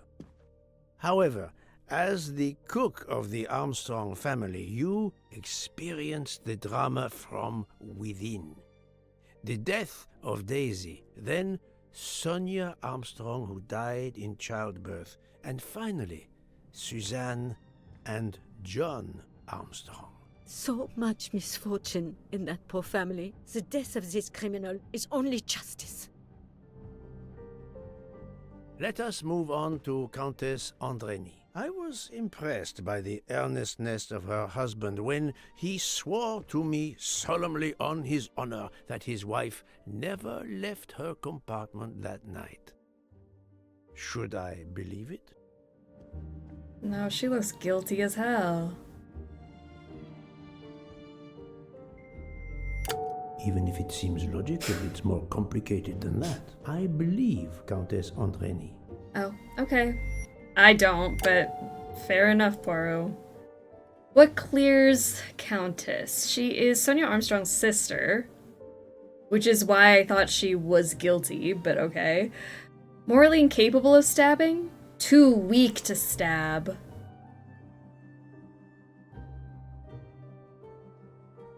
Morally incapable? This would make her guilty. Too weak. Countess Andreni is young and fit. She's young and fit. Quite capable of stabbing Ratchet. The problem must be somewhere else. Her morals. Countess Andreni, being Sonia Armstrong's sister, you had every reason in the world to want to avenge her. But you were incapable of stabbing someone, even after what he had done to you and your family. How do The you night know of that? the crime, you simply took a sleeping pill. I appreciate the irony that nearby, Detective Locke was also in a drug. Get your grubby fingers out of her When face. you awoke, you thought the nightmare was over. Rudolph? Hush, my love. Hush. Excellent transition. I was coming to you, Count Andreni. Oh my god. I mean, I think you're innocent, but how would I know? What do you have to do with anything? No, Poirot, you're dreaming. Wake up. He's like, no, you're too good to stab, but your husband? Guilty as hell. Why did the Count stab Ratchet? He didn't like his face? He is athletic. He replaced Mrs. Andreni. I don't know what this means. Unlikely. In my experience, crooked politicians have others do their dirty work. 12 people, a jury. This was very important to all of you. If Countess Andreni did not stab Ratchet, someone had to take her Oh, I didn't know what he meant by You he. You meant him. Okay.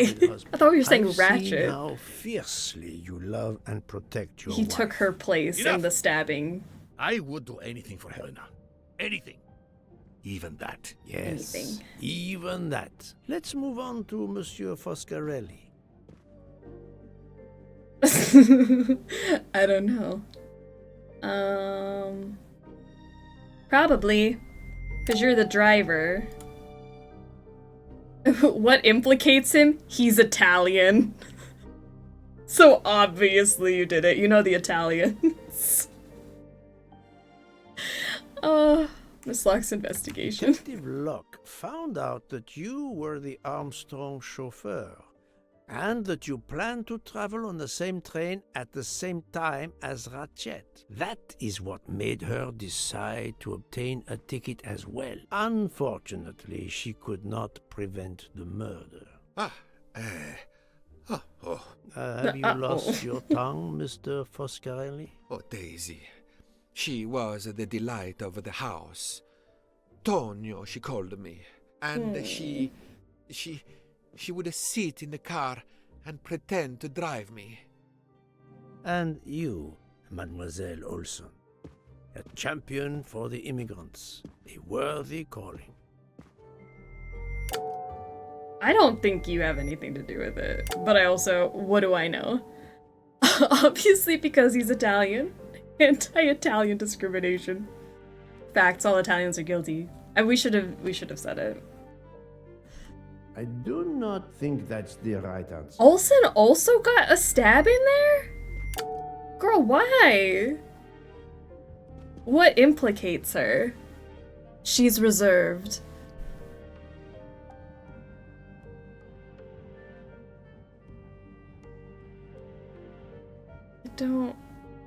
I don't know.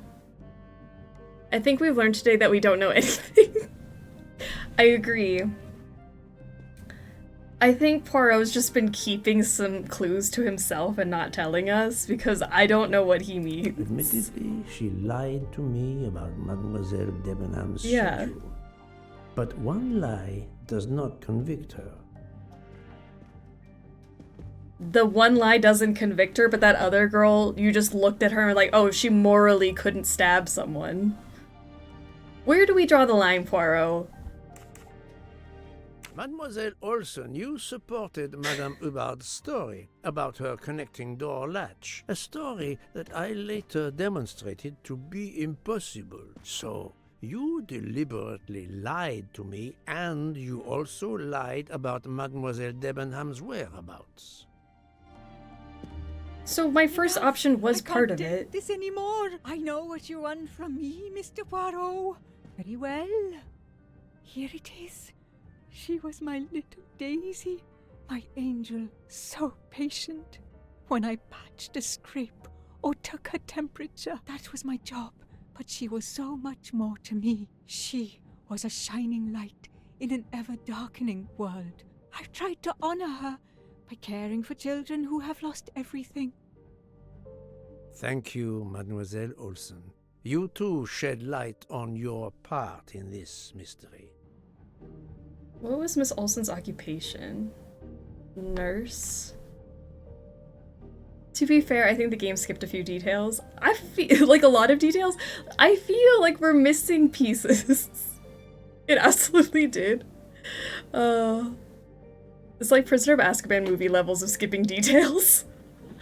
I feel like we missed a whole chapter. Cause how did Poirot get this information? You were Daisy Armstrong's nurse. I will ask you no more questions. It is enough that you have admitted what I know to be the truth, and I understand. Let's move on. Dr. Constantine. You suspect me? I know none of these people. I didn't know Ratchet either, and I've taken a solemn oath to help people, not murder them. I don't know these people. I am not involved. I think he's innocent. Do you not hear the conviction in his voice? He's a doctor, so clearly he wouldn't have done it. His assistance with the investigation, probably. Dr. Constantine was certainly helpful to my investigation, but that does not prove he is innocent.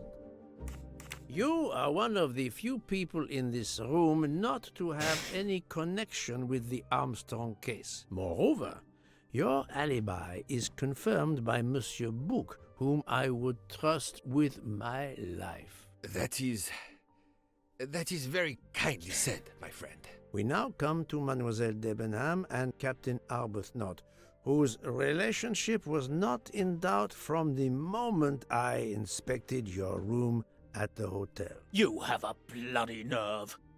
Indeed, I do. We're getting married. Congratulations. Aww. But I would rather talk about your relationship to John Armstrong. Boo. Not gonna lie, I don't care who all did it, I would just let them go. They killed a child murderer and I'm not the police. I'll just mind my own business. But then Poirot couldn't inflate his ego, you know? I think they're all at peace with what they did. What links Captain Arbuthnot to John Armstrong? Lover. Cook. Cousin? Secretary, soldiers, brother, driver, gardener. You know what? I don't know.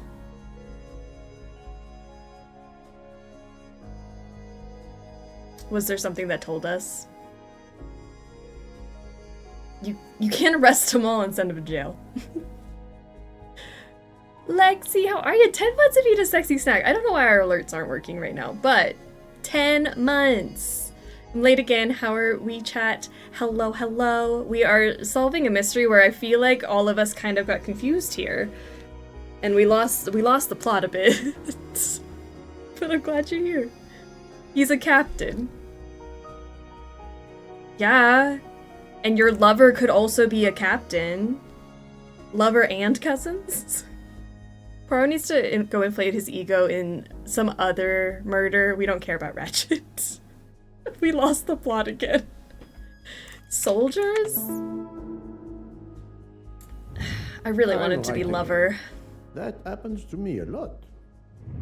Captain Arbuthnot, you served in the army with John Armstrong. What I don't understand is why a man your age is still a captain. One might expect you to be a colonel as well. Ever fought in a war, Poirot? It was war that first brought me to England. Then you know what it's like. Do you even lift, bro? Shattering sound, and death, and mistakes, acting on intelligence that proved to be wrong.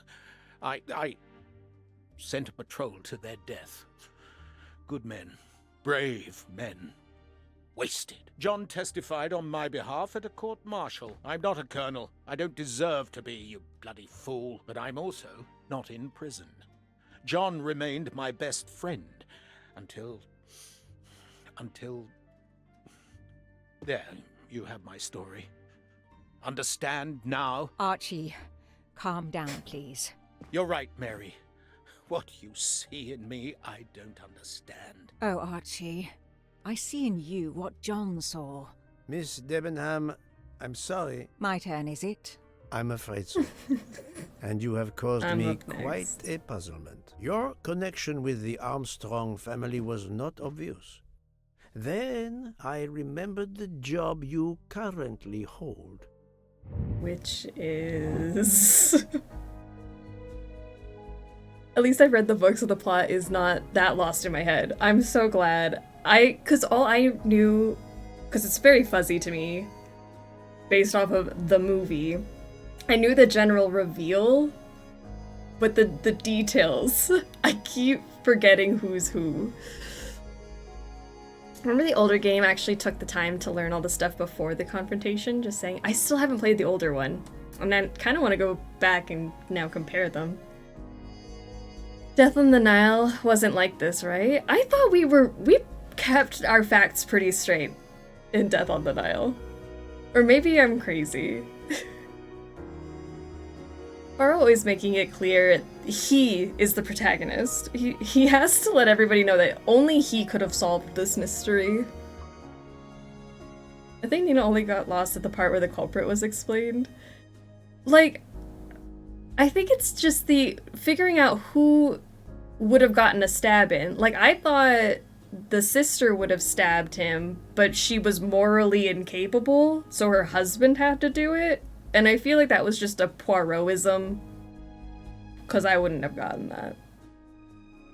Alright, what links Mrs. Debenham to the Armstrong family? Nanny? No. Sister? No. Teacher, nurse, cook, gardener, cousin, secretary. Secretary? I don't know. What is your job? I don't want to hit hints, but like in Death on the Nile, there was like a thing where you could pull up their profile and you could see. I was following everything up until Joanna's murder board. Yeah, the details are a lot. Because there's so many suspects, and you have to keep all of their facts straight in your head. And because in the game, you're flipping between two characters also, and two timelines. Secretary, I think? Okay, let's go for it. I must admit, I Alright, not secretary.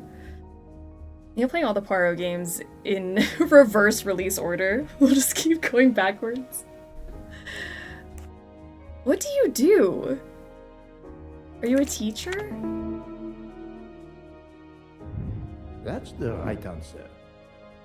Then we got back on the train and Poirot was just saying shit.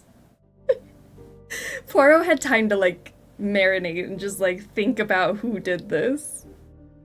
Okay, so was whose teacher? Daisy's teacher? No, she was the teacher of Countess Andrény. And we know that how? You were the teacher of Helena Andrény, whose maiden name I was feel Helena crazy. Goldenberg before she married Count Andrény. Yes, absolutely. Why lie to you? She was an excellent student. Captain Arbuthnot. Okay. I don't know, you just look like somebody who would like you don't even have a motive, you just want to stab. Sure, why not? What implicates you? You're in the military, so obviously. Mr. McQueen's testimony? The vape liquid. No, his vial found at the crime scene was a decoy. Poirot, I'm gonna throttle you. You had one of the strongest alibis, thanks to Mr. McQueen. But his testimony melted like a snowflake. There went your alibi. Poof! Unless you have another one. As for you, Mademoiselle Debenham. Sure, why not? Make it a family affair. What accuses? Her close relationship with someone guilty in the case, even her motive, do not necessarily make her guilty. Okay. Yes, I remember I give up. overhearing Mademoiselle Debenham talking with the captain at Circuitry Station. She said, "Not now, not now, when it's all over." That's significant in light of what we now know. But that's not enough? To incriminate her. Okay. Mademoiselle Olsen was the only one who could confirm your alibi. I think you know where you stand. Very good, Mr. Poirot. Are you satisfied? I will be soon. Now I must turn to Sonia Armstrong's godmother. Oh my god, how many of there are? Princess How many are there?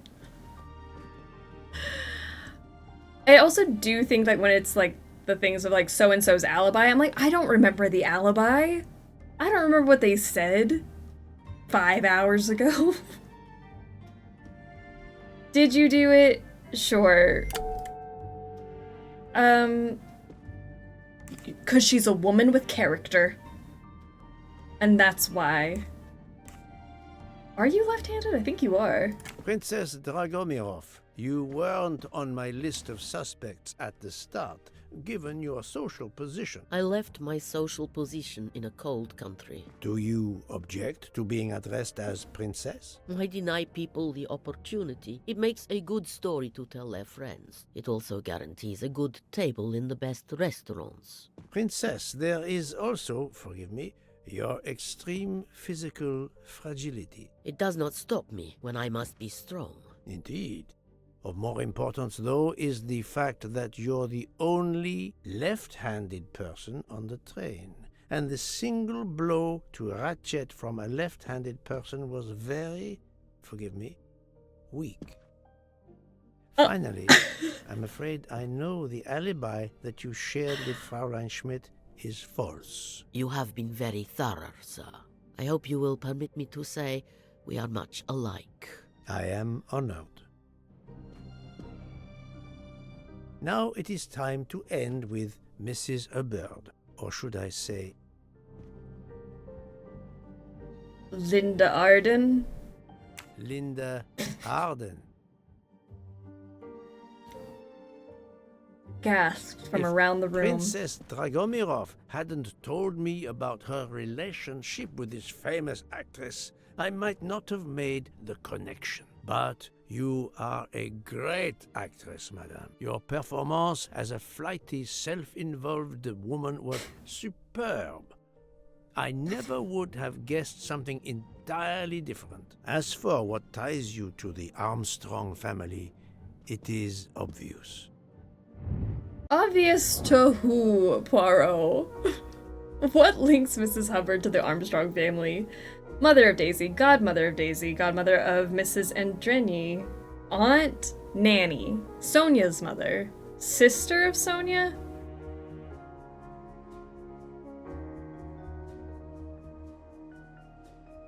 Linda Arden?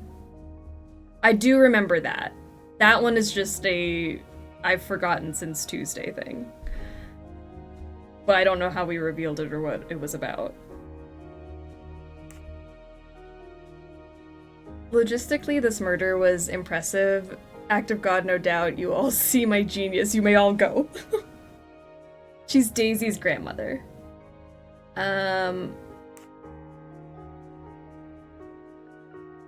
So, Sonia's mother.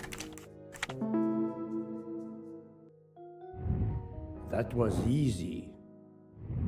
Who's the fourth death again? You Fourth are the mother of Sonia Armstrong. That entire and family Mrs. died. Andreny. I don't know what we mean by fourth death, but we had Daisy, then Daisy's mom, then Daisy's mom's unborn child, and then Daisy's dad, and then Daisy's nanny, and then Daisy's murderer. So that's 6 deaths. Crazy. After this, gonna watch the Nile VOD to cleanse. We were so on it with Death on the Nile. We felt so smart. Remember when we had to put mirrors up everywhere? We, like, reached flow state? It was great. I feel like my brain is goo right now. How did the dad die? Suicide. After we had left. I think. When did the dad die? It was like the whole, like, it all came out on, like, the papers and stuff when we had it up on the board. It was like, oh, he killed himself because he was so sad over the death of his family. This is the first hour stream. It was in the first hour. Well, I guess not the first hour. We yapped for an hour. It was in the first bit of the game. Pipes puzzle seems like child's play after this. Give me 10 more of those pipe puzzles. Sure, why not? You did it. What implicates you? Proximity to Ratchet, toilet bag hiding the latch. You did lie about that, I do remember. Madame Hubbard, you really are a remarkable actress. You put so much effort into your character and into staging the murder. I saw it as a perfect mosaic, each person playing his or her allotted part. So carefully arranged that if suspicion should fall on any one person, the evidence of one or more of the others would clear the accused person and confuse the issue. Everything was meticulously planned. But you hadn't expected that Detective Locke and I would be on this train.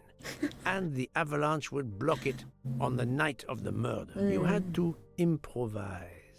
But again, improvisation would be another of your skills as an actress. So, you came up with the story that the latch on the door that communicated with Ratchet's compartment was hidden by the handbag. I always fancied myself in comedy parts. That slip about the sponge bag was silly. Shows you should always rehearse properly. You know all about it, Mr. Poirot. You're a very wonderful man. Flattery will not get you anywhere. Can't quite imagine what it was like. That awful day. I was just crazy with grief. So were the servants. We decided then and there that the sentence of death that Ratchet had escaped had got to be carried out. There were 12 of us, or rather 11. Suzanne's father was over in France, of course. First we thought we'd draw lots as to who should do it, but in the end we decided on this way. It was the driver, Antonio, who suggested it. Mary worked out all the details later with Hector McQueen. It took a long time to perfect our plan. We first had to track Ratchet down. Hardman managed that in the end. Then we had to try and get Edward and Hector into his employment. Well, we managed that. Then we had a consultation with Suzanne's father. Captain Arbuthnot was very keen on having 12 of us. He seemed to think it made it more orderly. He didn't like the stabbing idea much. but he agreed that it did solve most of our difficulties. Well, Suzanne's father was willing.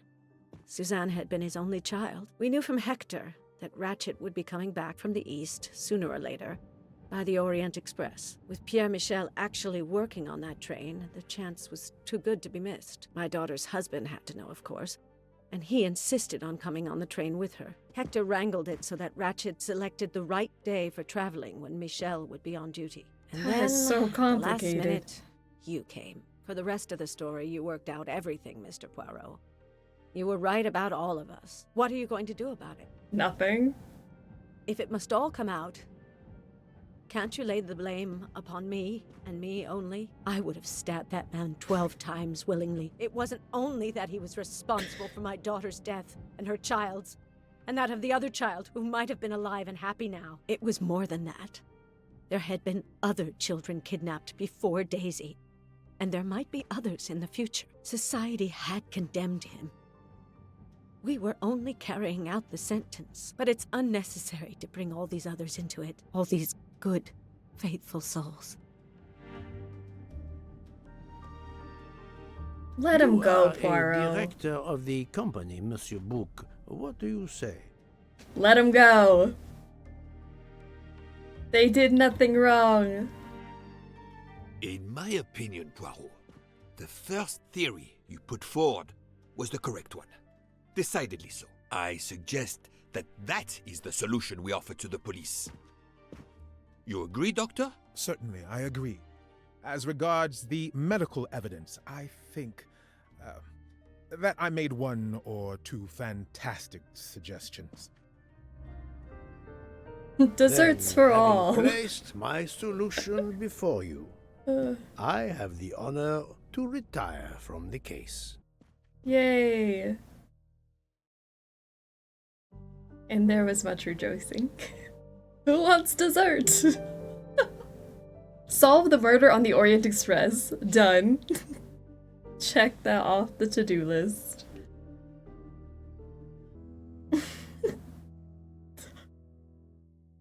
Oh my gosh. All right.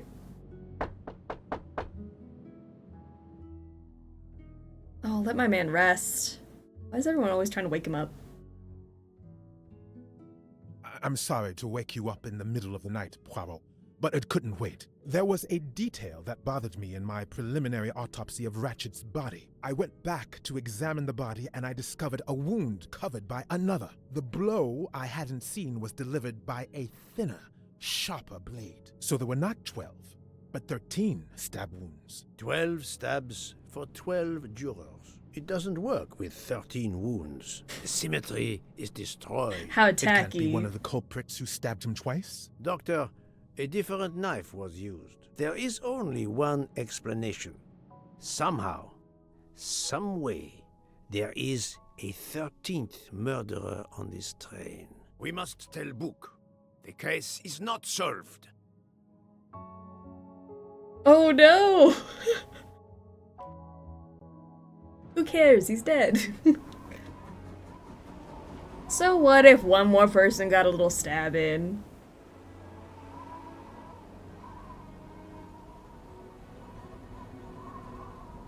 Somebody probably just felt left out. Please, come in. Ah, Bouc. I see we are moving at last. Yes.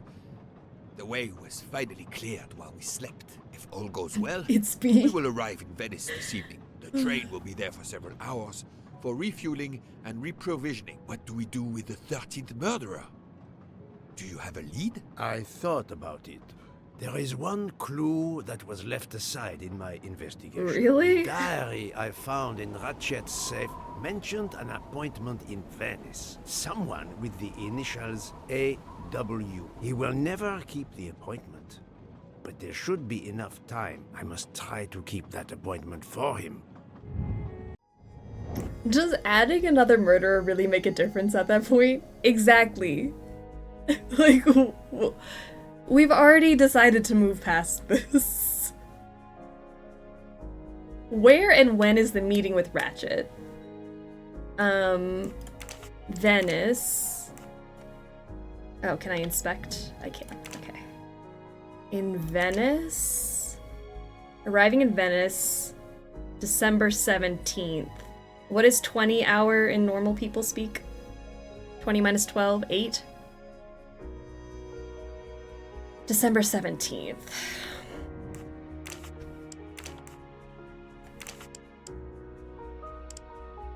Well, just kidding. Meeting point.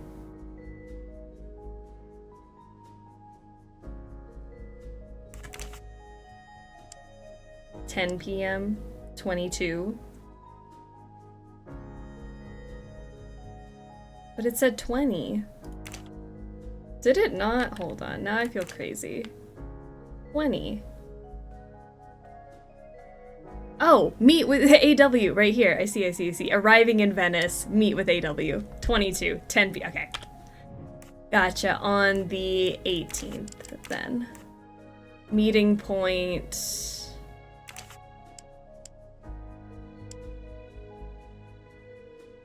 I mean, that seems Italian to me. That's the right answer. Okay, so now we gotta talk to the doctor. What does this mean? You're telling me this whole clue was sitting here and We you... should let Ratchet rest in peace.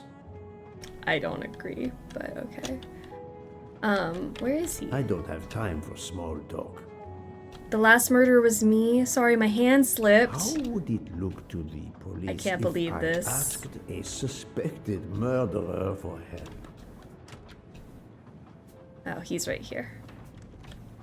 I've been confused, man. I Doctor, think I was a moment. confused. I'm glad we're Have you all made confused. Arrangements for Ratchet's body. Yes, it will be collected by the Italian authorities when we reach Venice. The autopsy will be performed there.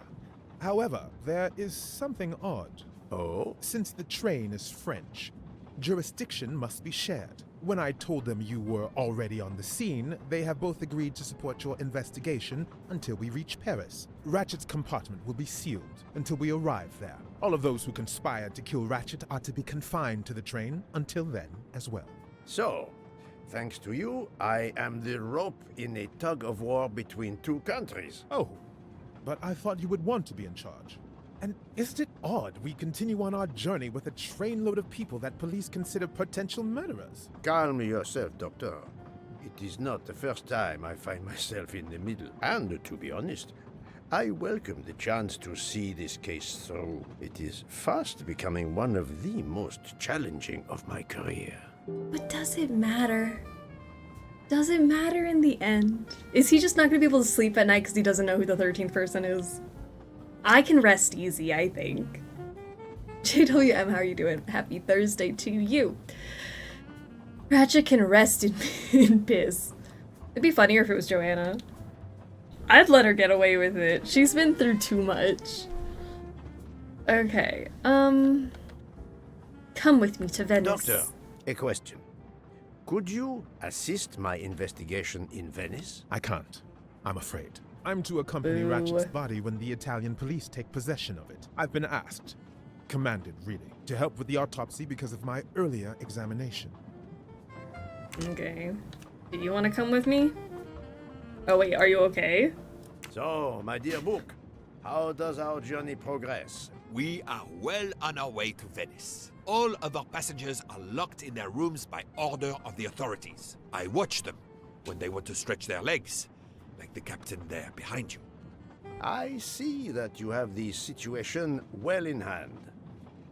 To be clear, at this point forward, none of this is canon. I refuse to acknowledge it, and the 12 killers still stand scot-free.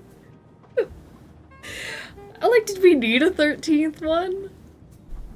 I think it's fine if we just move on, Poirot.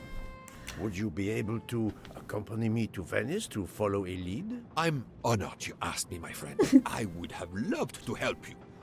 But I have to manage the situation but here. the desserts I must in make sure Venice. No one gets off the train in Venice, and that Ratchet's body is transferred. Why does everyone care about Ratchet's body? And not Poirot's? Okay. Would you like to accompany me in Venice? Come with me. I'm not going to ask a murderer to help me catch himself. That's fair.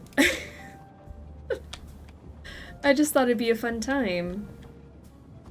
Would you like to come with me? Mademoiselle Locke, you are clearly an excellent police officer. Could you accompany me to Venice for an investigation into Ratchet's activities? There is much we still need to know. Well, yes. It would be an honor to work with you. And I'm glad you trust me.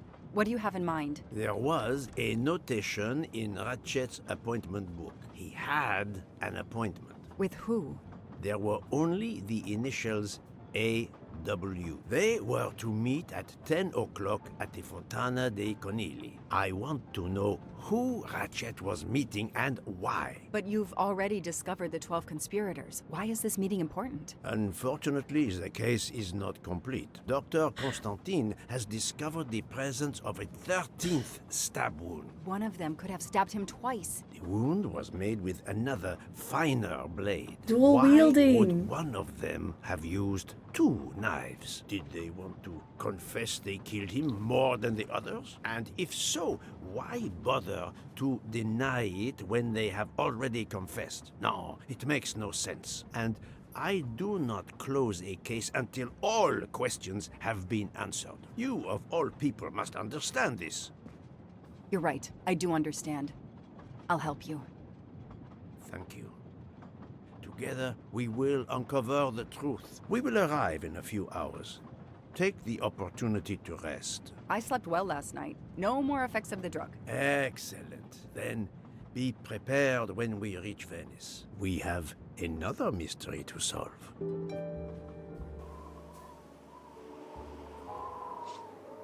Okay. AW stands for Alex Wayne. It's This me. is the Game third over. embarking dock, and no gondoliers available at all. Can't believe we're in Venice. With Carnival, you can't find a gondolier to cross that damn canal. They're all booked. The worst thing is that the fountain is just across this canal. We're almost there. It's time to shave Poirot as punishment. I agree. Let's do it. We need 12 of us, each with a razor. Clean that mustache right off. AW accused witches? Oh, Wame. Alex Wame, sorry. I do like accused witches, that could be it. I see a gondolier just over there. The mysterious meeting in Venice. Alright, so we gotta cross the canal. I mean, this is really pretty. It's nice to get off that train. Every carnival, my friends and I mask. And every carnival, we lose one another. Okay. Thank you, kind stranger, for the little anecdote.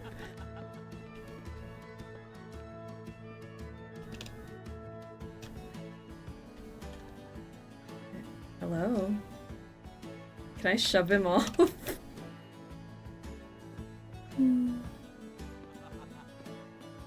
Let's go over here. Hey, can you take me across the canal? Hi there. We'd like to cross the canal, please. There is a bridge about a kilometer down the canal. Please. According to the map, the Fontana dei Conigli is just across the canal here. No, I, Gabriele, cannot help you. I'm sorry. We'll miss the 10 o'clock rendezvous if we try to get through this crowd. And have to walk a kilometer in both directions. Why is he refusing to take us across? He looks upset. I should try to find out why. We're gonna be careful or someone else might die. You know, death follows Joanna around. True, how are ya? What chapter are we on? I actually don't know. I feel like I only realized there were chapters when I was making saves, because I don't think it tells you. I can make a save and see where we are. If it's a matter of price, I'm sure we can work it out. Money? Money won't help me now. His problem isn't money. What is it then? Not walking a kilometer. I'm like, I feel like that's not that far. We could probably do it. Remember the random dude who died in the pool once we were off on the Nile? Is that like this but worse? Oh, that is a whole thing. Like once we got back from the death on the Nile, there was another like dude in a pool. I guess this is like that. I like it. There are actually chapters. There are. Hold on, let's see where we are. Because I haven't made a save today anyways. I only realized it when I made the saves before. We're on chapter 9, City of Love. Good thing I hadn't saved all day. Less than a mile total. Can we just...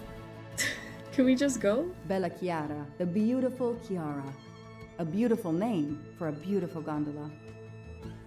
Oh. Is that your problem? What does it mean? Flowers. Ah, what a sham. A beautiful bouquet crushed by revelers. Can't believe it. Oh, we gotta mind map this out. What is his problem? He's fed up with tourists. He had a fight with his girlfriend. He ruined his bouquet of flowers. Maybe he felt, I don't know. Fed up with tourists. I don't need Mr. Poirot to tell me I'm wrong. Flowers. Oh, this isn't it. Alright, he did have a fight then. I didn't wanna assume the worst. Great.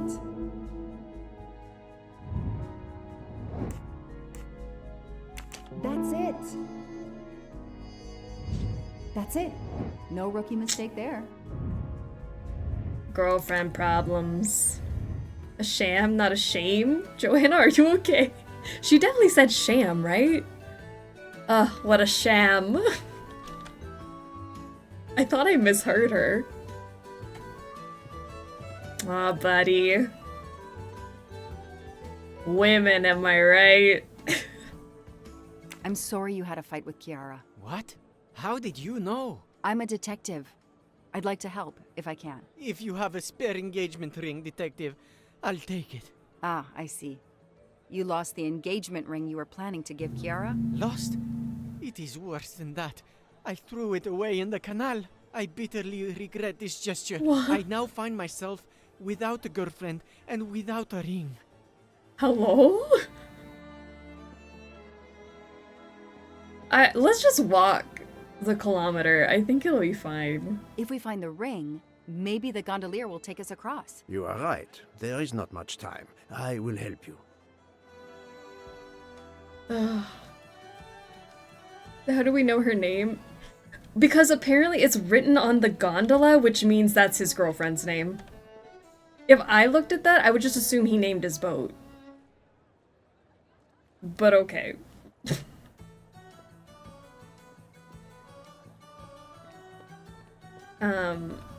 Joanna's taking Poirot-sized leaps of logic. Ancora una volta sono dalla parte spagliata del canale per la festa. Sorry, I don't speak Italian.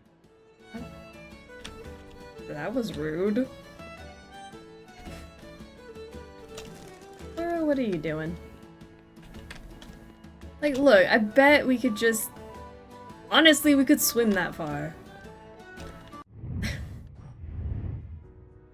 Oh. Alright. I mean, can I get into the canal? He said he threw it in here. What am I supposed to do about it? Ugh. Is it in here? Oh man, I gotta dig through the trash for it? I don't need an empty soda can. Okay. There are too many plastic bottles in the world. I'm currently planning a trip with my sister for 2 weeks in Italy? This is good practice for my Italian. Hell yeah, it is. Oh, that's gonna be fun. 2 weeks is like the perfect amount of vacation time, too. I know someone who would be happy. So this the ring. Okay. That was fine. Alright. If we just walked, we would be almost there by now. Exactly! This is such a waste of time! Here. Don't throw your expensive engagement rings in the canal anymore. Excuse me. I believe I have something that belongs to you. Mamma mia, grazie mille, signorina. With this, I can now win my Chiara's heart again. I know it. How to thank you? My friend and I need to get to the other side. We have a very important date at the Fontana di Conigli. Ah, yes. The rabbit fountain. Of course, I'll take you across. The rabbit Then I will fountain. call Chiara. Hopefully she will forgive me. I'm sure she will. Well done, Detective Locke. Okay. Let's hope she forgives him. Let's try to be positive. Thank the goddesses Joanna didn't use a Venice magnet is to get the very ring. charming. You will love it. Oh.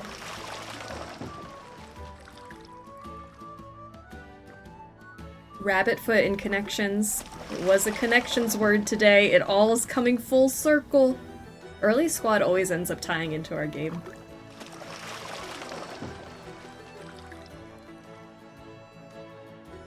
I'll give them credit. This is a really pretty scene. As unnecessary as this plot point might be, it's really nice to look at.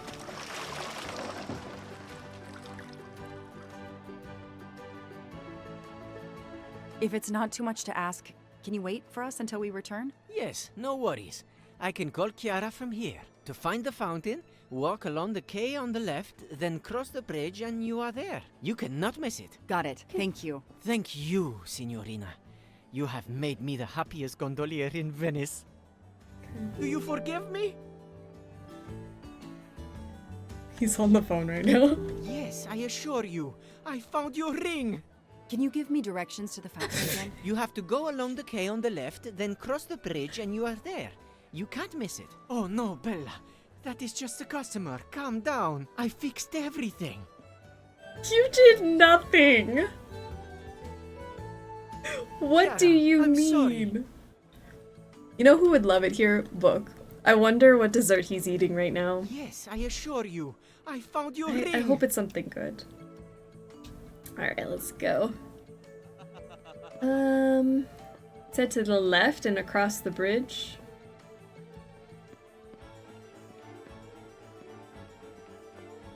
Over the bridge. Get out of my way. Over the bridge. Oh, look, the rabbit fountain.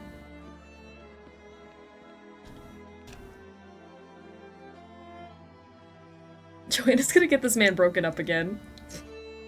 I swear it was just a customer.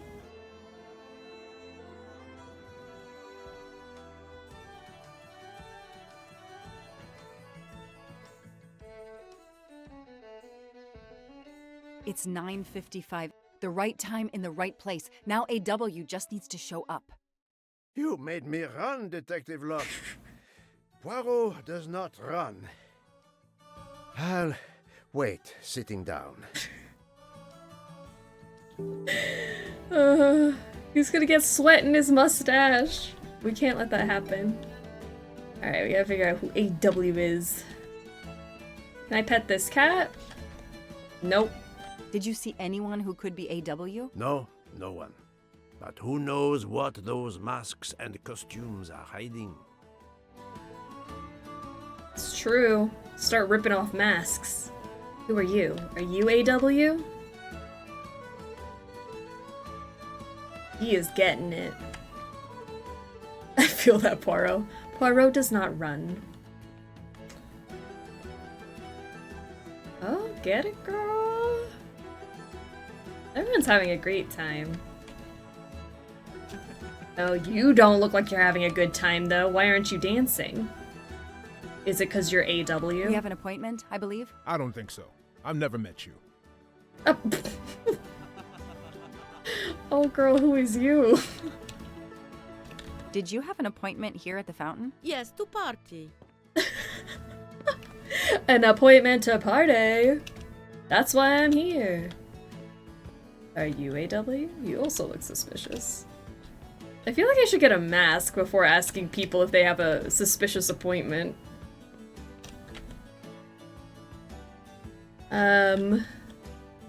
We are here on the map. This is a big map. Right. Excuse me.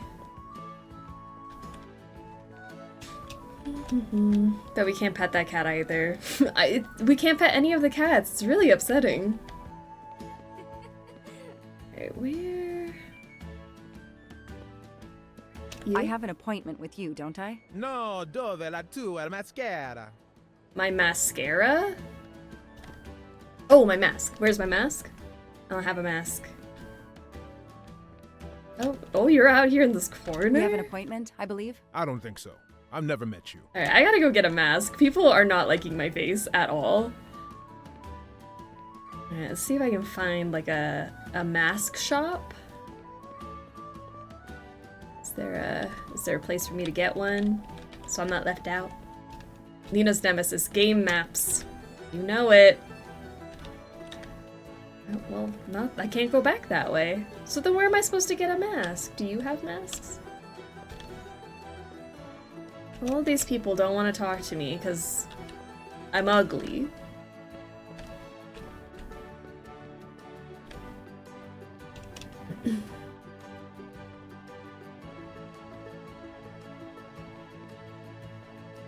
Well.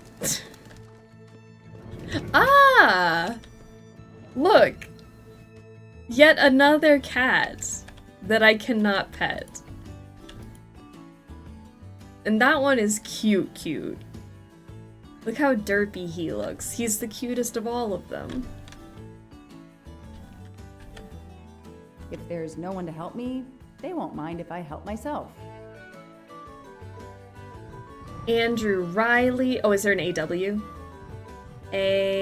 Aziz Wadi? Aziz Wadi. That's the only name that corresponds to the initials AW. Spacente, non ti ho sentito. Posso aiutarla?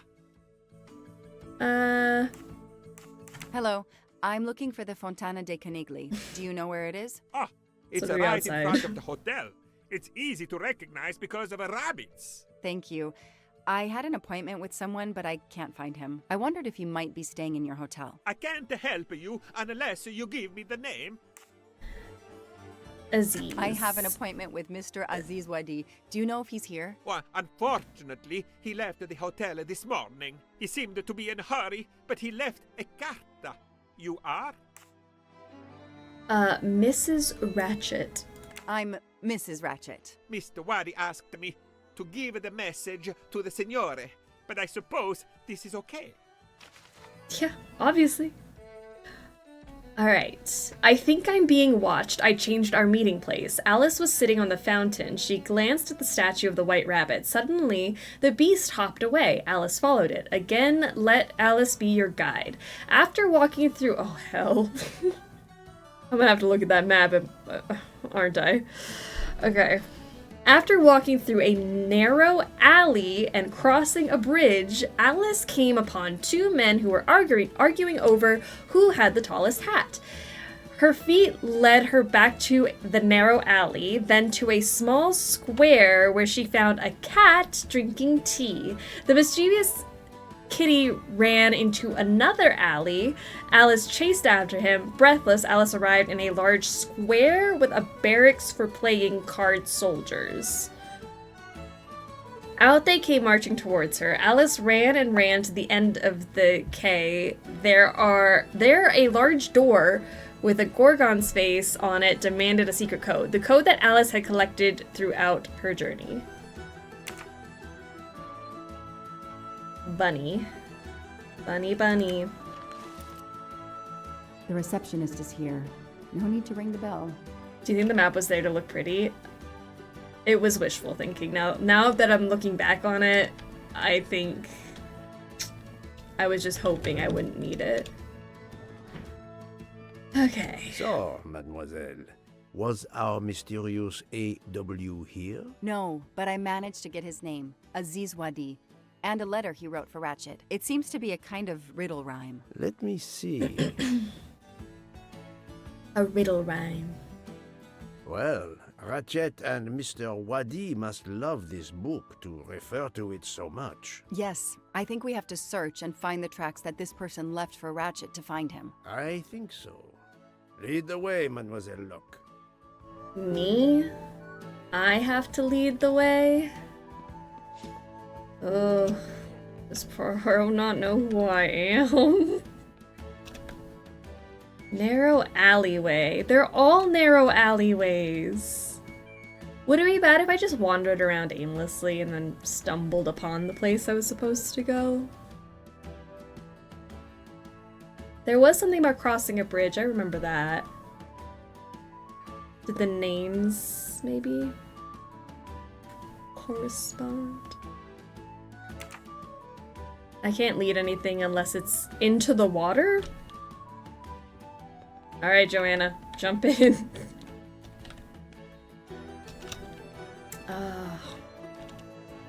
Whoever was supposed to meet up with Ratchet is expecting a middle-aged man. Wouldn't it make more sense for Poirot to go ask around? Wouldn't it make more sense? I agree with you.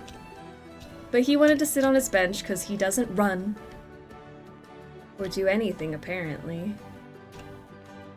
Okay, we are now here. If you wonder, how would you solve the riddle?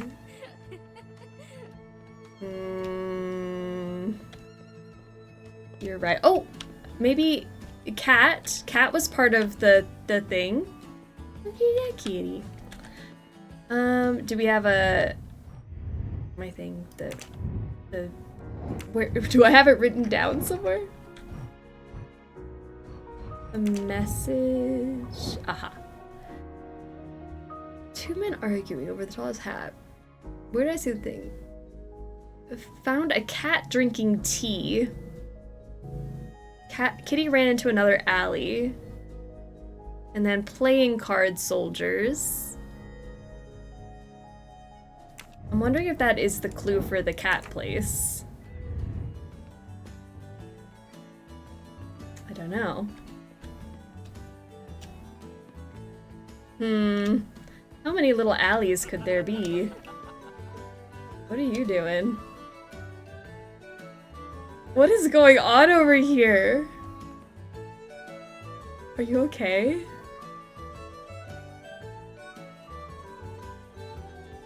You know, I think I'm gonna leave you alone. I didn't want to intrude. He's peeing? Maybe. Not our problem.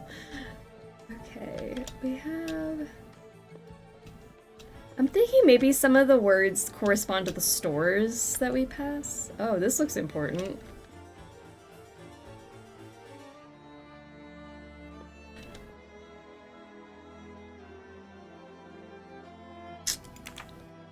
The store has a 9 on it, so maybe it's just 9. No, Joanna. That doesn't track. Alright, there's a 5-digit code for this.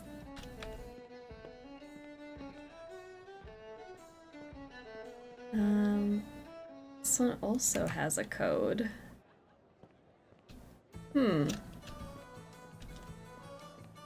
She's pissing on the wall, leave her alone.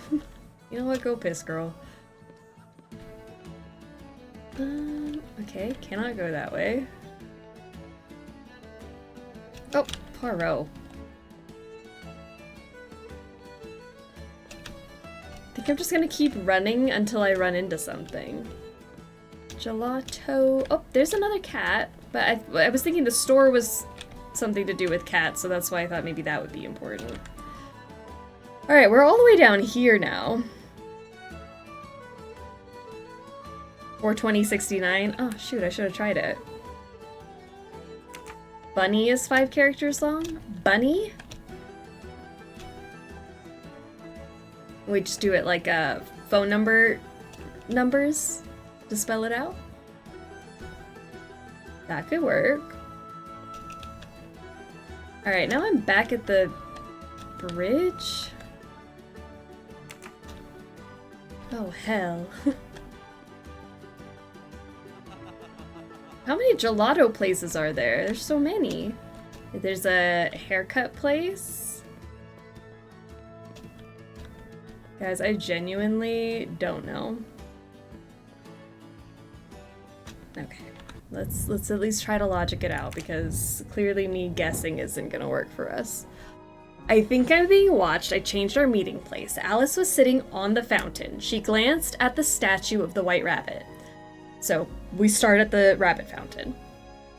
So then blah blah blah blah blah blah blah blah blah blah. After walking through a narrow, I'm gonna just write it down. Why do I? Hello. Alright, so we're gonna start at Fountain. And then we're gonna go to Alley. Narrow Alley. My answer is there's no chapter in Venice. Where's your whimsy? So what if the game devs wanted to add their own little fanfic at the end? Narrow Alley. And then crossing a bridge. At a bridge. Two men who were arguing over who had the tallest hat. So maybe a hat shop, I don't know, something about hats. I'm gonna put it in parentheses so that I don't know if that has anything to do with anything. Then her feet led her back to the narrow alley. To the same narrow alley? Okay, back to alley. And then to a small square. Where she found a cat drinking tea. Cat tea.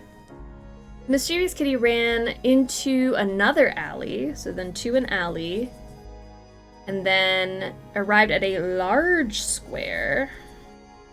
Not a small square, but a large square. Playing card soldiers. And they came marching.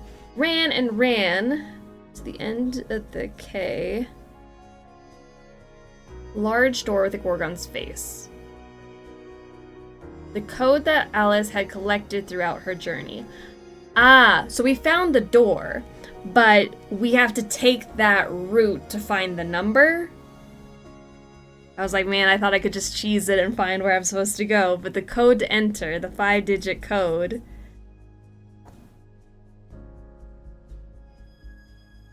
is, I'm assuming, stuff we see on the way.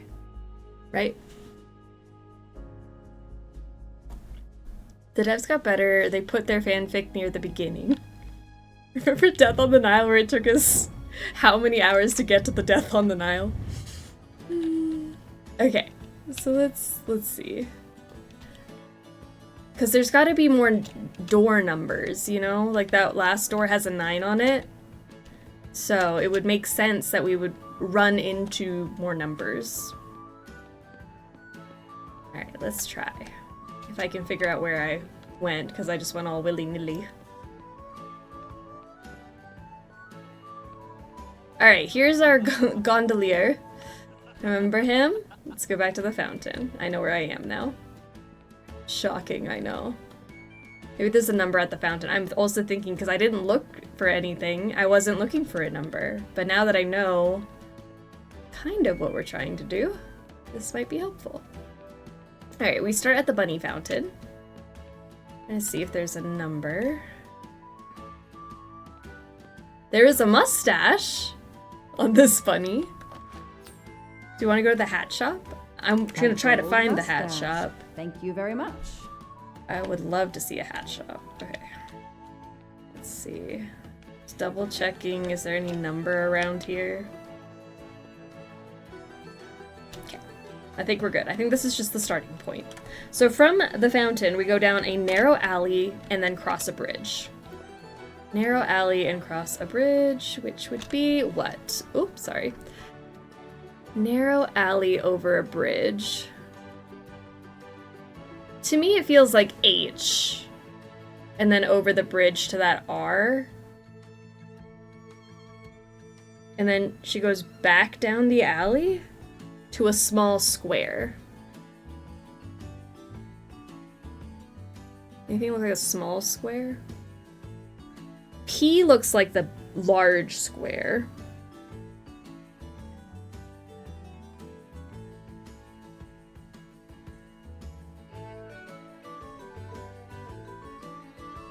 I'm thinking H is the only alley from here, you know? You passed the hat shop? I did?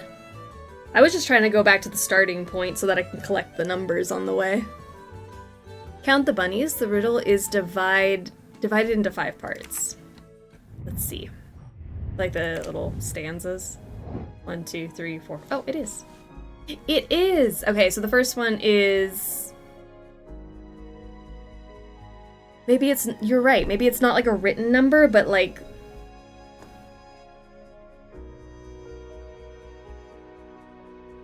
Because there's also 2 men who were arguing over the tallest hat. So maybe 2 is a number also? I don't know. Okay, let's go count the bunnies. You might be correct here. 1, 2, 3, 4. There are 4 rabbits, so maybe we start with 4. We already know the last one's a 9. Because that door has a 9 on it. That makes sense. Alright. And then she was here and then went down a narrow alleyway. This feels very narrow to me. And then to a bridge. Which would be where?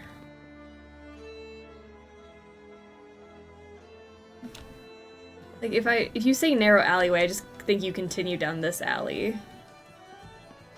And then across a bridge. Okay, that makes sense. Across a bridge. Ah, and now we're at the hat shop. So the hat shop was mentioned. 8. Ah, see, this one's written down though. So now I'm worried about the rabbits. Maybe I missed a number. Okay, 8. 8 for the hats. It can still be 42069. It's so true. It starts with 4 and ends with 9. Hat shop. Okay, so then she goes back to the alley to a small square. Back to the alley. Back to the same alley we were in? The tallest hat. Her feet led her back to the narrow alley. Like back over the bridge into the narrow alley? And then to a small square where she found a cat drinking tea.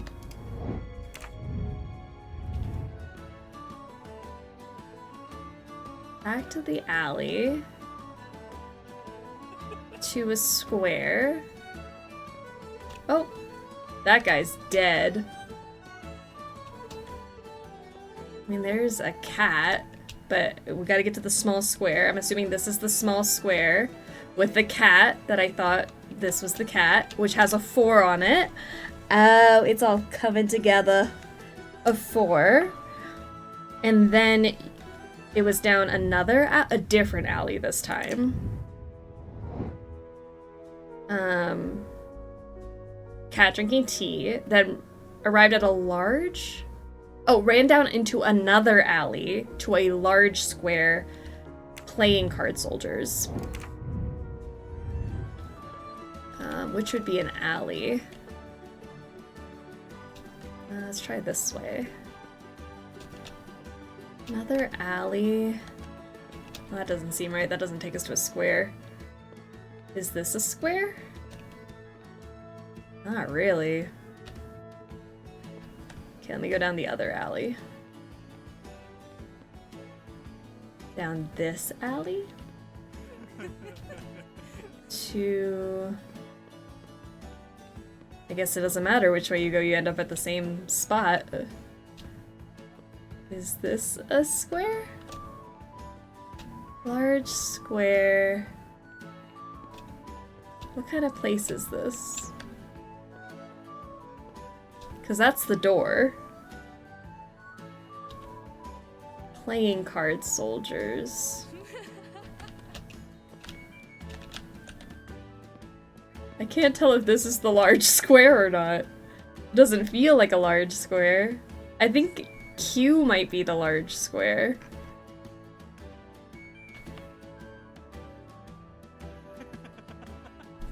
Joanna Luck strikes again. Just dead guy in the alley.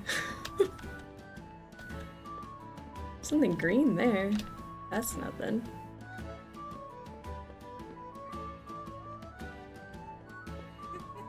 Oh, alright, you guys are having a time over here.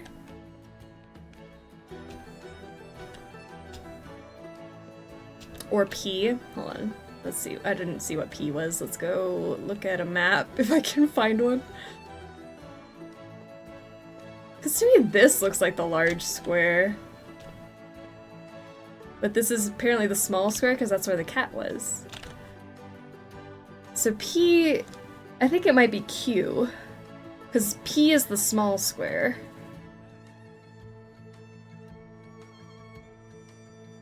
Dang, I don't know.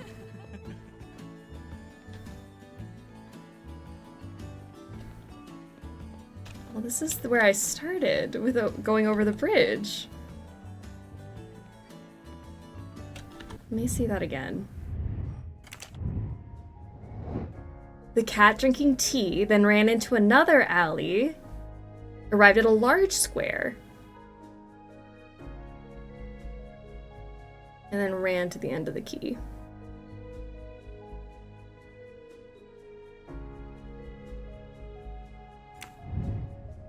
Because that large square has to be right by that door.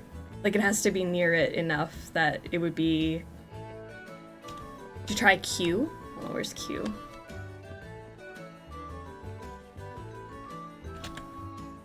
Oh, Q is where I was trying to go. Yeah, I haven't looked at where Q is. I think Q is where I was. But now I don't know. They don't label the walls. Oh, Poirot. Is this Q? No. So if I keep moving down this way, I should hit Q at some point, right? Or is Q at the other end? That map is not very well laid out. Can I get past you guys? I want to see what's at the end of the thing here.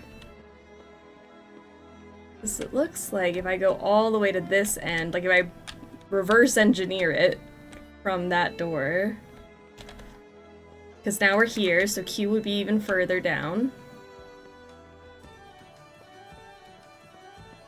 Logically. Oh my god, get out of my way. So this would be Q. Right. Q. Right. We have a... I don't know why our alerts are not working today. I am so sorry for that. But we have an errand raid! The Trash Pandas are here! Hello, hello. How is everybody? Danielle and Andy and Aaron and Shadow. Welcome, welcome. Aaron, how was your stream? What did you play? We're in the middle of a puzzle and my brain is fried, so this is a very welcome distraction. Calendar, welcome to the stream! I'm so upset that I didn't play the little raid alert for you guys. How rude.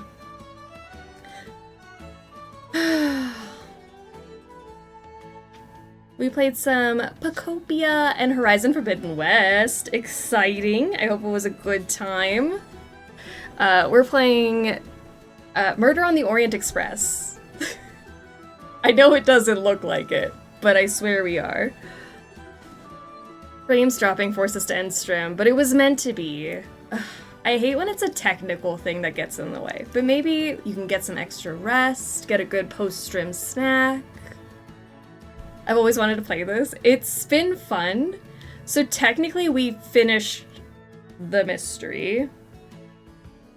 And this is like, I want to say like epilogue. There's an extra bit that they added to the traditional Murder on the Orient Express story. And so we have a very complicated map puzzle we're doing. Pacopia, Nina's fave. I was talking the other day about how I found out through everybody playing Pacopia that it's called Pacopia and not Pocopia.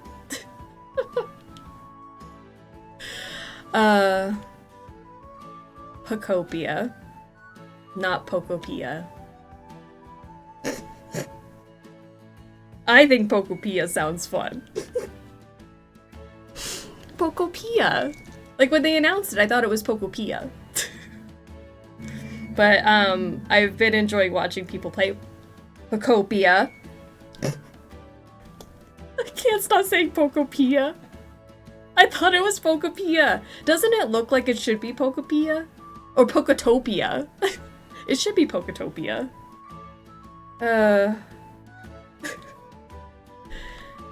I'm so glad that I heard someone pronounce it, because if I just read the word. Poirot! Oh my god, he's up in my space because I'm taking too long. I think everyone else is wrong? Maybe. Poirot! Okay, if that wasn't a sign to keep going, I don't know what was.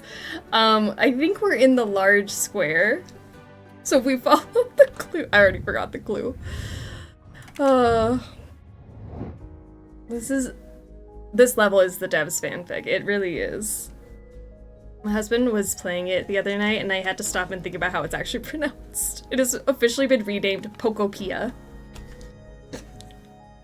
Pokopia. What a good time. We've arrived at the large square with a barracks for playing card soldiers. Poirot, get out of our face. You got very close to us. Out they came marching toward her. Alice ran and ran to the end, which is where we see the door. We're literally missing one number.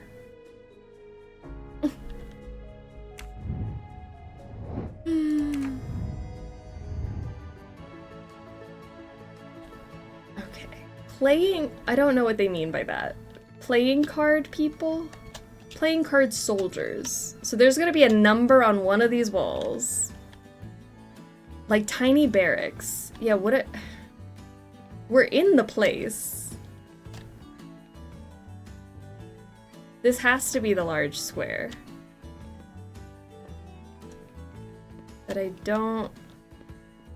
There it is. 6. Guys. We're smart cookies. We figured that out. Look, a 6. And Danielle is a 40-month sexy snacky. And again, the alerts are for some reason not working today. I don't know what happened. I'm gonna have to like do extra sound alerts or something to make up for the lack of stuff. Should we brute force it? We got 4 numbers out of 5. We have 5 numbers. 4, 8, 4, 6, 9. 4, 8, 4, 6, 9.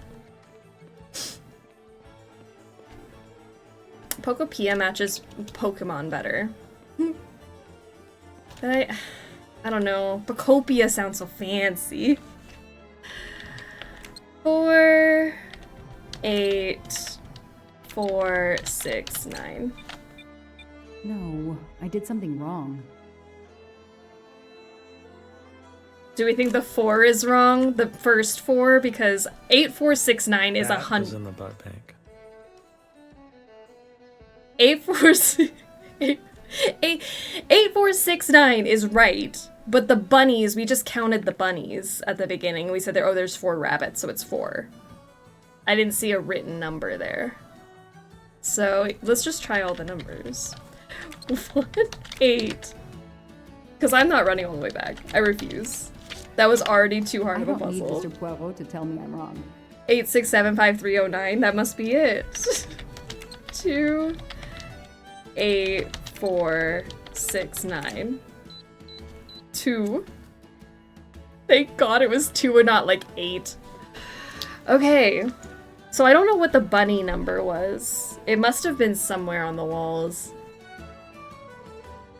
Making up for lack of sounds. I appreciate it. It's weird that those work, but the... I don't know. But then it was also the issue of the... Hold on, let me check something. I did, like, hit a button before and it fixed something, so maybe it'll work now. I don't know. I think all of my, like, stream alert sound thingies just were goofing off today. We did it! Anyway. This music... There it goes! Was that something? No, that was a hype bus. What's going on? We're hitting the delirious point of the stream. I'm so sorry. What time is it? It's 4 o'clock. You know, 4 o'clock is the time my brain shuts off.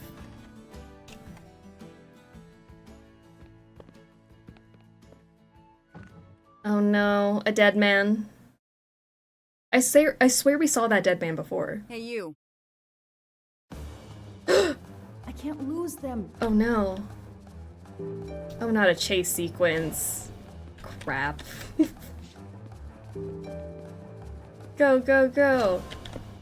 Parkour! Parkour! Oh. Oh! Okay, Joanna. Alright, he took a right. And he's going, and he's went this, oh, he's quick. Speed demon. No! I can't believe it. Oh, Joanna, where did he go? You're so slow. Those people really got in my way. I hope we can arrest them for obstructing justice. Whoop! Jump! Go, go, go!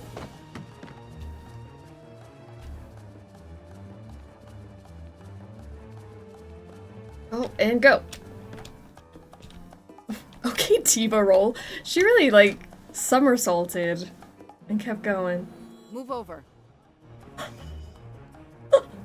Move! I can't believe she did that. You know what? I take it back. This was a much needed fanfic epilogue chapter. Too many masks! The murderer could be standing there watching me and laughing. 44 months of being a sexy snack shroom. Now it's working. Look at that. We bussin'. We are. Arrest the tits. Yes, Detective Locke? The murderer got away.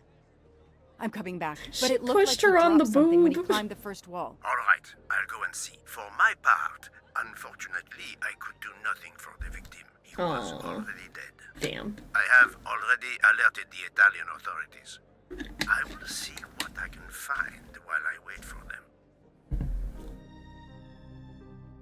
them. Oh, Poirot's got his gloves on. Analyze the crime scene. Alright. Money. A pair of women's glasses. Was Ratchet planning a new identity? That phone is too damn loud. I thought so. When her phone rings like that? There must be several tens of thousands of dollars in this bag. That was not very boob titty of her. No, it was not. Alright, here's the dead The man. victim was stabbed. Apparently the method of choice in this case.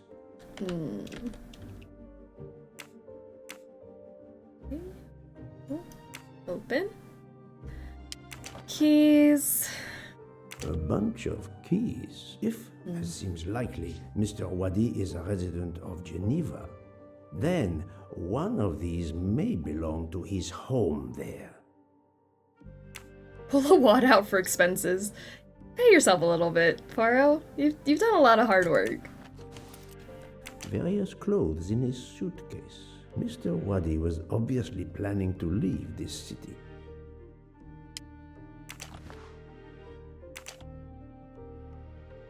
Mr. Wadi's Swiss passport. I'll see if I can find a match on the internet to confirm his identity.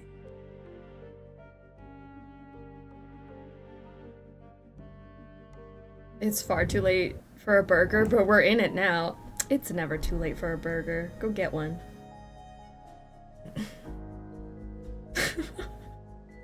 Jasmine, I feel like you keep getting Tide Pod for some reason. I haven't seen Nightbot come after somebody like that. For a third time. 3 times now, that's crazy. Alright, information. Let's look at our thing, sorry. Just couldn't ignore Nightbot trying to commit murder over here. Nightbot really wants our girl to eat Tide Pods. Saying it with the same jolly tone as the burger that's sending me. A burger. Or a Tide Pod. Whatever you prefer. Alright. See, Swadi. Let's see. Oh, me. Keep this open, but I will back out.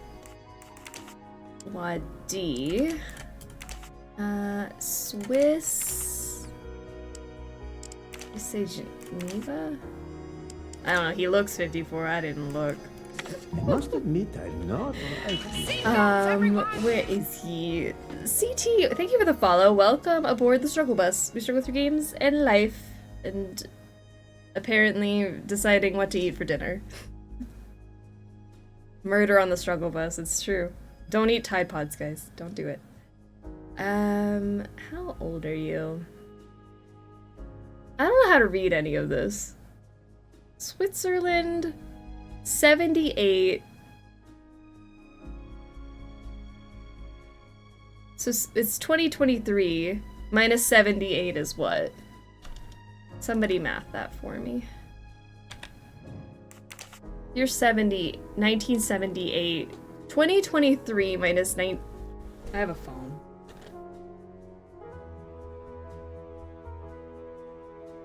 $45. I aged that man up. I was like, he looks 54. Alright. There we go. Crimes solved.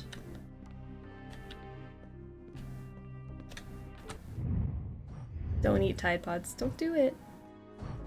Absolutely do not do it.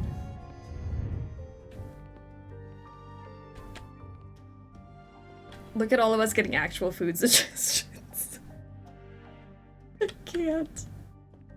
It's so sad. Okay, what other things are there at the crime scene? There's a dead body and a suitcase. What more do you want from me, Poirot? That's all we got. Not much more. Thanks for the welcome and the Tide Pods. Tide Pods for everyone. Start handing them out. Alright. Oh, is that a mustache? It sure is. Another golden mustache to treasure. Also, I'm back. Harley, welcome back. Hope work was good. Something the fella dropped during the chase. Oh, okay. Probably something he dropped. For some reason, Poirot cannot sprint right now. Scooby snacks? My dog would like those. Some Scooby snacks. Do they still make those graham cracker Scooby snacks? I haven't seen them in years. But those were my go-to school snack. Like if I got to pick something. Okay, I don't think so. I think the crime scene is where the guy was murdered, and I don't see anything else. So what do you mean, Poirot?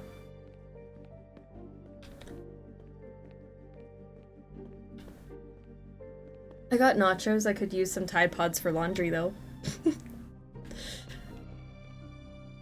Tide Pods are good for laundry, I think.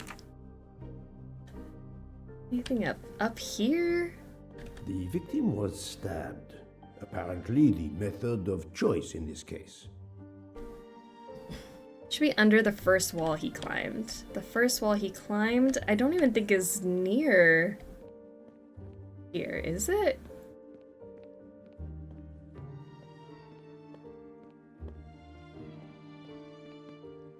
Maybe that side? Did I go over there?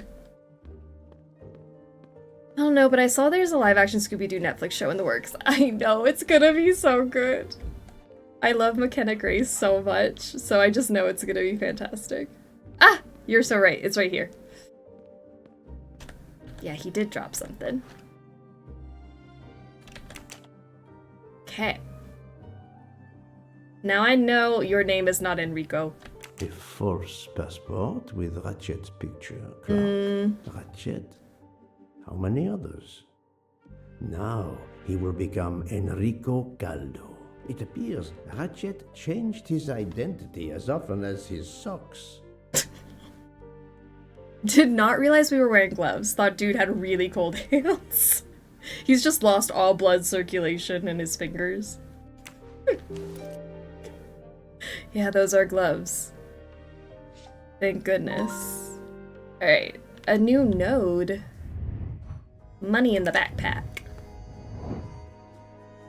Intuitions allow you to draw your own conclusions. So from a deal with Cairo, from the Armstrong case ransom.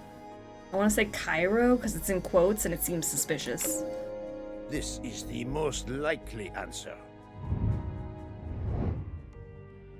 We need to change our I'm socks. Sorry, I couldn't catch the suspect. Apparently. Mr. Poirot.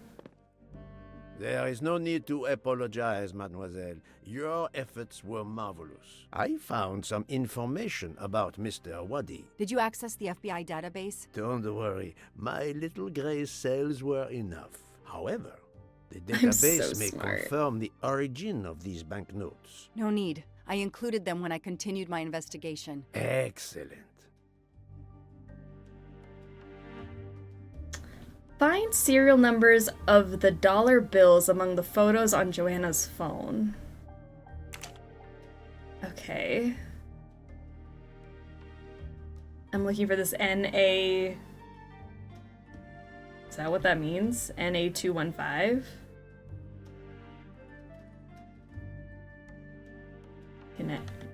Do you have more than just that?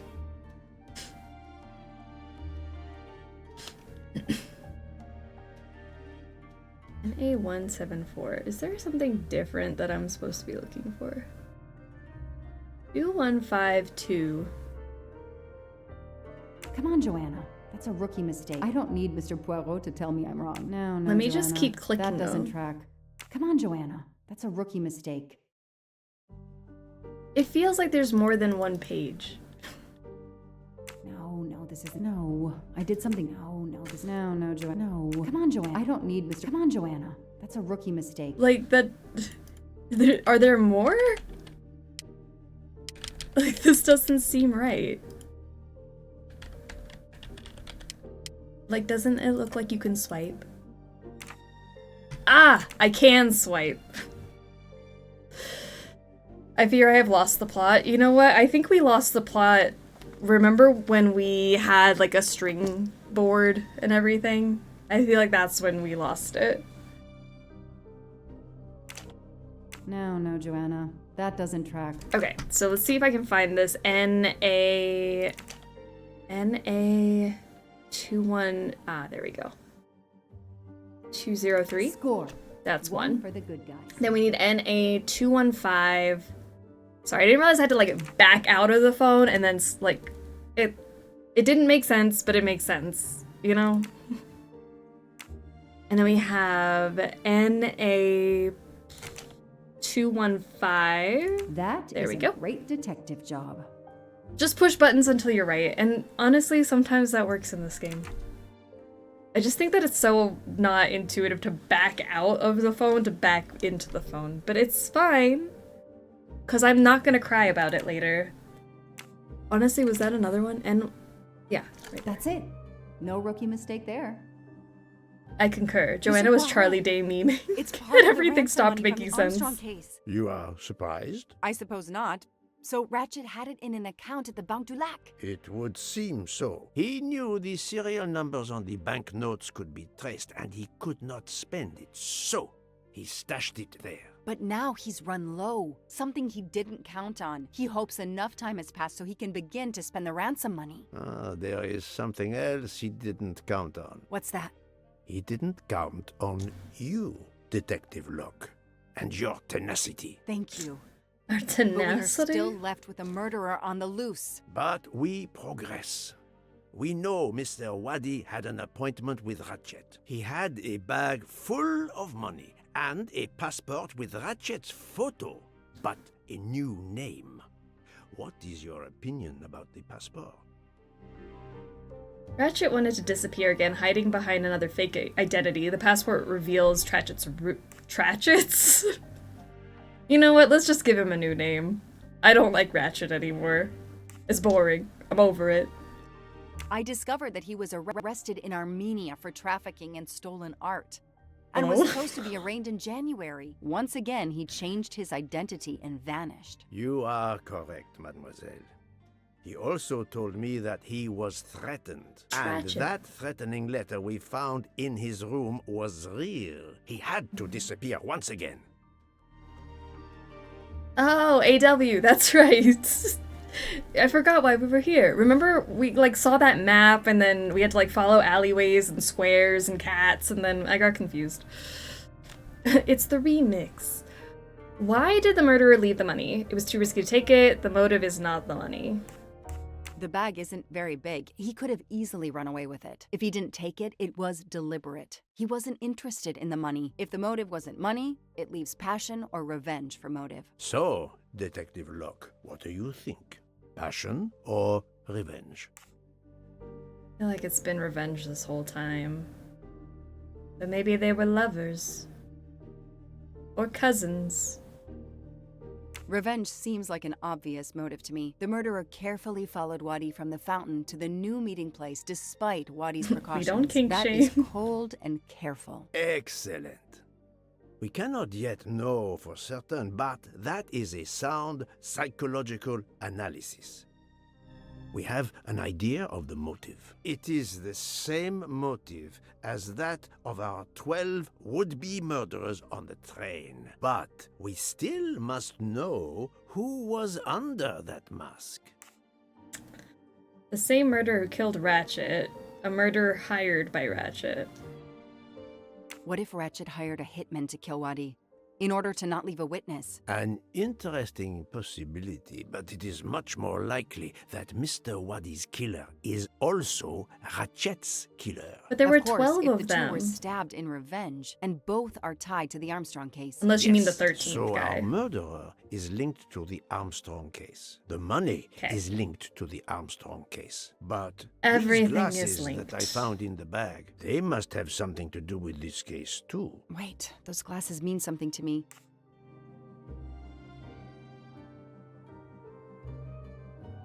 Oh! Remember the glasses case was empty in her bedside drawer thingy. Wait, I know. I've seen these. We They have belong seen to those. Suzanne Moreau, little Daisy's nurse. I remember seeing them in her bedroom, but they were gone the day she died. I remember the press saying that the nurse had committed suicide. I've always believed otherwise, and the glasses are proof that she was killed by Ratchet or his accomplice. He took those glasses. I always had a gut feeling, but now, Mr. Poirot, now I have proof Suzanne was innocent. Yes, Suzanne. you do. But the question I ask myself is this.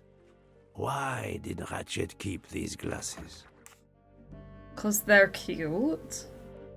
Why is Poirot so much more painfully French sounding than usual? Brother is Belgian. I do not understand him. He is putting the work in with that accent. Game just became a behavioral unit sim. Yes. Bro, I am so confused. Honestly, we could have left it at the 12 stabbers. Now it's gotten confusing. Trophies. In my investigation at the time, I had already found Daisy's hair clip in one of Ratchet's hideouts, and now Suzanne's glasses end up in this bag, which was a delivery to him. 2 objects from 2 victims of Ratchet. Keeping an object belonging to his victims as a memento of the murder. He was a fetishistic killer, a trophy hunter. Okay, we managed to clear up some of the gray areas. What now? There's 12 The bag stabbers? only There's actually contained a 13. fraction of the $1 million ransom of the Which is Armstrongs. crazy. The rest must still be in a secure place. I will make a wager with you that it is the Banque du Lac in Geneva where Mr. Wadi worked. Wadi was also the keeper of Ratchet's secrets. They were killed by the same murderer. Agreed. Well, there is nothing more we can do here except wait for the police. Prepare yourself for a long evening with the police. We have a lot of explaining to do. And after that? A visit to Geneva, perhaps? So he is a little freak. I knew it. Too many stabbers. I think they should all just be let go. I don't know why we're doing this. Venice. The guy was a child killer. He had it coming. Absolutely. Alexa, play Cell Block Tango.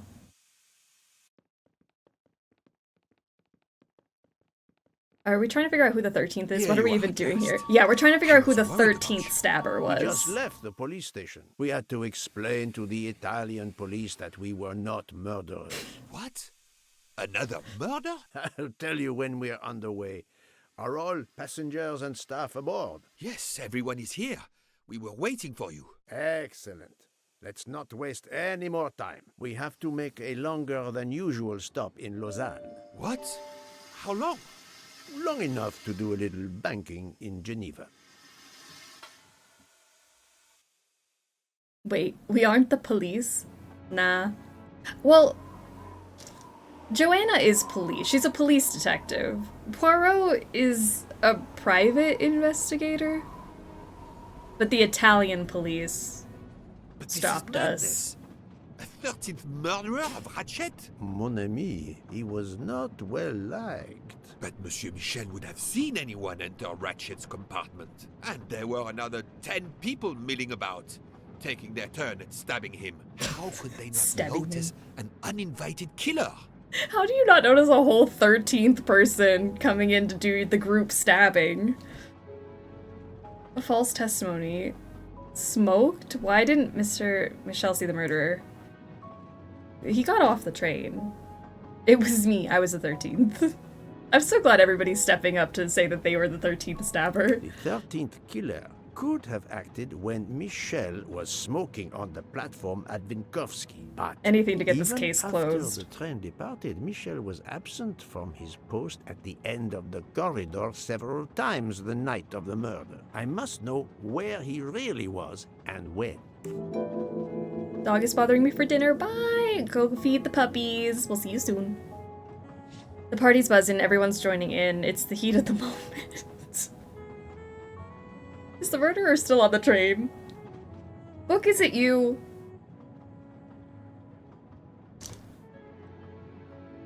How am I supposed to know if the murderer is still here? Yes, he most certainly returned to the train. How can you be sure? It's obvious. I mean, I hope Mr. Poirot agrees. Please, how is it continue, obvious? Detective Locke. What is the proof that the murderer is still on the train? He ran in the direction of the Venezia railway station. His best ticket out of Italy is aboard the train. There is no one missing on the train.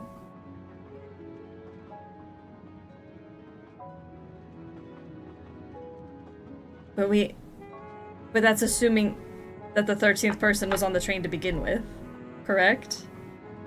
I don't know. The train is French. The murder took place in Slovenia, and the victim's body is in Italy. Jurisdiction won't be sorted out before the train reaches Paris. The murderer is probably content to sit tight aboard the train until Paris, where he can disappear. It is undoubtedly a possibility, but we have no proof. Poirot, you haven't had a lot of proof this entire time, and you've been going off of vibes, so please. Maybe, I don't... All the passengers and crew are still aboard. If the killer of Mr. Wadi had remained in Venice, we would have noticed right away that someone was missing, and we could have alerted the authorities. I promise you, I made certain everyone was aboard before we embarked. Book, calm yourself. Calm myself? But we're back where we started. That's what I'm saying. Another murderer on my train. Wait a moment. Can I change my mind about my verdict? Can we turn everyone over to the police? Everyone? No. Including ourselves? What? No. No. Oh, it's a nightmare. Let us take it step by step, my friend. We can start by eliminating all of the members of the Ratchet jury. Okay. Who are the 12 people who were both Ratchet's jury and executioners? Does anybody remember that really long monologue scene? Or did your memory also get wiped when you looked at that map and had to navigate past gondolas? Okay. You stabbed. No. Yes. No. Yes. Yes. Yes. No. No, yes, no. No, yes. 1, 2, 3, 4, 5, 6, 7, 8, 9, 10, 11, 12. Okay. I'm right again. That happens to me a lot. If we eliminate the 12 jurors... Plot twist, this guy is the stabber. 7 additional It would break my heart. 7? It's still too many. I agree. We must reduce our list. Excuse my impatience, Poirot. It's as if my beautiful train is cursed. Can you exonerate any of the 7? Is Book a suspect? No. Look at him. He's just a cutie patootie. He would never stab. Brilliant. Book worked hard to get me aboard the train. He is definitely not a suspect. Book can't even count to 3. He wouldn't even know he was the 13th stabber. He can't count higher than 3. He's gumshoe. Yeah. Book stabbed for dessert. Maybe that could be a good motive. I hope Joanna's not a suspect. Fantastic. She's fine. Mademoiselle Locke cannot be a suspect. She pursued Mr. Waddy's murderer. No. Good. I thought we cleared this up before, that people Constantine weren't really alerted suspicious. Me to the 13th stab wound. He is not a suspect. That's the right answer. Okay. I have So all the 4 people we've worked suspects with, left innocent. who I must now examine more closely. Miss Nielsen, Monsieur Maury, Monsieur Fauché, and Countess Andrény. One of my employees? Suspicious? All 3 got off the train in Venice to restock supplies. Any that's one true. of them might have slipped away without being noticed. I suppose. But what of Countess Andrény? You cleared her yourself. She is cleared of the first murder, but we know little of her movements here in Venice. So we still And also, have your 4 reasoning was that she suspects to didn't have the moral compass to I stab can't join you, someone. Poirot. My chief saw something on the news about the case and my involvement. He's demanding an explanation. If I want to keep my badge, I have to call him. Okay. Then you must do so by all means. I'm sorry. No need to apologize. I understand. I'll make the call from my compartment. If you're looking for me, I'll be there. It's that tattoo lady. Tattoo I hate lady. to say this, Poirot, but I must. There is, of course, She felt one left out. other suspect with Maybe. motive for murder. The ransom money. You mean Detective Locke? Then who did she chase? Who killed Aziz? We both saw the masked murderer standing over the body. Also, the mass murderer was athletic and parkoured their way through Venice, so I think we could rule out a few people. Let's go interrogate. Is she gonna end up dead? I hope not. Everybody's dead. Literally, anywhere Joanna goes, it's like 3 more dead people. Let's see. 105. I know, sir. I don't need Detective Locke for the moment. Oh, that's her room. She's on the phone. Da, da, da, da, da, da. Okay. So I guess I go back to first class. I'm dead. See, just being in the vicinity of Joanna. Dead. Joanna's nearby. Death is coming. Yeah. Watch out, guys. She's right there. It's my room. 2, 3. Where would everybody have gone? They're not in their rooms. Oh, just whip that door open. Oh, are you okay? She's napping. She could be the 13th stabber. I don't know. Doctor, I need to question Countess Andrény. I'm afraid that won't be possible, Mr. Poirot. The Countess had an anxiety attack when we arrived in Venice. She was terrified the police would come for her and her husband, despite how you concluded your investigation. I had to give her a sedative. She has been sleeping since. You have stayed with her all the time we were in Venice? Count Andrény begged me to watch over her. I have not left this room. You're the reason she's in this state. Book voted to absolve you all. I accepted his verdict. I told her. I tried to reason with her. What she has already suffered, the strain of these last few days, it was too much. I understand, Count. It's quite all right. I have the answers I came for. Okay. Done.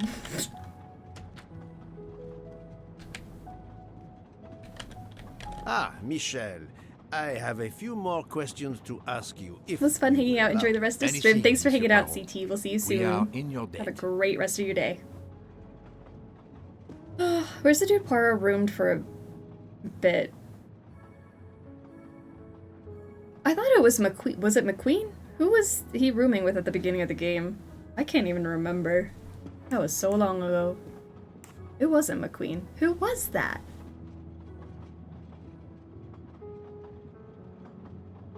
I can't even remember who stabbed, so I will not remember who his roommate was at the beginning of the game. Please tell me your movements when we were stopped at Venice Station. Once the compartments were cleaned and the linen refreshed, I stayed in my quarters. Did you notice anything special? Comings and goings? Monsieur Bouc had asked everyone to stay in their compartments. I would occasionally walk the train to ensure everyone was comfortable. Oh, I saw Monsieur Maury was all alone loading his crates of provisions. A great chef like that, reduced to petty labor. I would have helped him, but Monsieur Bouc had ordered me not to leave the train for any reason. So, Monsieur Maury was forced to labor alone. Labor alone. Wasn't it the guy who died's assistant? That sounds right. I can't visualize him, and I think that's what's throwing me off. That's what happens when you have 20 suspects to keep straight in your head. Let us review the actual timeline of the night of Ratchet's murder, not the one manufactured to hide your crime. I left the train in Vinkovsky for a smoke. Okay. Then I resumed my post. That was the truth. The train departed on schedule. But then, of course, an avalanche of snow blocked the tracks. At 12:45, Madame Hubbard and I met in her compartment to discuss how to adapt our plan. Due to the snow and Poirot. The little play we had staged for you had to be rewritten. I left her compartment at approximately 1:15. Then the curtain went up. Calls in the night, the red kimono, all for my benefit. And all for nothing, as it turned out. Do not blame yourself, Michel. I am the theater critic no playwright wants to see in the audience. Poirot is always like, how can I make this about me?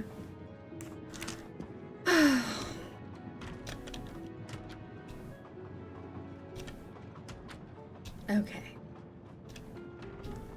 Who else can I talk to?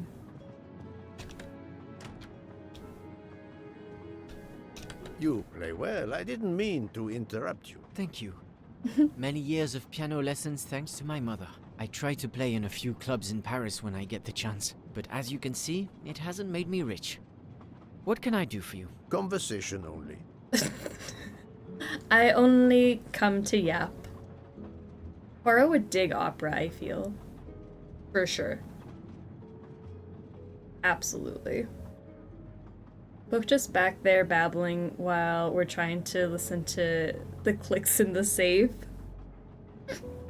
I almost forgot about that. My gosh.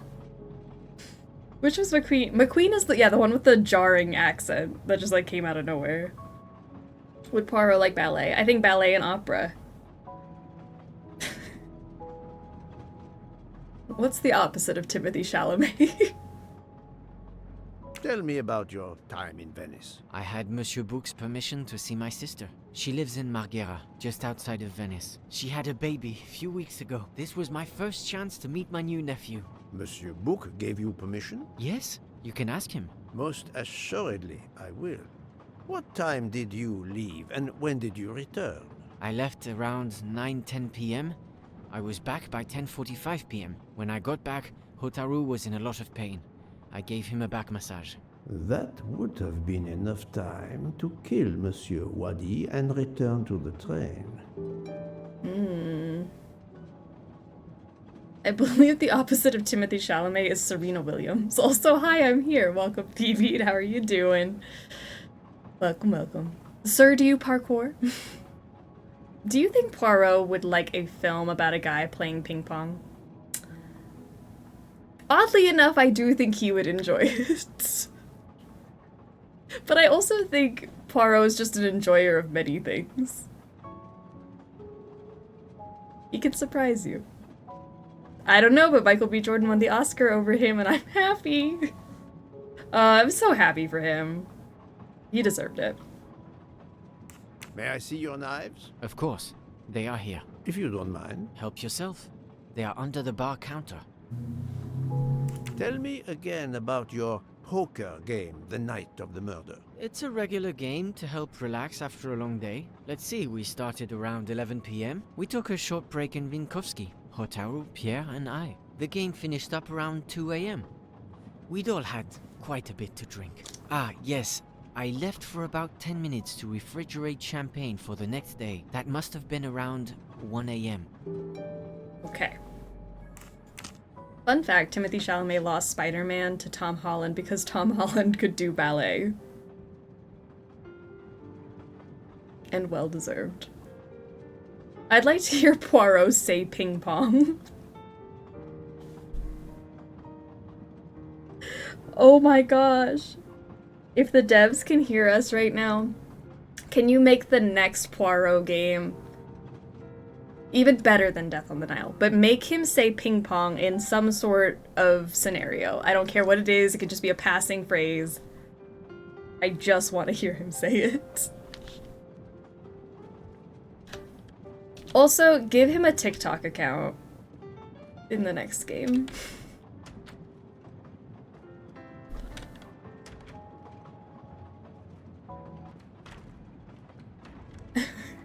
Here's Book again, with yet another dessert. I'm just happy he's happy. You told Fauché he could go into Venice? Marghera, actually. Not so far away. It was his only chance to see his sister. He's been working every train for weeks. There is never time to see the new baby. Enough, Book. Your heart does you credit, but your common sense, it... I know. But it's fine. Isn't it? He did come back. Oh, it's fine, as you say. Unless he saw the baby, then killed someone else and returned to the train. But that's monstrous. Murder is always monstrous, my friend. It's true. Murder's not good, my guy. My dad watched Sinners and didn't believe when I told him Smoke and Stack were played by one guy. It sounds like me watching The Parent Trap for the first time. Like, what do you mean they're not twins? That's so funny. He did that. He played 2 whole roles. Book's FYP is just dessert. I want it to be Murder of Roger Ackroyd. Feels like Hercule Poirot would be against smartphone. He's literally shown all of his evidence on his phone. He's like, have you seen this? And he's like showing them pictures on his smartphone, and it's just so jarring sometimes. That book messed me up. Okay. I need to... Because I do feel like anytime there is like an Agatha Christie thing, it's Murder on the Orient Express or Death on the Nile. And I do want something different. Alright, let's go chat in the kitchen. Smoke and Stack is a Liv and Maddie moment. See, I've never seen Liv and Maddie, but I have like, I know what you're talking about, and they do like look like 2 different characters. So I feel it. What is that? Saffron. I was like, it looks like saffron.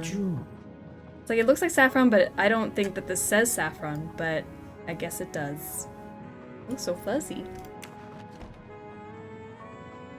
Have you seen this dead body? Shoves phone. It was really weird that he was showing evidence on his phone. Good evening, Monsieur Maury. May I have a moment of your time? I have a few questions to ask you. Of course, as long as you don't mind if dinner is ruined. I promise to be as brief as possible. I keep hearing Venice. They gotta do Venice. Absolutely. Love Liv and Maddie. I would like to watch it. Liv and Maddie came out like beyond my like Disney Channel watching days. But like it does look like a good show. I would go back and watch it. What did you do while we were stopped in Venice? With Freya's help, I loaded fresh produce for the next part of our journey. Then, you may not believe this, but my job requires a lot of physical labor. My back suffers. Fortunately, Jean has become quite adept at separating my vertebrae. Why did you say vertebrae like that? As you may know, I have solved the murder of Monsieur Ratchet. That is a shame.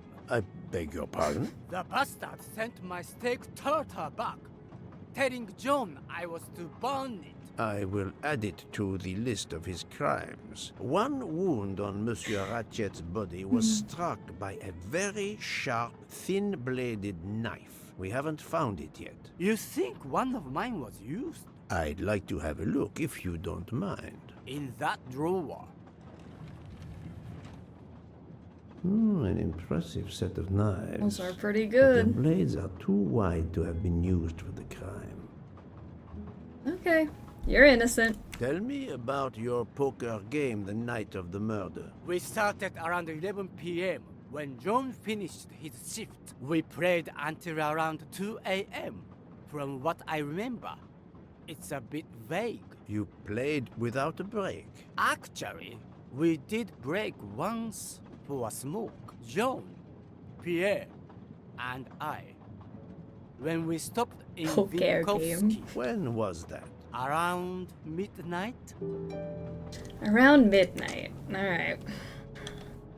That would be like $1 million worth of saffron. It is a lot of saffron in there. Okay, let's head back here.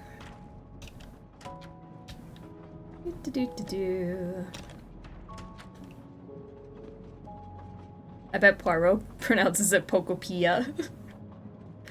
Pocopia.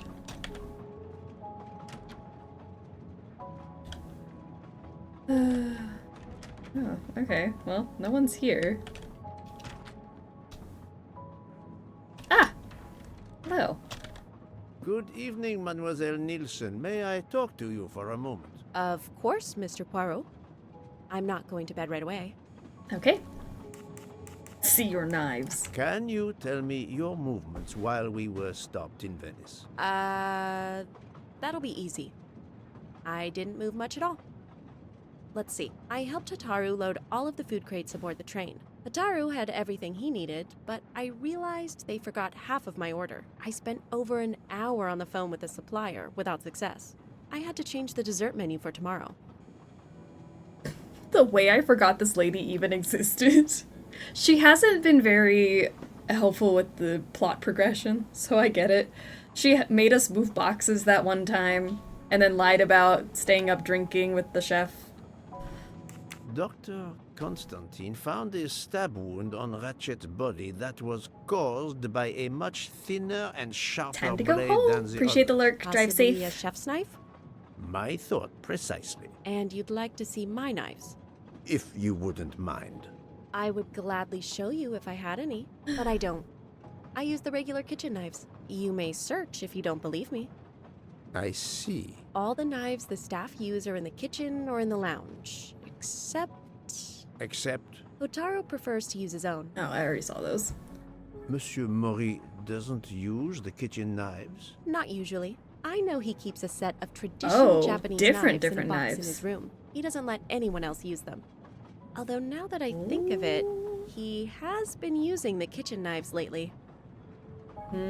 Because his box knives were murder weapons? Ah, yes, the boxes of Hanoi. Do you remember? Good times. Hanoi Tower lady, I like her. Only person I remember, Freya. I feel like she hasn't been used in the story enough.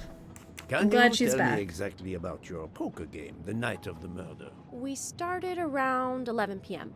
In Vinkovsky, we took a short break. Hotaru and Pierre went outside to smoke. Oh, and Hotaru got sick around a few minutes past 1 a.m.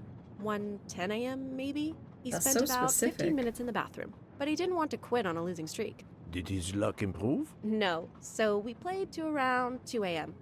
He lost every hand. Okay.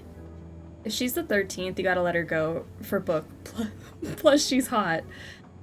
She's innocent. I've talked to everyone, but some elements of the testimonies do not seem to correspond. I need to recheck a few things. They're not corresponding. Well, I was gonna go look for his knives, but okay, let's see. Train staff alibis for the murder. Alright. Michelle, Amori, Fauché left the train to smoke. Michelle entered Miss Hubbard's room. Burn them all. Entered at 12:45 to 1:15. Refrigerated the champagne at 12:55. Nielsen doesn't smoke. Maury vomited around 1:10. Okay. Shell was not watching the hallway. Okay, maybe the champagne and the... Oh, that is not a good answer. Girl, give me a second.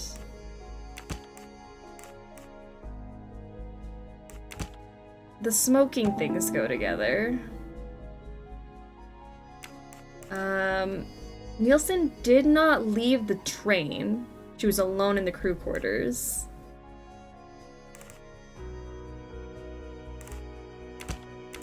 This is wrong. I'm trying to match up the times, but can you stop? I'm just guessing Poirot. It's hard. 1:10. Refrigerated.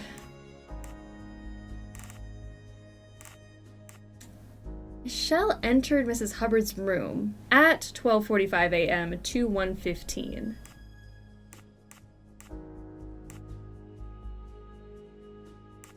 And was not watching the hallway.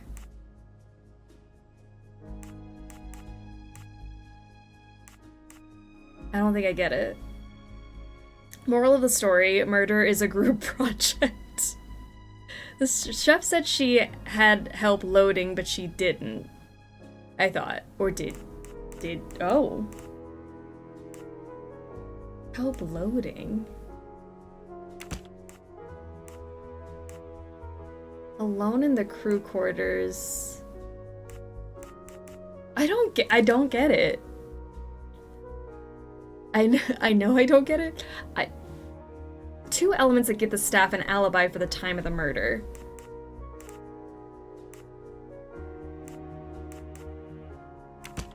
I mean, I'm just trying to like match up times at this point, but like... I do not think that's the right answer. Think, Poirot. That is not a good I don't answer. get it. What does he want from me? No, not good. Alright, I'm just gonna go ahead and guess a bunch of things. This is wrong. But I'm never far from the truth. You don't get it because Agatha didn't write this part. I do not think that's the right answer. Okay, I would give them a... I don't get it. Mr. Mori reboarded the train at 1:10 where Pierre Michel was not watching the corridor. Okay. I don't think that I'm understanding the question he's asking me. Okay. And then these two go together. And that now confirms everyone's alibis. Miss Nielsen did not leave the train. So she was alone. Mr. Mori reboarded the train at 1:10 because he had to throw up.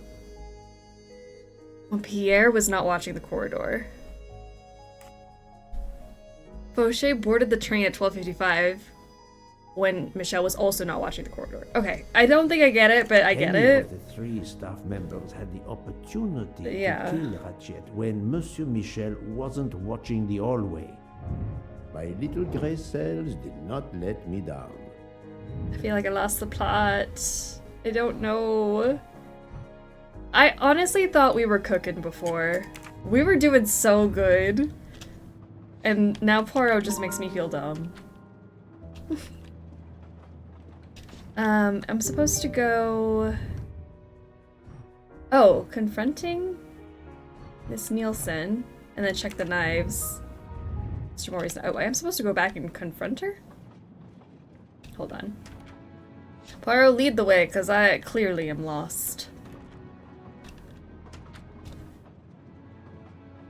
Hello? Am I supposed to confront you? Remind me of what you did when the train stopped in Venice. No problem. I helped Hotaru load all of the food crates aboard the train. Hotaru had everything he needed, but I realized they forgot half of my order. I spent over an hour on the phone with the supplier, without success. I had to change the dessert menu for tomorrow. Okay. So something is wrong with that?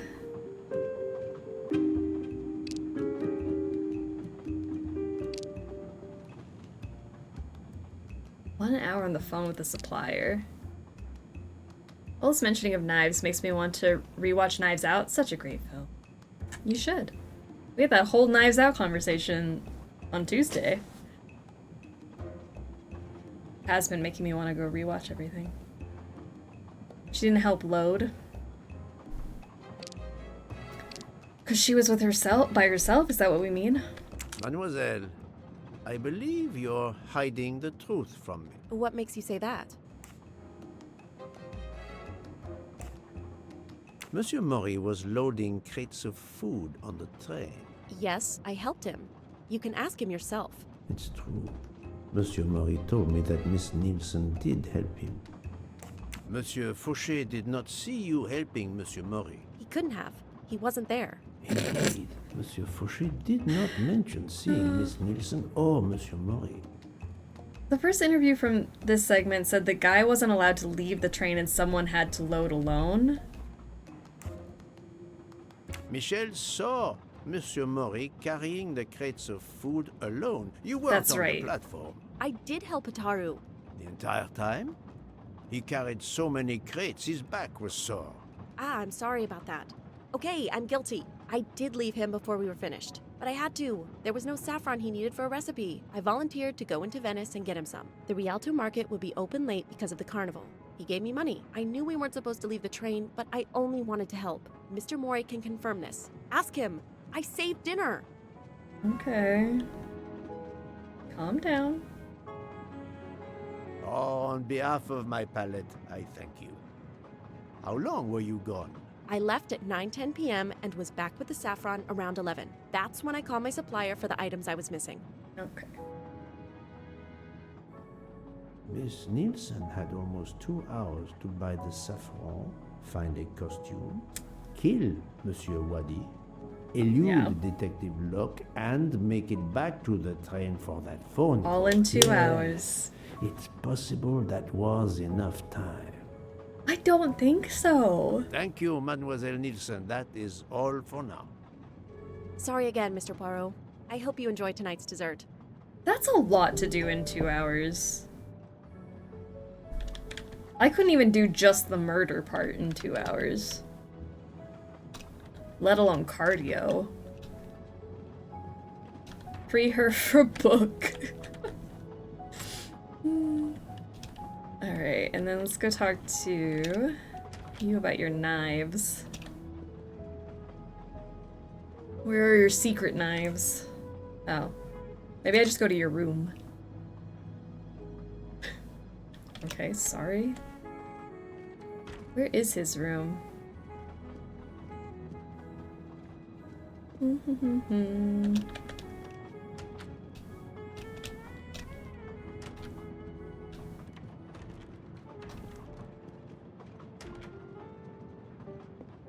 It's not like storage where he'd keep his knives.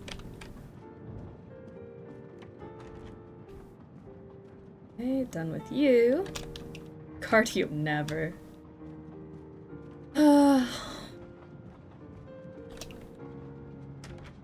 We just gonna invade privacy like that?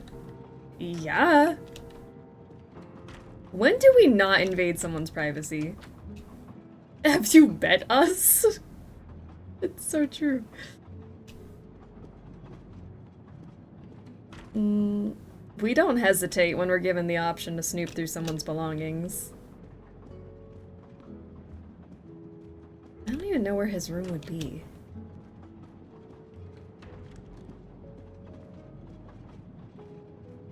Please let me continue. I'll let her rest, if she can.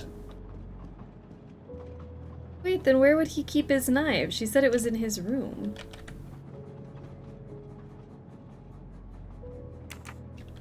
That is what I'm trying to do, correct? Check the knives of Mr. Mori. I need to check the knives that Mr. Mori keeps in his room. Where's his room? I've gone through all the rooms. These are like the guest rooms. That one's Joanna.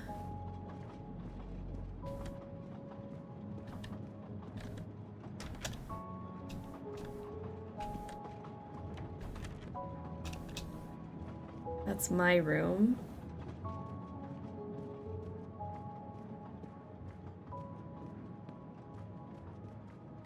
And that's Tattoo Girl.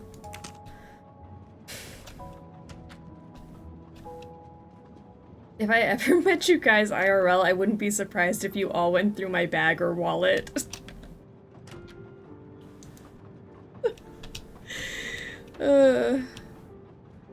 You know, just gotta snoop a little bit. He's in the baggage car like all the peasants. The peasants! See, I thought maybe it'd be in this little storage thing, but it's not. And this isn't his room. Oh, there are those two back rooms over there. I totally forgot about those rooms that are by the luggage car. Okay, let's go back there.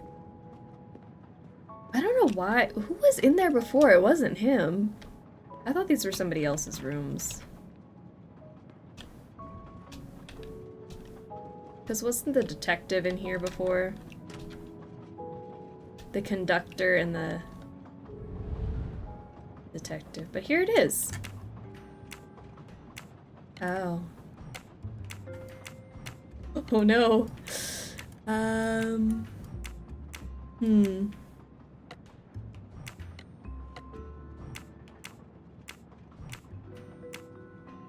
What do we think, guys?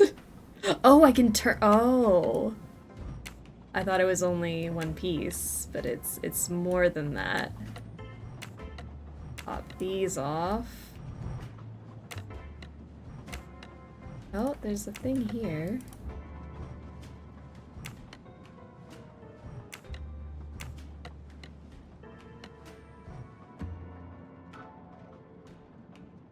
I don't even know how to begin. Be helpful to turn. How do I turn?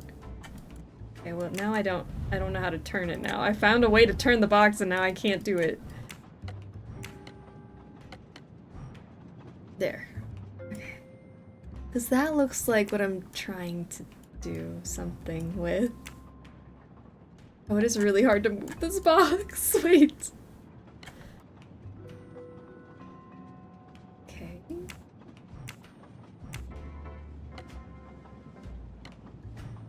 Poirot, it's hammer time. Like, please, why would you make me do this?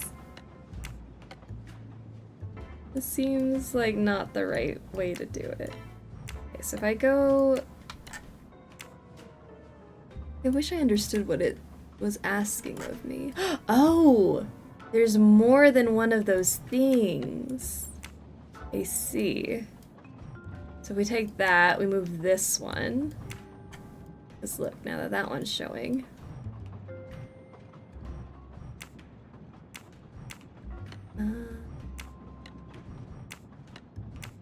Okay, and then we flip this around. Okay, we got that one. And where would this thing be? Oh, sleuthed up today. Hell yeah. We're getting sleuthy.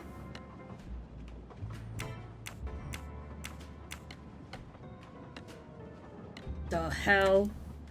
Let me turn it! Why is it so complicated? Don't do this. Is this game's pipe puzzle? Okay, I need to be able to move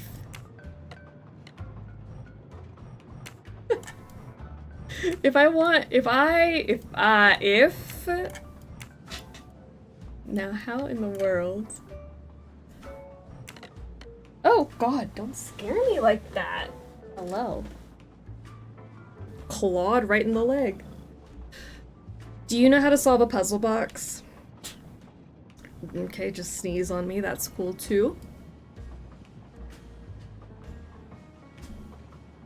For the record, Ship of Shadows is even more fun than Resorting to Danger.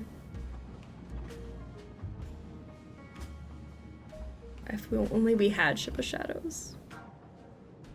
Continue living in Delulu Land, and it's nice, especially with this really great game, Ship of Shadows. Ship of Shadows. When you see the top, do you see the arrows? These arrows? Am I supposed to... Oh my god, the top moves too! You're so right! Wait. It's still locked. I need to move the parts on the side. Okay, so wait, I can't move the top pieces until the side pieces are moved.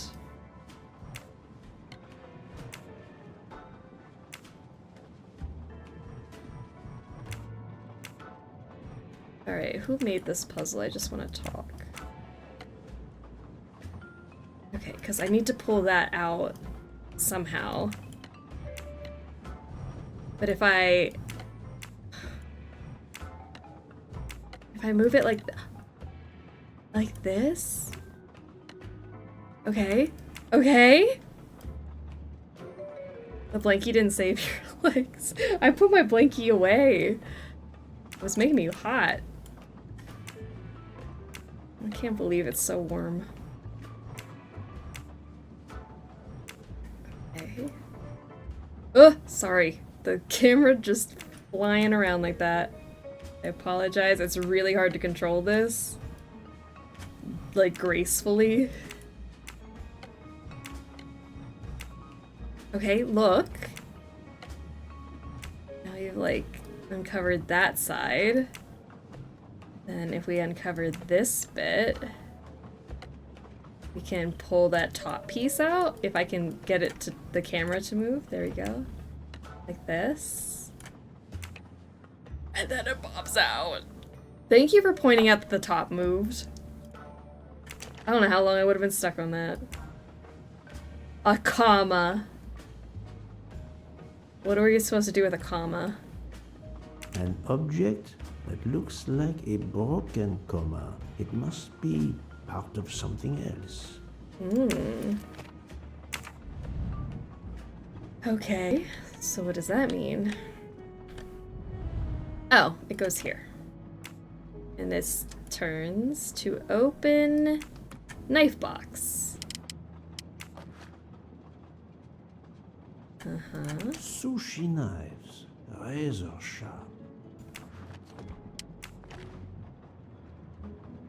Sushi knives, razor sharp. Are you gonna say that for every one of these? Sushi knives. Sushi knives. Colteria Venezia. Ooh. It's different.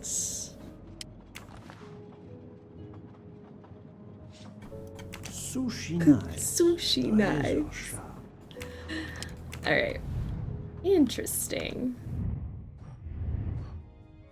I honestly thought it was a clever lock to hide chocolates. Okay. Ask Mr. Mori about his personal knives. You are shedding all over me, my good sir. Just got like cat hair like stuck to my hand. Okay. There we go. Let's go chat him up.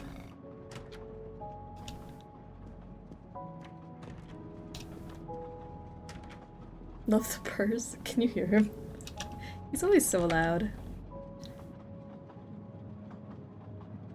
Okay, the knife box. I'm sorry, Monsieur Mori, but haven't you forgotten something? You haven't told me about the knives hidden in your room. Ha! Yes, indeed. I forgot to tell you about those. They are my personal knives. I only use these knives. There are none better. I bought them all in Japan. No one is allowed to touch them except me. So you're the 13th stabber. I'm going on an adventure, running errands. No murder, I hope. See everyone Saturday. See you Saturday, Harley. Have a good one. Alright, which is the knives? Which is the lie? Personal knives. I only use these knives that are none better. Bought them all in Japan, but you didn't. I'm afraid you are better at sushi than lying. Sushi? What? What do you mean? One of the Venezia. knives has an inscription, Coltelleria Venezia. Did you happen to go shopping tonight, monsieur? Damn you, Poirot. Very well. One of my Damn you. sushi knives has been missing since the night of the murder. I thought you were going to believe I killed Ratchet. He routinely sent back my dishes to be ruined.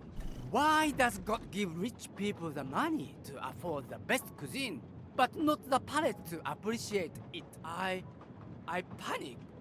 I know a very good store in Venice. I went to buy a knife to replace the one that had gone missing. Stop swinging that So around. I wouldn't be accused. I assure you that I had nothing to do with any murders. I would have an easier time believing you, monsieur, if you put that knife down. Oh, yes. Stop of swinging course. it around. Sorry. What time did you leave on your little shopping trip? I left around 9:30 p.m. I was back a little after 11. 11:15 p.m. Time enough to stab Monsieur Waddy and return. Very well, Monsieur Maury. That's all for now. If I have another question... I'll be right here, cooking. I'm glad Poirot really understands murderer time management, because I truly don't think it's enough time. If the chef killed Ratchet because he sent back his food, being sent back is a pretty... is petty, and I can stand behind it, yeah. So apparently our dog busted one of his nails at some point today. Oh no. Thankfully my husband actually beat me home from work because OMG blood everywhere. I would have freaked the hell out. Oh my gosh, poor baby. I'm glad that's getting taken care of. Anyway, was I right? Was it the chef? It's feeling like chef. His knife has been missing since the murder. So, I don't know. Something about it seems off. Alibis in Venice. Who doesn't have an alibi for the murder? I mean, I really think it's you. I truly don't know. You're innocent. You were busy with your supplier. Pie Short Round didn't want to stay with us. He's... You know cats. They only stay for as long as they want to. I mean, I don't remember what your alibi thingy was, though. This is wrong. But I'm never... Do we, far from Poirot, the have an alibi? No. No, not good. Oh. Think, Poirot. That is not a good answer. What? I do not think that's the right answer. Okay, well, I've guessed all of them. I must admit I'm not right this time. Can I collect all of them? No, not good. Okay, so it's not just one person. Who doesn't have an alibi? It's not all or none.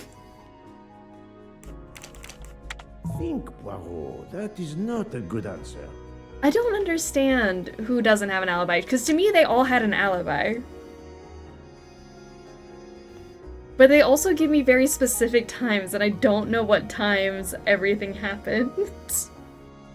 2, 3, and 4? How do they not have alibis? They all said they were doing stuff. I don't think that I understand, like, at all.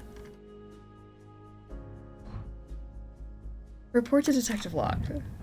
Assume it's that they are each other's fake alibi?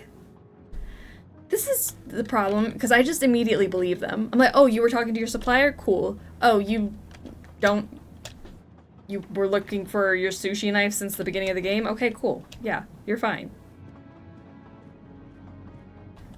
I don't understand is the motto of this game. But the problem is I feel like we understood so good before.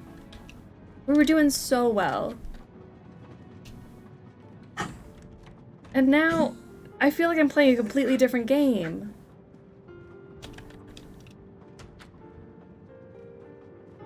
I believe them all because there is no 13th murder. Who was the 13th stabber? It couldn't be any of them. They're all too cute. Oh. Alright, let's go report our findings. Oops, sorry, I'm in the wrong car.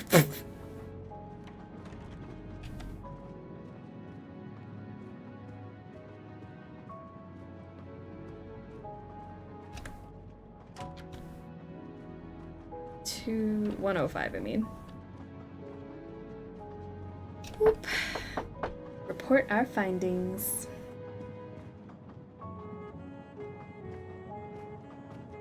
What have you been doing, Poirot? I am completely in the dark. I will shine some light on the situation, my friend. I have 3 new suspects who could have killed Ratchet and Monsieur Wadi. Miss Nielsen, Monsieur Fauché, and Monsieur Maury. They all had periods of time during both murders to commit the deed, and their alibis are weak. A visit to family. But you admit and they not have one, alibis. two shopping trips. They're just weak ones. All are my employees. Alas, yes, my dear Book. But we have no proof against any of them. None of the 3 appears to have any motive whatsoever. But this is a tragedy. Do not give up hope. We will catch this murderer. There is still one place that may hold the evidence we need. Geneva. Exact. Do not give up hope? Well, that's easy for you to say. But what if it's Freya? What becomes of dessert? If it's Sotaru, who will cook? Me? And the worst, if it's Jean, who will serve the drinks? Oh no. I've been checking up on the Banque du Lac. I had to confirm my identity for Interpol, so they contacted my captain at the Berkshire Police. I suspect he was not pleased. That my vacation was actually an unofficial investigation? I'll say. I would be happy to speak to him on your behalf. Thank you, but he'll get over it. It's a chance to close the books on the Armstrong kidnapping. He stopped yelling, asked for a report, then granted me an extra week. Excellent. What did you learn from Interpol about the Banque du Lac? It's had a bad reputation for over a century. Customers have included the mafia, Nazis, corporate swindlers of every description, even heads of state. It is true, this. It is the worst-kept secret in banking. They take advantage of the bank's strict policy of protecting the anonymity of its clients. This is in defiance of many laws from multiple countries, including Switzerland itself. Of course, I have never taken advantage of such a corrupt system. Of course. That goes without saying, my friend. There are ongoing investigations, subpoenas, court orders. The bank will eventually have to comply, or its assets may be seized. But until then, it still thrives, thanks to its wealthy and powerful clients. It sounds perfect for the late Monsieur Ratchet. Do you have any ideas? The serial numbers from some of the bills match those from the Armstrong kidnapping. We agreed in Venice that the bulk of the money must still be physically in the bank's vault. I concur, Detective Locke. Exemplary work. So, our next task is clear. We need to get into Ratchet's safety deposit box. There'll be codes, passwords. And Monsieur Wadi would, And there's no of course, cops have around. known them Anything's all. legal. The bag of money he carried is proof of that. We'll need to find information about Ratchet's box in Wadi's office at the bank. Most assuredly, but remember the secrecy involved. I doubt his office will contain all we need. Where else must we dig? Where can I find information on Ratchet's safety deposit box? On the internet. Ratchet's diary? This is wrong, but I'm never far from the truth. There was nothing helpful in Ratchet's diary. Okay. That was easy.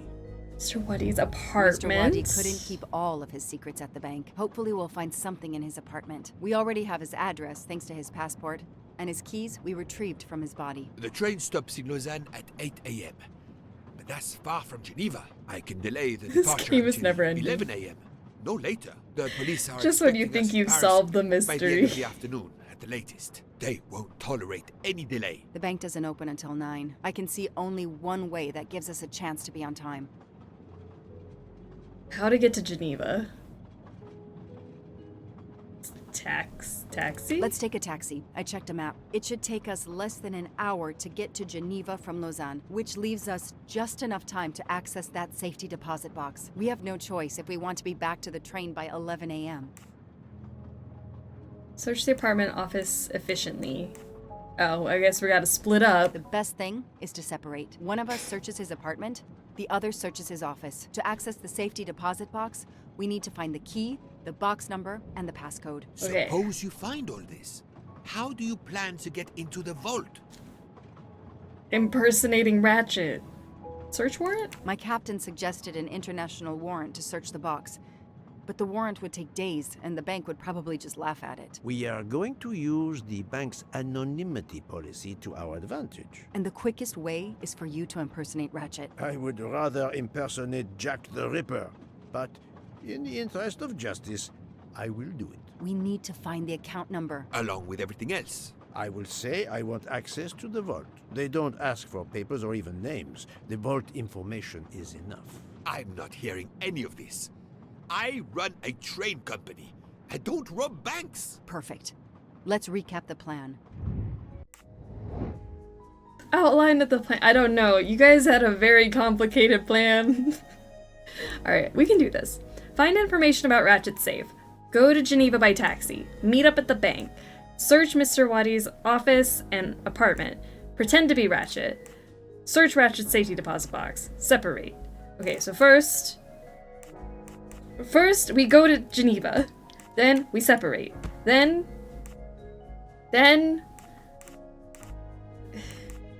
search the office and apartment. Find information about the safe. Meet at the bank. Pretend to be Ratchet. And then get into the safety deposit box. Okay. It wasn't that complicated of a plan. I got it. That happens to me a lot. To sum up, we're going by taxi. You're a bank to robber Geneva. now. Then we'll split up. You're going to search Mr. Wadi's apartment. I'll search the office at the bank. When we have all the information we need, you pretend to be Ratchet, and we can finally find out what Ratchet is keeping hidden in his safety deposit box. It sounds First impossible. try. Not for Detective Joanna Locke and Hercule Poirot. We should get some rest. You are right, Detective. We face our greatest challenge tomorrow. Together. Together. Solved that too quickly. I felt good after like so many losses.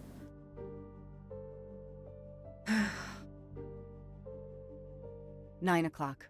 Our driver did well. It took barely an hour to get here from Lausanne. But we must conclude our business in 1 hour as well. Book can only hold the train until 11 o'clock. 1 hour to find the key of Ratchet's safety deposit box, the box number, and its passcode. A lot to ask. Indeed, which is why we must split our forces. I will take the cab to Monsieur Wadi's address. You must search his office. I have you on speed dial. And thank you, Mr. Poirot. For what, mademoiselle? For trusting me. Alright, let's go.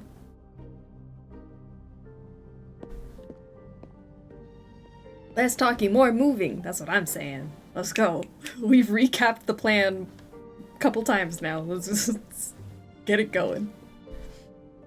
Dipped for a while. Train's not stuck anymore. The train is not stuck. We are in Geneva. We're solving a completely different case.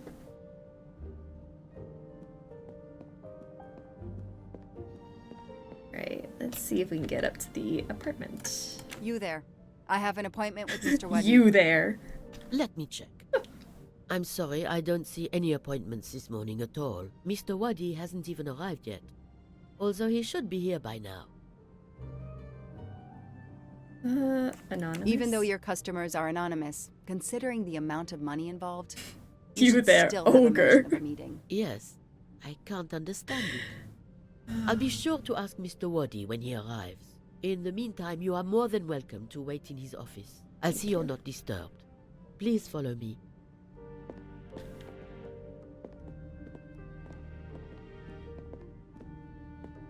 Did we solve the murder?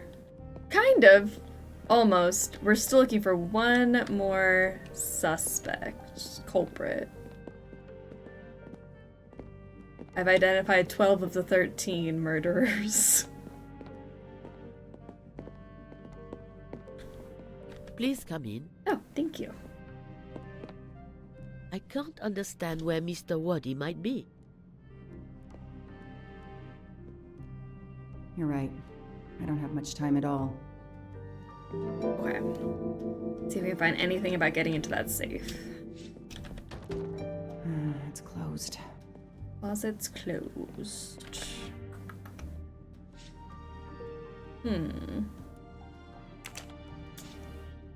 Let's pop these off.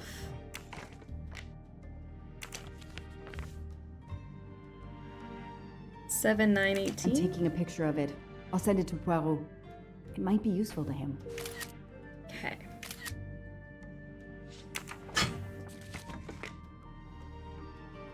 Then we go to the I computer. need the password. Maybe Poirot can help me. Okay. Can you do anything, Joanna? Locked. Damn. Okay. Alice in Wonderland. Again. Mr. Waddy seems to have really liked this book. Okay. Interesting.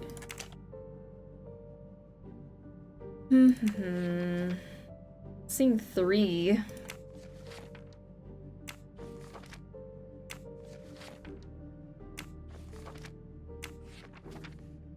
Okay, so there's clearly numbers on these pages.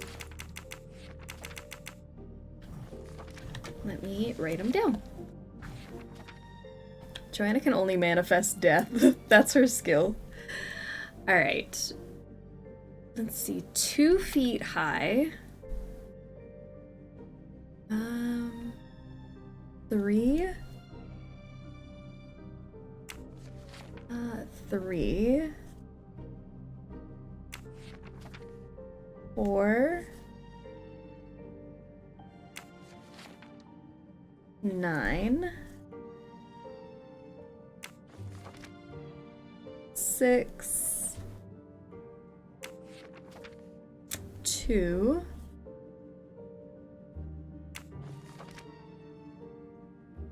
'I think that's it. Poor puppy has his paw bandaged up and he's walking around like a major derp. See, I was even trying to give him benefit of the doubt. Minor derp. Love him. A souvenir Tower of Babel. Makes sense. We know that Mr. Waddy is from Iraq, and the ancient tower is said to have been built there. 2384126. 23. Hold on. Why do we have 2384126? 2334962. That's what I have. 2334962. Where did the 8 come from?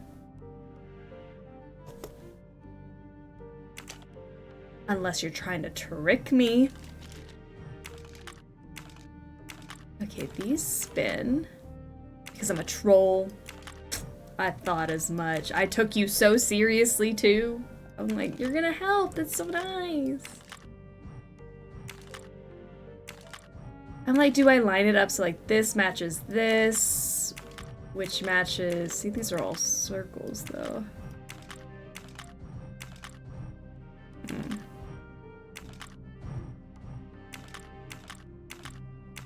I'm wondering if I'm missing a clue to this. Were you part of the fishery debacle? Oh, the fishery. Oh. Call Poirot. Hello? Call Poirot. Gosh, I really just took over the controls for me. I managed to get into Waddy's office. I did a quick preliminary search. Everything is locked, including his computer. All I could find was a photo with a date on it. I just sent it to you. Maybe you can use it. Thank you. That might help. I've just arrived at the apartment. I'll call you when I find something. As quick as you can. I can't stay here long. Okay. Why do people still take me seriously?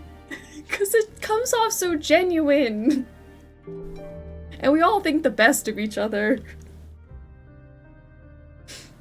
Fun fact, if you cut a little bit of an 8 and turn it sideways, it looks like a fish. Such a fishery. This is definitely not Monsieur Waddy's apartment. No, it is not. Let's see if we can find it. Ah, here we are.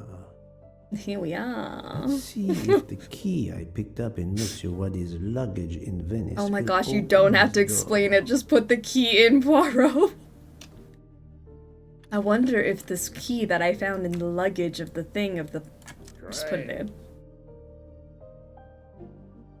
He over-explains the things I don't need explained, and then he doesn't tell me the major clues that would give me the answer to the mystery. Let's take a look. We've got... nothing in the bathroom? A mustache. You can never have too many of these. What chapter is this? I have no idea. The only way I can find out is to save. It doesn't tell you when you're on a different chapter. Chapter 11. We're on chapter 11.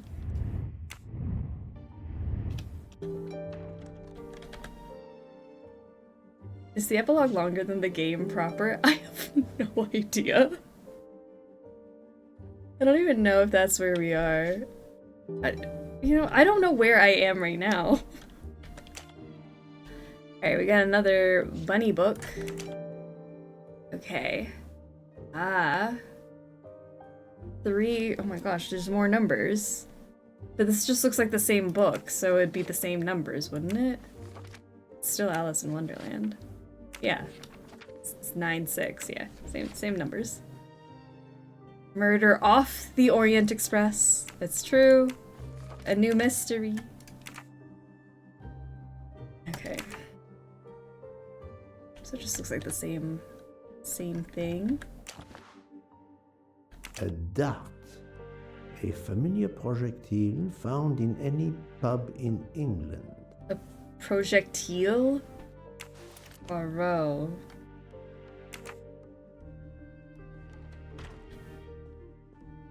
This is a nice apartment, though. Like, wow. That may be useful to Mademoiselle Locke or me. I'll take a Or photo. me.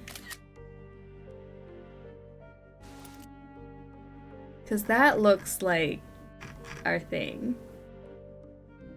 Then a Wi-Fi password. That's a long Wi-Fi password.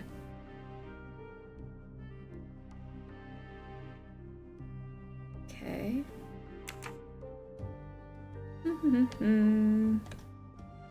Dartboard minigame, maybe? I would love it.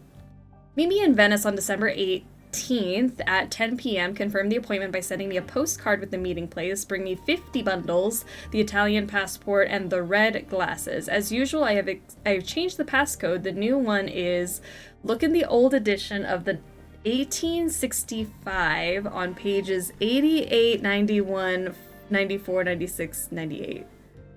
1, 2, 3, 4, 5. Okay. So there's only 5 numbers. 88, 91, 94. Just broke my pencil lid. 94, 96, and 98. On the 1865 edition? Okay. Sorry, I think I was supposed to click it. The key to the password is close. I can feel it. Okay.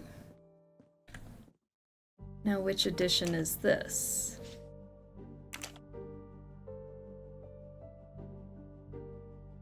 '88 is 3.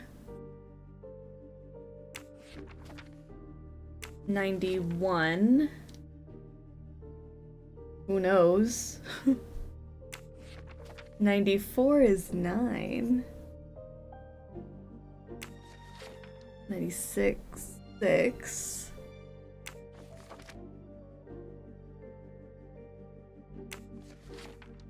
Okay. So I'm thinking it's probably the same as the other one. See, I'm not typing numbers. I think I've grown as a person. I appreciate it. I think this belongs here.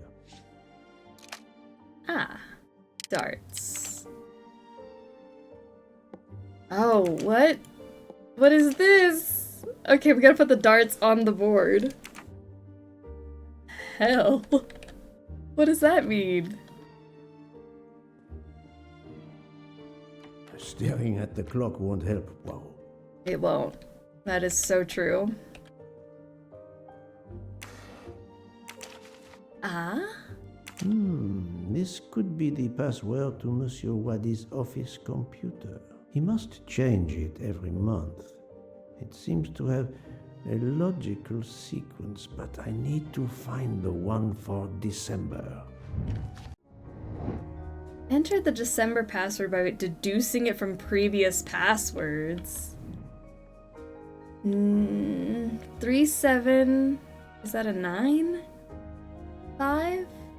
6480 1759 0286 7139 0824.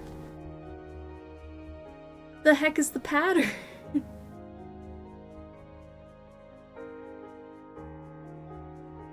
Okay. Logic puzzle strikes again. Not the type of dart minigame I was hoping for, but okay. Alright, 361070 747218 985832 509694. What is the pattern?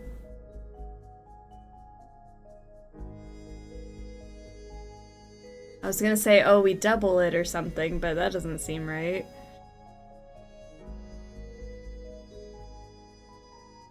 One, 7.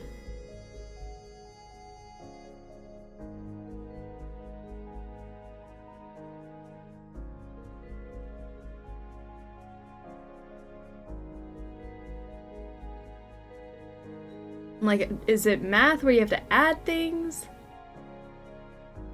Adding a certain number to it, maybe? It's not the same number, but maybe the number we add increases by X each time or something? Okay. Like per number, we think? Like +3 -3 -1. Is it math involving clocks? Oh. 3795 to 6480. How would you get from that number to the next number? Clocks is good? I'm terrible at these, sorry. You're good. I like the moral support. Or the dartboard? Okay, hold on, let me write down. I got a whole new notebook and I'm not even using it. Look how cute my new notebook is. And I haven't, this will be the first thing I write in it because I was really tired of using my little sticky pad.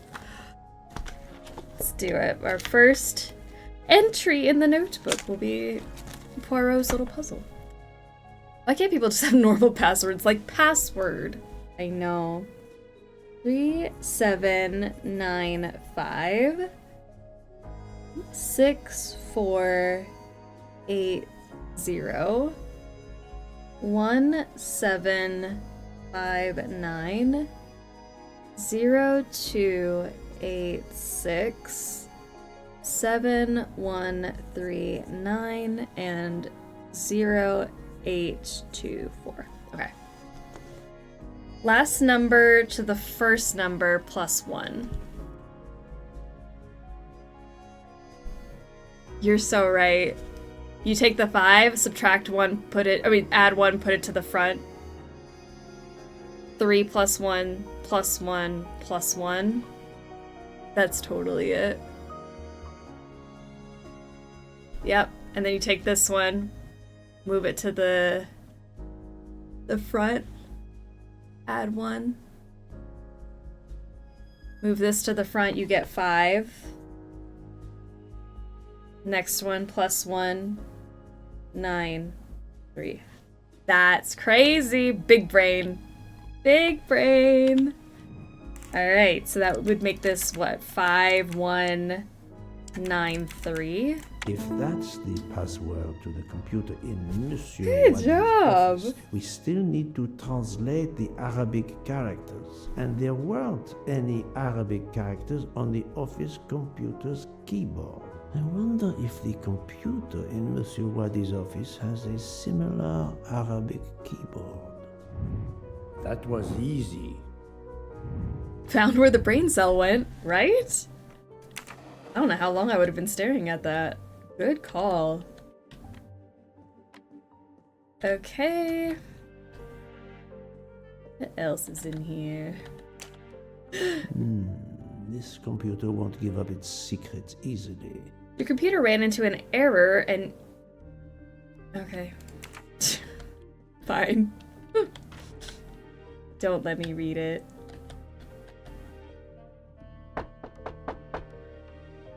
Uh-oh.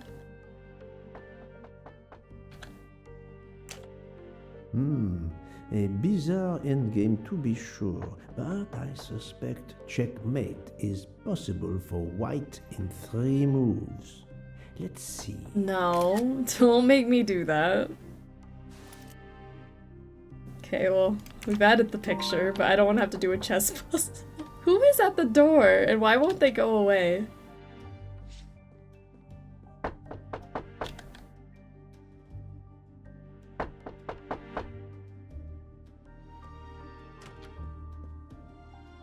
Who are you? What are you doing in there? I am Hercule Poirot. I am working with the police. You are Monsieur Wadi's neighbor? Yes, next door. I heard a noise. I thought it was Mr. Wadi who had come home. I don't know him very well. A delivery man left a package for him with me.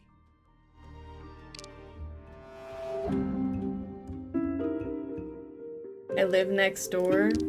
I heard a noise. I thought it was Mr. Wadi who'd come home. I don't know him very well. Delivery man left a package for him with me. Where's your package then? I have no way to prove he's lying. I need some hard evidence to prove Well, he he's doesn't lying. have a package. You don't know your neighbor very well. Yes, what of it? The photo. How is it that Monsieur Wadi has a picture of you on his desk? There is quite a family resemblance. You wouldn't be his brother by any chance? Why are you going through his things? As I told you, I am working with the police. All right, yes. I'm his brother, Mehdi Wadi. Do you know where he is? I am very sorry, sir, but I have some terrible news for you. Your brother has been murdered. You have my sincere condolences. Oh, that was actually a good condolences compared to earlier. Aziz, my wife, He's evolving. my son, their hearts will break. Everything he did was for his family. He brought us here from Iraq to give my son a better future. We can't go back. You won't. You won't. Do not fret, Monsieur Wadi. I do not want to cause trouble for you and your family. I am here to catch his murderer. When did you last see your brother? 2 days ago. He was on his way to Venice. It was not a journey he was looking forward to. Aww. I knew something was wrong, but he promised all would be well soon. My son will be heartbroken. Aziz made a point of reading to Fadi every night so he could learn English. We hope to legally emigrate there one day. Your son, Fadi. What did Monsieur Wadi read to him? His favorite book is Alice in Wonderland. The nonsense of it all. Why? It is the answer to a question I had. I believe your brother was a good man, forced for some reason to keep secrets, and that got him killed. Sir, there is something else. Aziz left me a letter to open if anything should happen to him. Could you show it to me? Yes, I will get it. Once there was no sass. He's grown.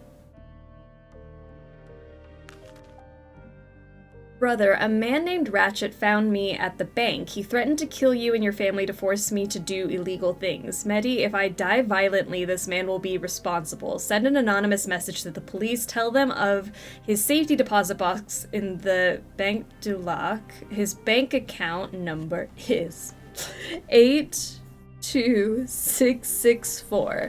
They will know what to do. Goodbye, my brother. Give my love to Aisha and Fadi. I wish you all a good life, Aziz. It all makes sense. It's horrific. But to Ratchet, it would be just business as usual. At least I have Ratchet's account number, 82664. All right. Thank you for giving me this letter. Let me assure you, the man Ratchet cannot harm you. He was killed before your brother was. Really? Who did it? The one you say hunted Ratchet? Yes, without a doubt. I promise you I will find them. Sir, we have no papers. The police... Your secret is safe with me, monsieur. Thank you. Thank you, sir. Now, I must go to my wife and son. Tonight, I will read to Fadi from Alice in Wonderland, and we will remember my brother. Oh. 41866. I have not grown as a person. I need Mademoiselle Locke that I have Ratchet's bank account number. Okay. So let's tell her we got the bank account. Ah, the peculiar habit some people have of displaying things on the door of their refrigerator. I've just sent a photo to you, in case it might help you. Thank you. I texted Ratchet's account number to you. Wonderful. Wonderful. Okay, but now how is that gonna help me? Checkmate in 3 moves. Oh, hell. How do we... Oh, who are the chess players? Mr. Wadi's story is so sad. I know! And the fact that he, like, thought to leave that note... Never ending. Choose the right move to make in the situation above. Oh. We want to be back. Oh, baby. You do know it's not quite dinner time yet, right? Cool, I'm glad we're on the same page about that. Choose the move to make in the situation above.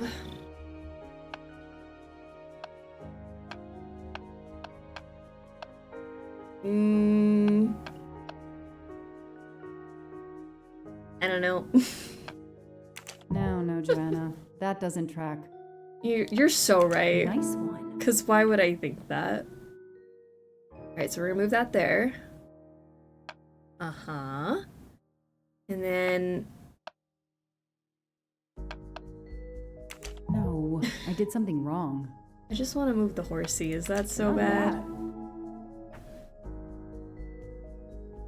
Okay.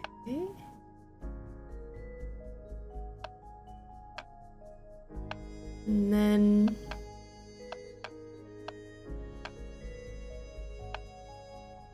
No, this isn't I it. don't think. I don't know. No. Thank I did goodness it something just wrong. lets me have it if I keep guessing. All right. Because I don't know. Score. 1 for the good guys. I did get to finally move the horsey though. That's good. Ratchet's safety deposit box password. What was that? Oh, this was that 3 something 96 something. 3 something 96 something.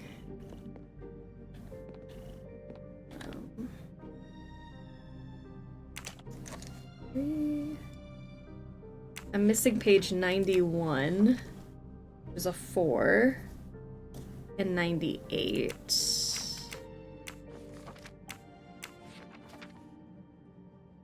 Oh, it's gonna be different because it's different editions. 82664? Oh, was it asking for the deposit thing? I thought it was asking for the password.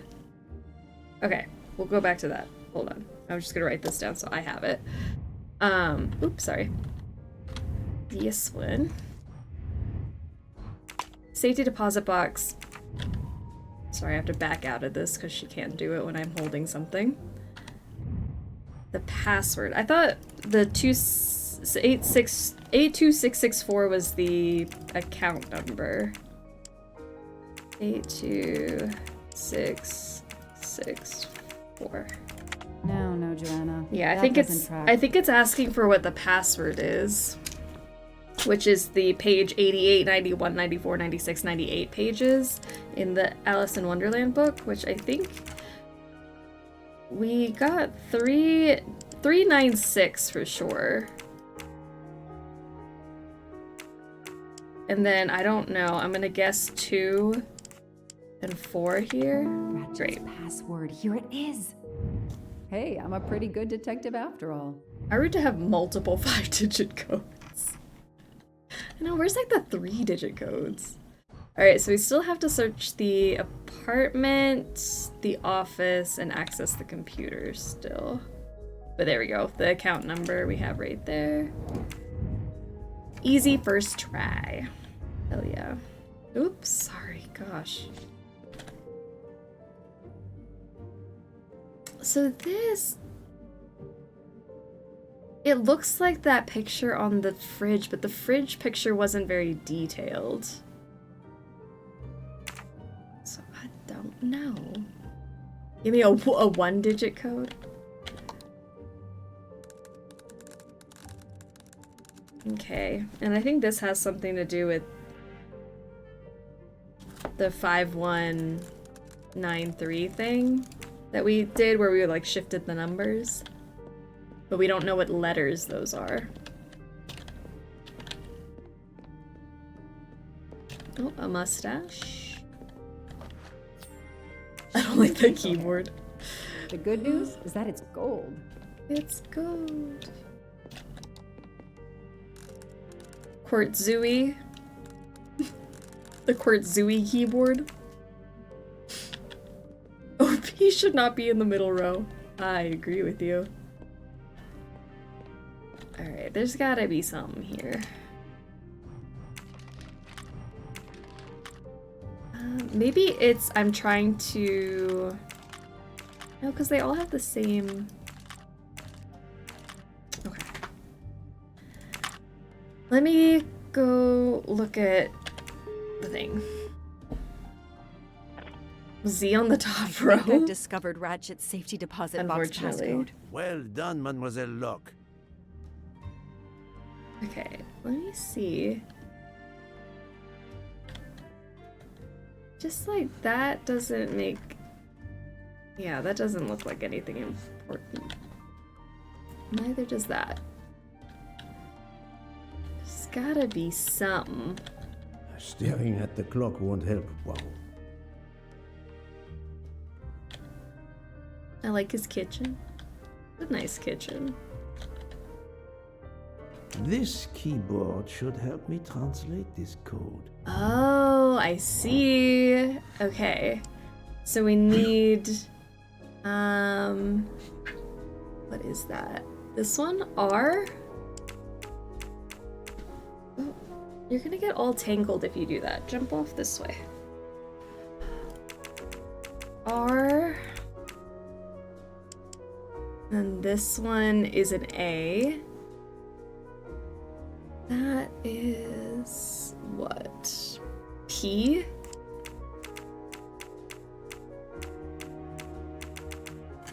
E? 9 F 3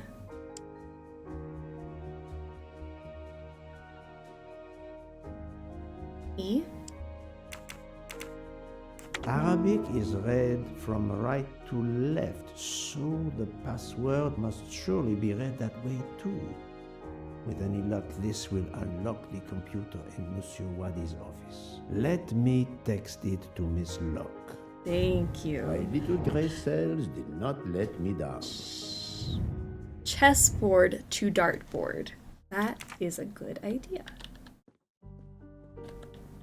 Let's see.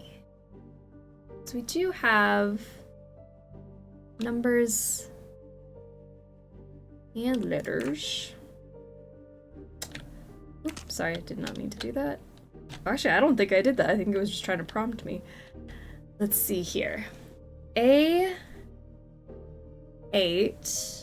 A7, B8, sorry, B7, A6 is, oh, I should probably also put which one's white and black. D8 and D5. Okay, let's see if that works on the dartboard. That's a good idea.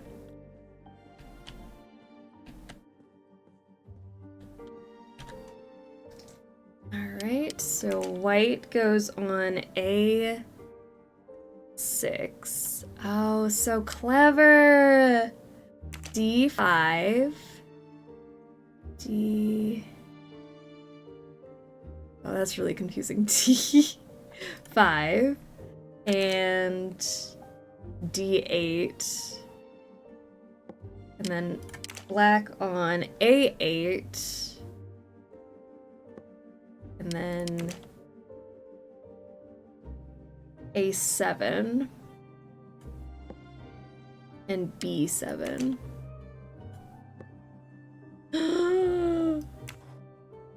Oh my gosh! What the hell? What is this one now?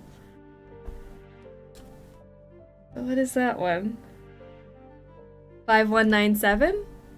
Is this the 5197?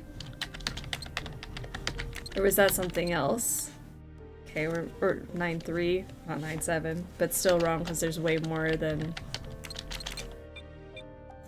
That one's a 7-digit.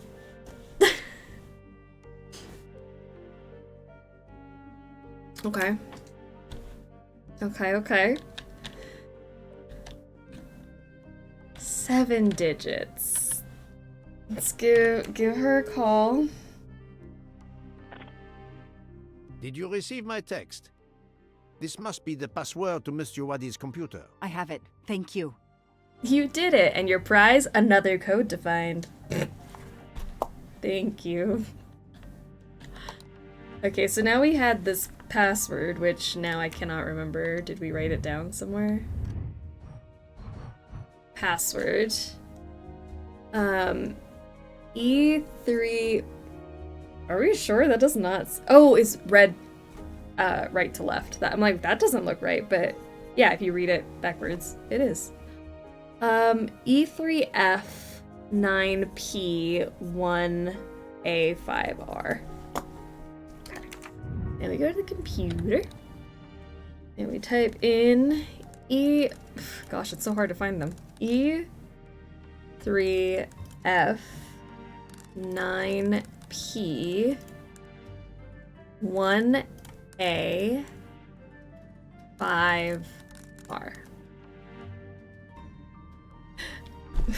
Okay, well, at least I know the account number. 82664. If I had to type in one more number, I swear. Safety deposit box. At last. I should let Mr. Poirot know. 4346 safe number. Okay. Thank God. Right. 4346. Okay. And I still gotta figure out the tower. I was able to access Mr. Wadi's computer. I have Ratchet's safety deposit box number. Excellent. Okay. So we got that. There has to be something in here that tells me what to do with that thing.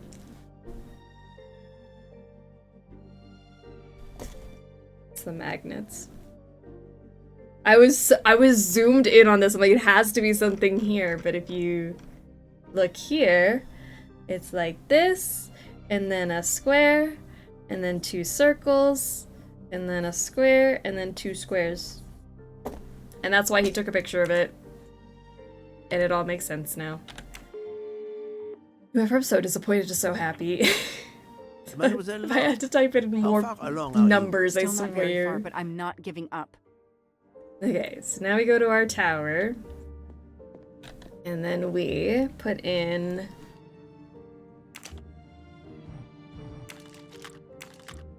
that with the square and 2 circles and a square and 2 squares. This pops open, gets us a key. Oh, no, give it to me. A key. I wonder if it will fit the desk drawer. Okay. And then we stick it in here. Okay, now we're on a roll. Now that we've, like, gotten some answers. This is nice. Okay, then we have a pencil and a piece of paper or a notepad. Okay, can I scribble on it? I want to use them together. Like, you see the imprints? Doesn't it look like I can scribble on it? Come on, let me do something with it. Please. Please, I know what to do. I want to use this and I want to scribble on that. I don't know why she won't let me. You guys see the scribble marks, or am I crazy?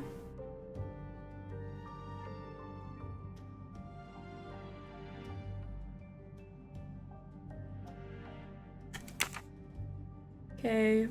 Joanna, please. Please. Like, the pencil's right here. Let me scribble on it. No. Are you kidding?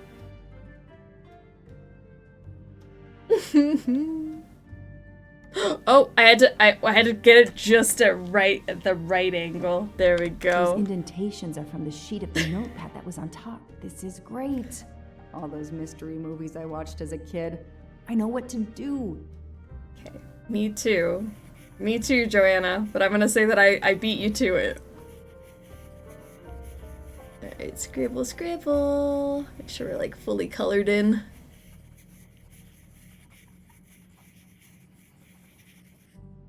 What does it mean? We already knew what to do, Joanna. That's so frustrating. Because we all clocked it. We saw the paper and the pencil and we all knew what to do. I'll send a picture of this to Poirot. What is it? What is it a picture of?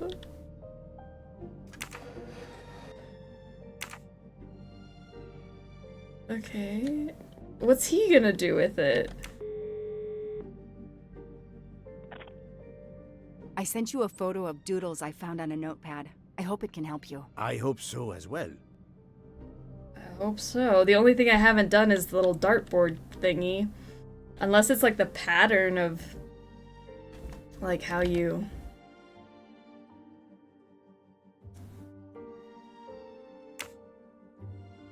How do I see the pictures?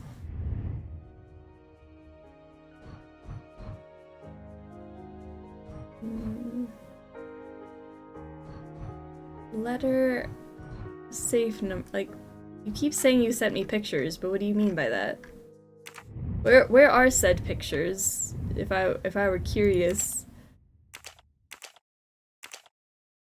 Inventory, these, that. Is that...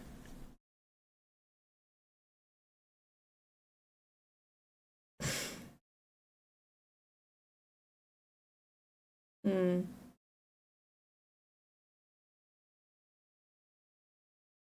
I'm not entirely certain.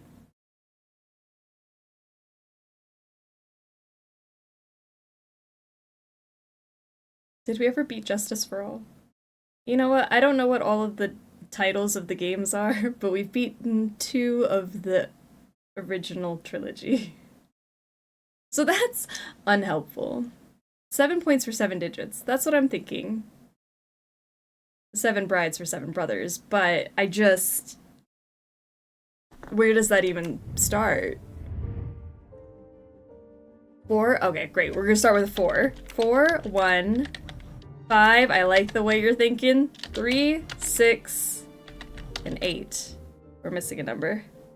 And then pound. Hit. Then the answer is yes. Okay, so I have finished Justice for All. Is Trials and Tribulations, is that the third one? Because there's just one that I haven't beaten. Or started, even. One day we'll get back to Phoenix, right? All that Looks for a like key. Safe key to me. We finally found it. We found it! You are all smarter than I. You know what? I can't take credit for half the puzzles today. You guys have been on top of it. Killing it. When my brain's been fried for pretty much the whole day. Okay, so... okay, we got a lot of check marks. It's like Payne's Creek all over again. Keys and diaries. Call your partner. My partner. Call. Good news. I have found the key to Ratchet's safe. Perfect. We're running out of time. Do we have everything? I have the key to the safety deposit box. I have the number of the box. And we have the passcode. I'm on my way. Time to rob a bank. I figure out how I got the numbers, right? Yeah, you got it perfect. I was like, I understand it's the numbers, but I didn't know where to start, and you kicked it off. Perfect. You'll have to reschedule with him. This is quite annoying. I'll have to reschedule. Absolutely. I hope I have been of service. You have no idea. Definitely.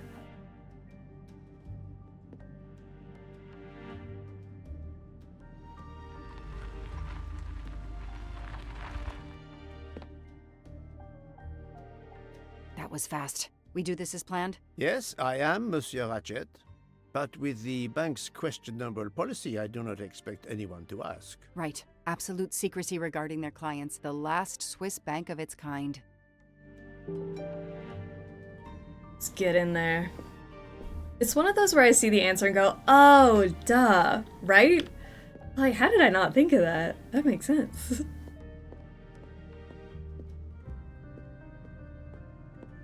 Madame, I still haven't heard from Mr. Waddy. Well, we'll have to make do without him. Now that my friend is here, it's his box we want to access. And the clock is ticking. I trust there is no problem. No, no problem at all. May I have your safety deposit box number? 4346. May I see your key? So confident. Do you know your passcode? Yes. Mademoiselle will be able to accompany me? No names, of course. Of course. I'll open the door. Go down the stairs. The guard will accompany you. Thank you. I will head on back. Thank you, kind sir, for leading me this way. Okay, you could walk a little faster. Please leave your personal belongings in this bin and then go through the portal.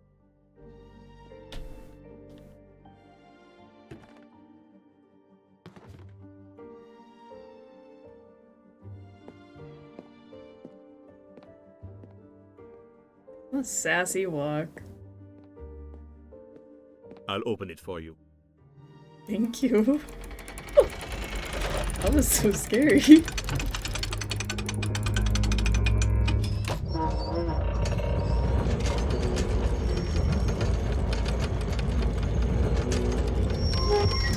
Portal? This is no Narnia, sir. Does this not look like Narnia? Wow.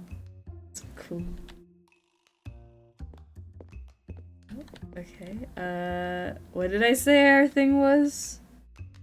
4346? I don't want to look stupid in front of the security guy. 4346. Don't worry, security guy, I can count. Don't you worry. Oh, it's on this wall. At last, we reach our goal. Right. key. Turn. Now I will insert my key, if you allow. Thank you. Okay. Thank you.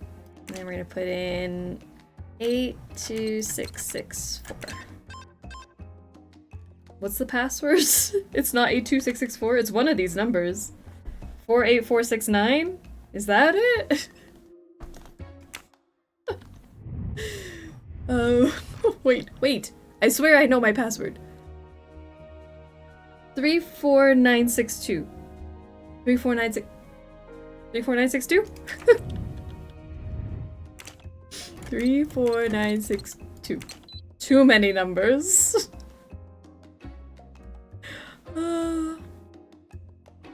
This Kansas, how are ya? Mr. Kansas, I'm so sorry. 34962. 34962. The amount of numbers that are written down right now, insane. Let's break in.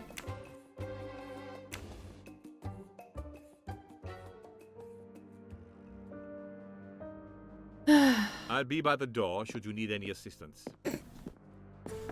I wish I could read. I suspect the effort will be worth it. This collection of various personal items. Do you know what they are, Detective Locke? I do, Mr. Poirot. God help me, I do. Souvenirs. The trophies serial killers take from their victims to remind them of their kills. Ratchet wasn't just a kidnapper. No, indeed. He was a monster. I'm over here dying. I hope it's the good dying. Dying of laughter and enthusiasm. And whimsy. Had it right. Is that an S? That's an R. But I said Miss Kansas because I know Miss Kansas, but that's a Mr. Kansas. 2026. Miss Kansas 2019. And Mr. Kansas 2026. I thought I was going crazy. Okay. We're all on the same page. Right? Guys, I never forget a name. I really don't. And then you guys switch it up. It is a Mr. Kansas 2026. I love it. Okay. You guys just make me feel crazy sometimes. I can't handle any more confusion today. My son changed my name. I love it. I love the new name. It was just so close to the old name that I like auto-corrected in my head. Sorry, we love to change. It's so true. You guys make me crazy sometimes, but I love it. Okay. We have these. Nina remembers names and colors. I do. Like, I can remember the colors of your usernames, and I never forget a username. So when you guys change them, you have to tell me who you are. And then it gets worse when you guys message me on Instagram or something, and it's like your government name. I'm like, who is that? For every soul Ratchet claimed, even more are suffering. To my best friend. Nina loves change. Don't do that. I'm the trickster here, and I'm impressed by Kansas' son's addition to the team. We are self-doxing. Oh boy, are ya. It's true. Diamonds. A fortune. Crime does pay. No, mademoiselle. This time it was the criminal who finally paid. What? Okay, I'm so sorry. Poirot, do you understand how many puzzles we just did consecutively in a row? What are you talking about? Because actually I feel a little bit lost. We got some pearls. Another trophy. A woman. Sorry, not sorry. We may never know her name. You were lucky, mademoiselle, when you met him at that cabin in the forest. alone. How many victims do you think Ratchet had? Too many. One is too many, Poirot. I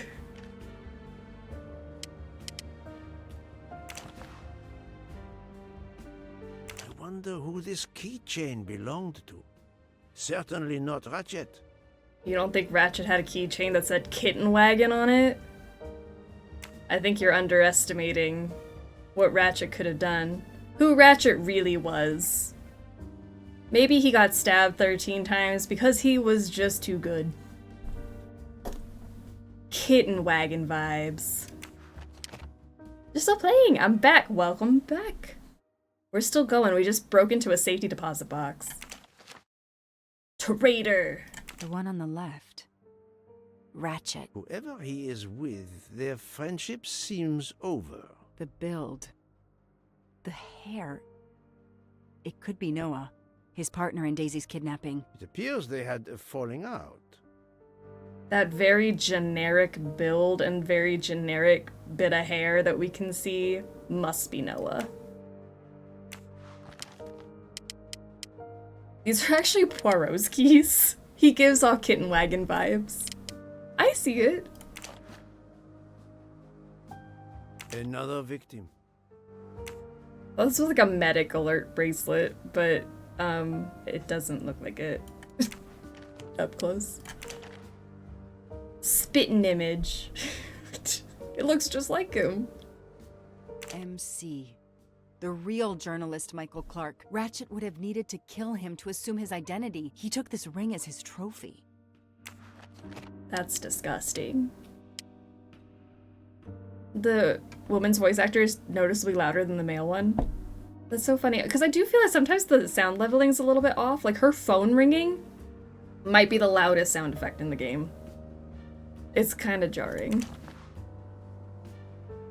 Will the real Michael Clark please stand up? He knew the serial numbers on the banknotes could be traced. Because he's dead. The rest of the Armstrong ransom money. The serial numbers match. Another bracelet. Another victim. Another trophy.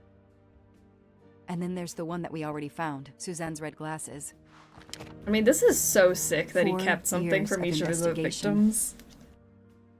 It's all over. I finally have the last piece of evidence. Well, that Stain, Ratchet thank you for the was 5 Daisy's months of being kidnapper sexy murderer. and More than snacky. that, you have helped unmask a serial killer responsible for so many deaths. But even with all this, we're no closer to solving Ratchet's murder. On the contrary, mademoiselle, everything. It is coming together. Don't you agree, detective? What? The damaged photograph. It could be Noah. You think Noah killed Ratchet for revenge? The train. What about the train? I know how a killer could vanish without leaving a trace in the snow. Wings? Camouflage. The trophies. Poirot? We have a train to catch. Not just Let's a get out of train, here. Detective Locke. We Who have a cares about murderer Ratchet's to murder? I'm like, are we not done with Ratchet's murder? Can't we just all agree it was justified? So what if there was one more stab wound than we thought? The killer was a Yeti. Case closed. Can I put my numbers away now? I don't really want to look at those anymore.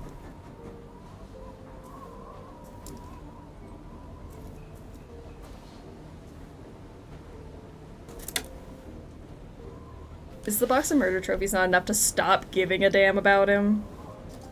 Right.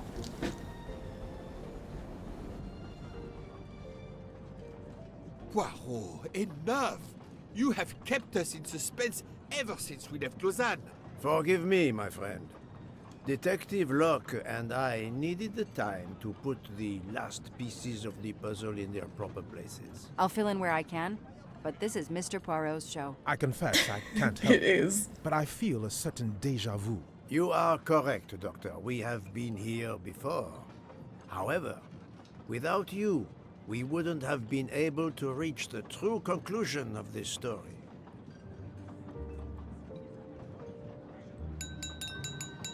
My friends, your attention, please. I hope you His have book finished actually your eating real dessert. food. You have Is every he? right to think the solution to the murder of Ratchet is a closed book. You are wrong. I, Poirot, admit that I was wrong. There is a final chapter. What in bloody hell? What does he mean? Perhaps if we are silent, Monsieur Poirot will explain. Most of us naturally expect a journey by train to proceed in an orderly fashion from station to station. But this journey has gone off the rails. A comfortable journey, which should have been restful, turned out to be quite a challenge for my little gray cells. I beg your indulgence. I know it will be painful, but I must update you on the strange turn the Ratchet murder investigation Nope, still has that close up. That was I his. had two Still eating that damn hypotheses, dessert. as you recall. A stranger boarded the train in Vinkovsky, killed Ratchet, and then exited the train unobserved.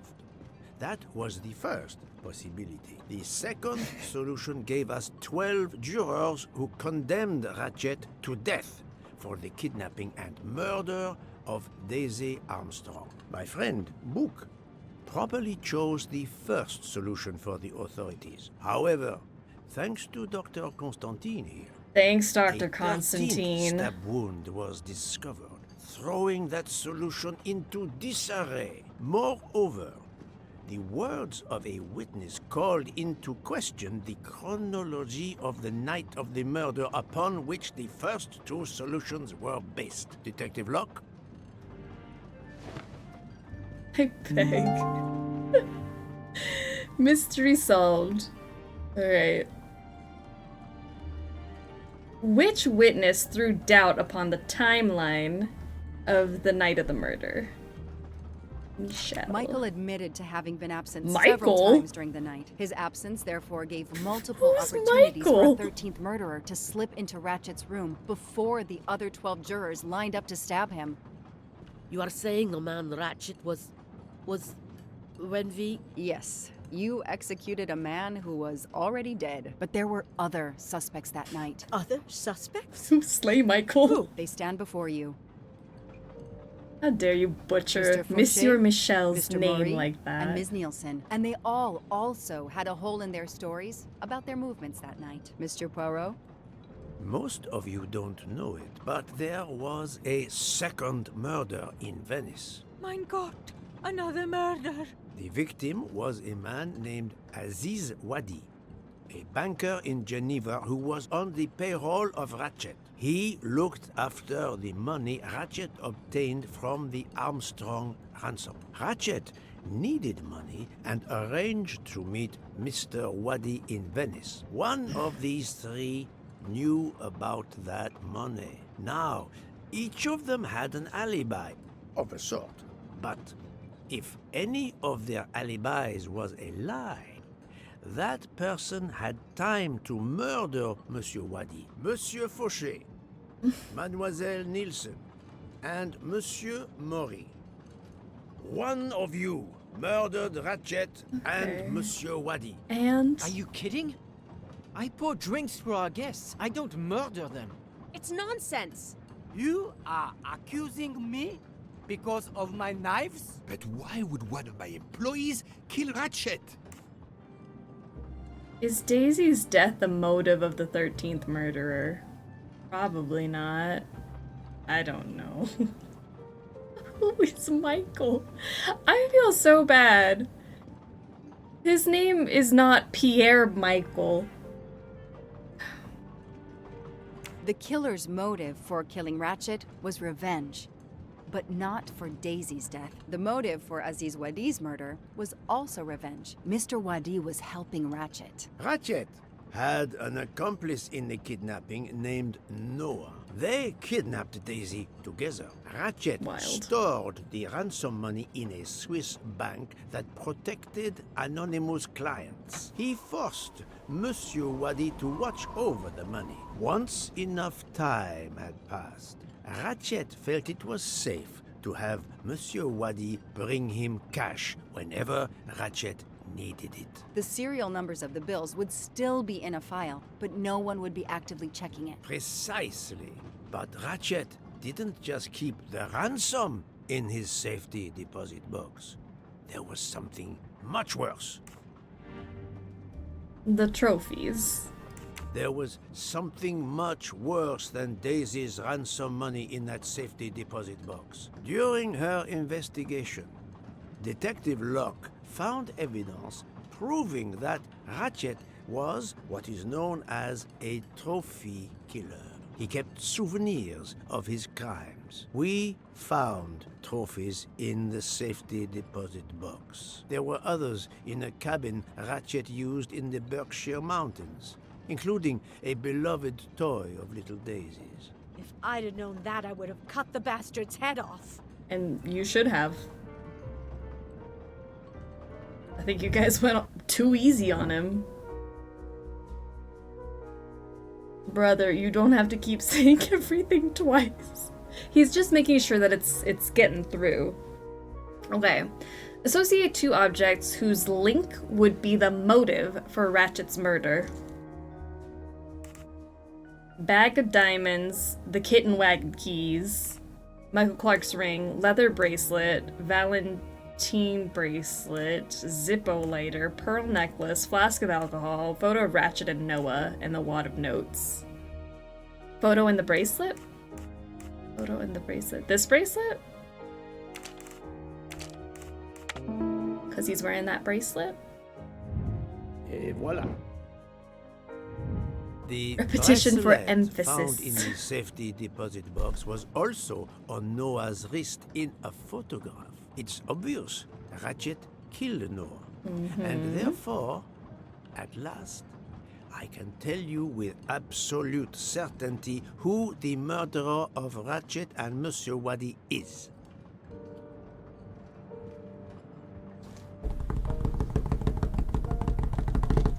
Who do we think? I don't think it's him. It can't be. They're all too nice. I actually truly don't know who it is. You look guilty.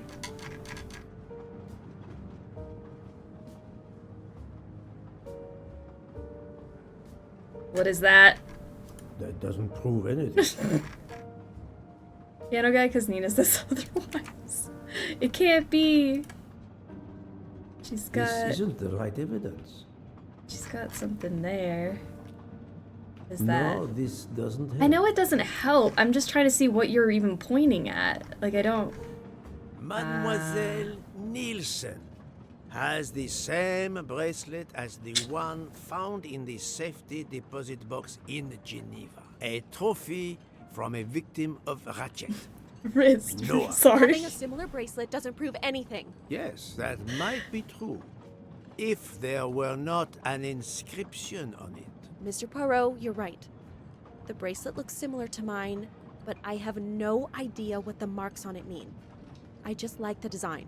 The marks are not random, mademoiselle. These are special bracelets. They are called Morse code bracelets.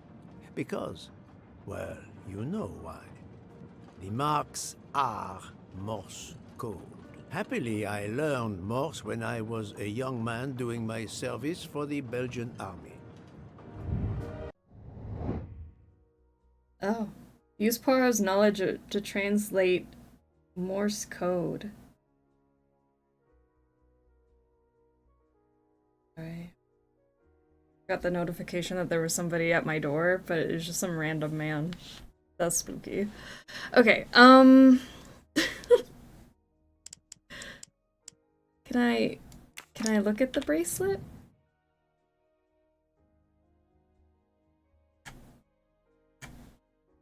Thank you. We all got the marks. Our Morse code. Dot dot dash dot dot dot dash. Okay, where do we even start on this? From this thing? Okay, so dot dot. Damn it! I gotta pull this back out. Belgian Morse code. Really want that man to leave. I don't like it.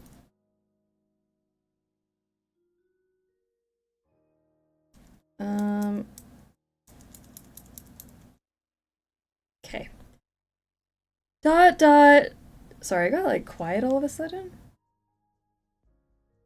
Why is it so soft? Okay. Bold of you to assume my dumbass knows Morse code. Then dot dash dot dot. I bet this translates to Ratchet deserved it.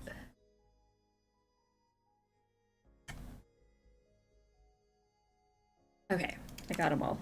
So now we're gonna do dot dot dash dot dash dot, then dot dash dot, then dot.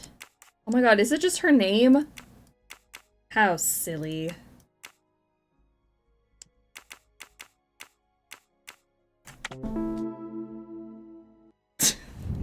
I'm right again. That happens to me a lot. Okay. On the bracelet found in Ratchet's safety deposit box was the name Freya in Morse code. Your first name. It belonged to your father, Noah. Noah Nielsen. Let's stop playing this little game. How did we know that? What does yours say? Noah? It says father. Ratchet. That bastard. He kept my father's bracelet as a trophy. Thank you. I have to admit your timing for Ratchet's murder was perfect. Do you mind if I continue? Would it matter? Go ahead. You've earned the right to crow. I do not make bird sounds. I take no pleasure in this. Oh, I can't take it seriously. Hello. Hello, hello. Why do you know that, Poirot? You drugged Ratchet's dessert to ensure he would be unconscious when you went to his room. You stole a knife from Monsieur Maury. If it was identified as the murder weapon, he would be accused. You knew Pierre Michel would leave the train for a smoke whenever it was stopped at a station. At Vinkovsky, you waited until he was on the station platform. Then, you carefully made your way along the first-class corridor to Ratchet's room. You entered Ratchet's room with the pass key. Accessible to all employees in the crew quarters. You stabbed Ratchet at midnight. But that knife, where is it? Probably thrown out of Ratchet's window before the train left the station. A thorough search after the snow melts Good should for her. turn it up. I think so. Then what are we gonna do? Lock her up? Then, you carefully returned to the crew quarters, replaced the passkey, and returned to your poker game.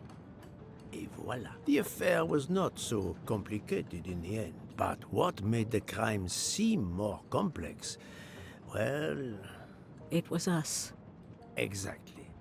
The 12 jurors who proceeded to carry out their far more complicated plan literally in the dark without realizing that the man was Jesus. Speaking only for myself, of course, but I believe we would have invited you to join us. Ms. Nielsen, you killed Ratchet because he killed your father. Your motive is crystal clear.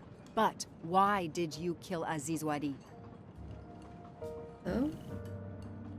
It's because of Aziz that my father died. My father knew Aziz was the only one with access to Ratchet's safe, so he convinced Aziz to steal the money from the safety deposit box. But Aziz was too afraid of Ratchet. Instead, he betrayed my father by reporting him to Ratchet. Obviously, Ratchet then murdered my father. Aziz Right. was just as guilty of my father's death as Ratchet. Ratchet was the worst of humanity. But Monsieur Wadi, if you knew his story... My father is dead because of him. I will not debate the point with you, mademoiselle. He had done nothing to justify his death. I do not see any extenuating circumstances that should allow you to escape justice. You will be arrested at the Gare de Lyon. when we arrive in Paris. Judge and What? jury are you, Monsieur Poirot? And you get away with it. It must be nice. But think of this. They'd arrest everybody at that point. What you all did. She's right. She could turn us all in. Relax. Hector, is it? Your secret is safe with me. I'm not going to jail. Farewell, Poirot. Enjoy your victory. Oh. Stop. Girl, where do you think you're going? No, Freya, don't jump. You're going to die. I've made my choice. We'll let fate decide. No! Oh my god!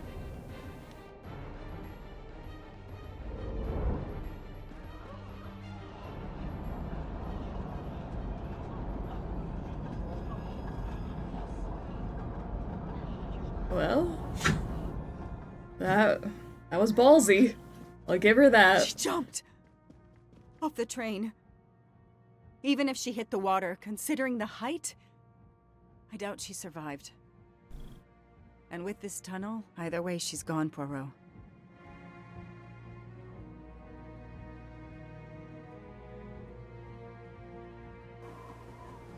Well, that was wild. You don't know that. What are you, some kind of terrain physicist?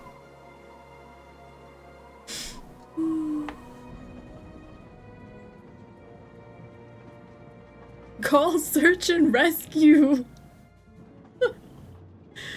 They're like, oh well, I guess she died.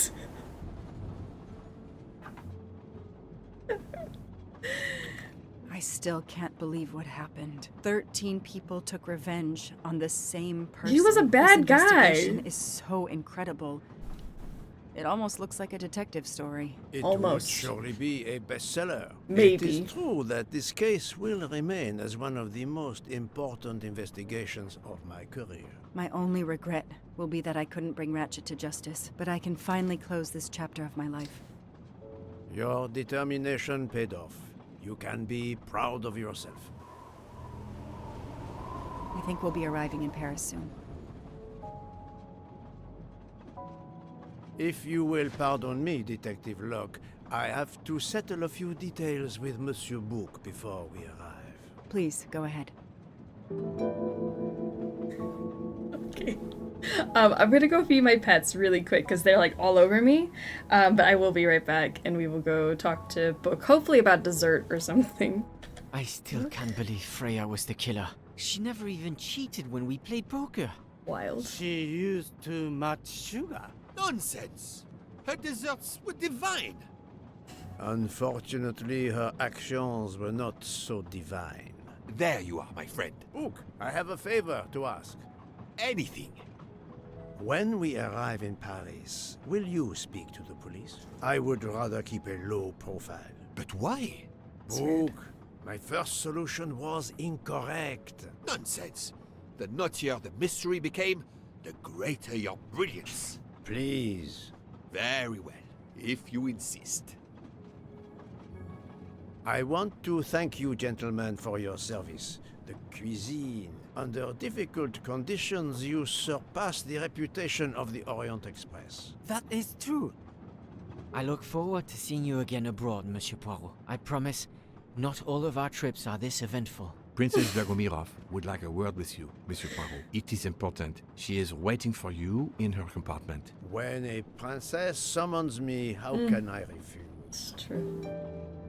I guess the difference is the man she was getting vengeance for was also bad?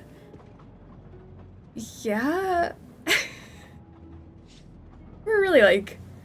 We've got that line of what's good and evil and right and wrong here. Are we forgetting that 12 people plotted to stab a man one by one in the middle of the night?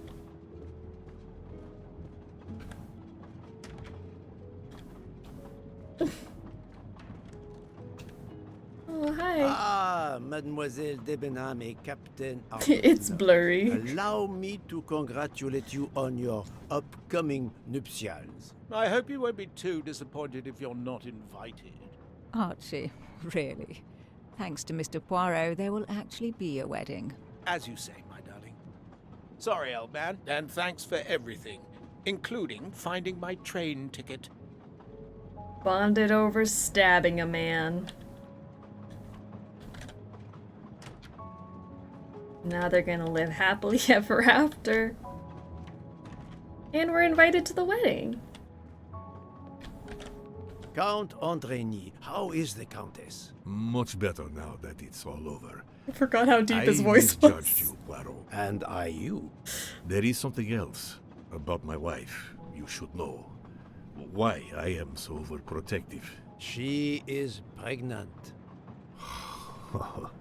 You are quite the detective. Actually, Dr. Constantine told me. She admitted as much when he was attending to her. If it's a girl, we are going to name her Daisy. Aww. If it's a boy, Hercule, he'll be stuck with Rudolph. It's a family tradition. I wish Oh, you no. and all of your family much happiness. Thank you. Oh, it all makes sense, and that's why she couldn't stab Ratchet, because she was with child, so that was basically like 2 people stabbing. That would have made 13 and it would have been thrown off. Poirot, please. Why does he always have to say something? I love him, but sometimes he just opens his mouth and things come out. Oh, it would have been 14, yeah, because we did have 13, and then we add the baby. And does the baby get arrested for murder?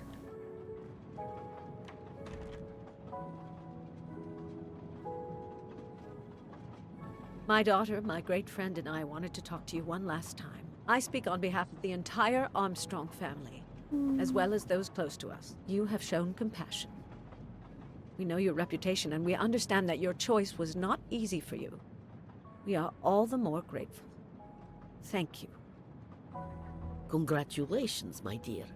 You managed to say the word thank you, although he did manage to put us through quite a lot. You have given us all closure and some peace of mind. You should know that I regret nothing. If this Freya Nielsen person had not been involved, I would have done it again. Someone told me the Stalinists were frightened of you. I believe them. The country of my birth breeds its share of brutes and bullies, but also some of the greatest intellectual and artistic minds the world has ever known. I pray that one day we will again be remembered for that. I share your hope, Princess. And of course, with the real murderer of that man out there somewhere, we are no longer guilty of much. Correct? Princess, don't push your luck too far. Okay. If you'll excuse me, I have some packing to do. Ladies? Poirot did not choose. Poirot succumbed to peer pressure. We're all so happy. Hunky-dory. We have to go pack our suitcase? That's it? Alright. We'll head back to first class.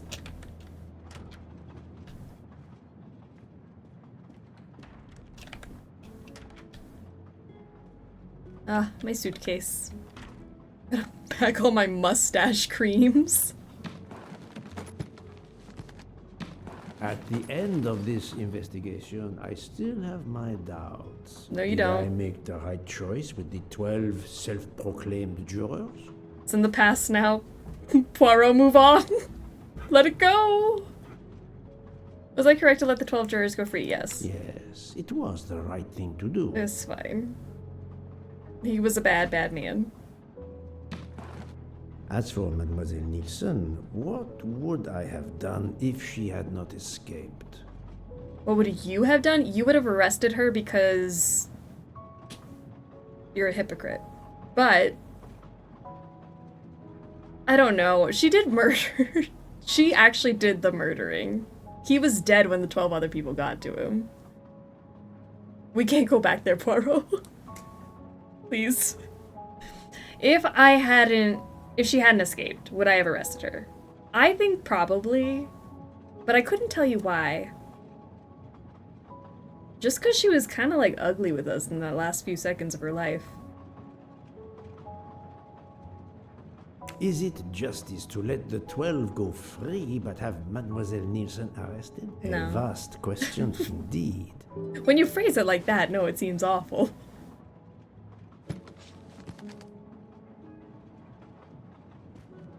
Judges often take motive into consideration when deciding the sentence for a crime. You are not a judge. Your job is to establish the facts, which you have done. The case has been solved. Another already awaits you. It is the reason you were on this train. It is time. Time to move on.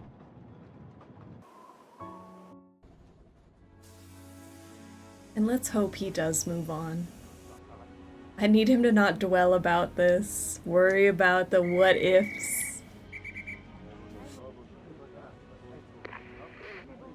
Why are we even thinking about this? Girl yeeted herself off the train. It's true, it was out of our hands at that point.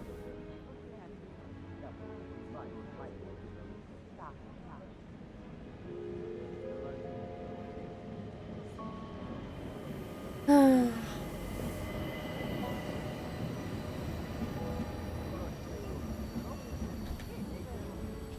I saying goodbye to everyone? I hope you will travel with us again, Monsieur Poirot. Absolutely not. You were all murder suspects, and some of you were guilty.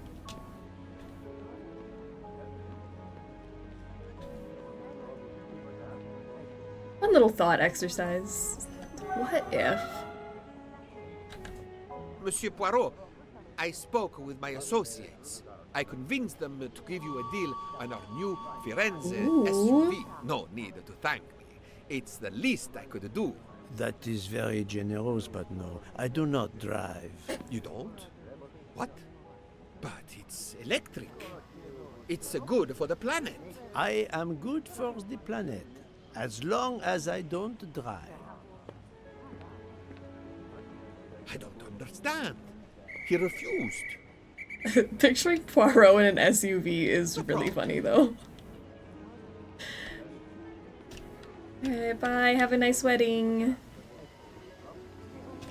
Have you lost something? May I help you? Oh, Mr. Poirot, you have done so much already. What is it you have lost? My friends, we are traveling to Poland to help with children. We were to meet at an information booth. But where do I get information on how to find an information booth? There is, I believe, an information booth just inside the main terminal. Oh, thank you, sir. You are a great detective. And you, madame, are a good soul. Okay. I will miss this train. I mean, I will too. It was a gorgeous train. And a lot of stuff went down in there.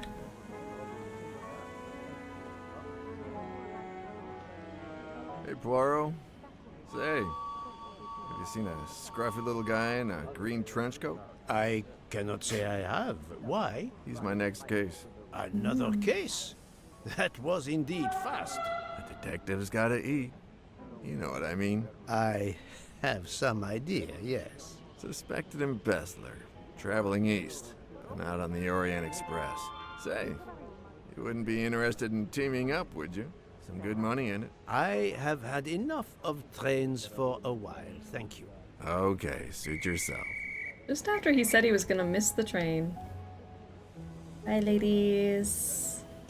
Mr. Poirot, Mr. McQueen here thinks he may know an attorney in the Berkshires who might need a gentleman's gentleman. He's old school English. I think the clock stopped for him in 1934. I hope it works out for you, Monsieur Masterman. What about you, Monsieur McQueen? Well, back to law school for me, following my father's footsteps. We can take the train to St. Pancras, then the Piccadilly line to Heathrow and check out some flights. Might as well. We're already packed. I wish you both bonne chance.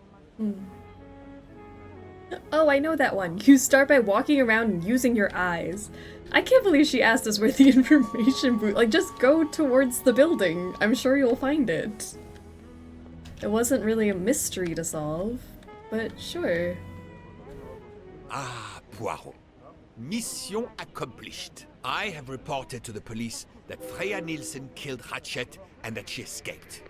They're issuing an international arrest warrant. There's a canal that runs alongside the tracks where she jumped from the train. But they say there's little chance she survived. The police have questioned all of the passengers and crew, so for now, they are free to leave. I gave them the results of my preliminary autopsy, and they have the report from the Venetian authorities. They were arguing about jurisdiction when I left. Thank you, Doctor. You have been of inestimable help. A fascinating case. I'm pleased I could assist you. I'm still mad you found that 13th stab wound. Mr. Poirot, it seems our paths part here. It was an honor and a pleasure to work with you. And I am with you, Detective Locke. The case would have been impossible without your tenacity and dedication to finding the truth. You also proved to be an able con artist in Geneva. You too. Oh. Thank you for everything. I'll never forget you. And I shall always treasure our collaboration. Poirot, be normal for once. It's like, thank you. Like, I will cherish our collaboration. I'm hungry. Let's go to the Wagon Rouge restaurant. Ooh. They make an excellent leg of lamb. But it's only 5:34 p.m. Is food all you really think about, my friend? I'm the one inviting you. You've well deserved it. 5:34 is a very normal time to eat food. You, I'm not going to obtain for you a secret recipe this time. Poirot, they make a chocolate mousse that is so creamy. It must have a secret ingredient in it. The last recipe came from a murderer. But it was sublime. Oh, and Book gets his desserts. It's a happy ending. That was cute. I think I still prefer Death on the Nile, but I'm glad we went back and did this one. I hope they make another.